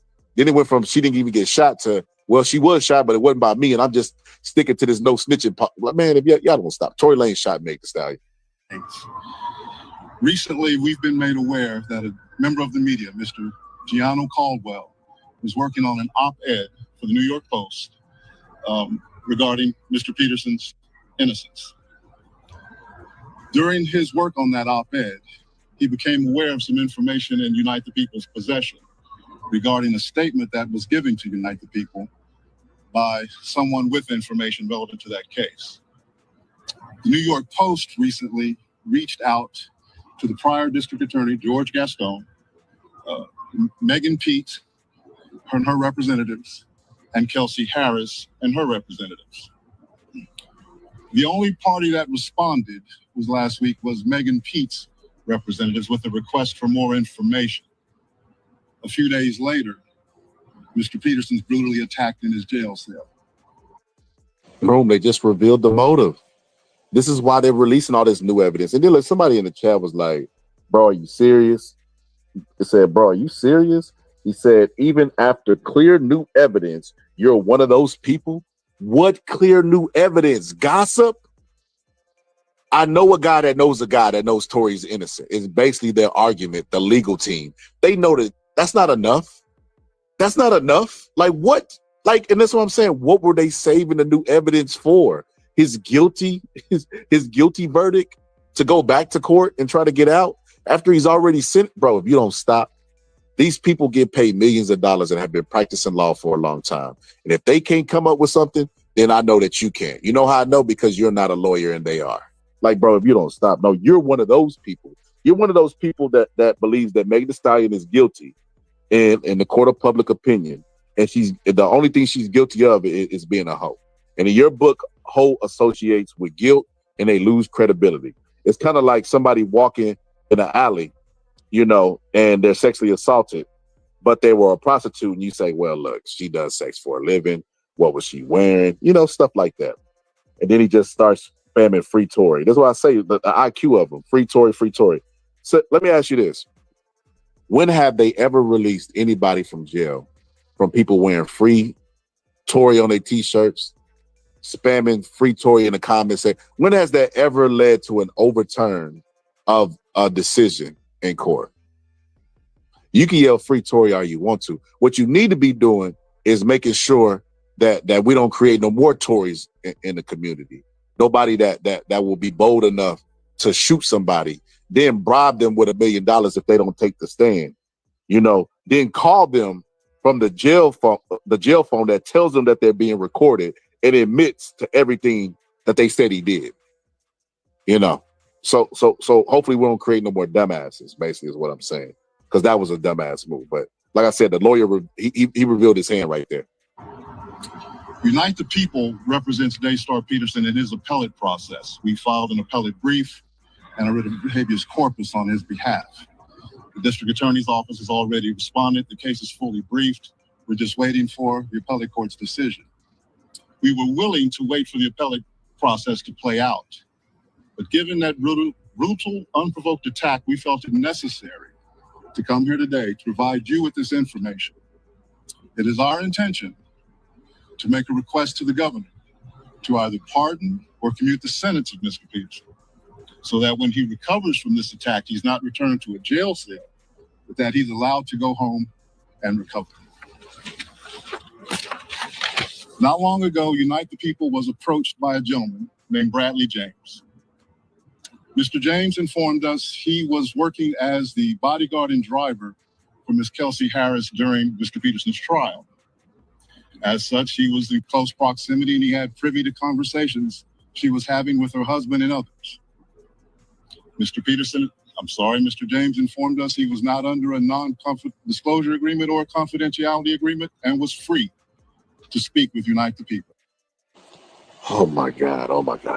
So to the dude in the chat, brother, you gotta start reading some books, bro, and raise that IQ level just a tad. I feel like right now it ain't at room temperature. So I feel like you gotta start reading some books, you know, but be a little bit more intelligent about how your approach to it and stop approaching things through feelings, right?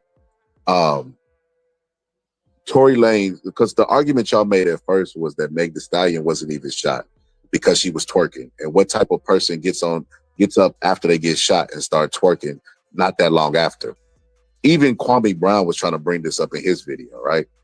And then now Tory Lanez's people, right? The people that have his best interest, the people that are getting paid, have invested interest in it, right? They're saying, well, she did get shot. It just wasn't by our client. And the evidence that they're presenting is, well, we know that for a fact to be true. Because her Kelsey's bodyguard, ex-bodyguard, overheard her say, I shot Meg Thee Stallion. As if people can't mishear stuff, even if that's true, right? Was he drunk? It sounds like they all alcoholics if you say everybody involved was drunk. Was he drunk? Did he really hear that? Did Tory people pay him to say that? It's like I say, y'all conspiracy theories end when y'all want to believe something. So y'all gonna believe this. So with in regards to the Jay-Z, Rock Nation, and those conspiracy theorists that conjure this up, bro, the level of stupidity that it takes to believe this. Tory Lanez has to have a gun on him, right? For whatever reason. Even though he got bodyguards, he still has a weapon on him. Kelsey has been around Meg Thee Stallion all her life. They were best friends at the time. She could have poisoned Meg Thee Stallion, gave her mushrooms that are poisonous. She could have did anything because she was around her a lot, right? She waits to this night specifically that Jay-Z has orchestrated, right? Where Tory brings a gun, you know what I mean? Magically brings a gun. And she takes Tory's gun and shoots Meg Thee Stallion. That's what has to happen in order for this to be true. All because Tory Lanez would not go sign with Jay-Z. If you believe that, I'm going to question how you even tie your shoe. I'm going to question if you're able to walk and chew bubblegum at the same time.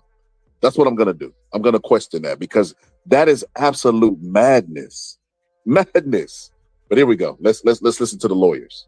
the people whose job it is to defend him, and they have a weak case. And that he was doing it because his conscience would not let him not speak and leave a man in prison for something he did not do. Mr. James informed Unite the People that he was a witness to the conversation Ms. Harris had, where she stated she had the gun, she fired it 3 times, Mr. Peterson grabbed her arm and knocked it down, and the gun fired 2 more times. In essence, Mr. Peterson never shot anybody, never even touched that gun, never fired the gun. This statement aligns with the statement of the only non-party witness to the case, Mr. Sean Kelly, who at trial testified he saw 2 women fighting, 2 men break up the fight, 1 man grabbed the other one's arm. Gunshots came from the passenger side. Passenger side is where Ms. Harris was sitting. This further iterates that Mr. Peterson did not shoot Ms. Pete, did not shoot at Ms. Pete, or did not assault Ms. Pete. It's just another irregularity in a list of irregularities in this case. For example, there were 3 potential suspects in the car that night, and yet the only DNA sample was taken of Mr. Peterson. Even though So made the stallion grab a gun and shot herself. Like, bro, these people, they gotta stop, bro. But anyway, let me stop. I digress. unknown DNA was found on the gun, why wasn't Miss Harris's DNA taken? Or was it taken and the information simply never given to the defense? Why wasn't the driver? Wait a minute. You're supposed to know that. Why question? See, this is what I mean by they leave it up to dumb people like the people in my chat. They question it and leave it open to dumb people to fit conspiracies in there. Because the questions that he's asking, being Tory Lanez's legal defense, he absolutely knows or should know. And if he doesn't, he probably should drop out give his license back, revoke his license and join the chat with these dumb people that's in my chat. He said 1, 2, 3 votes. Majority of people saying Tory didn't do it. Congratulations, bro. A majority of people voted the orange dude into the White House. Congratulations, because people definitely, it's like Aristotle says, and Einstein said, as YouTube polls go, as goes the facts of the work of the universe, because that's absolutely how that works. There's no such thing as dumb people on the internet, right? No such thing. That's why you see people dying from TikTok challenges, because people are so smart. Of the car, Mr. Jaquan Smith's DNA taken? Or was it taken and again, simply not given to the defense? We don't know. It should have been taken. It is Unite the People's understanding, regular LAPD practice at a crime scene like that, anybody who's there, DNA is taken. Another irregularity. Why, at Ms. Harris's police interview, was a non-lawyer, non-family member record company executive allowed to participate? Highly. It just raising questions. He raising questions to feed y'all suspicion so that y'all will become, he's creating the doubt in y'all's head in court of public opinion so that y'all will fill in the blanks for him. So he don't have to go out there and create lies and narratives, because he could be sued for that. He could be sued for that. So what he's doing is he's allowing y'all to create it because y'all can't be sued for y'all stupidity.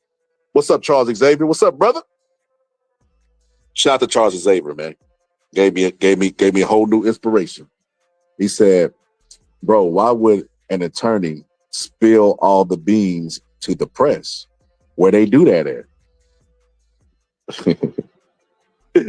So it's funny that you say, bro, I have no clue on law because I went criminal justice, brother. I have a degree in criminal justice, bro. But that's neither here nor there. That's neither here nor there. That's not even important right now. What makes you the expert? And why would the lawyer spill all the beans?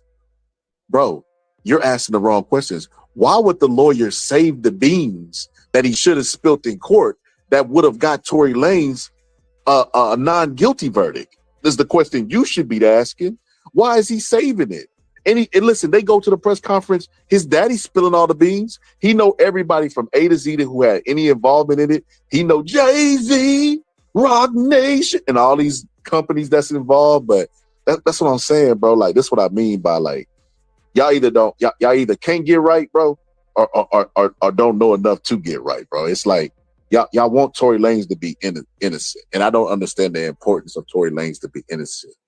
Listen, if this was Carmelo Anthony, the kid, I would understand that, because you might be from Texas and you might think that those laws might affect your kid, or you might want your kid to get fair and legal representation in the court of public opinion.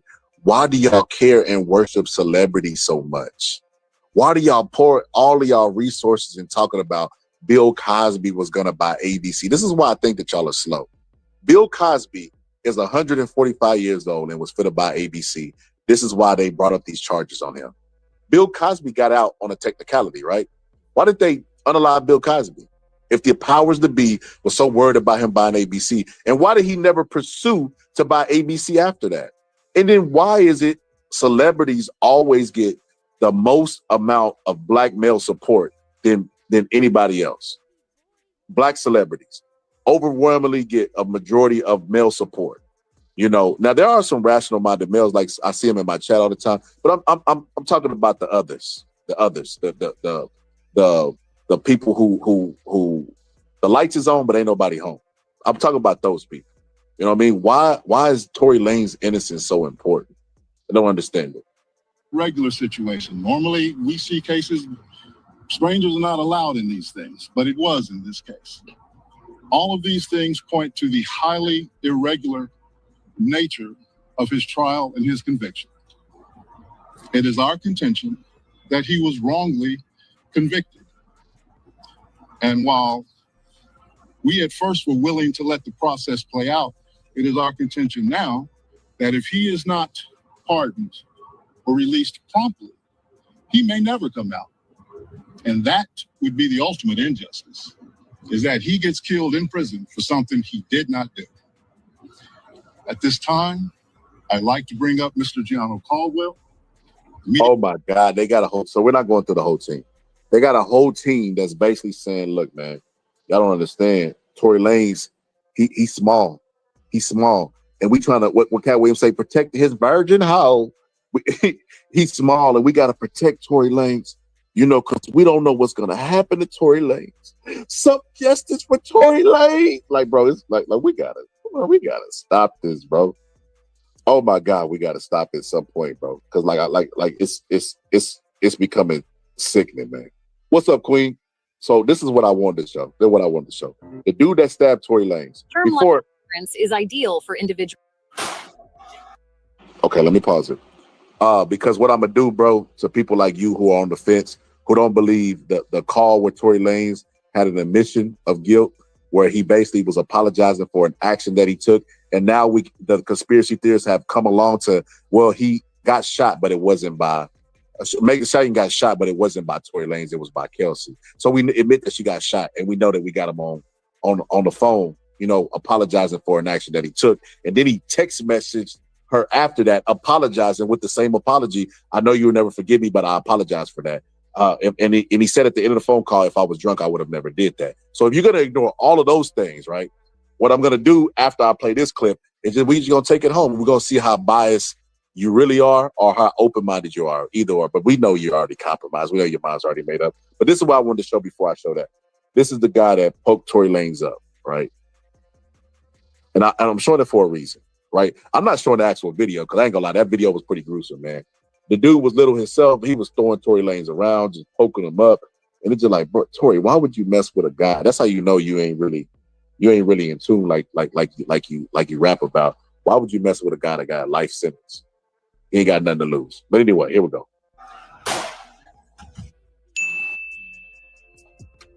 Over the last 30 or so years, hip-hop has seen its fair share of No. That ain't what I'm trying to do. Let's stop that real quick. That's not what I'm trying to do. Hold on. Bear with me. I think it skipped to the next video. Yeah, definitely did. Okay, hold on. I definitely wasn't searching up this. Man. Can I get the video? Hold on. Bear with me. Here we go. All right, here we go.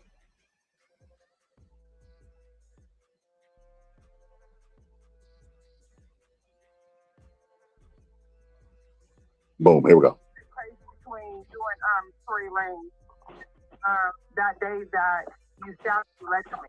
This is the guy saying why he stabbed Tory Lanez. Let me see if I can turn it up. That's Nothing much took place that day. Everything led up to that day, but that day I just came out in the morning to tell him, good morning. And I told him what's up, give him a little fist bump, ask him if everything is good. We had a little situation the night before and the day before. So what was the situation the night before and the day before? So I heard some rumors that he was trying to put money on my head. He felt uncomfortable living next to me. Said I was a threat. boom. Let me stop it right there. Here we go. Since we're doing court of public opinion, right? Because he's already guilty in court. It don't matter what anybody says today. Somebody said this ain't gonna age well, so they believe that Tory's getting out. I'm just gonna laugh hysterically, at that, But so since we talk about court of public opinion, and you got these Tory supporters, Team Tory guys over here. I just want to say, since we judging Meg Thee Stallion out being a hoe, let's judge Tory Lanez by his character, right? We already know the entertainment aspect. Tory was a singer, but now he's a tough dendada. You know what I mean? He's actually a talented rapper, but he rap about the degenerate stuff that we talk about. So let's make him let's frame the character for a little bit, since we framing characters for court of public opinion. Now, this guy, assuming that he's telling the truth, he might not be telling the truth, but let's assume that he's telling a little bit of the truth. Tory Lanez put money on his head. Did we not hear Meg Thee Stallion say that Tory Lanez offered her and Kelsey $1 million, which is why Kelsey suddenly got amnesia all of a sudden when she was testifying in the court? You know what I mean? Because I think Tory gave her that $1 million. But this guy said that Tory put money on his head. And I'm inclined to believe it because we talk about court of public opinion. We talk about the history of a person's character. So, yeah, he probably did put money on his head. So I confronted him. And then I found out the same thing. He tried to put money on my head, so he said I put money on his head. We had a little discussion or whatever. So the next morning, that night, he said some shit. I'm kind of crazy. So the next morning, I came out to see if everything was good. His phone, talked to him. He said, yeah. So I was going back into my cell. And when I looked back, instead of going to cell, he was walking towards my door. He stood in front of my cell, looked at his boys, made his little smirk. And when he showed me what he had and something in his pocket, I just rushed him. What did he have in his pocket? I just rushed him. What he showed me looked to me like I believed it could be a weapon at the time. So I rushed him and I just snatched him. I just took advantage of him. He was weak. I just threw him all over and I just kept slamming him and stabbing him. And were you trying to kill him? No, not at all. But I thought like it was a weapon. I thought threatening. And when I felt like a sting in my leg, I felt like, oh, he stabbed me. So I moved back and I kept stabbing more. And I seen that he threw something. So I was like, oh, this is that. So I just kept going. After he was yelling, help, screaming, please help me. I just picked him up and I tried to take him and said, like, look at me. And then I just let him go. Like, I was saying, like, man, you trying to kill me? What were you guys like? I know why, but why would he pick you out of all people to want to put money on your head? Well, what was the beef exactly about? It was really no beef. He just talked a lot, and I had confronted him a while. So if we're going by what he said, Tory Lanez and him was cool. At one point, Tory Lanez put money on his head because Tory Lanez is in there. It's so funny. He's not behaving like a guilty man. What my brother Charles Xavier teach me today, he should be in there home Alhamdulillah, I can't even say it. Praise be to Allah. Alhamdulillah, Allah. He should be in there. That he should be reformed. He should have the Muslim garment on or Christian garment, whatever. He should find religion, because people that are accused of crimes that they didn't commit, because we've seen this before with sexual assault crimes and people in the 50s and 60s, black people, right? They don't get in there and try to be a kingpin, put money on people's head, fighting with people. They go in there and find religion because they say they go seek God, because God is bigger than the justice system and he can correct this. He's not doing that. He shows no remorse for any actions that he took. He shows no accountability, and he's in jail moving like he's a don. Tory Lanez, we talking about character here. Out of the two, who seems more guilty? The guy who admits on the phone, apologized for an action, or Meg Thee Stallion who is just guilty in court of public opinion for being a hoe? Who has more character flaws? Who has more credibility?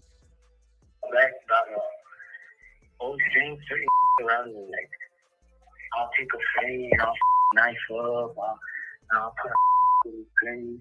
And to me, I feel like the second, third time hearing that in a conversation, I was like, man, what you trying to say? So I approached him and told him, like, what's up? Like, just go, I'll come into your cell and we'll do whatever. Like, let's play this game, then. Because I felt like he was kind of antagonizing me, like testing me, like if someone was afraid or something.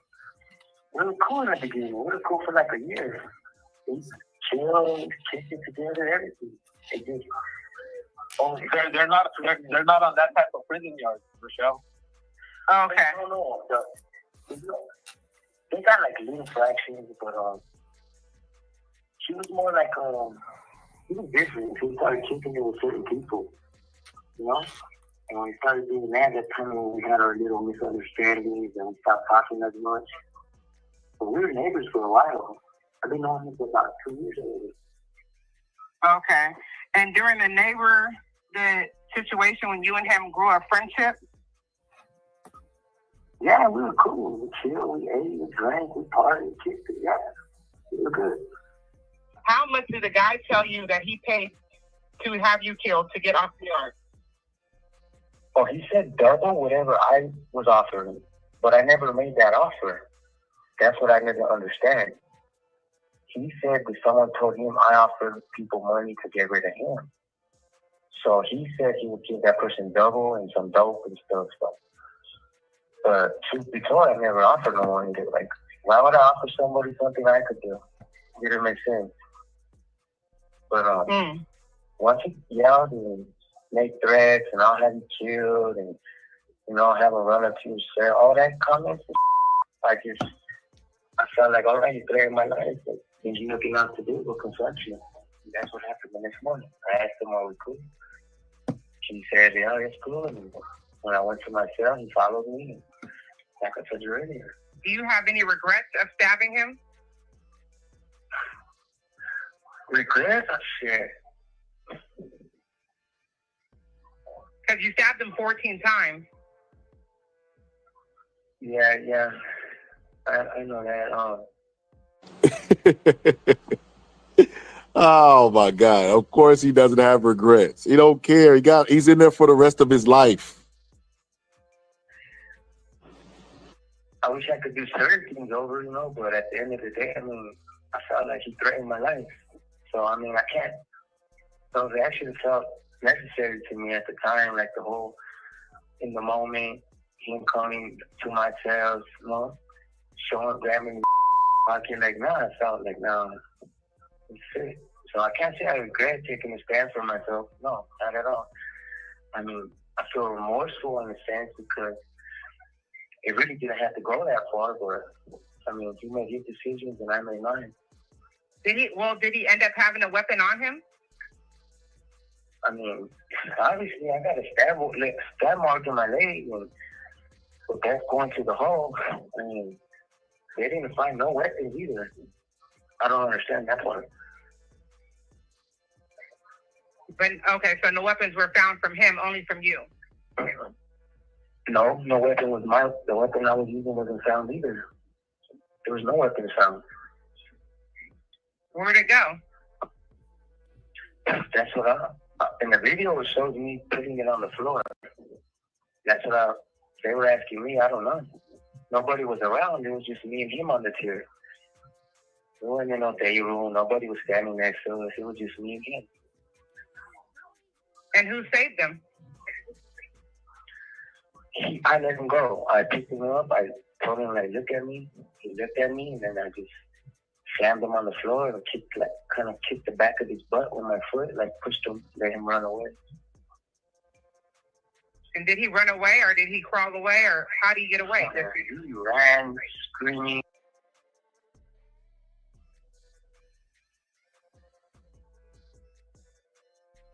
So yeah, Tory did that shit. Listen, I'm gonna leave this an hour, so it has playback value. I might even go back and timestamp it because I don't know when these people pulled up or if they're just intentionally ignoring the facts. So what I'm gonna do is, now that I've showed you the character of the guy that we dealing with, he don't want no forgiveness, no atonement, no acknowledgement of anything that he did. He don't none of that. You know what I mean? He in prison, like he running stuff, he beefing with people, put money on people's head. He's not behaving like an innocent person. You know what I mean? Since we worried about imagery and who could commit certain crimes and who's guilty in court of public opinion. So I wanted to show this last video before we get up out of here, because I'm gonna restart another live because I want to do a final destination review. So that's what we're gonna do. I want this to be separate though. I want it to have playback value so people can go watch it in the entirety. I might even go back later on tomorrow and timestamp it. But I want to leave this where it is. I want to be done with this Tory stuff. I don't want it to be up for debate or any of that. This is how I feel about it. I listen to facts. You know what I mean? It is what it is. You know, people got to deal with it, you know. But I wanted to show this right here. Boom. I wanted to show this video right here. I'm going to end it with this. I'm going to try to keep it well under 2 hours. I'm going to try to not do so much commentary so that, you know, I'll just make the commentary brief. But then I'm gonna fire up another live when this one is done. We're gonna come right back. But I want this live to be where it is. Because like I said, I want to do a final destination review. So here we go. Because that movie was horrible. And Charles Xavier, thanks by the way. Bro, look, brother, if you don't do another thing in the world, bro, you have already done so much for me, bro. I don't know if you realize it or not, bro. But man, bro, like I said, bro, a lot of times, you know, content creators, we do this stuff. We get a little discouraged from lack of support. You know what I mean? And then like some people, the people that don't want to support you, they're always the most demanding out of you. You know what I mean? Like how babies are with mothers. You know, give me milk. You know what I mean? Like stuff like that. So when somebody comes and like you did, bro, like I said, you did more in just a little bit of time that we've been cool, bro, than a lot of people that are actually cool with me. So, bro, I appreciate. Like I said, if you don't ever have to do nothing else, bro, I am so grateful for the little bit that you did do, bro. Like that is greatly appreciated, and I promise you, I won't forget that, bro. So yeah, so here we go with the Tory stuff. Get far. Why are we still hearing the same conspiracy? This is Meg Thee Stallion's lawyer. Last time we're gonna do a lot of commentary. I stopped at 3 minutes here, right? 2 seconds here on me.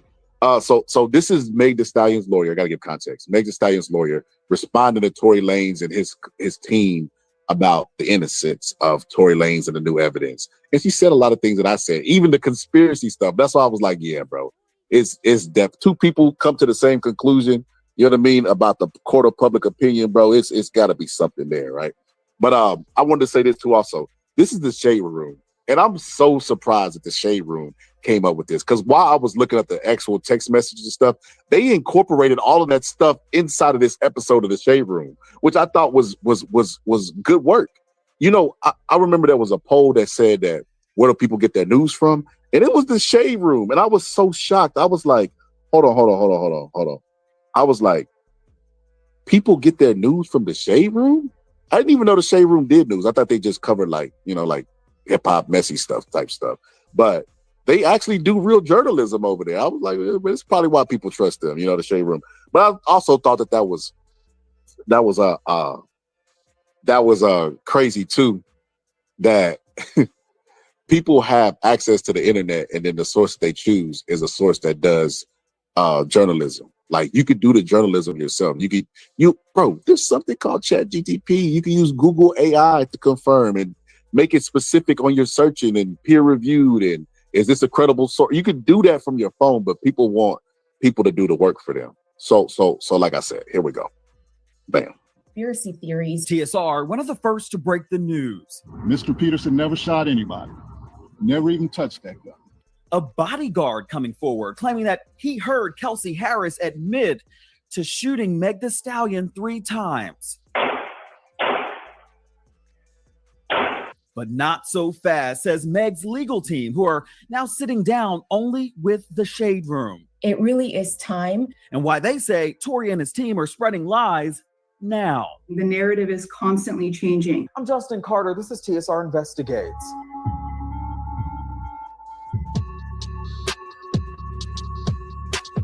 Daystar Peterson, who we all know as rapper Tory Lanez, he is fighting to get out of prison. Literally. It was back on May 12th when the Shade Room told you that he was stabbed 14 times by another inmate in his back, his head, his torso, his face. We're told that he's recovering after suffering a collapsed lung. But days after the attack, his legal team came forward with shocking claims that there's new evidence out there that will prove that he should not be in jail at all. So we brought all of this to Meg Thee Stallion's legal team, who for the first time, they're sitting down with the Shade Room and they are saying, time out. In essence, Mr. Peterson never shot anybody, never even touched that gun, never fired the gun. This is how we got here. A press conference, May 14th, organized by Unite the People. They were hired by Tory Lanez to represent him as he appeals the felony assault and weapons charges that he was convicted for back in 2023. At the focus, Bradley James, a former bodyguard for Kelsey Harris, who we all know is Meg Thee Stallion's former friend. When the Shade Room posted about this, it had the roommates fired up. Mr. James informed Unite the People that he was a witness to the conversation Miss Harris had, where she stated she had the gun, she fired it 3 times, Mr. Peterson grabbed her arm and knocked it down, and the gun fired 2 more times. This statement aligns with the statement of the only non-party witness to the case, Mr. Sean Kelly, who at trial testified he saw 2 women fighting, 2 men break up the fight, 1 man grabbed the other one's arm. Gunshots came from the passenger side. Passenger side is where Miss Harris was sitting. So we reached out to the team who was there for it all. It really is time.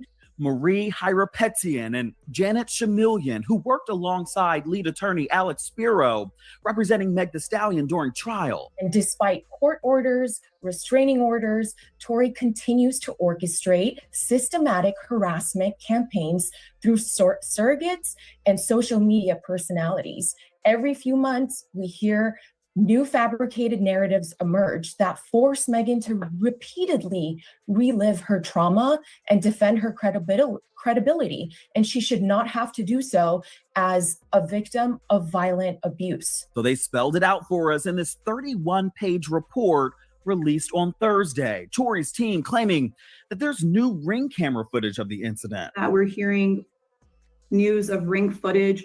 Ring footage was already a trial exhibit. There was an audio of.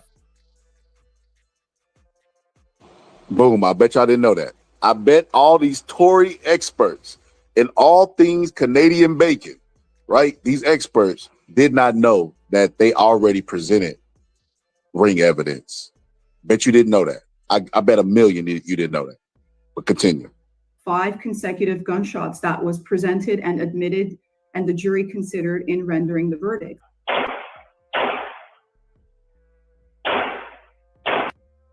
So in lay terms, or slow YouTubers terms, basically all the evidence has been presented. There is no new evidence. The gunshots, the ring doorbell, all of that stuff was presented in the verdict of guilty. They took that in consideration with the totality of all the other evidence and still came out with a verdict for Tory being guilty.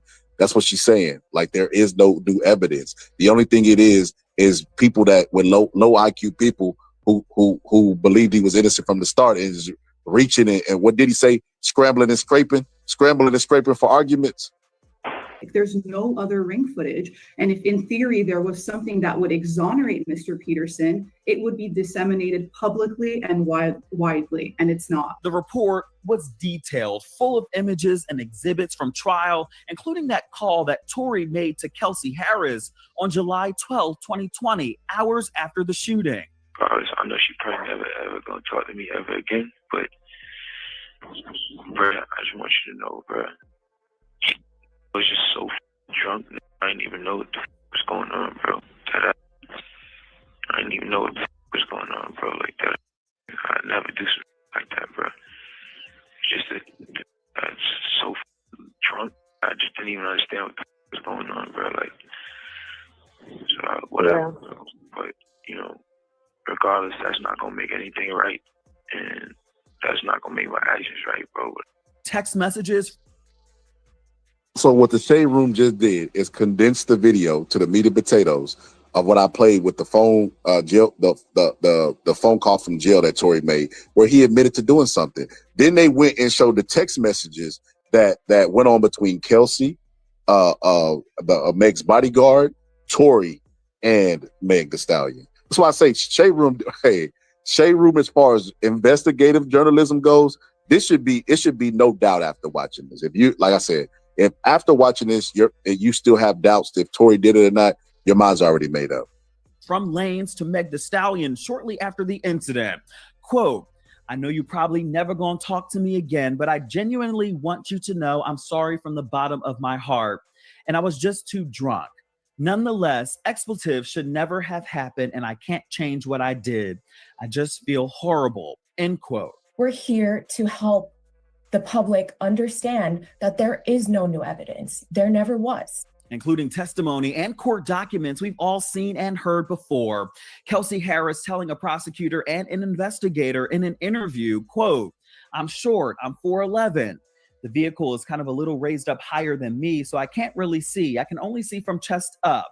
That's all I can see. But the way Tory was angling the gun is kind of like, it wasn't like straight. Boom. So there we go. It's so funny that people try to use Kelsey's testimony, because when she got paid by Tory and got paid off by Tory, she said, I know nothing. Hey, they do something, I do nothing. You know what I mean? She turned into, you know what I mean? Somebody working at a bodega that don't know nothing. You do something, I do nothing. You know, she when she got paid off, you try to use that. Well, she said this. Well, she clearly lied. She was drunk, blah, blah, blah, blah, blah, back and forth, right? She basically, I mean, in this court document that they pull up, said that she saw Tory shooting the gun in Meg's direction. She didn't have a clear angle because she was short, but she saw it.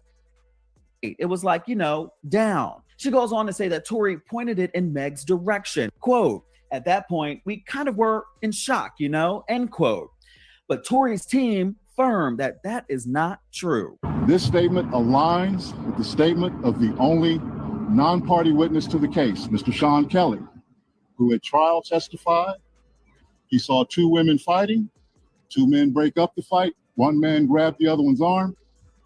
Gunshots came from the passenger side. Passenger side is where Ms. Harris was sitting.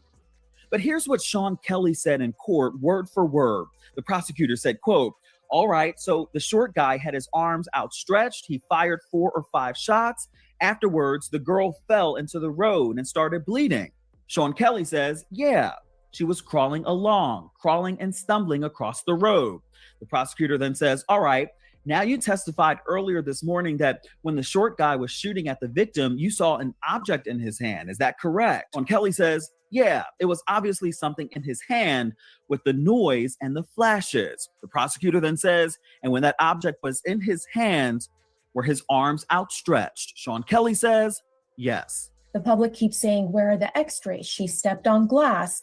And respectfully, why would we be worried about a gun if she had stepped on glass? But to take it a step further, we released the Cedars-Sinai records in our presentation. This is not the first time those records have been available.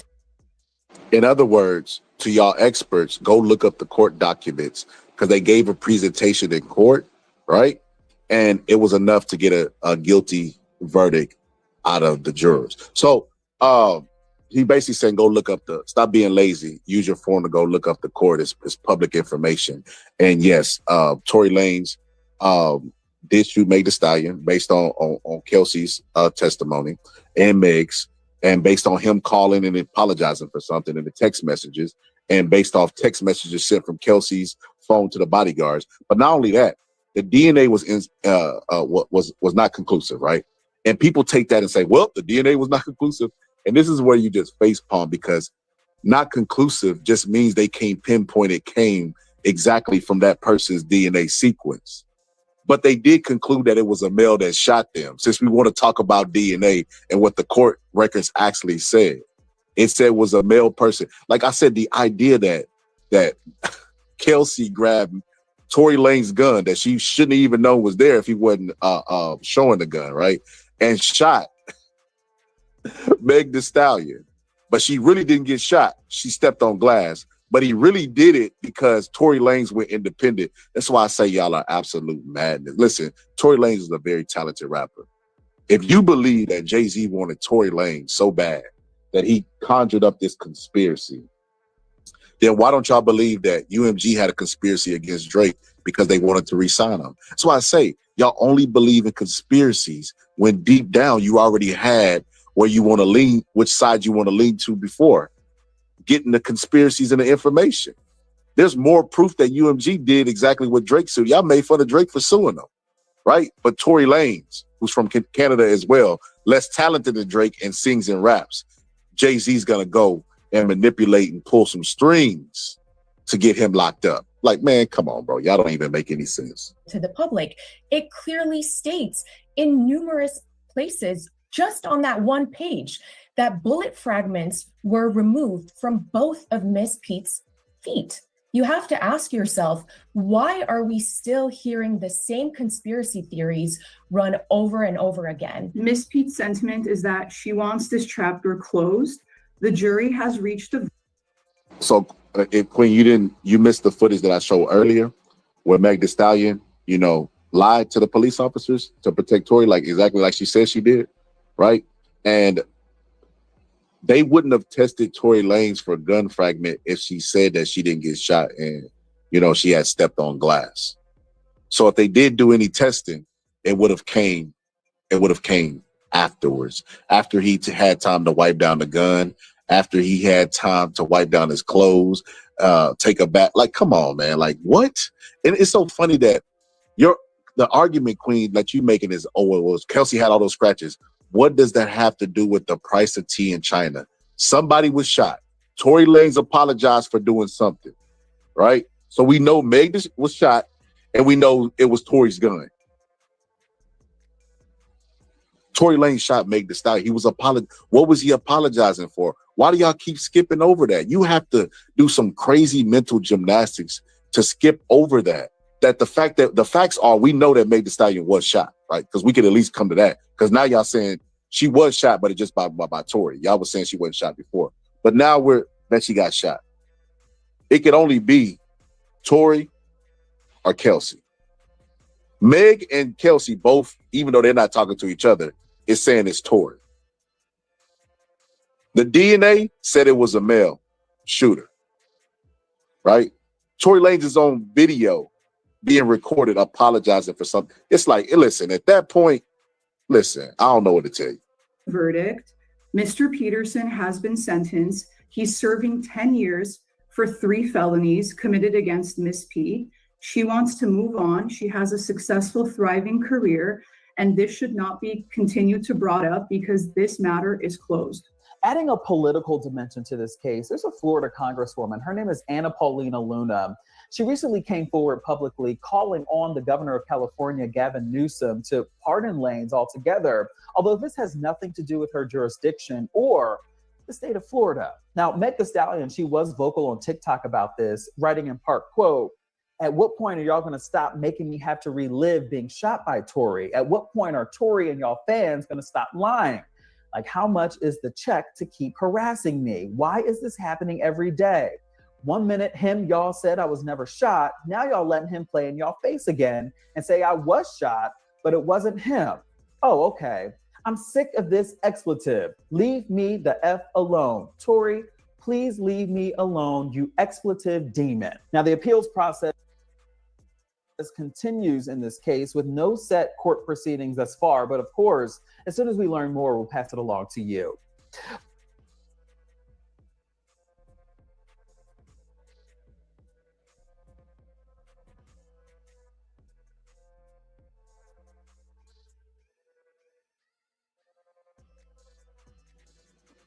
So basically all that for nothing. Like, and this is why I didn't drop the link today. I wasn't even going to do this, but you know, for the sake of arguments, we will do this. We'll revisit this.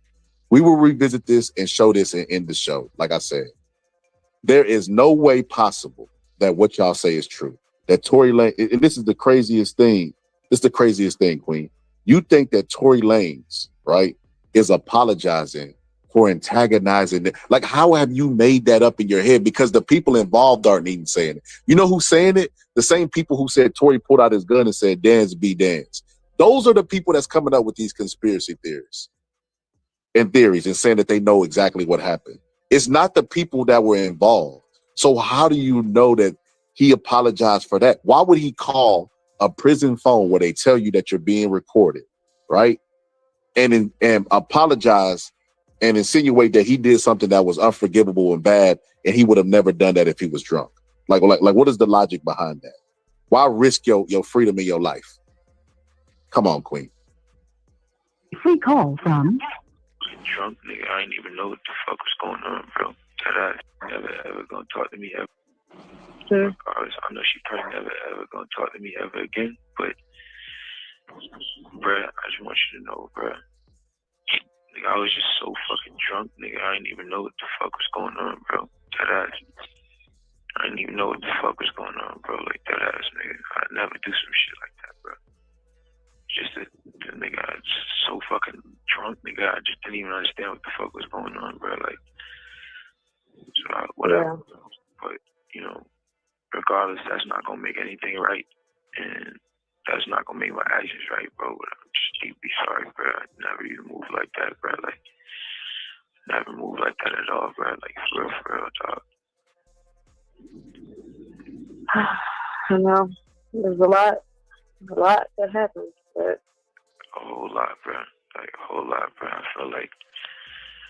feel crazy, bro. But in this day, like, what happened already, bro. I can't take it back, bro. I'm just telling y'all, I'm sorry, bro. Like, you're listening to Street TV. I think it was just too drunk, bro. You know what I'm saying? When I got. Oh my, listen, and this is exactly why I did not drop the link, because this is so frustrating. Y'all think that this is what's wrong with black people. Y'all always concerned what people are doing with their private parts and their naughty parts and who's screwing who. What does that have to do with the price of tea in China? It has nothing to do with anything. Even if he was sleeping with both of them, why is he apologizing for his actions that he did while he was drunk and said he would not have did those actions if he was not drunk? The actions that he did was not sleeping with both of them. He's not apologizing saying, you know, I was drunk and, you know, I slept with both of y'all. And that if I wasn't drunk, I wouldn't have. But come on, like, you cannot possibly believe this. And if you do, like I said, I'm gonna be a little bit worried about y'all. Cause like I said, your mind is made up and your confirmation bias is ignoring glaring facts. We know that she was shot, right? We know that he's calling the friend from jail. He's in jail right now, calling Meg Thee Stallion's friend, asking what hospital she's in, apologizing for something. And you guys think it's about him sleeping with somebody? This is what I mean, man. Like, it's insane. It's insane. When I got to the house, sure, he's like, all top niggas, they gave me like 5 shots, like off the door, like, you feel me? So I was out of there, like, wasn't in there with niggas, like, you feel me? We was taking shots past that time. I wasn't even there with niggas, like, bro, I don't even remember what we was even arguing about, bro. Like, you feel me? Like, Boom. There we go. No, the conversation about what he's doing with his private parts is because black people swear that they know, but they don't know. They know everything about everything, but don't know nothing, right? They're making this. They're the ones that said he pulled a gun out and said, dance be dance. They made that up. They're the ones that said that he was sleeping with Kylie Jenner. They made that up as well. They don't know who he was sleeping with. They're filling in the blanks as they go along. But Tory Lanez just said out of his own mouth, I don't even remember. So if Tory Lanez don't remember, how do y'all know so much? Let's rewind that. I want to hear him say it again. Yeah, no, I didn't even, I was already fucked up by the time you got there, so I don't know how much. It's like, you know, but tell me what hospital she's in. You're listening to Street TV. I just told you, I don't know. Like, tell me, like, remember what we was even arguing about, bro. Like, bro, I don't even remember what we was even arguing about, bro. Like, arguing about, bro. Like, arguing about, bro. Like, I don't even remember what we was even arguing about, bro. Like, I don't even remember what we was even arguing about, bro. Like, I don't even remember what we was even arguing about, bro. Like, I don't even remember what we was even arguing about, bro. Like, I ran it back 5 times, so maybe y'all could be like, I ran it back 5 times, so maybe we could be like Umar Johnson. Maybe the 5 times you would be like, okay, maybe I could question what I think I know about this case because he don't even remember what they was arguing about. So if he don't remember, how have I already filled in the puzzle pieces and came to the conclusion that Kylie Jenner was at the source of this, and it had to do with him sleeping with Meg Thee Stallion and Kelsey. Like, that is absolute crazy. That is crazy, man. But anyway, let me go ahead and in this video. Listen, before I let Tory take us home, right, with his admission to something y'all said he didn't do, that Meg lied about and faked at first, but now she actually did it. I just wanted to say this. All this black power, black love, protect black women stuff, you know what I mean? This is a clear case where even the court said there's so much evidence that yes, this girl is a victim, right? Besides that, Meg Thee Stallion ain't create no broken homes. If she is a hoe, she having a lot of sex and having no kids from it. She ain't got a whole bunch of babies out there. She ain't living off the government assistance. This woman graduated from college and has her degree in healthcare administration. So she's educated. You know what I mean? She's a millionaire. She employs black people. You know what I mean? She has nobody in the world, you know. People that's close to her, like Kelsey, she feel like betrayed her. Her mom's gone. Her dad's gone. She has nobody.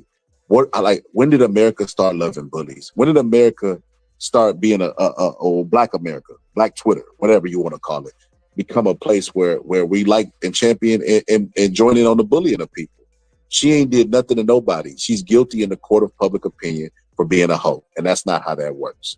Like I said, in the same way a prostitute walking down an alley can still be sexually assaulted, in the same way a drug dealer could be selling drugs and they end up murdering him and taking his drugs. He's not worthy of death because he's selling drugs, right? And she's not even breaking any crimes. Her only crime is to everybody else is being a hoe.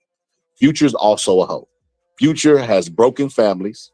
Future talks about lean and drugs that he doesn't take himself by his own admission.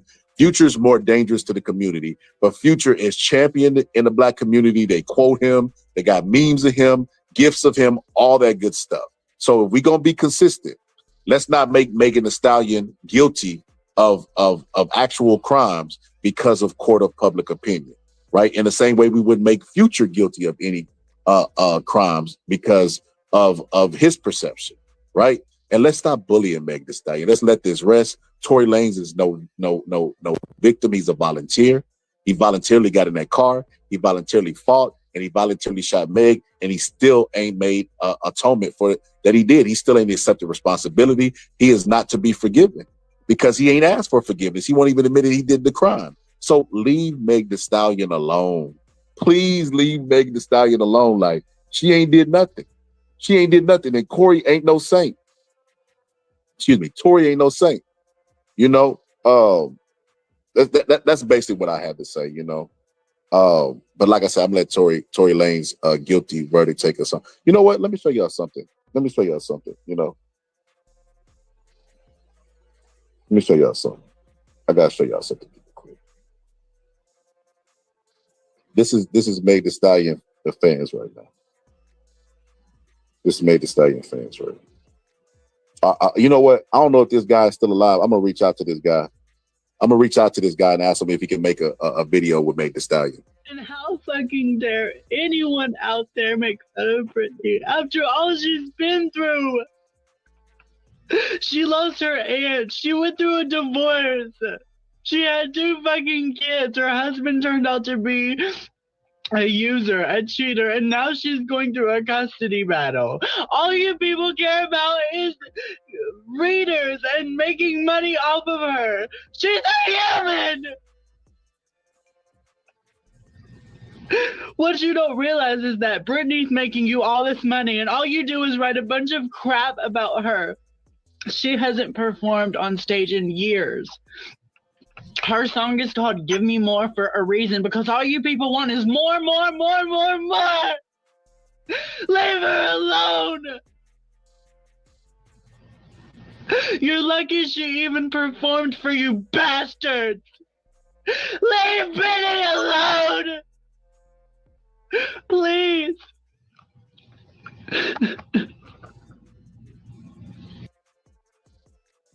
So with that being said, man, leave Meg Thee Stallion alone. You see how white people treat their celebrities? You see how they defend them? You see how they don't listen, Britney Spears, man, has definitely been cuckoo for Cocoa Puffs for years now, right? And they still love Britney, man. Why can't we even if you don't support what Meg Thee Stallion do, why you gotta bash her? Why do you even have to have a opinion about the situation? The courts already decided what they decided. And like I said, if black people, these experts, take y'all asses to jury duty. Go use your superpowers there, because y'all able to look at a little bit of evidence and conclude the finale of everything that's happened. Go to jury duty where you could, on a local level, help these black people that are unjustly affected by the justice system. Leave Meg Thee Stallion alone, bro.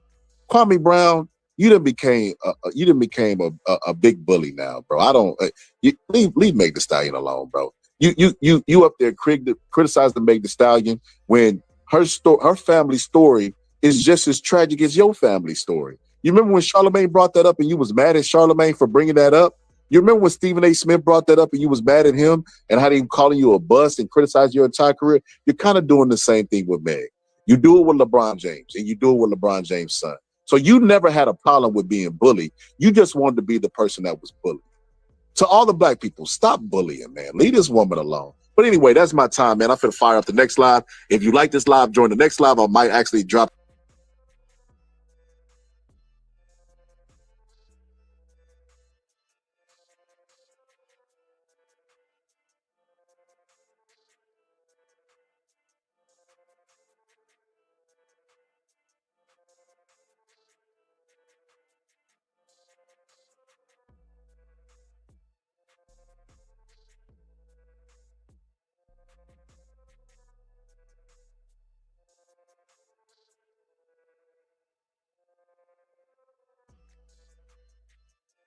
and for falsified narratives and information.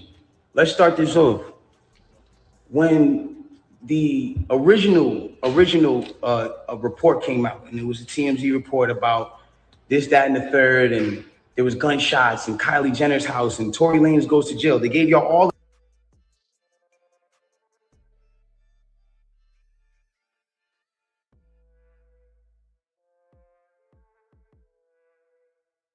facts of the juice of Tory Lanez going to jail, and this, that, and the third, and Megan getting arrested, and da da da da.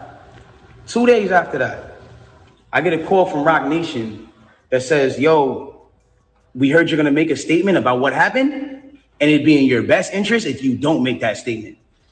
I'm like, oh, okay. Is public record. You can go back and look at this shit. You can go back and see it. Like, you feel me? So they say, oh, okay, you know, you see her out of the car, she's getting out of the car, she's hopping in, look on with her to observe and understand something about her, where it's like,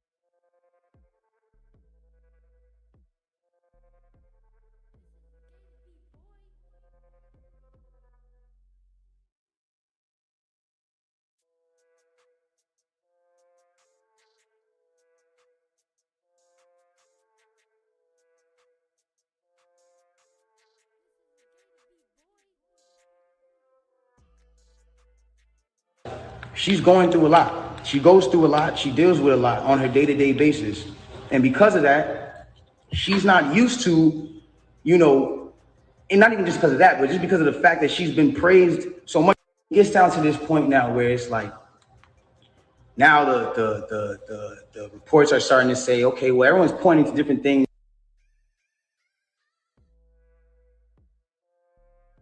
No one really knows what's happened, but nobody has ever said she got shot. Nobody has ever said she got shot. Not TMZ, not the police report. Okay, cool. Like all of a sudden, the affiliates of her circle start pointing like little subliminal fingers, like count your days and like I won't be around and you shooting at feet and like little funny things that they start doing. And I'm kind of like, damn, hold on, where are y'all about to take this? Because y'all told me not to make a statement, so I'm trying to figure out where y'all taking me to. I don't get it. So then at this point she goes live because people are not really understanding the story or whatever cases. She waits. Like she knew she had to do certain sympathetic things, I guess, to push the narrative. And I don't know who told her to do certain things like that. And I'm not the one who's trying to. And that goes into an outrage because some people are like, hold on, how you not get shot? How you get shot in your foot and it don't hit no bones or tendons? Like, we're seeing you at DJ Khaled's house and you're on your tippy toes, and then we're seeing that your foot, because when I was walking away from the car in for a second, instead of me even being in the video, and this is before all this, it is now switched into certain things like that. And it's like, hold on, I need y'all, bitch ass nigga. He doesn't respect females. That's being created to make me come off like I'm some monster is now what I'm having to live through for 3 months straight of just people.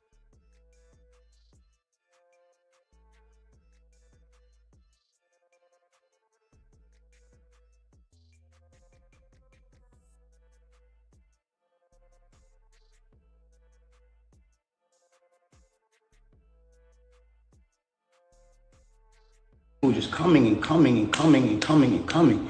And it's like, yo, I'm not here to beg no sympathy from nobody. I've never been one of those people. I'm not a person that's sitting here like, yo,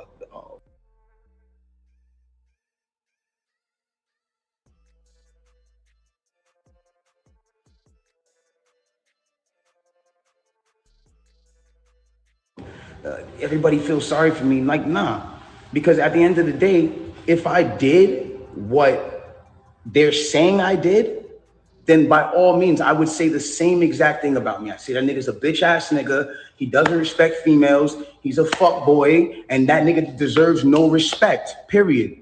I've never been a person that all of a sudden, you know, it's everybody all of a sudden like, yo, he's this guy who doesn't protect black women, and he's this guy who, but it's like he's this guy who doesn't care about black women. That's what the narrative is now switched into and certain things like that. And it's like, hold on, I need y'all to really back this up. When have I not showed out for black women?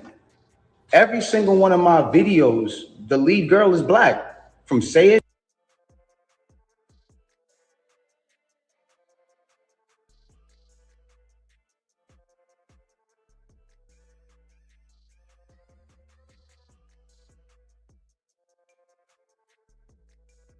I think I've been talking this entire time and y'all can't even hear me.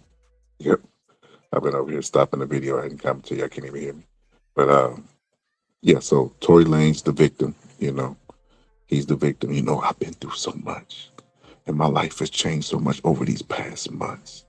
But you know, I ain't here to beg for no sympathy other than begging for the sympathy of everything that I've been through. This ain't about me. This is about Meg. Like, bro, you can't make this up. So the actual person that got shot is not the victim. The person that is alleged shooter is the victim. And he's making a video complaining about sympathy while not giving it. But this is the part that I want to show. So for context, Tory said all the people in his video, the lead is black. I didn't ever look this up because I know he was full of it, right? But that's context. Let's continue. To love, to now, like when have I not showed love to black women? I made 5 chicks tapes about black love, about a black relationship, about a ghetto relationship at that. Like, you feel me? Like, when did I become this person? Like, my favorite song on the last chicks tape that I put out was Beauty in the Benz. And that was a record that with Snoop Dogg that I loved. And instead of me even being inside of the video, like really take me in for a second. Instead of me even being in the video, and this is before all this, instead of me being in the video, I made the video all about the empowerment of Black women. There's nothing but different types of Black women in the video, all shapes, sizes, colors, ages, that just shows the love in what I'm doing. And it's like all of a sudden a narrative comes out with no factual evidence, and all of a sudden I'm the bad guy. And it's like, yo, I get it. You know what I'm saying? Like, you know, I understand, like, and I support the whole movement of protecting Black women, but I want to speak on something. And sometimes, you know I'm not always in the right place to speak on things, but this is something that I went through, and so I feel like I'm able to speak on it. I am all for protecting Black women. That is something that is one of the most important things that needs to be taken serious, and awareness needs to be brought to. And regardless, if this debacle, regardless of what you guys think. So, you know, we about to test that. We're going to put it to the theory. Survey says, because we're going to watch this video she sent me, you know, and it wasn't looking good within the first 3 seconds. So it is what it is. But, you know, I want y'all to listen to how Tory spins this into him being a victim and at the same time a hero. Because if he had to suffer like Jesus being nailed to the cross to bring awareness to Black women everywhere, then so be it. Happened, if this situation caused you guys to pay more attention and more awareness to protecting Black women, then I'm fine that I had to be dragged through the dirt for that. But I want y'all to understand something.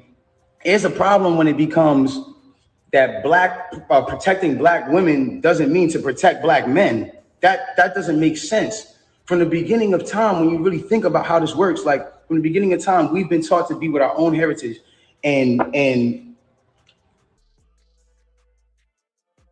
that boy had to take a drink. He was lying so much. So here we go. So let's see if let's survey says, let's see. Because like I said, that video she sent me, it was not looking too good for Tory. Okay, here we go. What's interesting is I never looked this up before, but during when Rob G was up here, I said, Rob G, I guarantee if I look that up, he's falsifying. He not telling the truth about that. But here we go. Hello, everybody. Welcome to the Impressive Channel. I want to talk about this artist named Tory Lanez and how he lied to the public about defending this dark-skinned model on his video. Ruh-roh. First of all, y'all go subscribe to Empress. You know, we finna react to her video. You know, hopefully I don't get no notices. If I do, I'll chop it out of the video. But hopefully it's all in good fun because we gotta get this message out, sister. Shoot with an artist named Nate Smalls for their song Good Love. Now, it's clear that Tory Lanez did this for publicity, and not only that, he did this to clean up his name a little bit because he did catch some fire for entertaining this ignorant statement on Instagram. Now, Tory Lanez posted a video of a white woman doing a very basic twerk, and somebody said, "We, the white community, want to trade her to the African Americans for Aisha Curry." And he said this can be arranged. Now, when Tory Lanez made this statement, he got dragged because he tried it. Now, after Tory got dragged for this statement, he had to find a way to clean up his image a little bit. So he made up a post about taking up for this dark-skinned model named Sultry Shin, but he was exposed for lying about taking up for this model. Not Tory Lanez using a publicity stunt while calling out Meg Thee Stallion for faking a real life event as a publicity stunt. What the raggy real book? Now, here's what his original statement was. This is an ongoing problem in our community of entertainment that needs to stop. As a Black man, sometimes I'm going to joke about the Black community just like we all do. But what I'm not going to do is allow any of these directors to devalue our Black women. Countless times I've seen directors swap out women of color for women of lighter complexion or women with straighter hair, etc. It's our responsibility as artists to stand up and not let this happen. It's been time to embrace our women of color. #Black is beautiful. When I saw the blog share this post on social media, I was glad to hear Tory Lanez speak up about this issue because I have heard stories of casting directors purposely choosing not to cast dark-skinned women in their videos. So I thought Tory was being genuine, however, he was exposed for lying. In fact, the director of the music video, named Capone, responded to Tory's comment and said, interesting.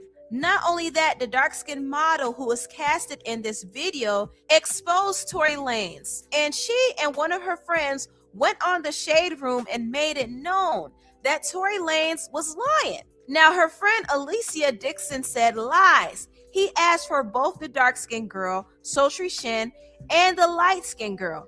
This clearly was to be a publicity stunt to cover himself up. And Sultry Shin said big facts.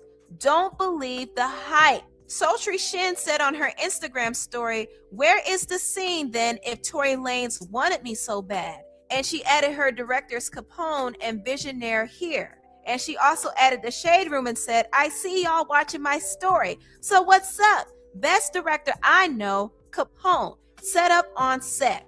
So she's not only debunking what Tory said, but she's also defending her director because her director was the one who had her casted in the video.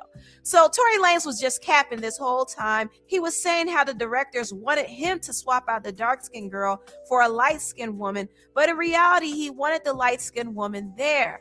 Now, the dark-skinned model named Sultry Shin, who was on the set, allegedly spilled this tea to Gossip of the City. The blog asked, "Hey, this Tory Lanez thing is fake news?" And she said, "Yep, he wanted her in the video." And the blog said, "So what's happened? Can you tell me what led to him making this post and why he lying?" And she responded and said, "Tory Lanez asked for both me and the light-skinned girl to do solo shots. When it was her turn, he said, cut the video to make it appear as if it had something to do with race. I know the director." Wow. Not premeditated pro-blackness. That ain't what we doing nowadays, is it? Premeditated pro-blackness? Bro, you can't make this up. And this is the guy who y'all vouching for. This is the guy that's innocent, being railroaded just to every average American, everyday Black American Tory X. Very well, and they have made me the lead girl in that video and many others. He actually never spoke to me on that set and kept telling her how beautiful she was. So not only did Tory lie about defending the dark-skinned girl on Instagram, but he completely ignored her on set. So the respect that he was trying to get from this fake story is now making him lose respect. Tory, you need to grow a hairline, find your own rapping style, and stop capping. Anyway, since we're on the subject of color, let's move on to this next story about this rapper named Cash Doll. Cash Doll revealed on Twitter that she... That's crazy work. That is crazy work. Hold on. What's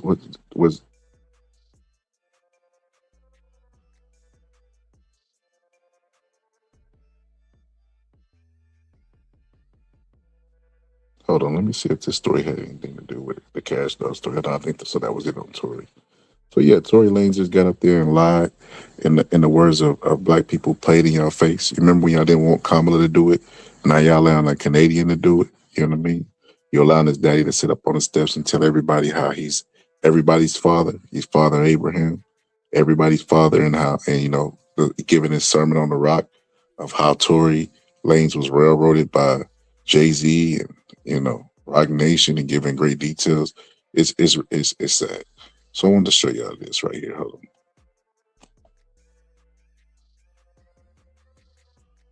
That he shot the gun, and it says that they have just don't even. No, one of the crazy.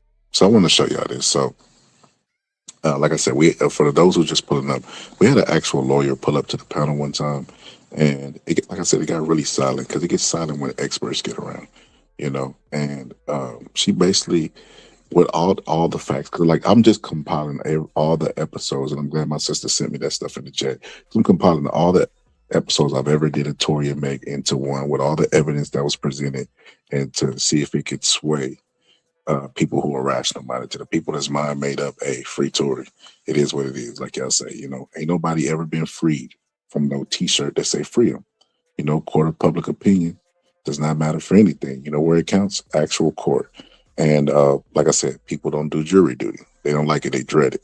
So show up to court of public opinion with the loudest voices and the free T-shirts. But till you go to jury duty, that's the only place where it counts. But I don't know if I want people that's saying free Tory deciding any fate of my family members going to jail or, you know, potential people getting off. If y'all looking at this evidence overwhelmingly and still saying that there's, so you're telling me there's a chance, I don't know if I want y'all deciding if somebody murdered somebody in my family. But check this out. Celebrity trials I done ever seen. It was Johnny Depp versus Amber. I think her name was Amber Heard. Hey, because when they did forensic, Just don't even require him to even hit Meg the Stallion. right? So this is what they said. They said that it is standard and standard practice that when you have a bucket of evidence and the evidence conclude that it's 90% male, why would you check the DNA evidence from a female when the evidence is telling you there was a male somebody that did said crime? This is why they did not collect evidence. This is their procedure. Why right? are you assuming she's a female? But that's my thing. God. Okay, so now she's really a man. She Rock Nation hired her to pretend to be a woman, pull the trigger, and frame Tory Lanez because they knew that they knew that the forensic scientists would not check her because they would give her the presumption of a male. I get it now. I get it, man. That's that make a lot of sense. And you just said it right there.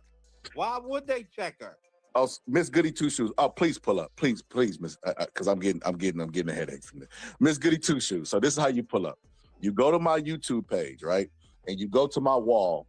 It's gonna say, well, you go to my community tab, or it's gonna say post, and you're gonna see a link that says pull up. You hit that blue link, and then you hit approve.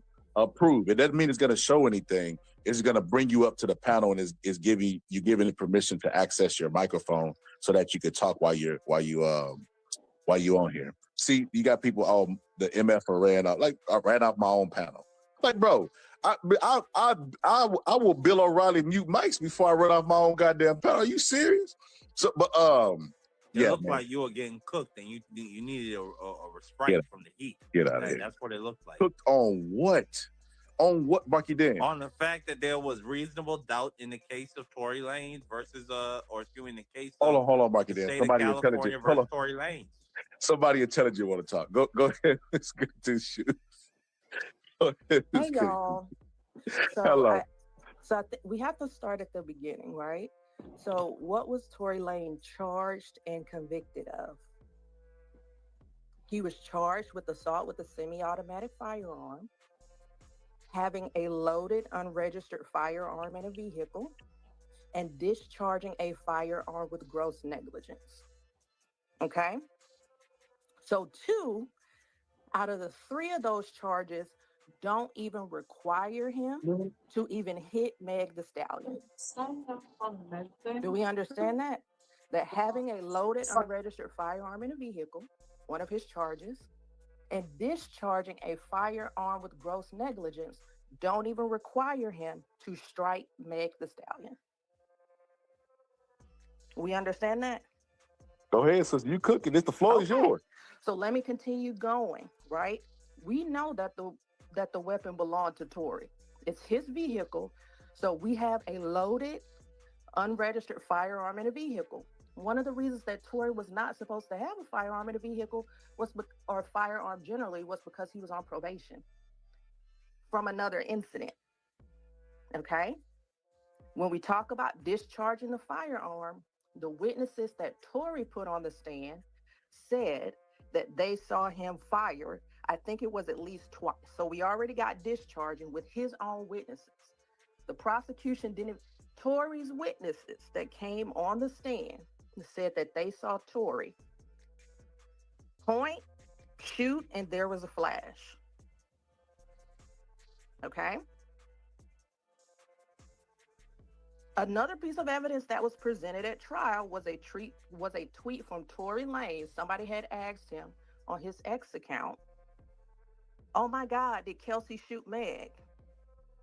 Tory tweeted, "No, it wasn't Kelsey." Okay, right? Because we're talking about reasonable doubt.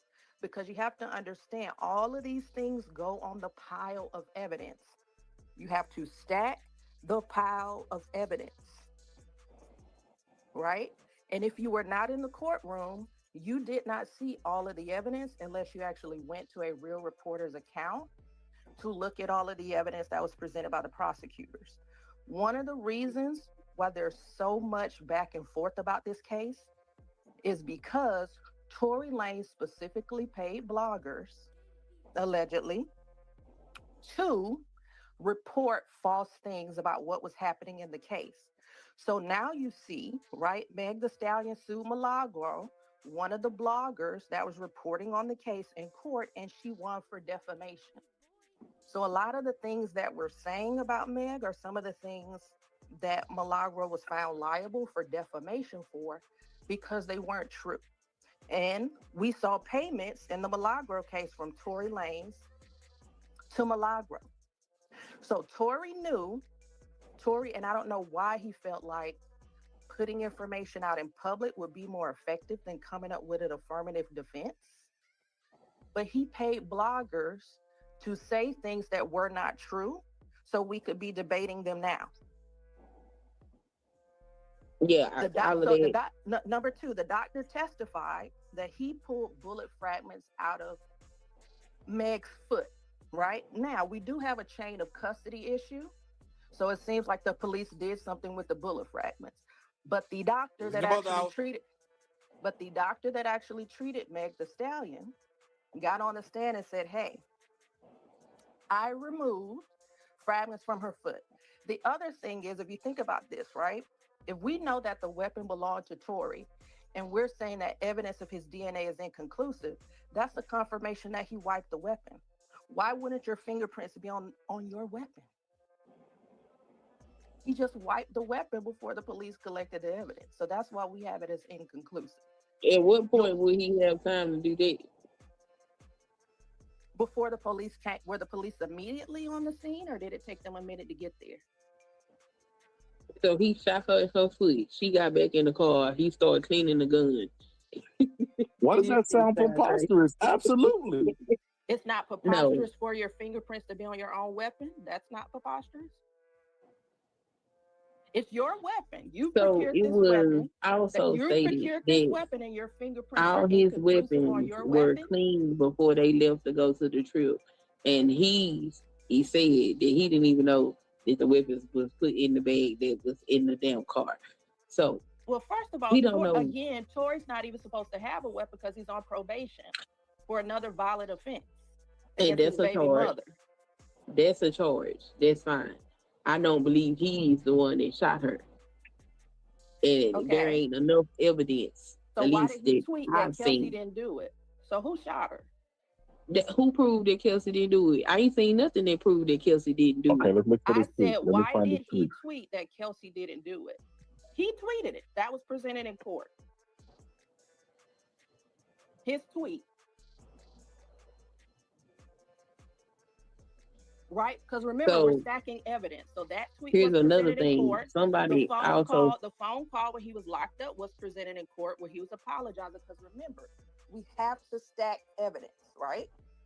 We got to stack. So somebody else also said that his appeal, they said that he shot the gun, and it says that they have never claimed that he shot the gun. So Tory filed an appeal, and his appeals keep getting denied, right? Now, when you appeal a prior conviction, you have to list the reasons for your appeal.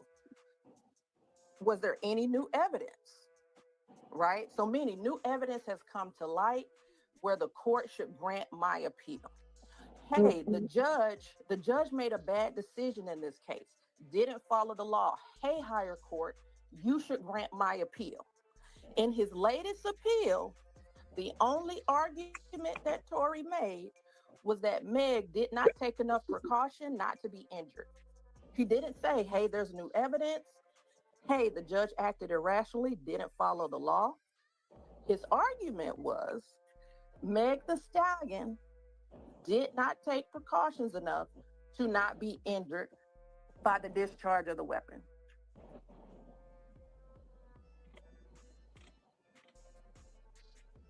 if you go to if anybody has Twitter, you can go to Megan Kunis' account. Megan Kunis, she posts the documents. She reports what actually happened in the courtroom because she had access to the courtroom. Like a lot of these people, DJ academics, they weren't in the courtroom. They were getting information from Tory, coming online and spinning it. But I just want y'all to know that 2 out of the 3 charges didn't even require him to hit Megan.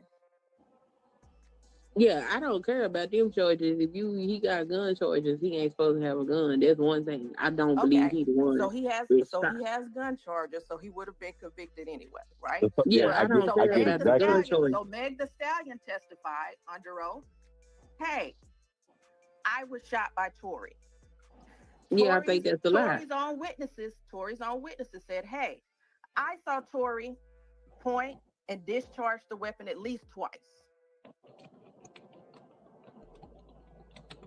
Remember, we're stacking evidence.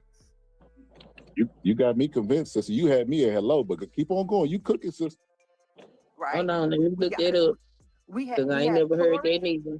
If you look at the screen, I put the screenshot of Tory saying that's not true with Kelsey's. We have Tory tweeting and saying, hey, it wasn't Kelsey. I can't see it because of the comment that's up there. We are stacking evidence.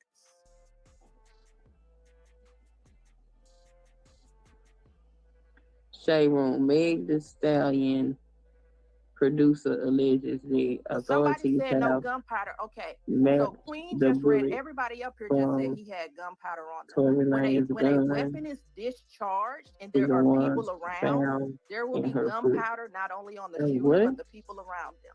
Absolutely. By the way, a forensic scientist testified to that in court, y'all. Have matched the bullets from Tory Lanez gun to the ones found in her foot. All right. People saying Kelsey shot at her. Tory Lanez. That's not true.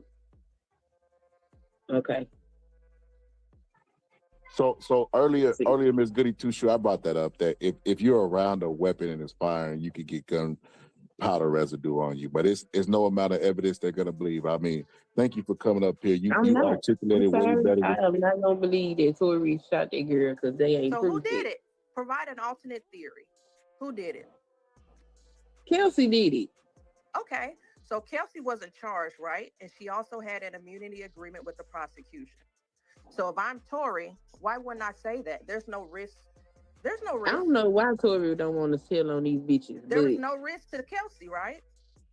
Kelsey shot that girl. Okay, Meg and Kelsey are no longer friends. Why would Megan choose Tory over Kelsey? Let's walk through it. Take me through there. Why they not friends? Okay, so if they're not friends, right? Why are they not friends? Tory over Kelsey. Why would I, even if we not gonna be friends, if I'm not trying to get you sent to the pen and I can throw this nigga under the bus, I'm gonna throw this nigga under the bus. Okay, so you would lie under oath. You would risk perjury. You get on the stand. You would risk perjury just to throw a man under the bus. If I know he ain't gonna snitch, Kelsey haven't said shit. That's a huge gamble based on something that Tory Lanez they never agreed upon. So I'm a gamble with my freedom. By the way, Tory Lanez still won't say nothing now. This was one of the things that got Tory messed up when we talk about Kelsey, right? Because Kelsey got on the stand, she had been through a lot, and Kelsey kept saying that she didn't recall, right? And she pled the fifth a few times, and her attorneys, they went back and forth with the prosecution. And so the defense attorneys and the prosecution went back and forth. And what ended up happening, because Kelsey kept saying that she could not recall, is that they ended up playing her entire interview with the prosecution. Right? She was interviewed by the prosecution before this case went to trial. She got on the stand. She said that she couldn't remember, had been through a lot. And then the judge makes a ruling to say, well, hey, play her entire interview that she had with the prosecution. And that interview was more damning probably than anything else presented at trial. So Kelsey's story was that Tory shot Meg before charges were even filed, before we even get to trial. So that's Kelsey's story, that Tory shot Meg. Meg says Tory shot Meg.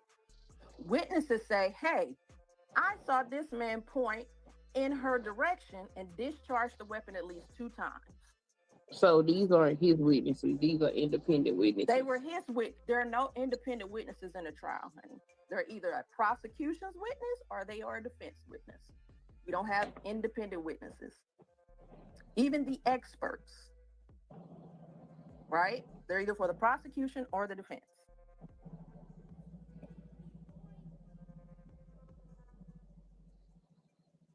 So again, we got to stack the evidence. We're stacking it. We're stacking it. We're stacking it. And when we look at our pile of evidence that we have stacked up, it says Tory.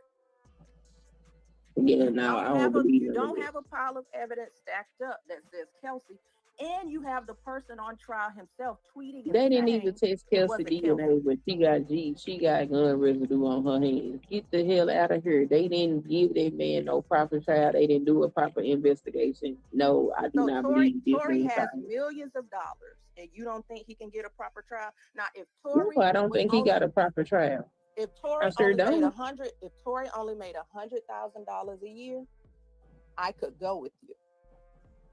Tory has millions of dollars.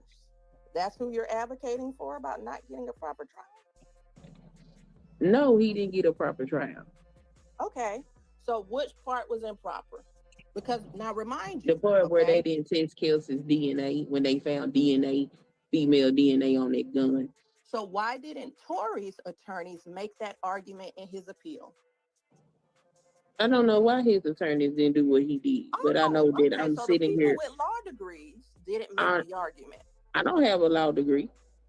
I know that's she made the point, people that he's paying. The people that he's paying millions of dollars, right? They've done 2 appeals at this point. Okay, so the people, they've gone through 2 appeals. And that argument has not been made in the appeals document. It's an easy argument to make because you're making it. So why wouldn't the people who went Tory to law Lanez school net and worth practicing for 10 years or more, why wouldn't they make is that between argument? 2 to 4 million, so he don't have that much money. Megan Thee Stallion had Rock Nation behind her. Like, that man didn't get no proper trial.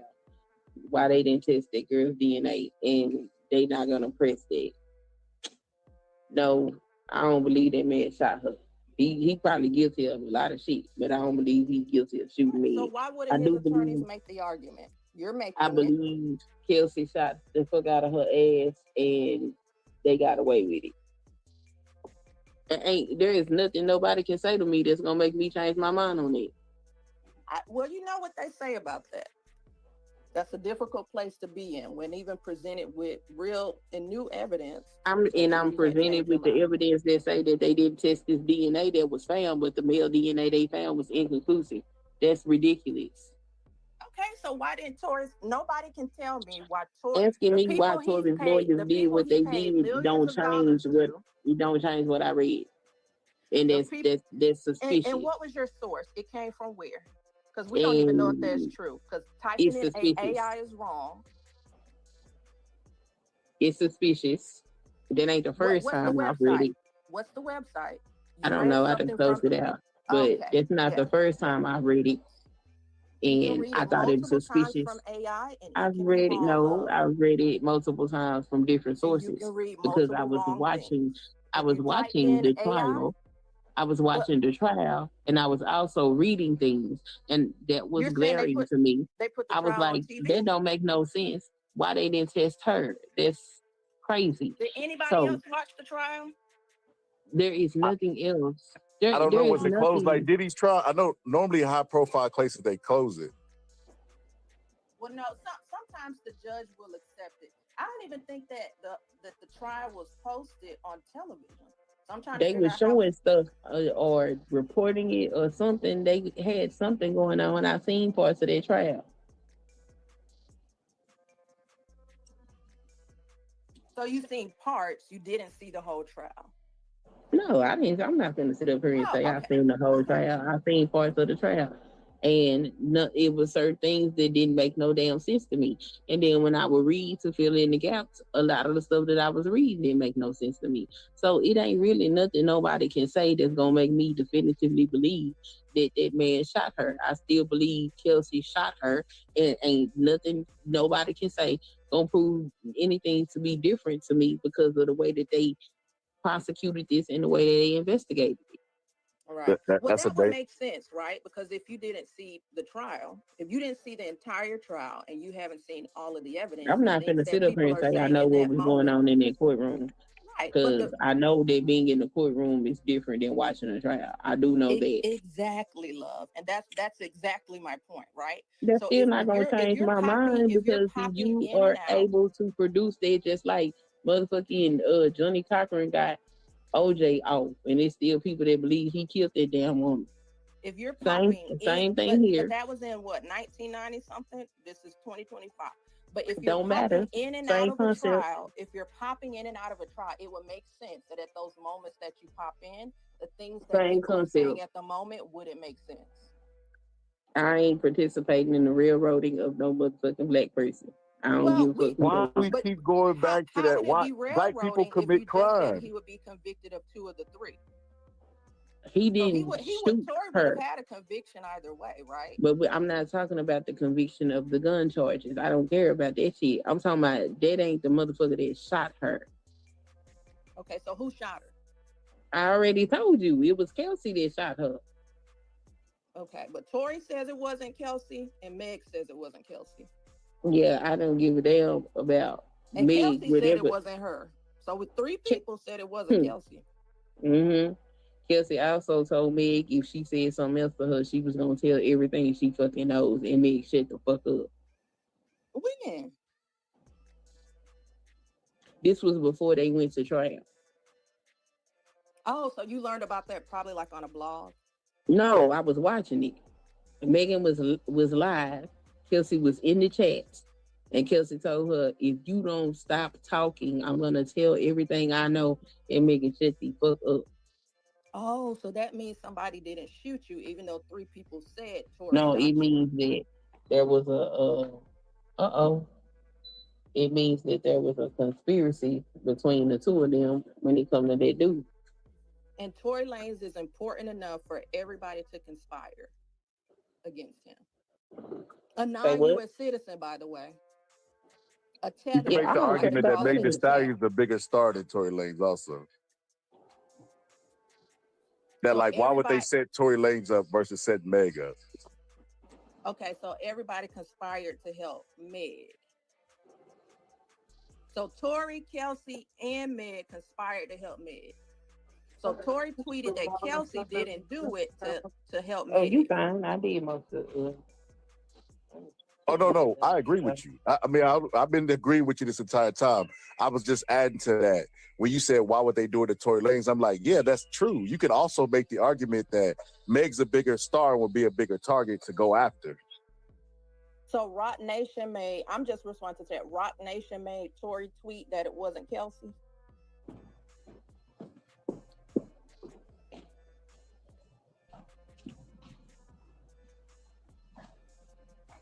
I'm just saying, y'all, we stacking evidence. And then all of the arguments that people make, Tory's own attorneys, who he's paying millions of dollars to, won't even make the same arguments.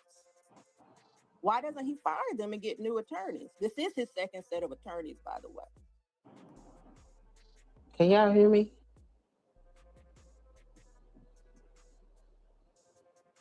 Yeah, I can hear you, love. Oh, okay. I don't know why he made any of the decisions that he made, but I don't believe he shot her.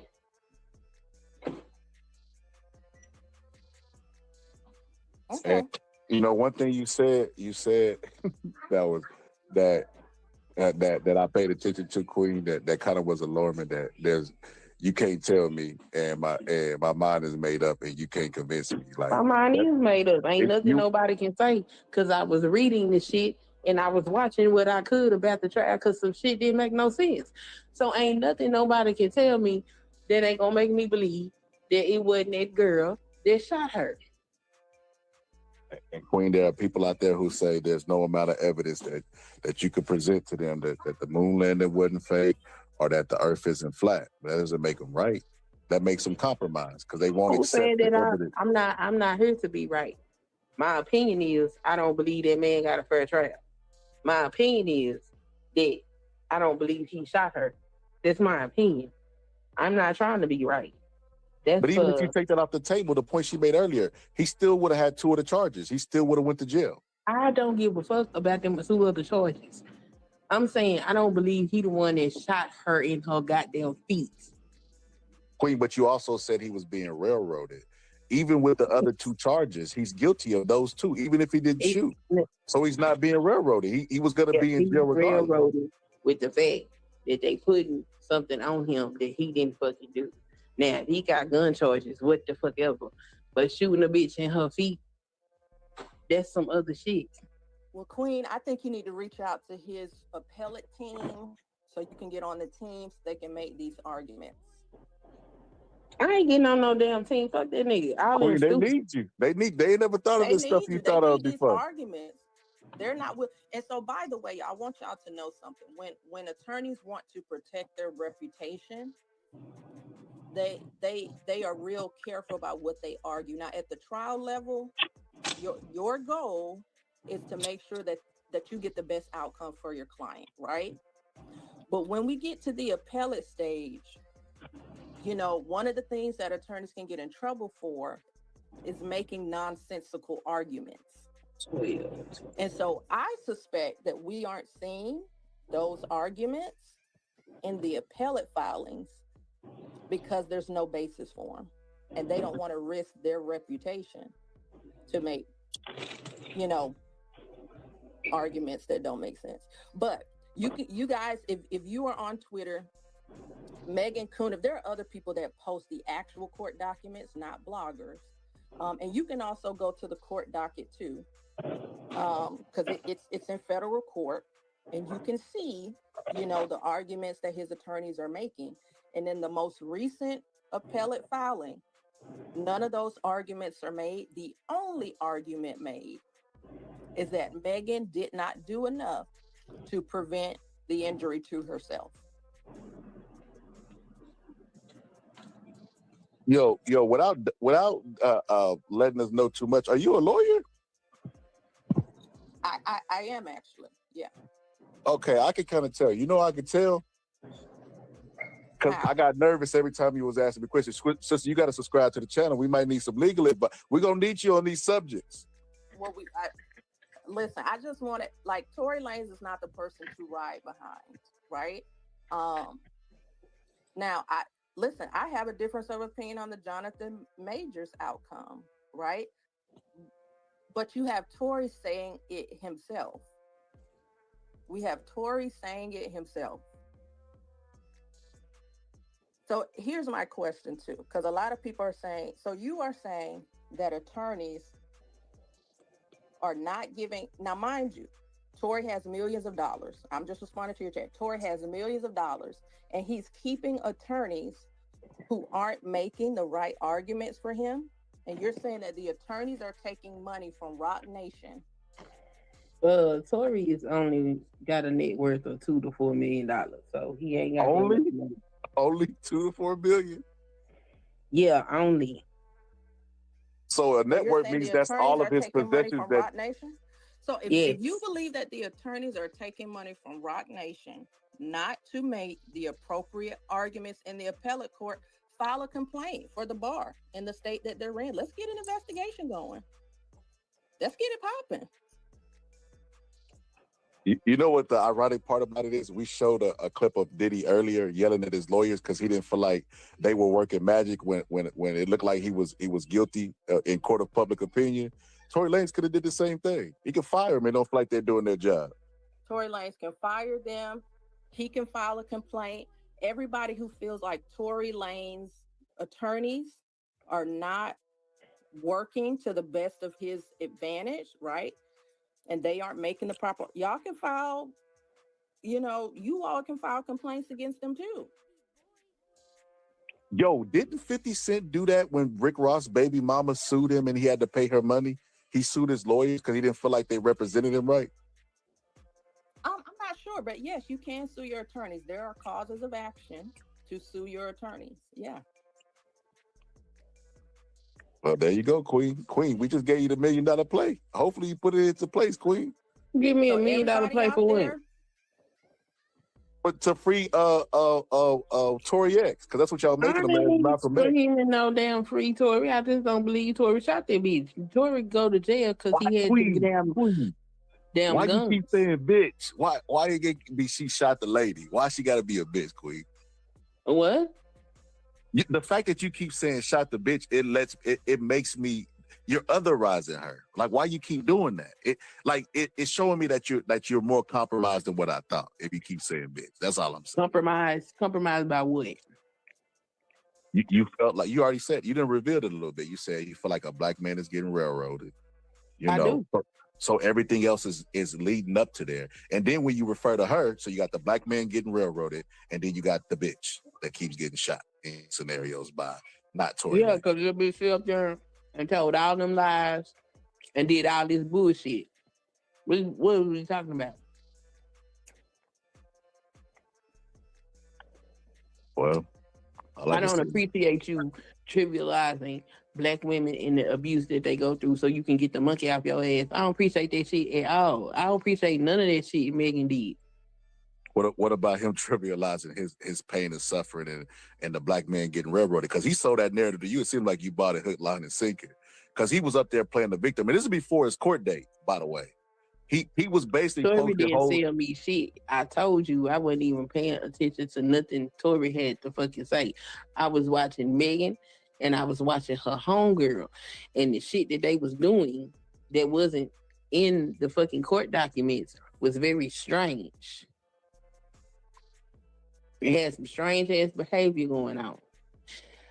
Kelsey gaslit a whole platform into giving her an interview with them thinking that she was coming up there to talk to them about what the fuck happened. And she talked about everything except for that. And in the last 2 minutes of the interview said, one day maybe I'll come up here and talk to y'all about that situation.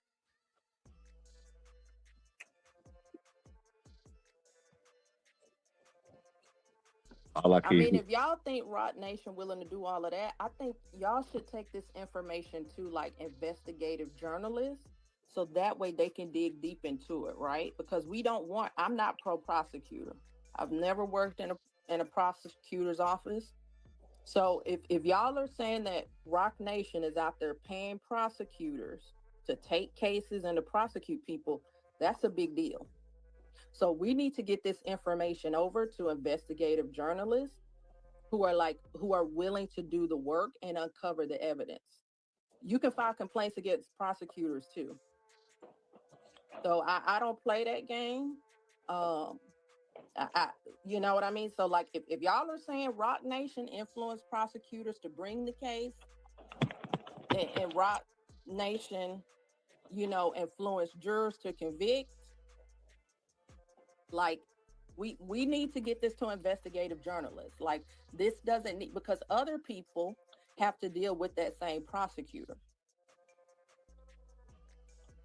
Right? The people without money and the people who aren't Tory Lanez, who can't call up their friends who are bloggers to get them to talk about the case, they won't have this, right?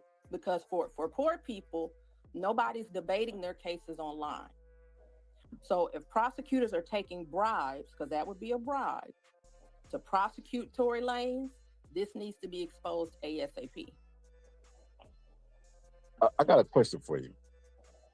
Could you file a complaint with a prosecutor that's actually working with you? Like if you're the victim of a murder, like a family being murdered, and you don't feel like they handling the business accordingly, could you file that same suit?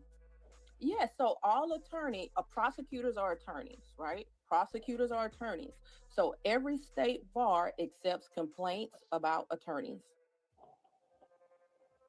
So you can go to the state that they are licensed to practice in, and you can do, California State Bar. That's where the case was. Now, California, child, it's a whole other thing, but you should still file the complaint. It may take a minute, but yes, they absolutely accept complaints for attorneys. I'm not saying that they can't be paid off, William. I just said report it. Why can't y'all do the work for the things that y'all say are true? Everybody want to say something, but y'all don't want to bring it to the attention. Y'all don't want to report it to the state bar. Y'all don't want to report it to. Yeah, no, I don't want to report shit. I want to have a conversation on YouTube. I don't care. But that's not gonna do anything. Ain't no point in talking about it if you ain't gonna do nothing. Just you okay with corruption then? Okay, but even if you don't file the complaint, y'all don't want to forward it to investigative journalists that are on Twitter, X, and other platforms so they can dig into it? I don't give a damn. I think all of them get what they deserve for the stupid ass shit that they was doing that night. Not specifically for you, Queen. I'm just saying in the chat, there are people saying that I don't think that lawyers can be paid. That's not what I said. I said if they are, we should know. So what's wrong with letting people know? We just want to theorize about it? Now, I understand you might not want your name associated with the complaint or a grievance, okay? So why not forward it to investigative journalists?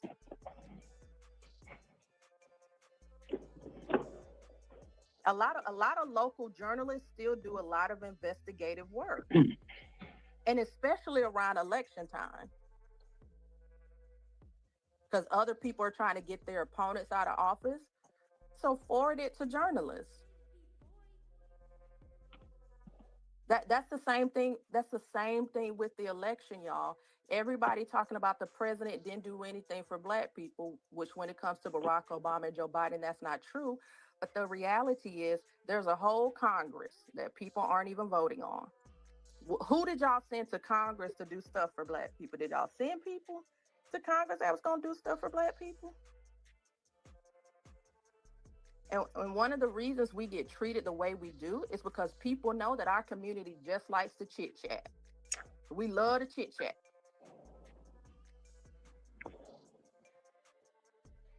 Sister, you cooking today? So we got to start doing more about it. Like, start suing people. Employers are treating you a certain way on your job, sue them. You'd be surprised what you come up with. Sue them. Other people may be having the same issue. Queen, I know you talked about your issue, your pregnancy journey. I'm sorry you had to go through that. You should have sued them. If you did not, maybe you did. So it's a statute of limitations, and it's 2 years. That is true. Well, and I was not in any state to be filing no damn lawsuit at that time. By the time I was mentally and emotionally available to file a lawsuit, the statute of limitations was up. And I think that's designed that way on purpose. Well, yeah, I understand. I'm sorry that happened to you. But y'all, sue them. Like, stop letting people treat you a certain type of way and just walking off about it. We love to talk. We love to chit chat about different things and all this. Like, y'all, we can't let people treat us a certain way. So, Miss Goody, what about the people who say that, like they've given up hope in a sense, like, because they already don't have a trust in the justice system to begin with, so they kind of look at it as normalized as us getting oppressed. So maybe they feel like us conversing about it is the only avenue that we have. So here's my question. I know some of the people in the chat, some of the people watching, you guys have kids, don't you, right? And so there are days where your kids don't want to go to school, right? But we tell them to go anyway. And I look at voting the same way. Like, a lot of people want to be inspired by politicians. And I don't need to be inspired by somebody I don't know. I don't know them, right? Like, politicians are tools to get resources. Politicians are tools to get resources, and we have to use them as such. I don't know why we want to be friends with the politician. We want them to inspire. We want them to be cool. We want to feel something when they speak. That is irrelevant. They are tools to get resources. And so we have to act in that manner. And when we talk about prosecutors, those are actually races because they are local most times that you actually can affect. Only about 30 to 40% of the eligible Black voting population votes in those type of elections, meaning off-year elections, not presidential elections. A prosecutor, if you say, yep, I want my prosecutor to do X, Y, or Z, and they It's a don't. large percentage of Black folks that don't vote, period. Yes. Like, every year, if there is an election, I discuss it on my channel. And this last year with this presidential election, it was so many that came through there that thought the only thing that they would vote for when they went to go vote was the president. I had to show them that it's different methods and shit on your ballot for your state. It's crazy. The civics in this country and people's knowledge of it is really poor, and it's unfortunate. But most prosecutors are elected. Those people specific, and they are local. Those are elections you can definitely make an impact in. Police commissioners too. That's an elected position. Exactly. So we have to stop going with the fit. We tell our, well, I don't have kids, but I'm saying people tell their kid, I was a child once. And my mother used to tell me, like, everything that I have you do is not about your feelings. So we have to start getting strategic. We need to get strategic. So even if you didn't like Kamala Harris, we still could have got strategic, and we could have sent people to Congress who were going to do the things that we wanted.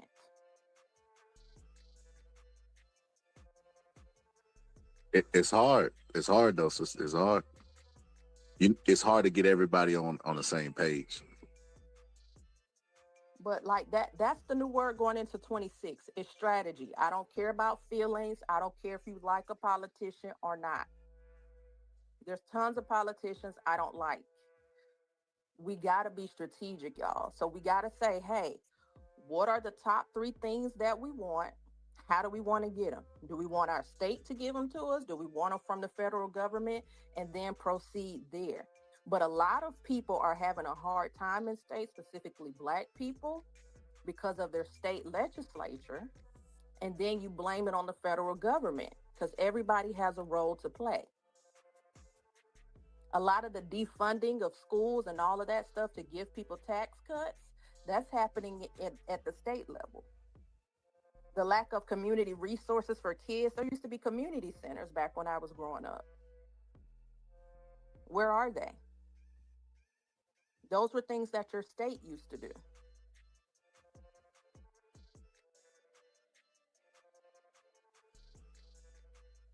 So I know that Kamala is the hot name that everybody wants to talk about, but do you know who represents you in your district?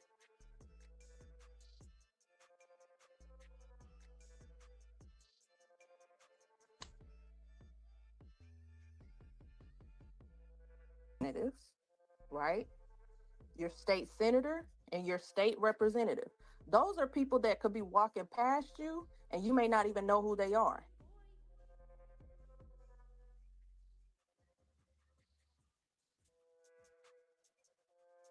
So let me ask you, when you talk about 2026 and being strategic, what would be a good start? So I think there are a few things. Number one of the issues that I'm kind of tapped into is the Public Service Commission in my state, because everybody has been talking about the data centers popping up and how data centers kind of pass on the cost of operating to regular customers in their electric bill. Like, have y'all noticed that your electric bill has randomly gone up?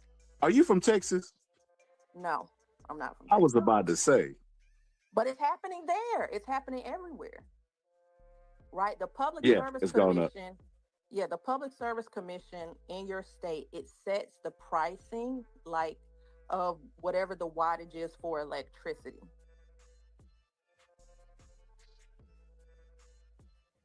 And it also governs, like, all of the public services that you kind of get in the state. So that's one of the things that I'm keeping an eye on. Like, y'all got to be out in that election, because that's a real effect, people's electricity bills. So that's one of the things I'm tapped into. I think we need to focus on the cost of things. I also think that on our side, we don't care about the courts, right? Like, we just wait for the courts to do the right thing. We assume that they're going to do the right thing. And Republicans really care about who judges are. We got to tap in. We got to tap in to the judiciary. So if there are local judges, local elections for judges in your community, I want y'all to look them up. See what they used to do. Were they in private practice before? Were they a prosecutor before? Were they a defense attorney before? Right? What are their thoughts on sentencing? How are they gonna make, the legal system more accessible to the citizens in their community? Those are questions that we need to be asking. But I think we need to, the Public Service Commission is one, and also the local judges. We need to tap in. We need to see who they are. And if we don't like what they do, if we are seeing them give Black people higher sentences than others, we need to get them out.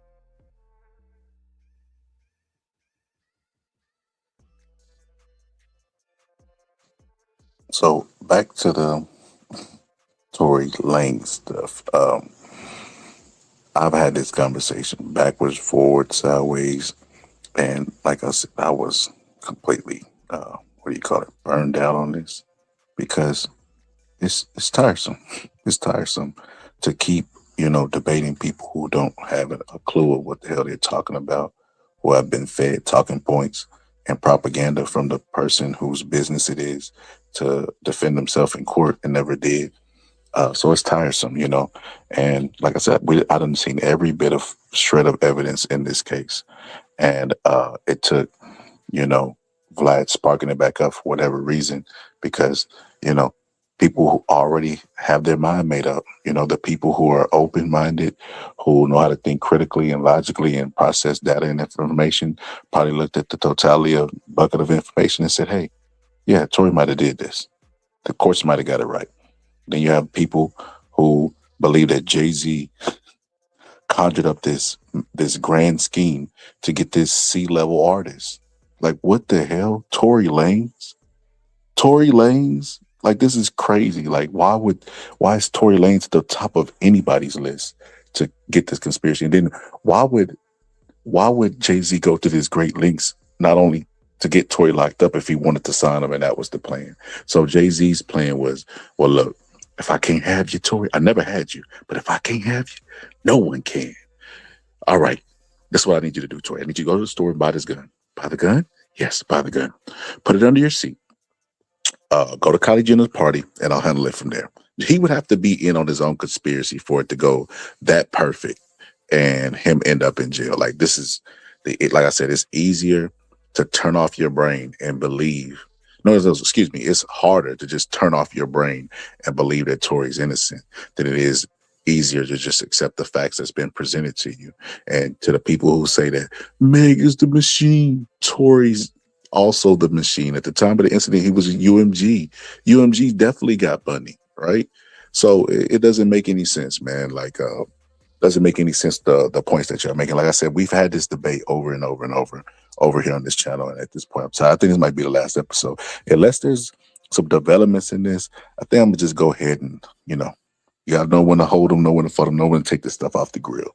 I'm glad for my sister in the chat today, because she sent me a video, and I never knew Tory Lanez staged that video. He's the first person to do a pro-black psyop. You know what I mean? We've been bamboozled, hoodwinked. He was a person that, first off, he's from Canada. We already know that those people have a hard time sliding in our music, as we see with the #1 Canadian artist, Drake, right? But he started to get backlash from the comments that he made on the behalf of the Black community that he probably doesn't even feel a part of because he's not from that, right? He stages something to make him look pro-Black. Not to mention when he was beefing with Cassidy. See, a lot of y'all don't know this. Shout out to my battle rap community. When he was beefing with Cassidy, the reason he was beefing with Cassidy is because Tory Lanez had a reputation for stealing bars. And he stole Cassidy bars. And then he made a diss song to Cassidy. And the first line of the song is, I still a nigga bars and what? I BS you not. Go look it up. Type in Tory Lanez diss to Cassidy. Cassidy destroyed Tory Lanez in that rap battle. But that's neither here nor there. This debate is fried down and laid to the side. You know, there is no other side. The fact that Vlad released something that was so stupid, that he thought was so stupid that no one would believe it, and everybody started running with the narrative and believing it, it more so worries me about the IQ of people that you can't even joke anymore. You can't even joke. You can't even say anything satirically, sarcastically. If you tweet something, the people who don't like to do research and are just looking for something to confirm what they already believe are going to take that and run with it, and it's going to have a life of its own, to where Vlad had to go out publicly respond to the tweets. For those who don't know what I'm talking about, this is what happened.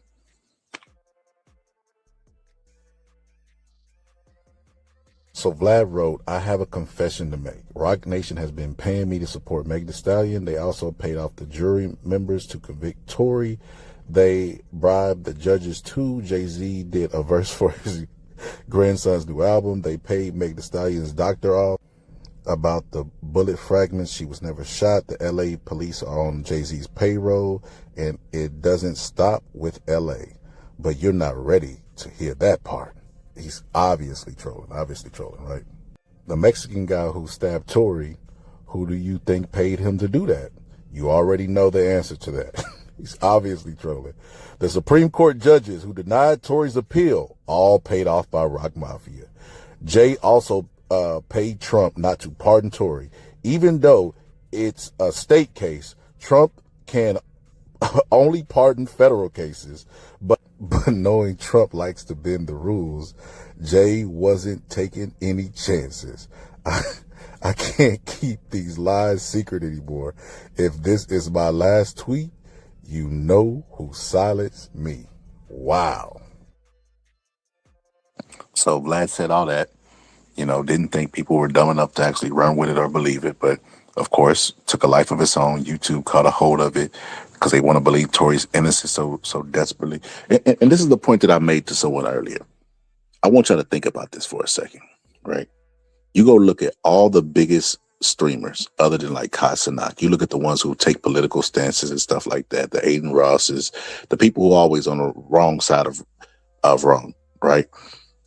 Those people back Tory Lanez and believe in his innocence. DJ Academic, those people, all those people are from the same ilk, right?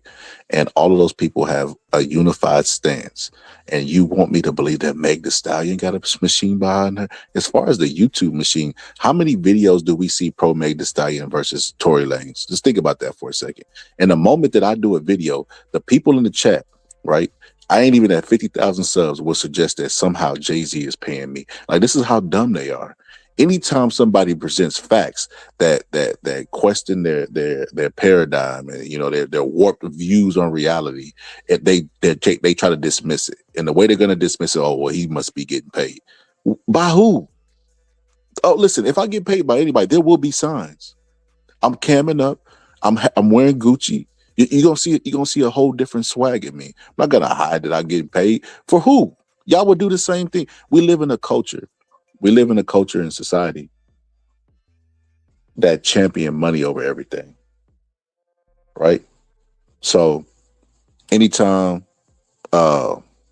something happens, A is business, A is this, capitalism, the whole morality of America has been sold for $1. Right, you have people who moral grandstand and pretend like they stand for something, but ultimately they're just holding out for their price, so for a bigger price. That's ultimately what they're doing. The whole country has sold their soul, and if they were put in a situation, they would do the same thing. Like I just seen an interview where Bud with Crawford was with the dude, and he said, "For $100 million, you come out of retirement." Bud said, "No, I wouldn't." That says a lot about you. I'm gonna be honest with you. That was something that was nice to say, $100 million, but will come out of retirement. I don't even know if he's made that his entire career, all his fights combined, but he's lying. But anyway, that's neither here nor there. Yeah, man, America has sold their soul. That's why they don't care about any of the civil rights that the black ancestors that they always claim we're so strong and connected to have fought for. That's why they're okay with them just getting rid of them. That's why they're okay with just, not having the same mindset as them and living off morals and principles and stuff like that.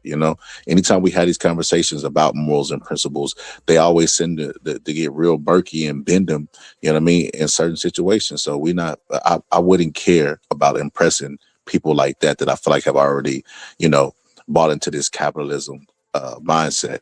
Why would I care? So if I sold out, like I said, there will be signs. But the idea that they would be dismissive of me and I'm somehow the one that have sold out, because I disagree with them and they can't debate or challenge anything that I brought up today or present alternative talking points to negate that. Well, then I have to discredit him somehow. How am I going to do it? Oh, he sold out.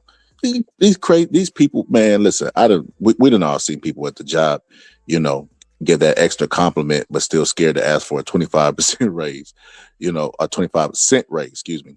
And you think I'm gonna care about what those people have to say? Get out of here, man. Those people who don't got no morals, those people who want the R. Kelly to be free other than only because he's rich, or P. Diddy to be free only because he's rich, Tory Lanez to be free only because he's rich. They don't care about social justice. They're not marching at the local grassroots level for people who get railroaded, the 50% of black people who get exonerated for murder. They ain't out there fighting for those people. They ain't marching. Ain't no outrage for those people. They only march for celebrities. They only have celebrity worship because they morally bankrupt. Think I give a damn about what those people have to say? Absolutely not. But the fact that they're so dumb that they have to grasp and hold on to these dumbass conspiracies that ultimately lead to celebrity worship. And they'll tell you the money is the root of all evil and that these celebrities are all a part of Illuminati, but then are breaking their neck to join or be a part of the Illuminati. You can't make this up. Talk about the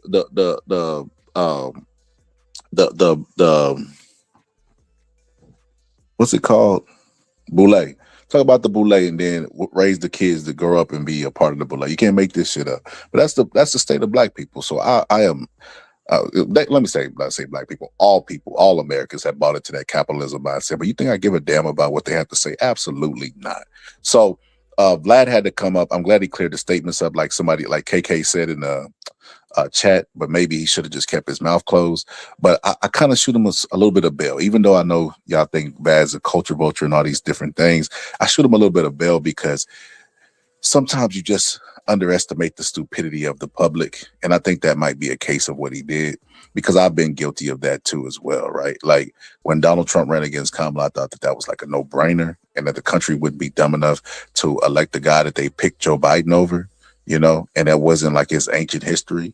We literally have on file what he did when he handled COVID, and he just went up there and lied that time around and got the votes. And that's when I said COVID has affected our brain in more ways than we would ever know, right? Because how could you vote for a guy who you didn't agree with policy-wise and was older than Donald Trump and was flickering in the rose of Joe Rogan like a light bulb over Donald Trump, but it was a protest vote.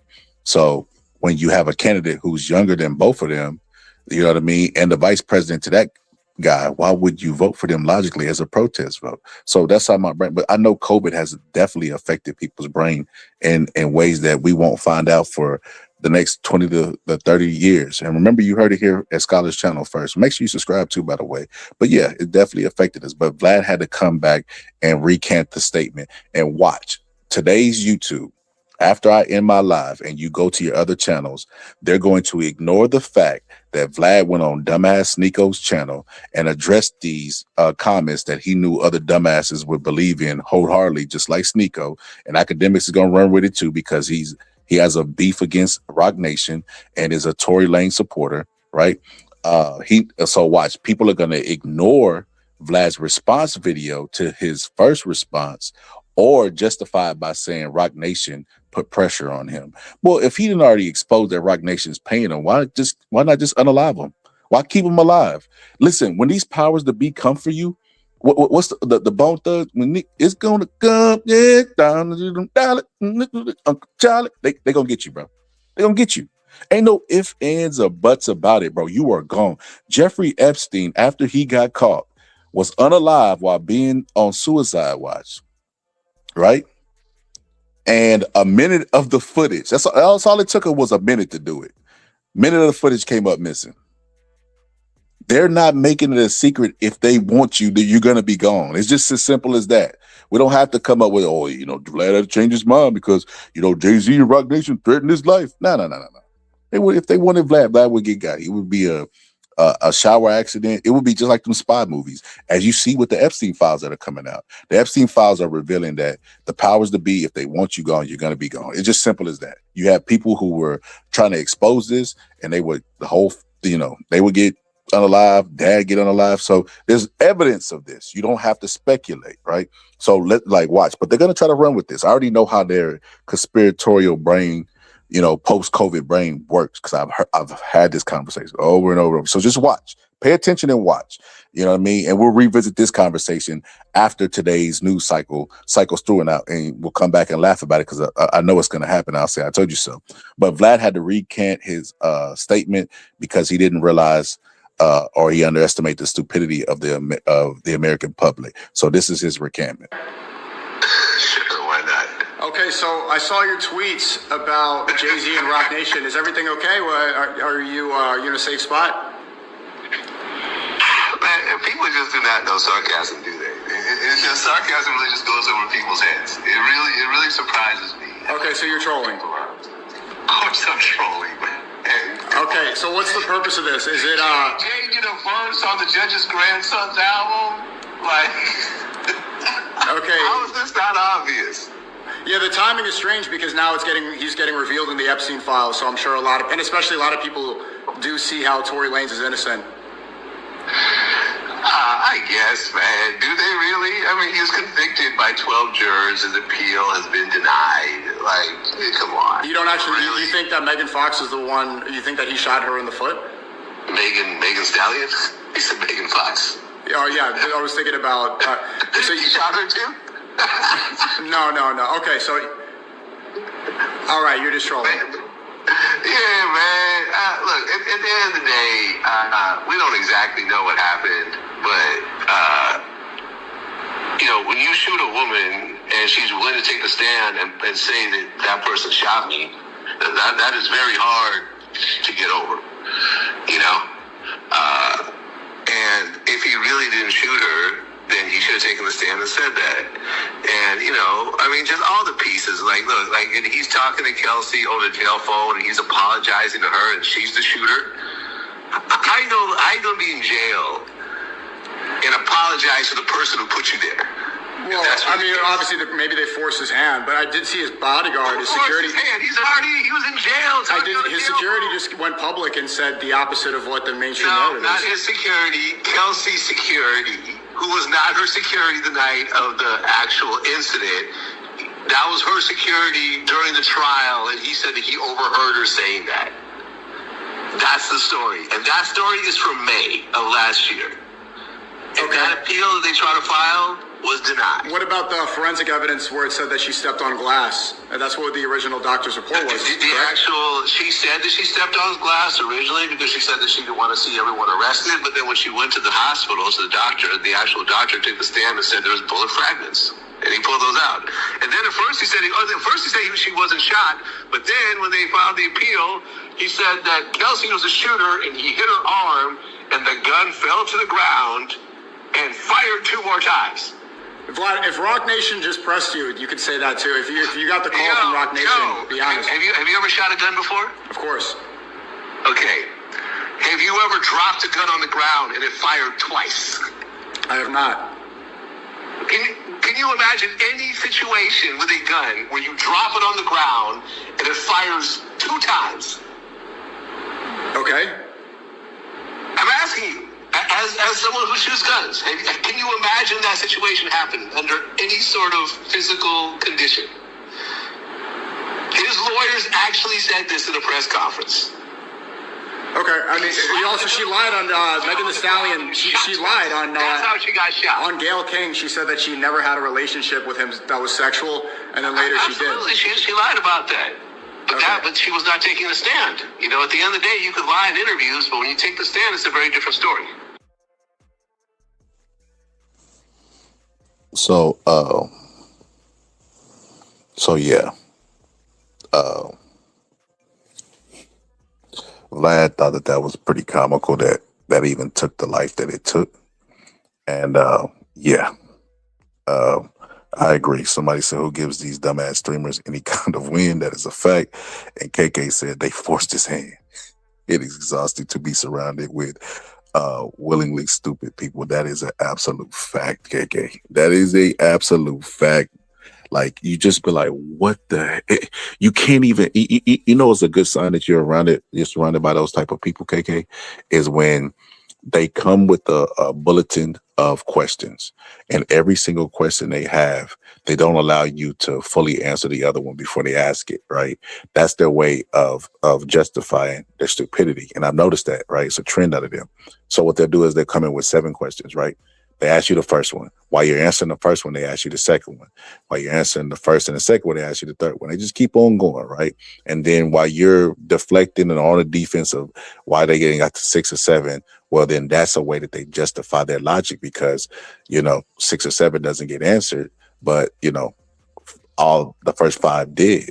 And that's a way that they hold their dumbass viewpoints, you know, near and tight to their heart, because they just answer a question with a question. They don't ever process any information you give them, because it will force them to reflect on their dumbass idea, you know. And that's what they do. I see it. I see it a lot with when we have political episodes over here.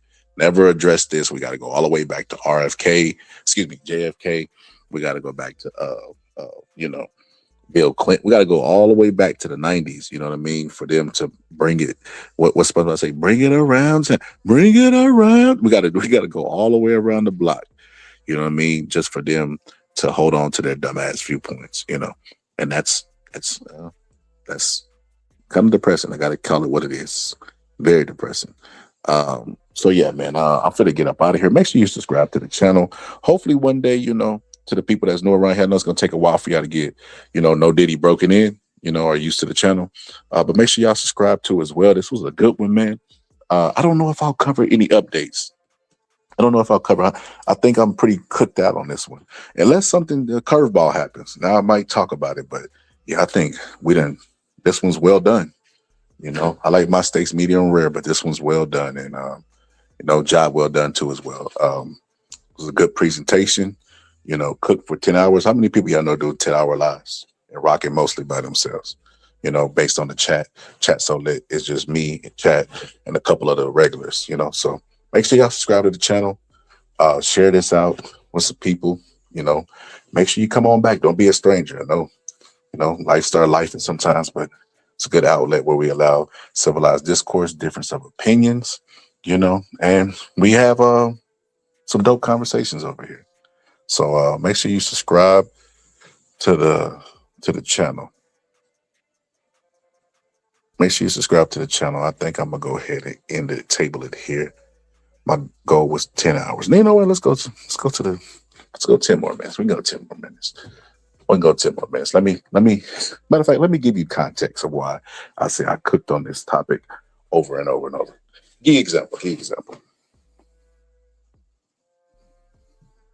A wager that COVID affected the logical part of our brain, you know, because there's too many illogical people, you know what I mean, in the world right now. Like, they completely forgot about the horrible job Donald Trump did the first time and voted for him the second time. But that's politics. Let me not get into that. Just using that as an example, because I remember saying that then, like, it's clearly the two options that you have. One is better than the other, but they forgot. And it's just like with this, they either choose not to listen to what they're saying, or just like I said, like somebody said in the comment section, their logic section is affected, because like DNA on a missing gun is just crazy work. Said, I've been locked up and never told. Max don't snitch. That's what he's saying. He said that footage from the car that was behind him showed Megan Thee Stallion stepping on a glass bottle. Bro, y'all gotta stop this shit, bro. Listen, I'm gonna tell you, like Martin said in National Security, when they asked him was there a bee present, he said, yeah, I'm pretty sure there was a dog barking. I'm pretty sure there was a chipmunk in the bushes humping a squirrel. You gotta watch them chipmunks. They'll hump anything. What does that have to do with the price of tea in China? Let's go with your dumb theory that Meg Thee Stallion stepped on glass. Okay, she stepped on glass. So two things could be true. She could get shot and step on glass, right? Right? Or are you saying because she stepped on glass, there's no way she got shot? Even though 5 shots went off in the car. Bro, y'all got it, man. That's what I mean, bro. Deuce said this is crazy. Deuce, I agree. I don't think the craziness is coming from my side, though. He said, Max, that'll make you cool. That's hilarious.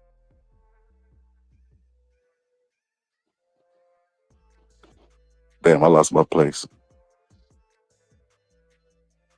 Bro, what the? Oh, okay, there we go.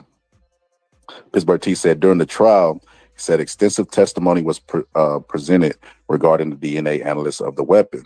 Said the results were inconclusive. That's what I said a while ago, meaning Tory Lanez could neither be confirmed nor ruled out as a contributor. Yes. We don't disagree with that, Pittsburgh T, but we gotta go with logic, right? So we have shots fired off, 5 of them. We have male DNA on the gun, right? Because they did conclude that it belongs to a male. Then that rules out Kelsey and Megan Thee Stallion shooting herself and the gun going off just through osmosis, right? So then that means a male, somebody shot them. Tory got charged with possession of a firearm. What can you conclude from all the facts that was presented? Tory Lanez did it, bro. What's up, brother? Like that? He said, OJ Simpson, innocent. Say something. Are you trying to look for an OJ argument? Yeah, OJ dead and in the ground, brother. We ain't worried about OJ. I'm not black, I'm OJ. Okay. He said, you think Jonathan Majors is guilty? Bro, turn the TV off. Dudes, there is literally, bro, a video of Jonathan Majors admitting to punching that girl, bro. And this dude, CBS said this. You lame, bro. Said when the police pick you up from the interrogation room to trial, you didn't answer the police questions not once. Like where were you on the night of? How did you get this and that? And you say, he said, you say nothing? Agreed, bro. Don't even defend yourself. Said, I never sent you a YouTube video. And he said the second woman had scratches and bruises, but Tory had none during this incident. Yeah, she said Tory Lanez beat her up. Oh, dude, she said text the link. Hold on, y'all give me a second. I'm finna text Brother Deuce. And I want y'all, before I send Deuce the link, I want y'all to go sit down because he finna say some wild stuff. He gonna say some wild stuff and it's gonna make you be like, wait, what? So I want you sitting down when y'all hear this. So hold on, let me send the link.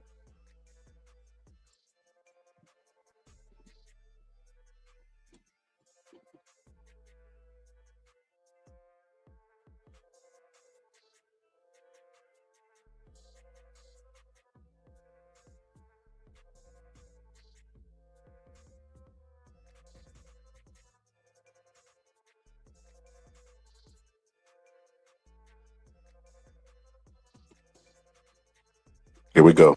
Perry Mason finna hit the link and come up here and tell us the propaganda. He said, you a snitch, Bex. Bex said it made it worse. The glass made it worse, Bex. He said all the other times didn't answer shit and did okay. And he said, stop snitching. Stop snitching. You would never convince me that he shot her, homie. I know. There's, like I said, there's There's nothing we could do. That I don't drop videos for people like you. Your mind's made up. There's no amount of evidence. There's no amount of evidence where you would ever come forward and say, yeah, he did that. Brother Perry Mason. Brother. We gotta turn the TV off, man. You gotta understand this shit is all pushed to be on to one side, bro. To demonize this nigga because of the bullshit that girl was doing. Bro, if this nigga shot her, bro, if he shot her right there, first of all, you believe he was shooting at her feet talking about dance, bitch?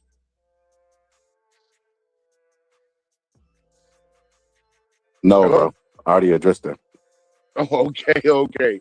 So if he shot her, bro, and the police come within a matter of minutes and shit, you think he got enough bleach and enough hand sanitizer to wipe the GSR off his arm? Man, come on, bro. Come on, Deuce.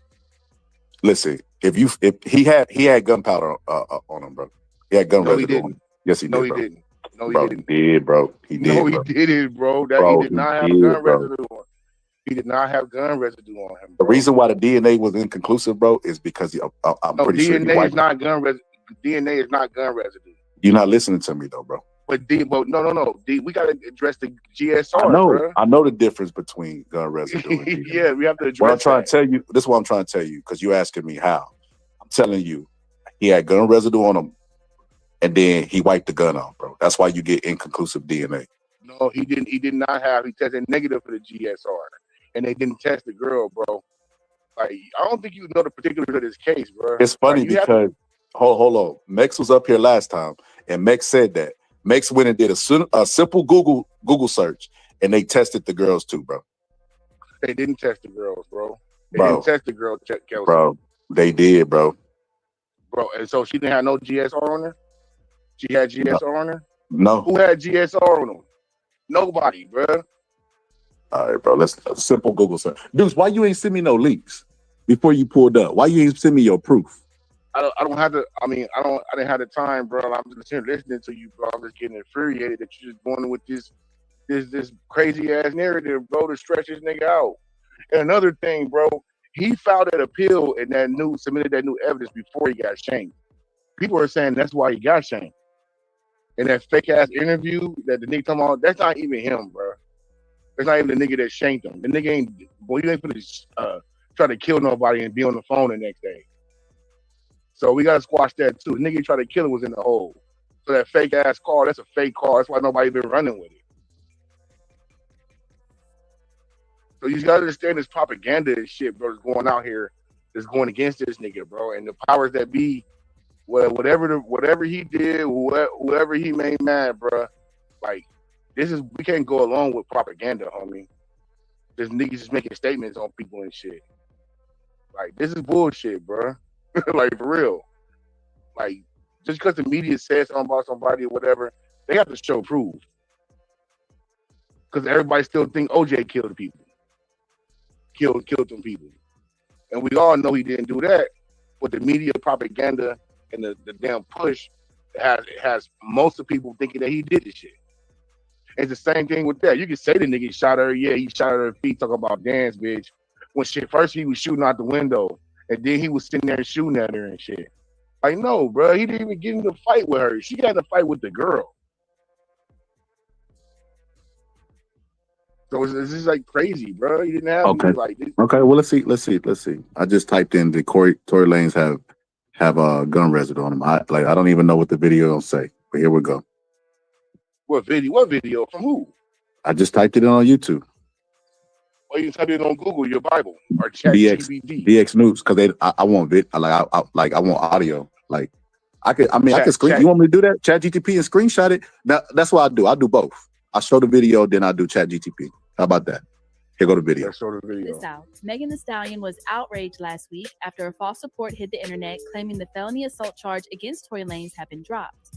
In one of her tweets, the Rock Nation artist suggested Lane's team was behind the rumor, prompting Lanez to spring into action. On Tuesday, January 26th, TMZ reported Lanez and his legal team had filed new court documents asking the judge to allow him to publicly speak on the case. The motion claims there's evidence of gunshot residue implicating others, but because of the protective order, Lanez isn't allowed to disclose that information. This evidence, including gunshot residue implicating others, is mitigating, if not exculpatory, and casts serious doubt on the claims made by Megan P., the documents reportedly state.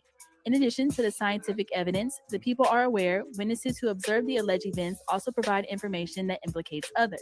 Speaking to Page 6, Megan's attorney, Alex Spiro, insinuated Lanez and his team could be leaving out two big pieces of the puzzle. Did the motion fail to mention that there was gunshot residue on his hands or that he texted her sorry? He said, I haven't had a chance to read it. Megan revealed she'd been shot on July 13th, 2020, after a night out with Keeping Up with the Kardashians star Kylie Jenner and Lanez, who was arrested that night for felony possession of a concealed weapon. Megan, on the other hand, was taken to a local hospital where she was treated for bullet wounds in her feet. The Good News rapper didn't initially identify Lanez as a trigger man, but she eventually pointed the finger at him during the Instagram live session roughly 4 weeks after the shooting. Lanez remained silent on the situation until September 2020, when he That's what ChatGTP said, bro. Said yes, that he had gun residue on his hands, bro. It said yes during the trial, the 2020 shooting of Meg Thee Stallion. Forensics evidence revealed that Tory Lanez had gunshot residue on his hands. This finding indicated that he was close to proximity of the firearm when it discharged. But, well, they sure didn't push that. And then listen, hold on. Notably, Kelsey and Megan, Kelsey, Megan's former friend, was also present during the incident and also tested positive for GSR. This suggests that both individuals was near the gun when it was being fired. So yes, they tested all of them. So they go your theory that they didn't test all of them. Not only did they test all of them, Kelsey had residue on her hands too. Well, there we go. So I didn't hear anything about the GSR, but I can tell you what happened. I've been saying this shit since July 2020. I know, but I know what happened, bro. And yeah, that's not good. Yeah. Well, hold up, you was just wrong on the gun residue. You didn't even know that. How you know what happened? Reports. Yeah, I was wrong about the gun residue. I didn't hear anything about that. I did hear that she got gun residue on her. Bro, then like that said, are you using a hip hop site? Bro, you got like that, you gotta stop. So I use ChatGTP. Is that credible enough for you? In some ways. Okay. That's all I want to know, because it ain't enough proof for like that. That's why I say when people got their mind made up, bro, it's already made up. So Deuce, if you was led to believe that there was no gun residue on Tory, and you was wrong about that, and then you was wrong about them not testing the women for gun residue. So you was wrong about two things. Can you please do me a favor and go relook at this case, bro? Non-biased. No, I am non-biased. I don't like either one of them. I'm not like a fan of either one of them. The thing was, maybe I got the DNA thing mixed up. Okay, can you reevaluate this? Like how? Just go look at the facts, bro. I did look at the facts, bro. There's no way that this nigga shot her, bro. No way. No way. With gun residue. Over two girls fighting. They're not even fighting him. Like, there's no way he shot her. No way on hell he shot her. Like, he shoots her because he's messing with another girl. They wasn't even fighting him. I think that because people assume that they know what happened, and they wholeheartedly believe that they know what happened, I think that they've already started plugging in the details. Already started plugging in. Hey, the details came out the night of from both of them. Well, she said she wasn't shot at first, so she didn't get shot at all. Then no, she got on that damn Instagram talking about nigga shot me. That those police cameras just came out. Tory Lanez. See, Pittsburgh T, you said they didn't even test positive. That's what I'm trying to say. Y'all He's talking about maybe he's talking about the DNA. Like I was. Pittsburgh T said there wasn't even no gun, bro. Pittsburgh T he said the gun wasn't in trial. It went missing. It went missing. Is what that's he what said. they said, bro. Bro, who is they? The reports. The report. So that obviously the people that's reporting to y'all is wrong. So we got a confirmation about that, about the gun. Deuce. In order to test for the gun to match the bullet with ballistics, brother, you need the gun. That day when they doing the test, but police lose evidence all the time. I'm not sure about the evidence, the gun being lost. I can see it. The games these guys play. Bro, y'all gotta stop, bro. Y'all gotta stop, man. Y'all, like I said, bro. Yeah. I don't even know how y'all believe. Like, dudes, you keep making absolute statements. You said there is no way that Tory Lanez shot her. So because you've already made that statement, it don't matter what evidence I present, you just gonna move the goalpost because you've already said in your head there's no way. And you can't present any evidence that he shot her though. Was she shot? I don't know if she was shot. Oh my God, Deuce. It's the same thing. Bro. It's the same thing like what happened with Suge. Everyone's all, yeah, you didn't get shot in the head. He's like, I got shot in the head. But the bullet fragment went through the window and shot him in the head. So I'm guessing that's what happened. So is that getting shot? Bro, you know what's crazy? Whenever we talk about Meg Thee Stallion, everybody be like, man, you can't believe Meg, she a liar. Bro, Suge be lying about a lot, bro. And I know he lied about a lot of shit. I'm saying about the thing about him getting shot. Like he didn't get shot in the head, a bullet fragment hit him in the head. So is that getting shot? He didn't get no bullet fragment, it was glass. It was whatever it was. They said it was a bullet fragment. But whatever it was, he's bleeding from his head. Puncture hole. So is that getting shot? No, because he got hit by glass. The stuff y'all accusing Meg of getting stepping on. Yeah, that's what we're saying. Okay, but here's the difference. If Suge say I got shot and I say it's glass, and then he goes to the hospital and they don't pull no bullet fragment out, well then he didn't get shot by a bullet. It was in fact glass, right? The glass shattering. If Meg Thee Stallion, y'all say she stepped on glass, but then when she go to the hospital, they pull out a bullet fragment. Well then that insinuates that she was shot by a bullet. Like I don't even know why this is hard. Why is it so hard to admit? Or did the bullets hit the ground and explode? Deuce, hold up. Deuce, come on, bro. You know better than Deuce. If I pull a gun on you and I shoot it at the ground, right? If that bullet ricochets and hits you, I shot you, bro. Yes, it does. But okay, so what's the point of pointing out that fragments? You still got shot. My God. If I wouldn't have fired the weapon at you, you wouldn't have got hit, bro.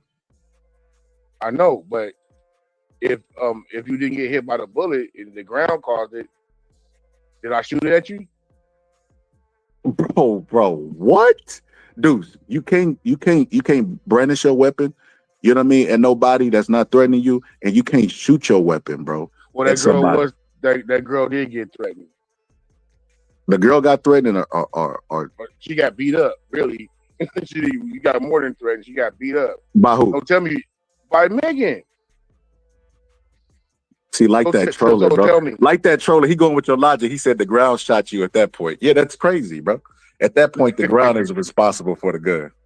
As I said, Megan ain't got no feet. So you don't know why the girl was fighting. You think Megan and Tory was fighting. Yeah. That's crazy as hell. I think, I could tell you this. We can't depend on Tory Lanez because he already done said he don't remember what happened.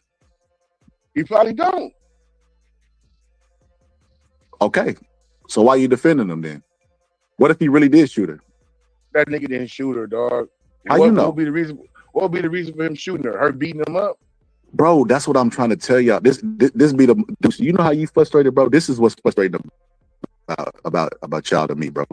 Y'all keep saying why Woody, bro? And it's just like, bro, why would Jeffrey Dahmer chop people up and eat them? So he's on this multi-platinum artist, all this shit going for him, got shit cracking, and he just want to shoot this girl. That's what time it is. In front of everybody. Look, Deuce, let Jeffrey what you Dahmer didn't say, shoot Deuce? people at Okay, after a party. let me give you this, Deuce. Let me give you this. What you always say, edify. Let me give you a little game, bro. So check this out. Yeah. It's this boxer named Tony Aliala. I had trouble saying the last name, Aliala, whatever. You know you done heard the name before, right? Or the last name at least, right? But Tony, well, he's from San Antonio, bro. His dad was like a promoter / trainer or whatever. His dad took him to stardom, right? And he was teaching a self-defense class. Would you believe, bro, that the girl that he was teaching the self-defense class to, that he sexually assaulted her, bro? So then the dad goes and covers it up. He goes and pays like $20,000, something crazy, right? Especially back then, it's like that, like maybe like the 80s. That's a lot of money, So he give her like $20,000, $30,000, something like that. So this dude is in line to fight Roberto Duran. You know what he does, bro? Sexually assault somebody again, bro. He did it 3 times, bro, before he was sent away. And this is what people would say to his career, and this is what people have said many years after that. Why would a guy who has the money to pay $30,000 for hush-up money steal vagina? It doesn't make any sense. So some people are sick like that. Exactly. You also Tory's have to one of those sick people. Bro, you also have to get into the fact that you bring up Jeffrey Dahmer and this guy. This shit wasn't done in front of hundreds of people and it's under the spotlight. The shit they were doing, the shit that the people you brought up were doing, was under the guise of darkness. It wasn't done in front of a bunch of people, so I think y'all got to really stop. Comparable. Y'all got to stop looking at these situations in terms of what you would do in that situation. You got to look at it in terms of sometimes people do stupid shit. This nigga gonna get down. If he gonna get down like that, bro, that's gonna be some shit in the hotel lobby like Diddy, or some shit in the parking lot. It's not gonna be in front of every fucking body. Thank you. Good example. Listen, Diddy got millions of dollars. Why would Diddy beat up Cassie on camera inside of a hotel? You see how you can make logic out of any dumb decision? And you see how he got away with that shit until this bullshit. He didn't get away because the tape still exists. He did get away with that. He did get away with that shit. He's not charged for that shit. But did that tape hit online? Yeah. Okay, has everybody seen it? Charged. Yes, but he still got away with that shit, though. Hey, he got off, but he didn't get away. He didn't get off. He got off, but he didn't get away. Because they even use it in the court. They even use it in the court today, like today or yesterday. Which is illegal. So he didn't get off then. He did get off. He still ain't charged with that shit. He's still not charged with that, bro. But they're able to use it to assassinate his character. The video didn't disappear. Is what I'm trying to tell you. And you can make a case for his character. That's all they doing is checking down his money. That's how they did Bill Cosby. That's all they doing with Diddy. Have you ever watched like true crimes and you see like these people that are killers and like how they get caught? You can make a case, bro. I'm gonna tell you something that a cop told me, bro. Cop told me a long time ago, bro. He said, bro, you look at all these arrests, you would think cops are brilliant people. He said, it's not that we smart, it's just that they're dumb. He's not lying, bro. I know, he's not lying, bro. In this case, well, this nigga gonna shoot this girl in front of everybody, bro. And think nobody gonna snitch or nobody gonna say nothing? Like, that's crazy, dog. Like, what are you talking about? He ain't crashing out like that, bro. Sorry. Explain this. I know you got an answer for this. Explain this. Hold on. This out. So Tory Lanez's jail phone story, whose real name was on Friday, December 3rd, specifically. Deny this call. Thank you for using Telmate. Hello. Hey. Y'all got out safe and everything. Huh? Y'all got out and everything. Y'all good? Maybe still in the hospital. I'm outside the hospital. What hospital y'all at? About what? You said what? You're listening to Street TV. I said Megan's in the hospital still. I'm outside the hospital waiting. What hospital are you at? I don't know. Let me see. Cedar, something like that. Cedar. I didn't even know what the fuck was going on, bro. Like that ass nigga. I'd never do some shit like that, bro. Just the nigga, I was so fucking drunk, nigga. I just didn't even understand what the fuck was going on, bro. Like, whatever. Yeah. But, you know, regardless, that's not gonna make anything right. And that's not gonna make my actions right, bro. But I'm just deeply sorry, bro. I never even moved like that, bro. Like, never moved like that at all, bro. Like, for real, dog. I know there's a lot that happens, but a whole lot, bro. Like a whole lot, bro. I feel crazy, bro. But in this state, like, what happened already, bro. I can't take it back, bro. I'm just telling y'all, I'm sorry, bro. Like, you're listening to Street TV. What are you apologizing for, Deuce? For the whole situation they've been. He already explained this apology. Did you hear him say that I shot her, I'm sorry for shooting her, I'm sorry for doing that shit? I never heard him say I didn't shoot Meg. He never said those words. He only poke holes because he know fans who want to see him innocent, who think black men don't commit crimes, will just fill in the blanks for him. So he goes with conspiracy theories. I don't think nobody thinks that black men don't commit crimes. I think people see niggas getting railroaded and they have a problem with it. Because they can railroad him, they can railroad you. They can accuse you of anything, and we said you did it and you did it. People have a problem with that, not because of black men. They already do that, bro. They already do that. And people are going Tory against Lanez is that not shit, he's not a social justice warrior for us. But he's not, bro. It's the whole thing. It's the whole thing, bro. People. That's why people didn't care. Like, oh, the shit they were trying to accuse Trump of. No one say he didn't do it. People were saying this shit's not a big fucking deal. That's what people were saying. No one said, "Oh, Trump's innocent." No one's saying that shit. People were saying, "You niggas trying to stretch this nigga out and make up some shit to make him something like that." It's not a big fucking deal. It's the same thing with this. Like, you niggas trying to sit here and make up shit and stretch motherfuckers out. Every nigga see himself in that shit. Like, nigga, they said I do this, nigga. They said I did this, and I did it. No, I didn't fucking do it. I don't give a fuck what they say. And Tory was trying to play it as why he didn't testify and all that. From what I heard was he was on this no snitching shit and trying to make them prove their case. Bro, y'all gotta stop, bro. It's not snitching if somebody accused you of something that you did not do, bro, and you say I don't think that's snitching either. He already said I didn't do it, so he didn't already engage in the snitching. If that's the case, why not take the stand and defend yourself?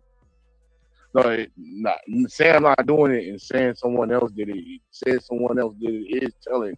I don't think that's snitching either. That's not what snitching means. This whole snitch Deuce, shit. If there's 3 people in the car, bro, 3 people outside of Meg, outside of Meg, 3 people, outside of Meg, because Meg ain't shoot herself. So 3 people in the car outside of Meg, right? And you say I didn't do it. You're basically saying the other 2 people did it. That's called dry snitching. So you're already halfway doing it. So you might as well come forward and say I did. That's the millennial version of dry snitching or stitching, whatever. But nigga, snitching is when you go do something with somebody and you tell on them. That's what snitching is. How were they able to pin him with an illegal possession of a firearm? Because they made up some shit. I didn't even know I thought he was charged with fucking assault with a deadly weapon. I didn't know they was fucking charged with illegal. Yeah, they got him on assault. They got him on assault. They got him on assault too, but not. That was one of the charges. Possession of a. So what did he get convicted of? Hold on, I give it to you. It was 3 charges. Give me a second. I thought it was assault with a deadly weapon for choosing or attempted murder or whatever. For choosing to shoot her. For shooting, I didn't know he got charged with a fucking illegal firearm. They just trying to stretch that nigga. It wasn't even his fucking gun. Yo, Deuce, he stretched himself. Yo, you stop playing, man. Nah, bro, I ain't rocking with that. I'm not vibing with that, bro. The man guilty as charged, bro. You think he shot this girl foot talking about dance bitch? I don't know about the dance bitch, but I think he shot her for sure. So why would she say that? Hold on. Those are internet rumors. No, she said that. No, bro. she didn't. There's a video of her saying that shit. Yes, there's a video of her saying that shit. Send it to me. I've seen the video, bro. I don't have it. I've seen the video when you said it. But regardless if she said dance or not, I don't think that matters to the case. I think it does matter, bro. How does that matter? It does matter because you shouldn't making up a whole story about, oh yeah, he shot me because he's jealous of me. He's jealous of me. There's a whole video of her saying this shit.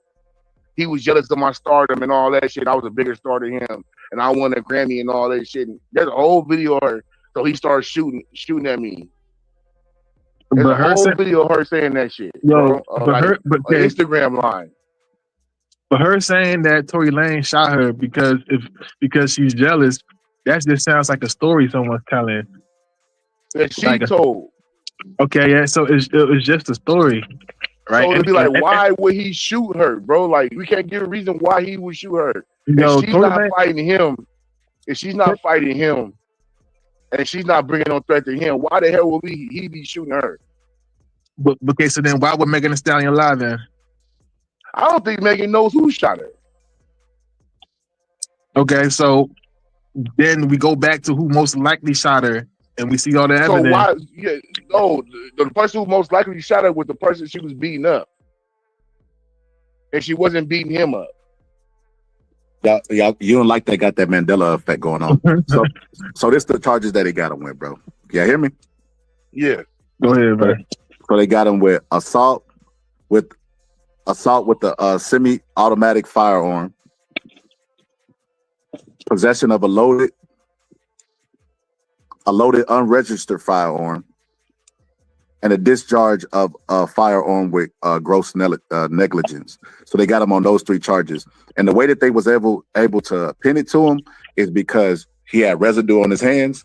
The gun was found under his seat, right? And then the eyewitness testimony all lined up with him firing a weapon. And I also had video footage from the Ring doorbell of the incident. So yes. They did not have Ring footage of the video. They had Ring footage of the shots going on. They did not have Ring footage of the video of the shooting. Because if they had Ring footage of the shooting, they would be able to say the nigga shot her. What happened was, niggas, Megan and her was getting down, was over there, Megan was whooping on that girl in that car, and that girl grabbed the bodyguard's gun. Hey, yo, where's the evidence that Megan was fighting Kelsey? Hey, pull up the pictures they took of Kelsey and the knots and shit on her head and the scratches and shit. That shit is all available online. So wait. So you say you didn't see Tory shoot Megan, but you didn't see Megan fight Kelsey, but you assumed that Megan was fighting Kelsey. Because those were the case that was stated, bro. So a lot of other stuff was stated in the case as well, right? Didn't Kelsey say Tory was whipping her ass? No. When did she say that? Didn't the video the Scar just played? No, bruh. He played about her. He played about her. About him apologizing what happened. Before that, the first video before he even came on here. What Scholar at, yo? What Scholar? I ain't seen nothing about. I had never heard nothing about Tory and Kelsey fighting. And not only that, even to get back to your question, like why would Tory? What's it called? Why would Tory beat her or shoot her? Tory has a history of violence, yo. Like against women in front of a bunch of people. History of violence, period, yo. If you a hothead, what do you mean history of violence? What do you mean history of violence, bro? Beating up August Alsina. You already had women coming at him before that saying that he was beating them, but granted that never got proven. Fair enough. But we have him on video being a hothead, yo, and all acts. There's mad stories. I gotta look it up. Mad stories of him, fucking what's it called? Him just being a fucking dumbass, even though he had money. So that whole thing about him having money and messing it up, he didn't give a fuck. He was willing to risk that shit, whooping people's asses. It wasn't even off of self-defense. Fighting somebody is different than shooting somebody. Nah. He pulled up on somebody one time in a car. He pulled up one time in a car and he was threatening them, bro, and they had guns, bro. Who told you that? We could watch it, bro. I know you're not aware of this. That's why you're asking that question, bro. Tory got mad stupid stuff he doing. That's the only thing I can say. He is dumb enough not to snitch. He is that dumb because he be thinking like he really a street dude. He really think he a street dude. How can you say he's not a street dude? Who? Bro, you a musician. You a musician, bro. Once you start making money, you get out the streets. That's the point. Man, that's why these niggas get killed all the damn time, because these niggas is in the streets. That's why all these rappers get killed. These niggas, it ain't the same like in the 90s and shit, where these niggas was active. Bruh. These niggas are really out here putting in work. Oh my these God, niggas bro. still gangbangers, bro. Most of these rappers are not gangbanging unless you one of them internet, unless you one of them internet shot dudes, bro. Most of these rappers are gangbanging now.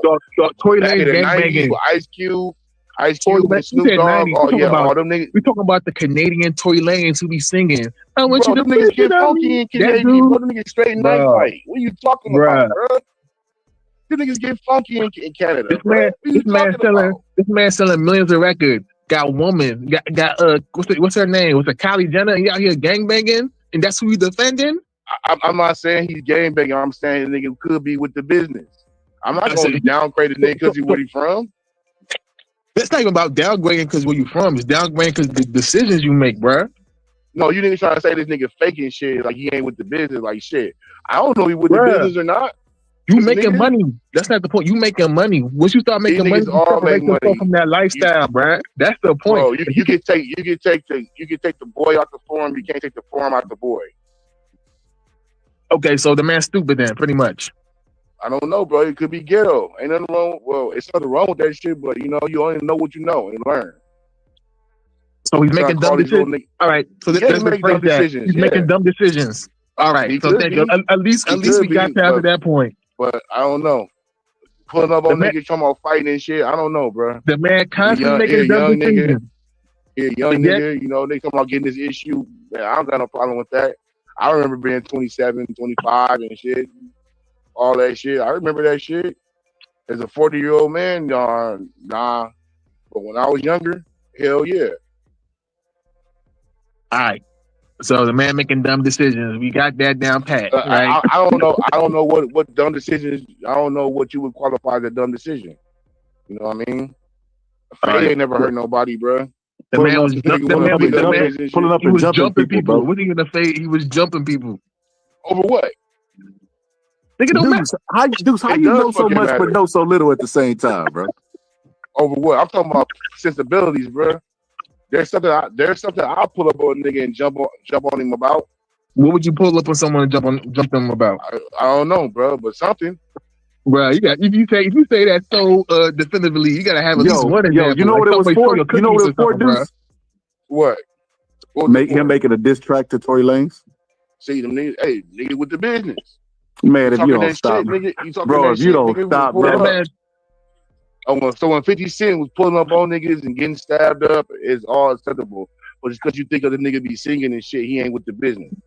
You niggas is wild. I mean, it's not only my man 50 Cent separated himself from Tekashi 6ix9ine. As soon as he said, well, he got a case on him. He has a video he said that himself.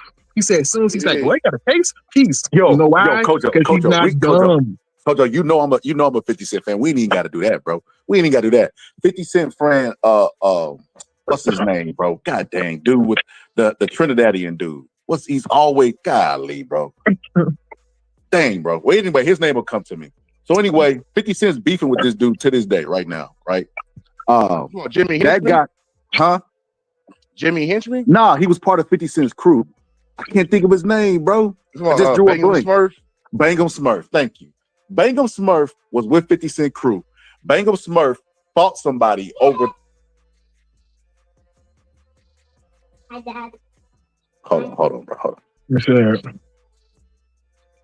Yo. Yeah, bro. I don't think that niggas acting like you with the business make you some crazy ass nigga or whatever. If you with the business, you with the business, bro. You know what I mean? My sensibilities aren't his sensibilities, obviously not yours.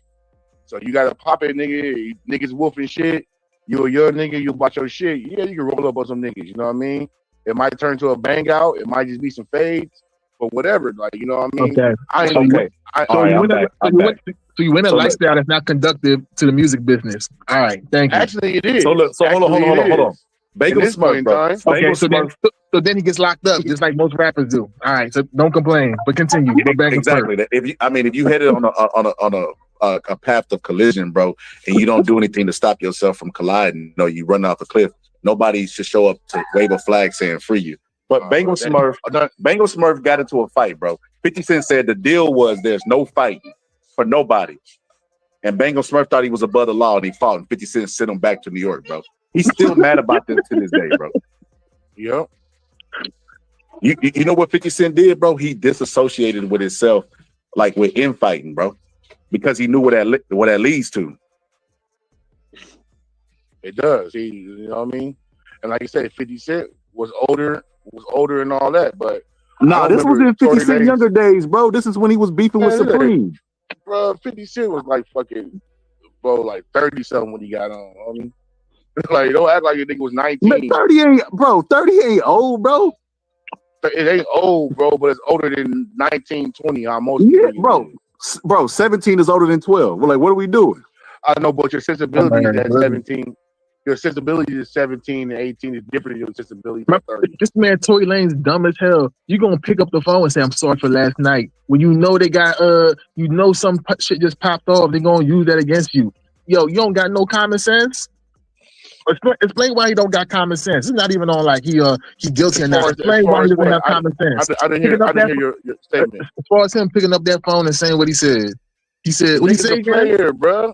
The nigga's a player. So you worry about being a player. You worry about being a player when someone just got shot in their foot. You worry about being a player. Hold on. We got more. Hold on. Let's listen to a little bit more. You got some explaining to do. Let's go. I think I was just too drunk, bro. You know what I'm saying? When I got to the house, Shorty, like, all top niggas, they gave me like 5 shots, like off the door, like, you feel me? So I was out of there, like, wasn't in there with niggas, like, you feel me? We was taking shots past that time. I wasn't in there with niggas, like, bro. I don't even remember what we was even arguing about, bro. Like, you feel me? Like, yeah, no, I didn't even. I was already fucked up by the time you got there, so I don't know how much. It's like, you know, but tell me what hospital she's in. You're listening to Street TV. I just told you, Cedar Medical. Alright, you ain't got Quan's number, right? You ain't got my security number. Quan, I do have his number. Can you call this nigga Quan and tell this nigga, bruh, you get a chance, bro, just figure out what you gotta do to bail me out this shit. Okay. Thank you, bro. I appreciate it. I'm sorry again, bro. Like, I think honestly, I think we're gonna try to, because obviously, like, the longer you're in there, the more hot it's gonna get. Because you know it's already on. Like, there's no names released yet, but the report is already out. You know. But like, out is what? What you mean out? It's on some app. You know, Megan's team is on top of this. Yeah, but like, niggas don't. There's no way that Megan's on like the thing. No, what'd you say? There's no way that Megan's like on the thing. You're listening to Street TV. No. So far, none of that is there. But I mean, yeah, I don't think it's gonna be one of those. If anything, the only nigga that's gonna get this backlash is me. It's not gonna be her. But yeah, I'll let you know. Alright, it is what it is. Regardless if I get out of here today or not, bro, I just want to let y'all know, bro. I'm sorry, bro. Like, I never did that shit if I wasn't that drunk, bro. Like, you feel me? You have 1 minute remaining for this call. Get out of here, you guys. You're listening to Street TV. It's because. Yo, you said the only person gonna get this backlash is me. Yeah. Yo, how incriminating of a fucking audio you niggas phone is crazy, Obi. You niggas is crazy, dog. Like, what? He knows what the fucking social media is gonna say and all that shit. Especially at that time.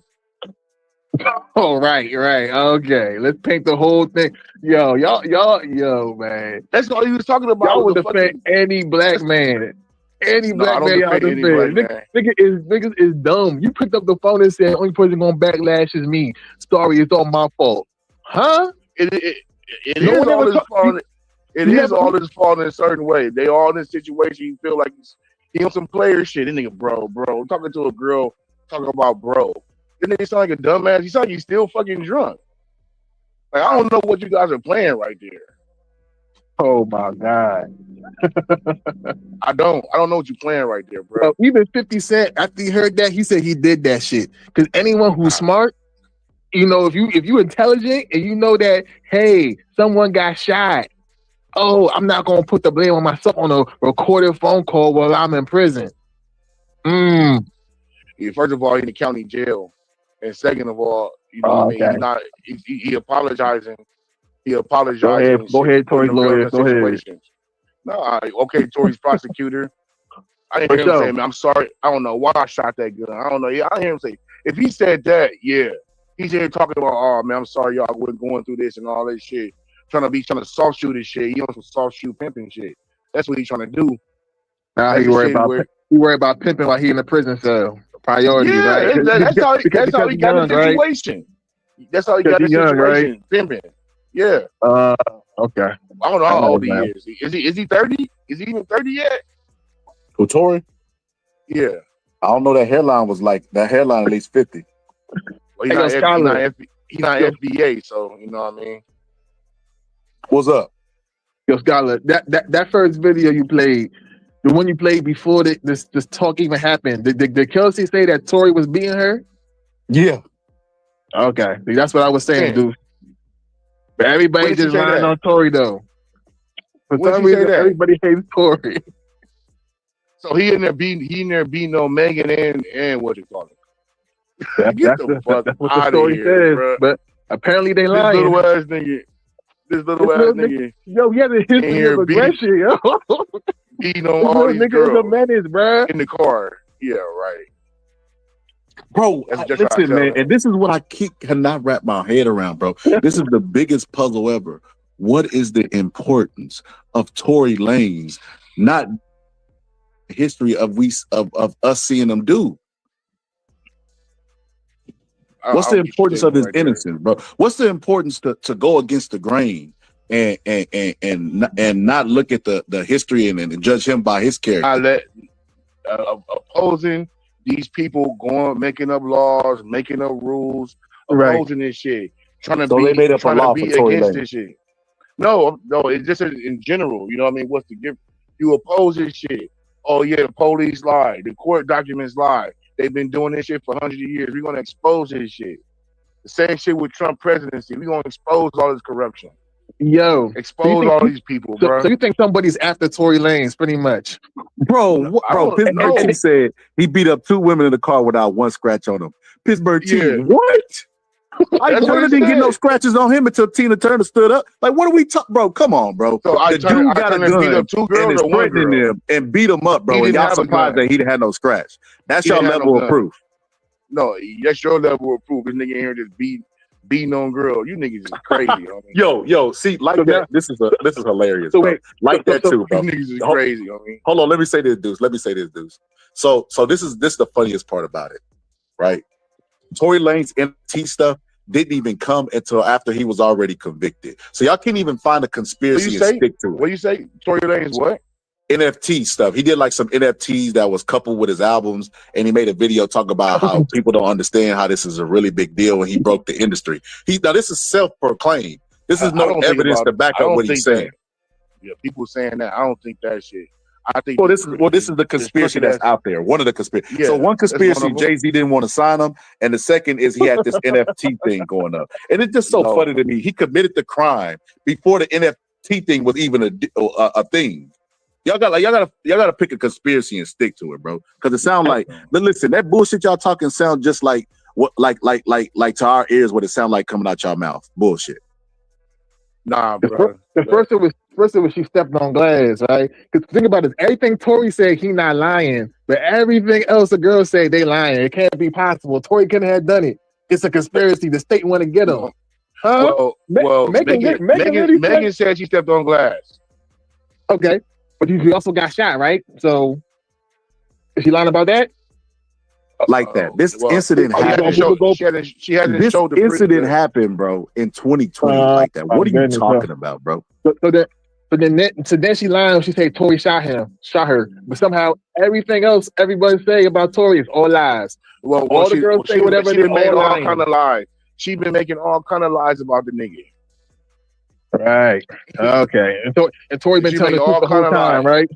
We don't know who's been lying, who's telling the truth. It's not even that. Y'all just make up stories for Tory. No one's making up stories. No one's making up anything, bro. That offends me, bro. That offends me. I'm not making up shit. So if Kelsey say that Tory beat him up, you're like, nah, how could he beat him up? Oh, that's not possible. For real? It's not possible for him to beat both them girls up. So how's it not possible? Is that not making up? You're not making up a scenario right there in her confession of what happened to her. You are literally making up a story about how it did not happen. And then she said nothing. Then she came back and said it didn't happen. You didn't. What did she say on the stand? Because Tory Lanez didn't defend himself on the stand. What did she say on the stand? Did she plead the fifth on the stand? No, she testified. She even said that she was having relations with Tory Lanez. See, court of public opinion don't matter for anything. See, y'all keep trying to use court of public opinion, but it doesn't count for anything. So this is let me clear this up real quick, Deuce, because y'all be coming with these half-witted ass arguments. Court of opinion is what got this nigga in jail. Public opinion is what got this nigga in jail right now. No, it definitely wasn't. But anyway, let me check this out. NFTs have existed before Tory Lanez, right? That's an absolute fact. The NFT where Tory Lanez was doing a video like that came out in 2020. This incident happened in 2020. The NFT came out in 2021. Excuse me. And it was coupled with his album called When It Gets Dark. So the video that you're talking about happened after the incident had already, when he was going to court already. I remember this video being released. So you have to find another dumbass conspiracy to attach yourself to, because that's not going to work. I don't know about the NFT success. I'm not really. You gotta ask Pittsburgh T about that. I'm saying there's no way in the hell this nigga shot at this girl in front of 100 fucking people talking about dance, bitch. Bro, stop saying that. Nobody here said that. Kelsey didn't say that in court, bro. Like what you're saying, bro, is made up stuff by the internet, bro. You gotta stop saying that. Yo, Megan was shot. Yo, they removed bullet fragments from a foot. So it's not impossible that he shot her. Bro, I don't believe he shot her, and I'm glad y'all niggas wasn't on the jury. That nigga probably be on death row. The people on the jury agree with us. What are you talking about? No, they didn't. No, they didn't. Deuce, how did they get a guilty verdict? These niggas sit here and submerge evidence, didn't allow witnesses to testify. Deuce, how did they get a guilty verdict? Because they didn't get a proper defense. Deuce, who decided that Tory was guilty? The jury. Okay, the jury. So there was a guilty verdict. Because it seemed like they only heard the prosecutor's side to me. Deuce, you gotta stop this, bro. To you, just because you believe it doesn't make it true, bro.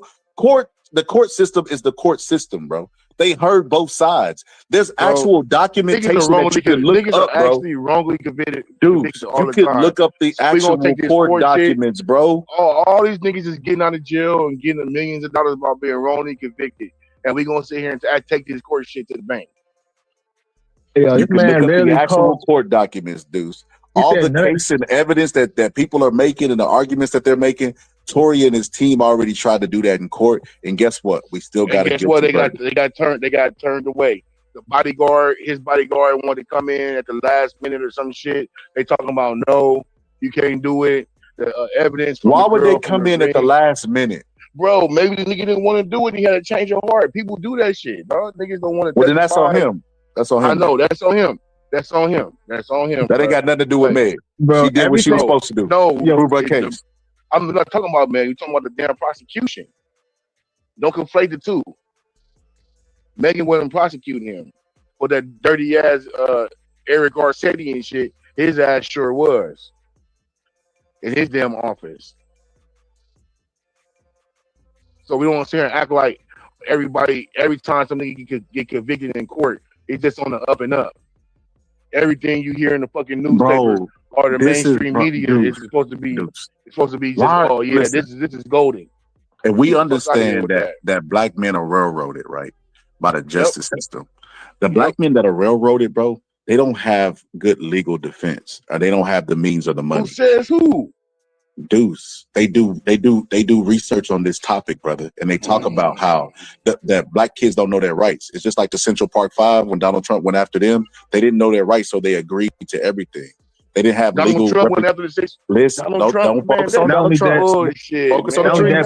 that, black men have public defenders usually. Public defenders aren't private. They're not going to give you bro, the but don't sit here and utmost. say Donald Trump went after them like Donald Trump was in office. Donald Trump put out newspaper ads. Don't He's a get hung up. businessman who was Focus on the point, dude. After they were Focus guilty. on the After they point, were dude. guilty. Let's focus on the point. The point He is, didn't get them convicted. Listen, if you're gonna be a justice warrior for black people, let's focus on the justice warrior for black people. Like, let's not get hung up. I know you heard Trump, and it triggers something in your brain, bro. It's not just about black people. It's any person.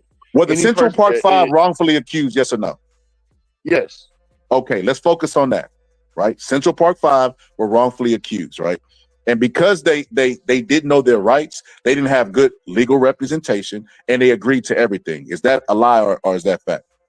That's true. Okay, so what happens in the justice system is the exact same thing that happened in that situation, which is black people don't know their rights, black kids don't know their rights, they don't have anybody to stand up for them, and they don't have good legal representation. Why do y'all take examples of rich people with the best representation, with $1 million and $2 million in lawyer fees, and make them your knight in shining armor? They are not the average black person. They're not going to be treated the same by the justice system. Y'all have to stop doing this. Now you're big. Now you missing the forest from the trees. Because if they can do it to him, they can do it to you. Yo, the man resisted. Yo, the man had a unregistered gun. Oh, that's not his gun now too, right? What does that mean? He broke the law. That's what that means. Oh, do you jaywalk? I don't get caught jaywalking. Well, I don't get caught jaywalking is a misdemeanor.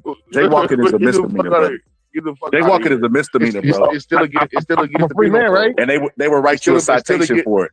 It's not the same as shooting somebody in the foot, bro. And I don't get caught. Yeah. So there you go.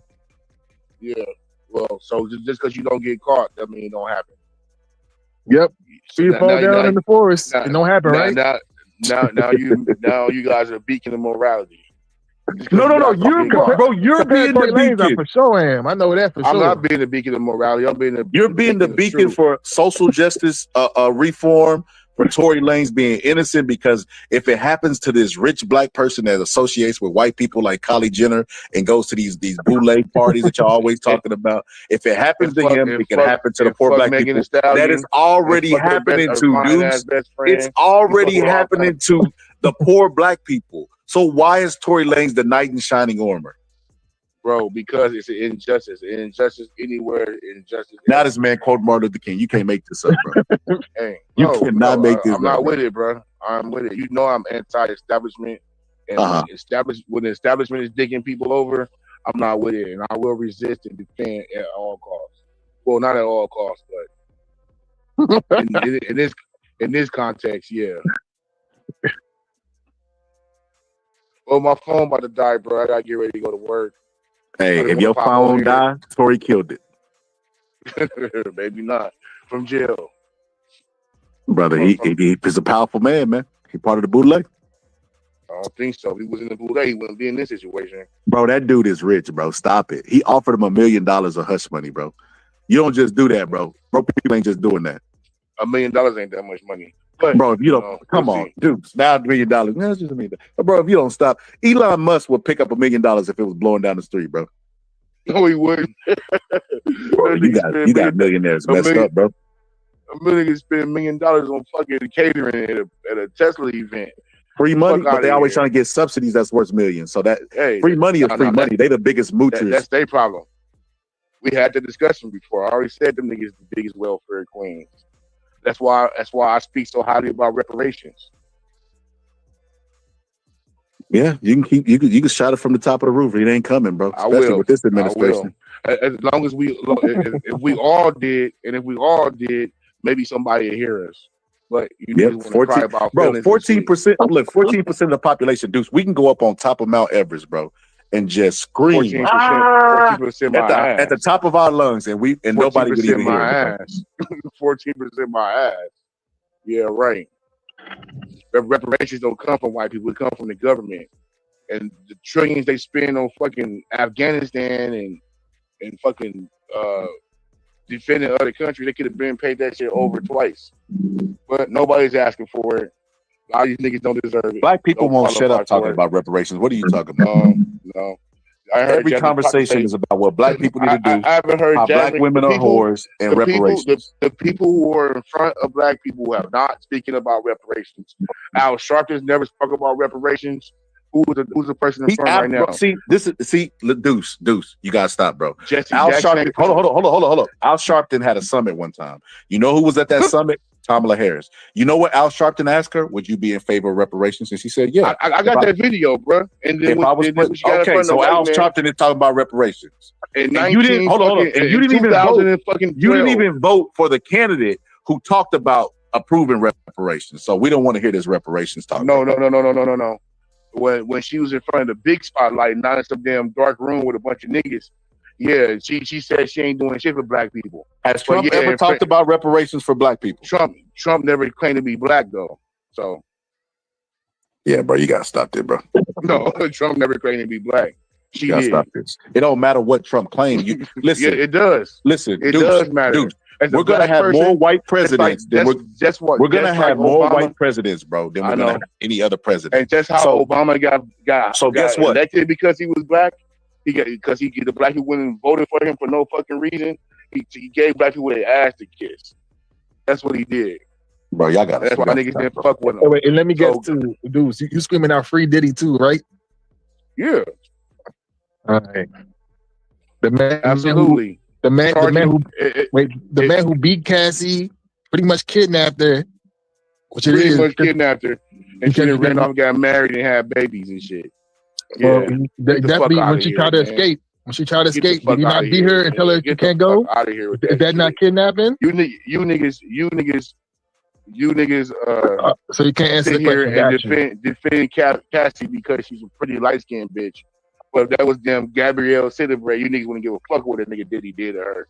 So I don't want to hear none of that double standard First and shit. foremost, I don't be calling a woman B word, so that's on. I do. So what? Yeah, So okay. Your So I don't your be- sensibilities are mine. That's for sure. Deuce, let me ask you this. That's he for said sure. Trump, he said Trump has done more for black people than all of Black Lives Matter. You agree with that?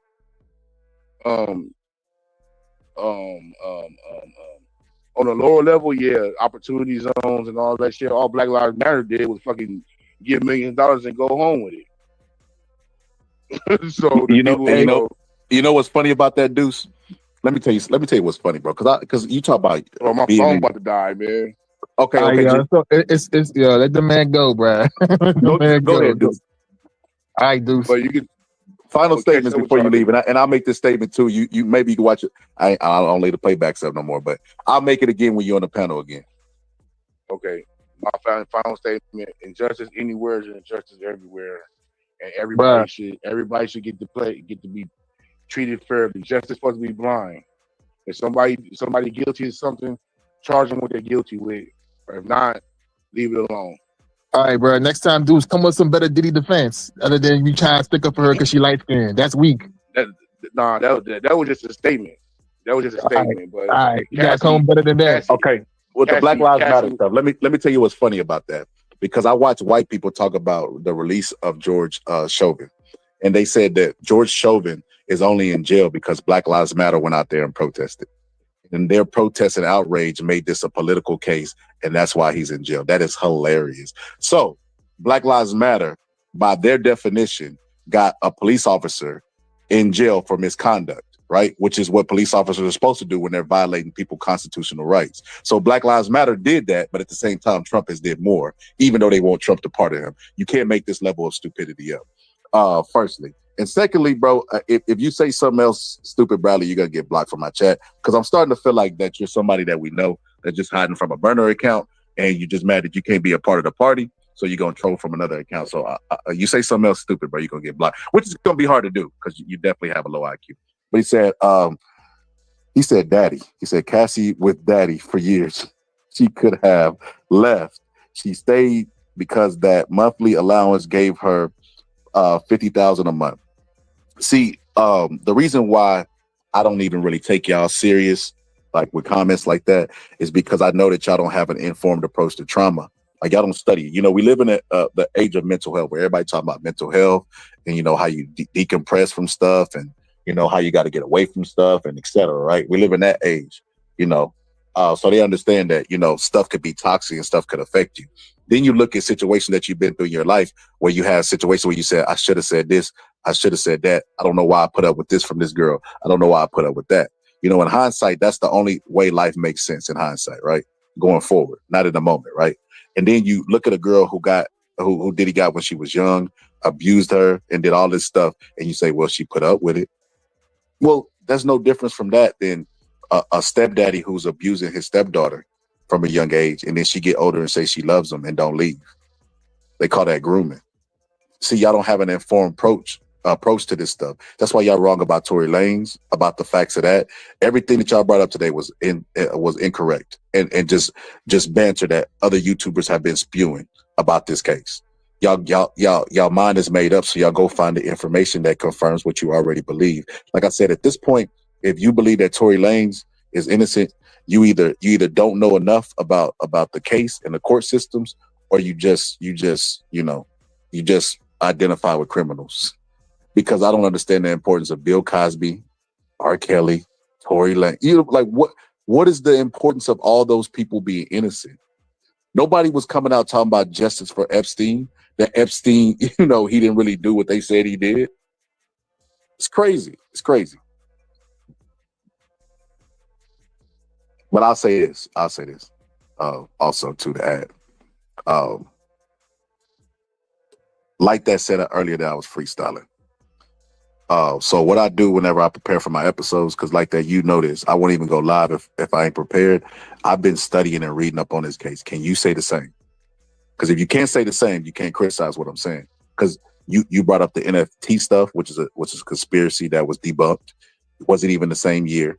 You know, if the NFT stuff would be true, it would have had to been 2019 when Tory Lanez released this. They found out about it, right? And then they scheduled this event to happen to put him in jail, which is even more stupid. Like, bro, how meticulous would they have to be to make sure everybody involved was drunk and that Tory Lanez had a gun and that he would have gunpowder on his hands and the gun would be under his seat and Meg Thee Stallion would get shot in the foot? Like, bro, come on. How many things would have to be like absolutely perfect for somebody to write this up? Like, Jesus Christ couldn't write a script like this. Like, y'all have to stop this madness, bro. Like, you got to stop. I know so you want to grasp on so desperately to Tory Lanez being innocent, but you're wrong. You're wrong. And if you don't think that you're wrong, you're in possession of a cell phone just like I am. Go Google some tangible facts, no conspiracy stuff, and then come back and show up to the debate table. If not, it's just going to be feelings. It's going to be the facts that I'm presenting versus your feelings, because he's already been tried and been guilty in the actual court. Not a public opinion, the actual court. So no longer is the burden of proof on Meg. She already proved it.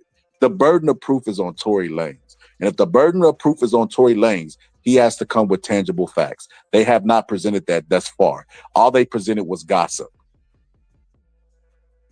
So you're wrong.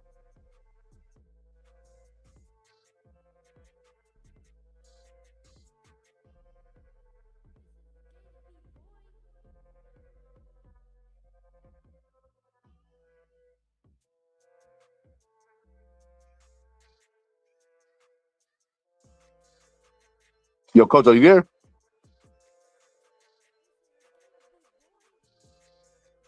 I guess Kojo ain't there, but I'll say this. I'll say this also. I think I'm finna end this live and fire up another live about Keyshawn Davis, because Press was right. The fight did get canceled. I thought Press was trolling me. The fight did get canceled. So I give my opinions on that. I think I'm gonna do that.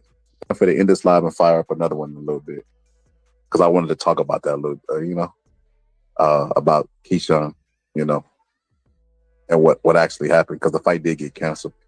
And I ain't gonna lie to you, I'm not gonna cry. I wanted to see that fight just like everybody else, but I mean, it is what it is, bro. It is what it is. But Kojo ain't here no more.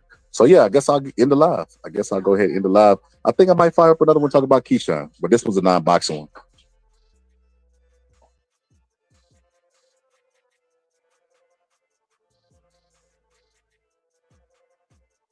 Superstar, wish to have a fancy car, wish to have $1 million bucks. Well, I wish I know being in love. So tell me, pretty I wish it all on you. Make it love to the break of dawn. Me and you to the baby's born. Till my baby's born. Yo, sing, come on. Till my baby's born. Till my baby's born.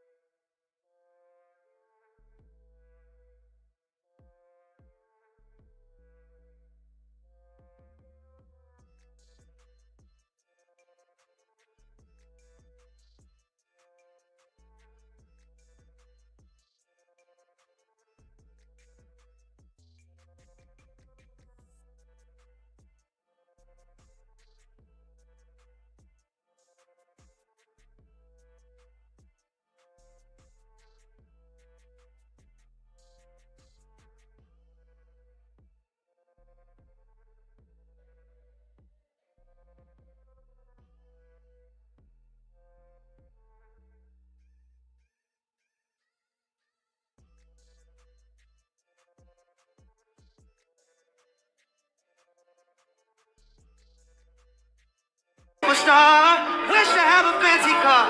Wish to have $1 million bucks. Well, I wish I don't be in love.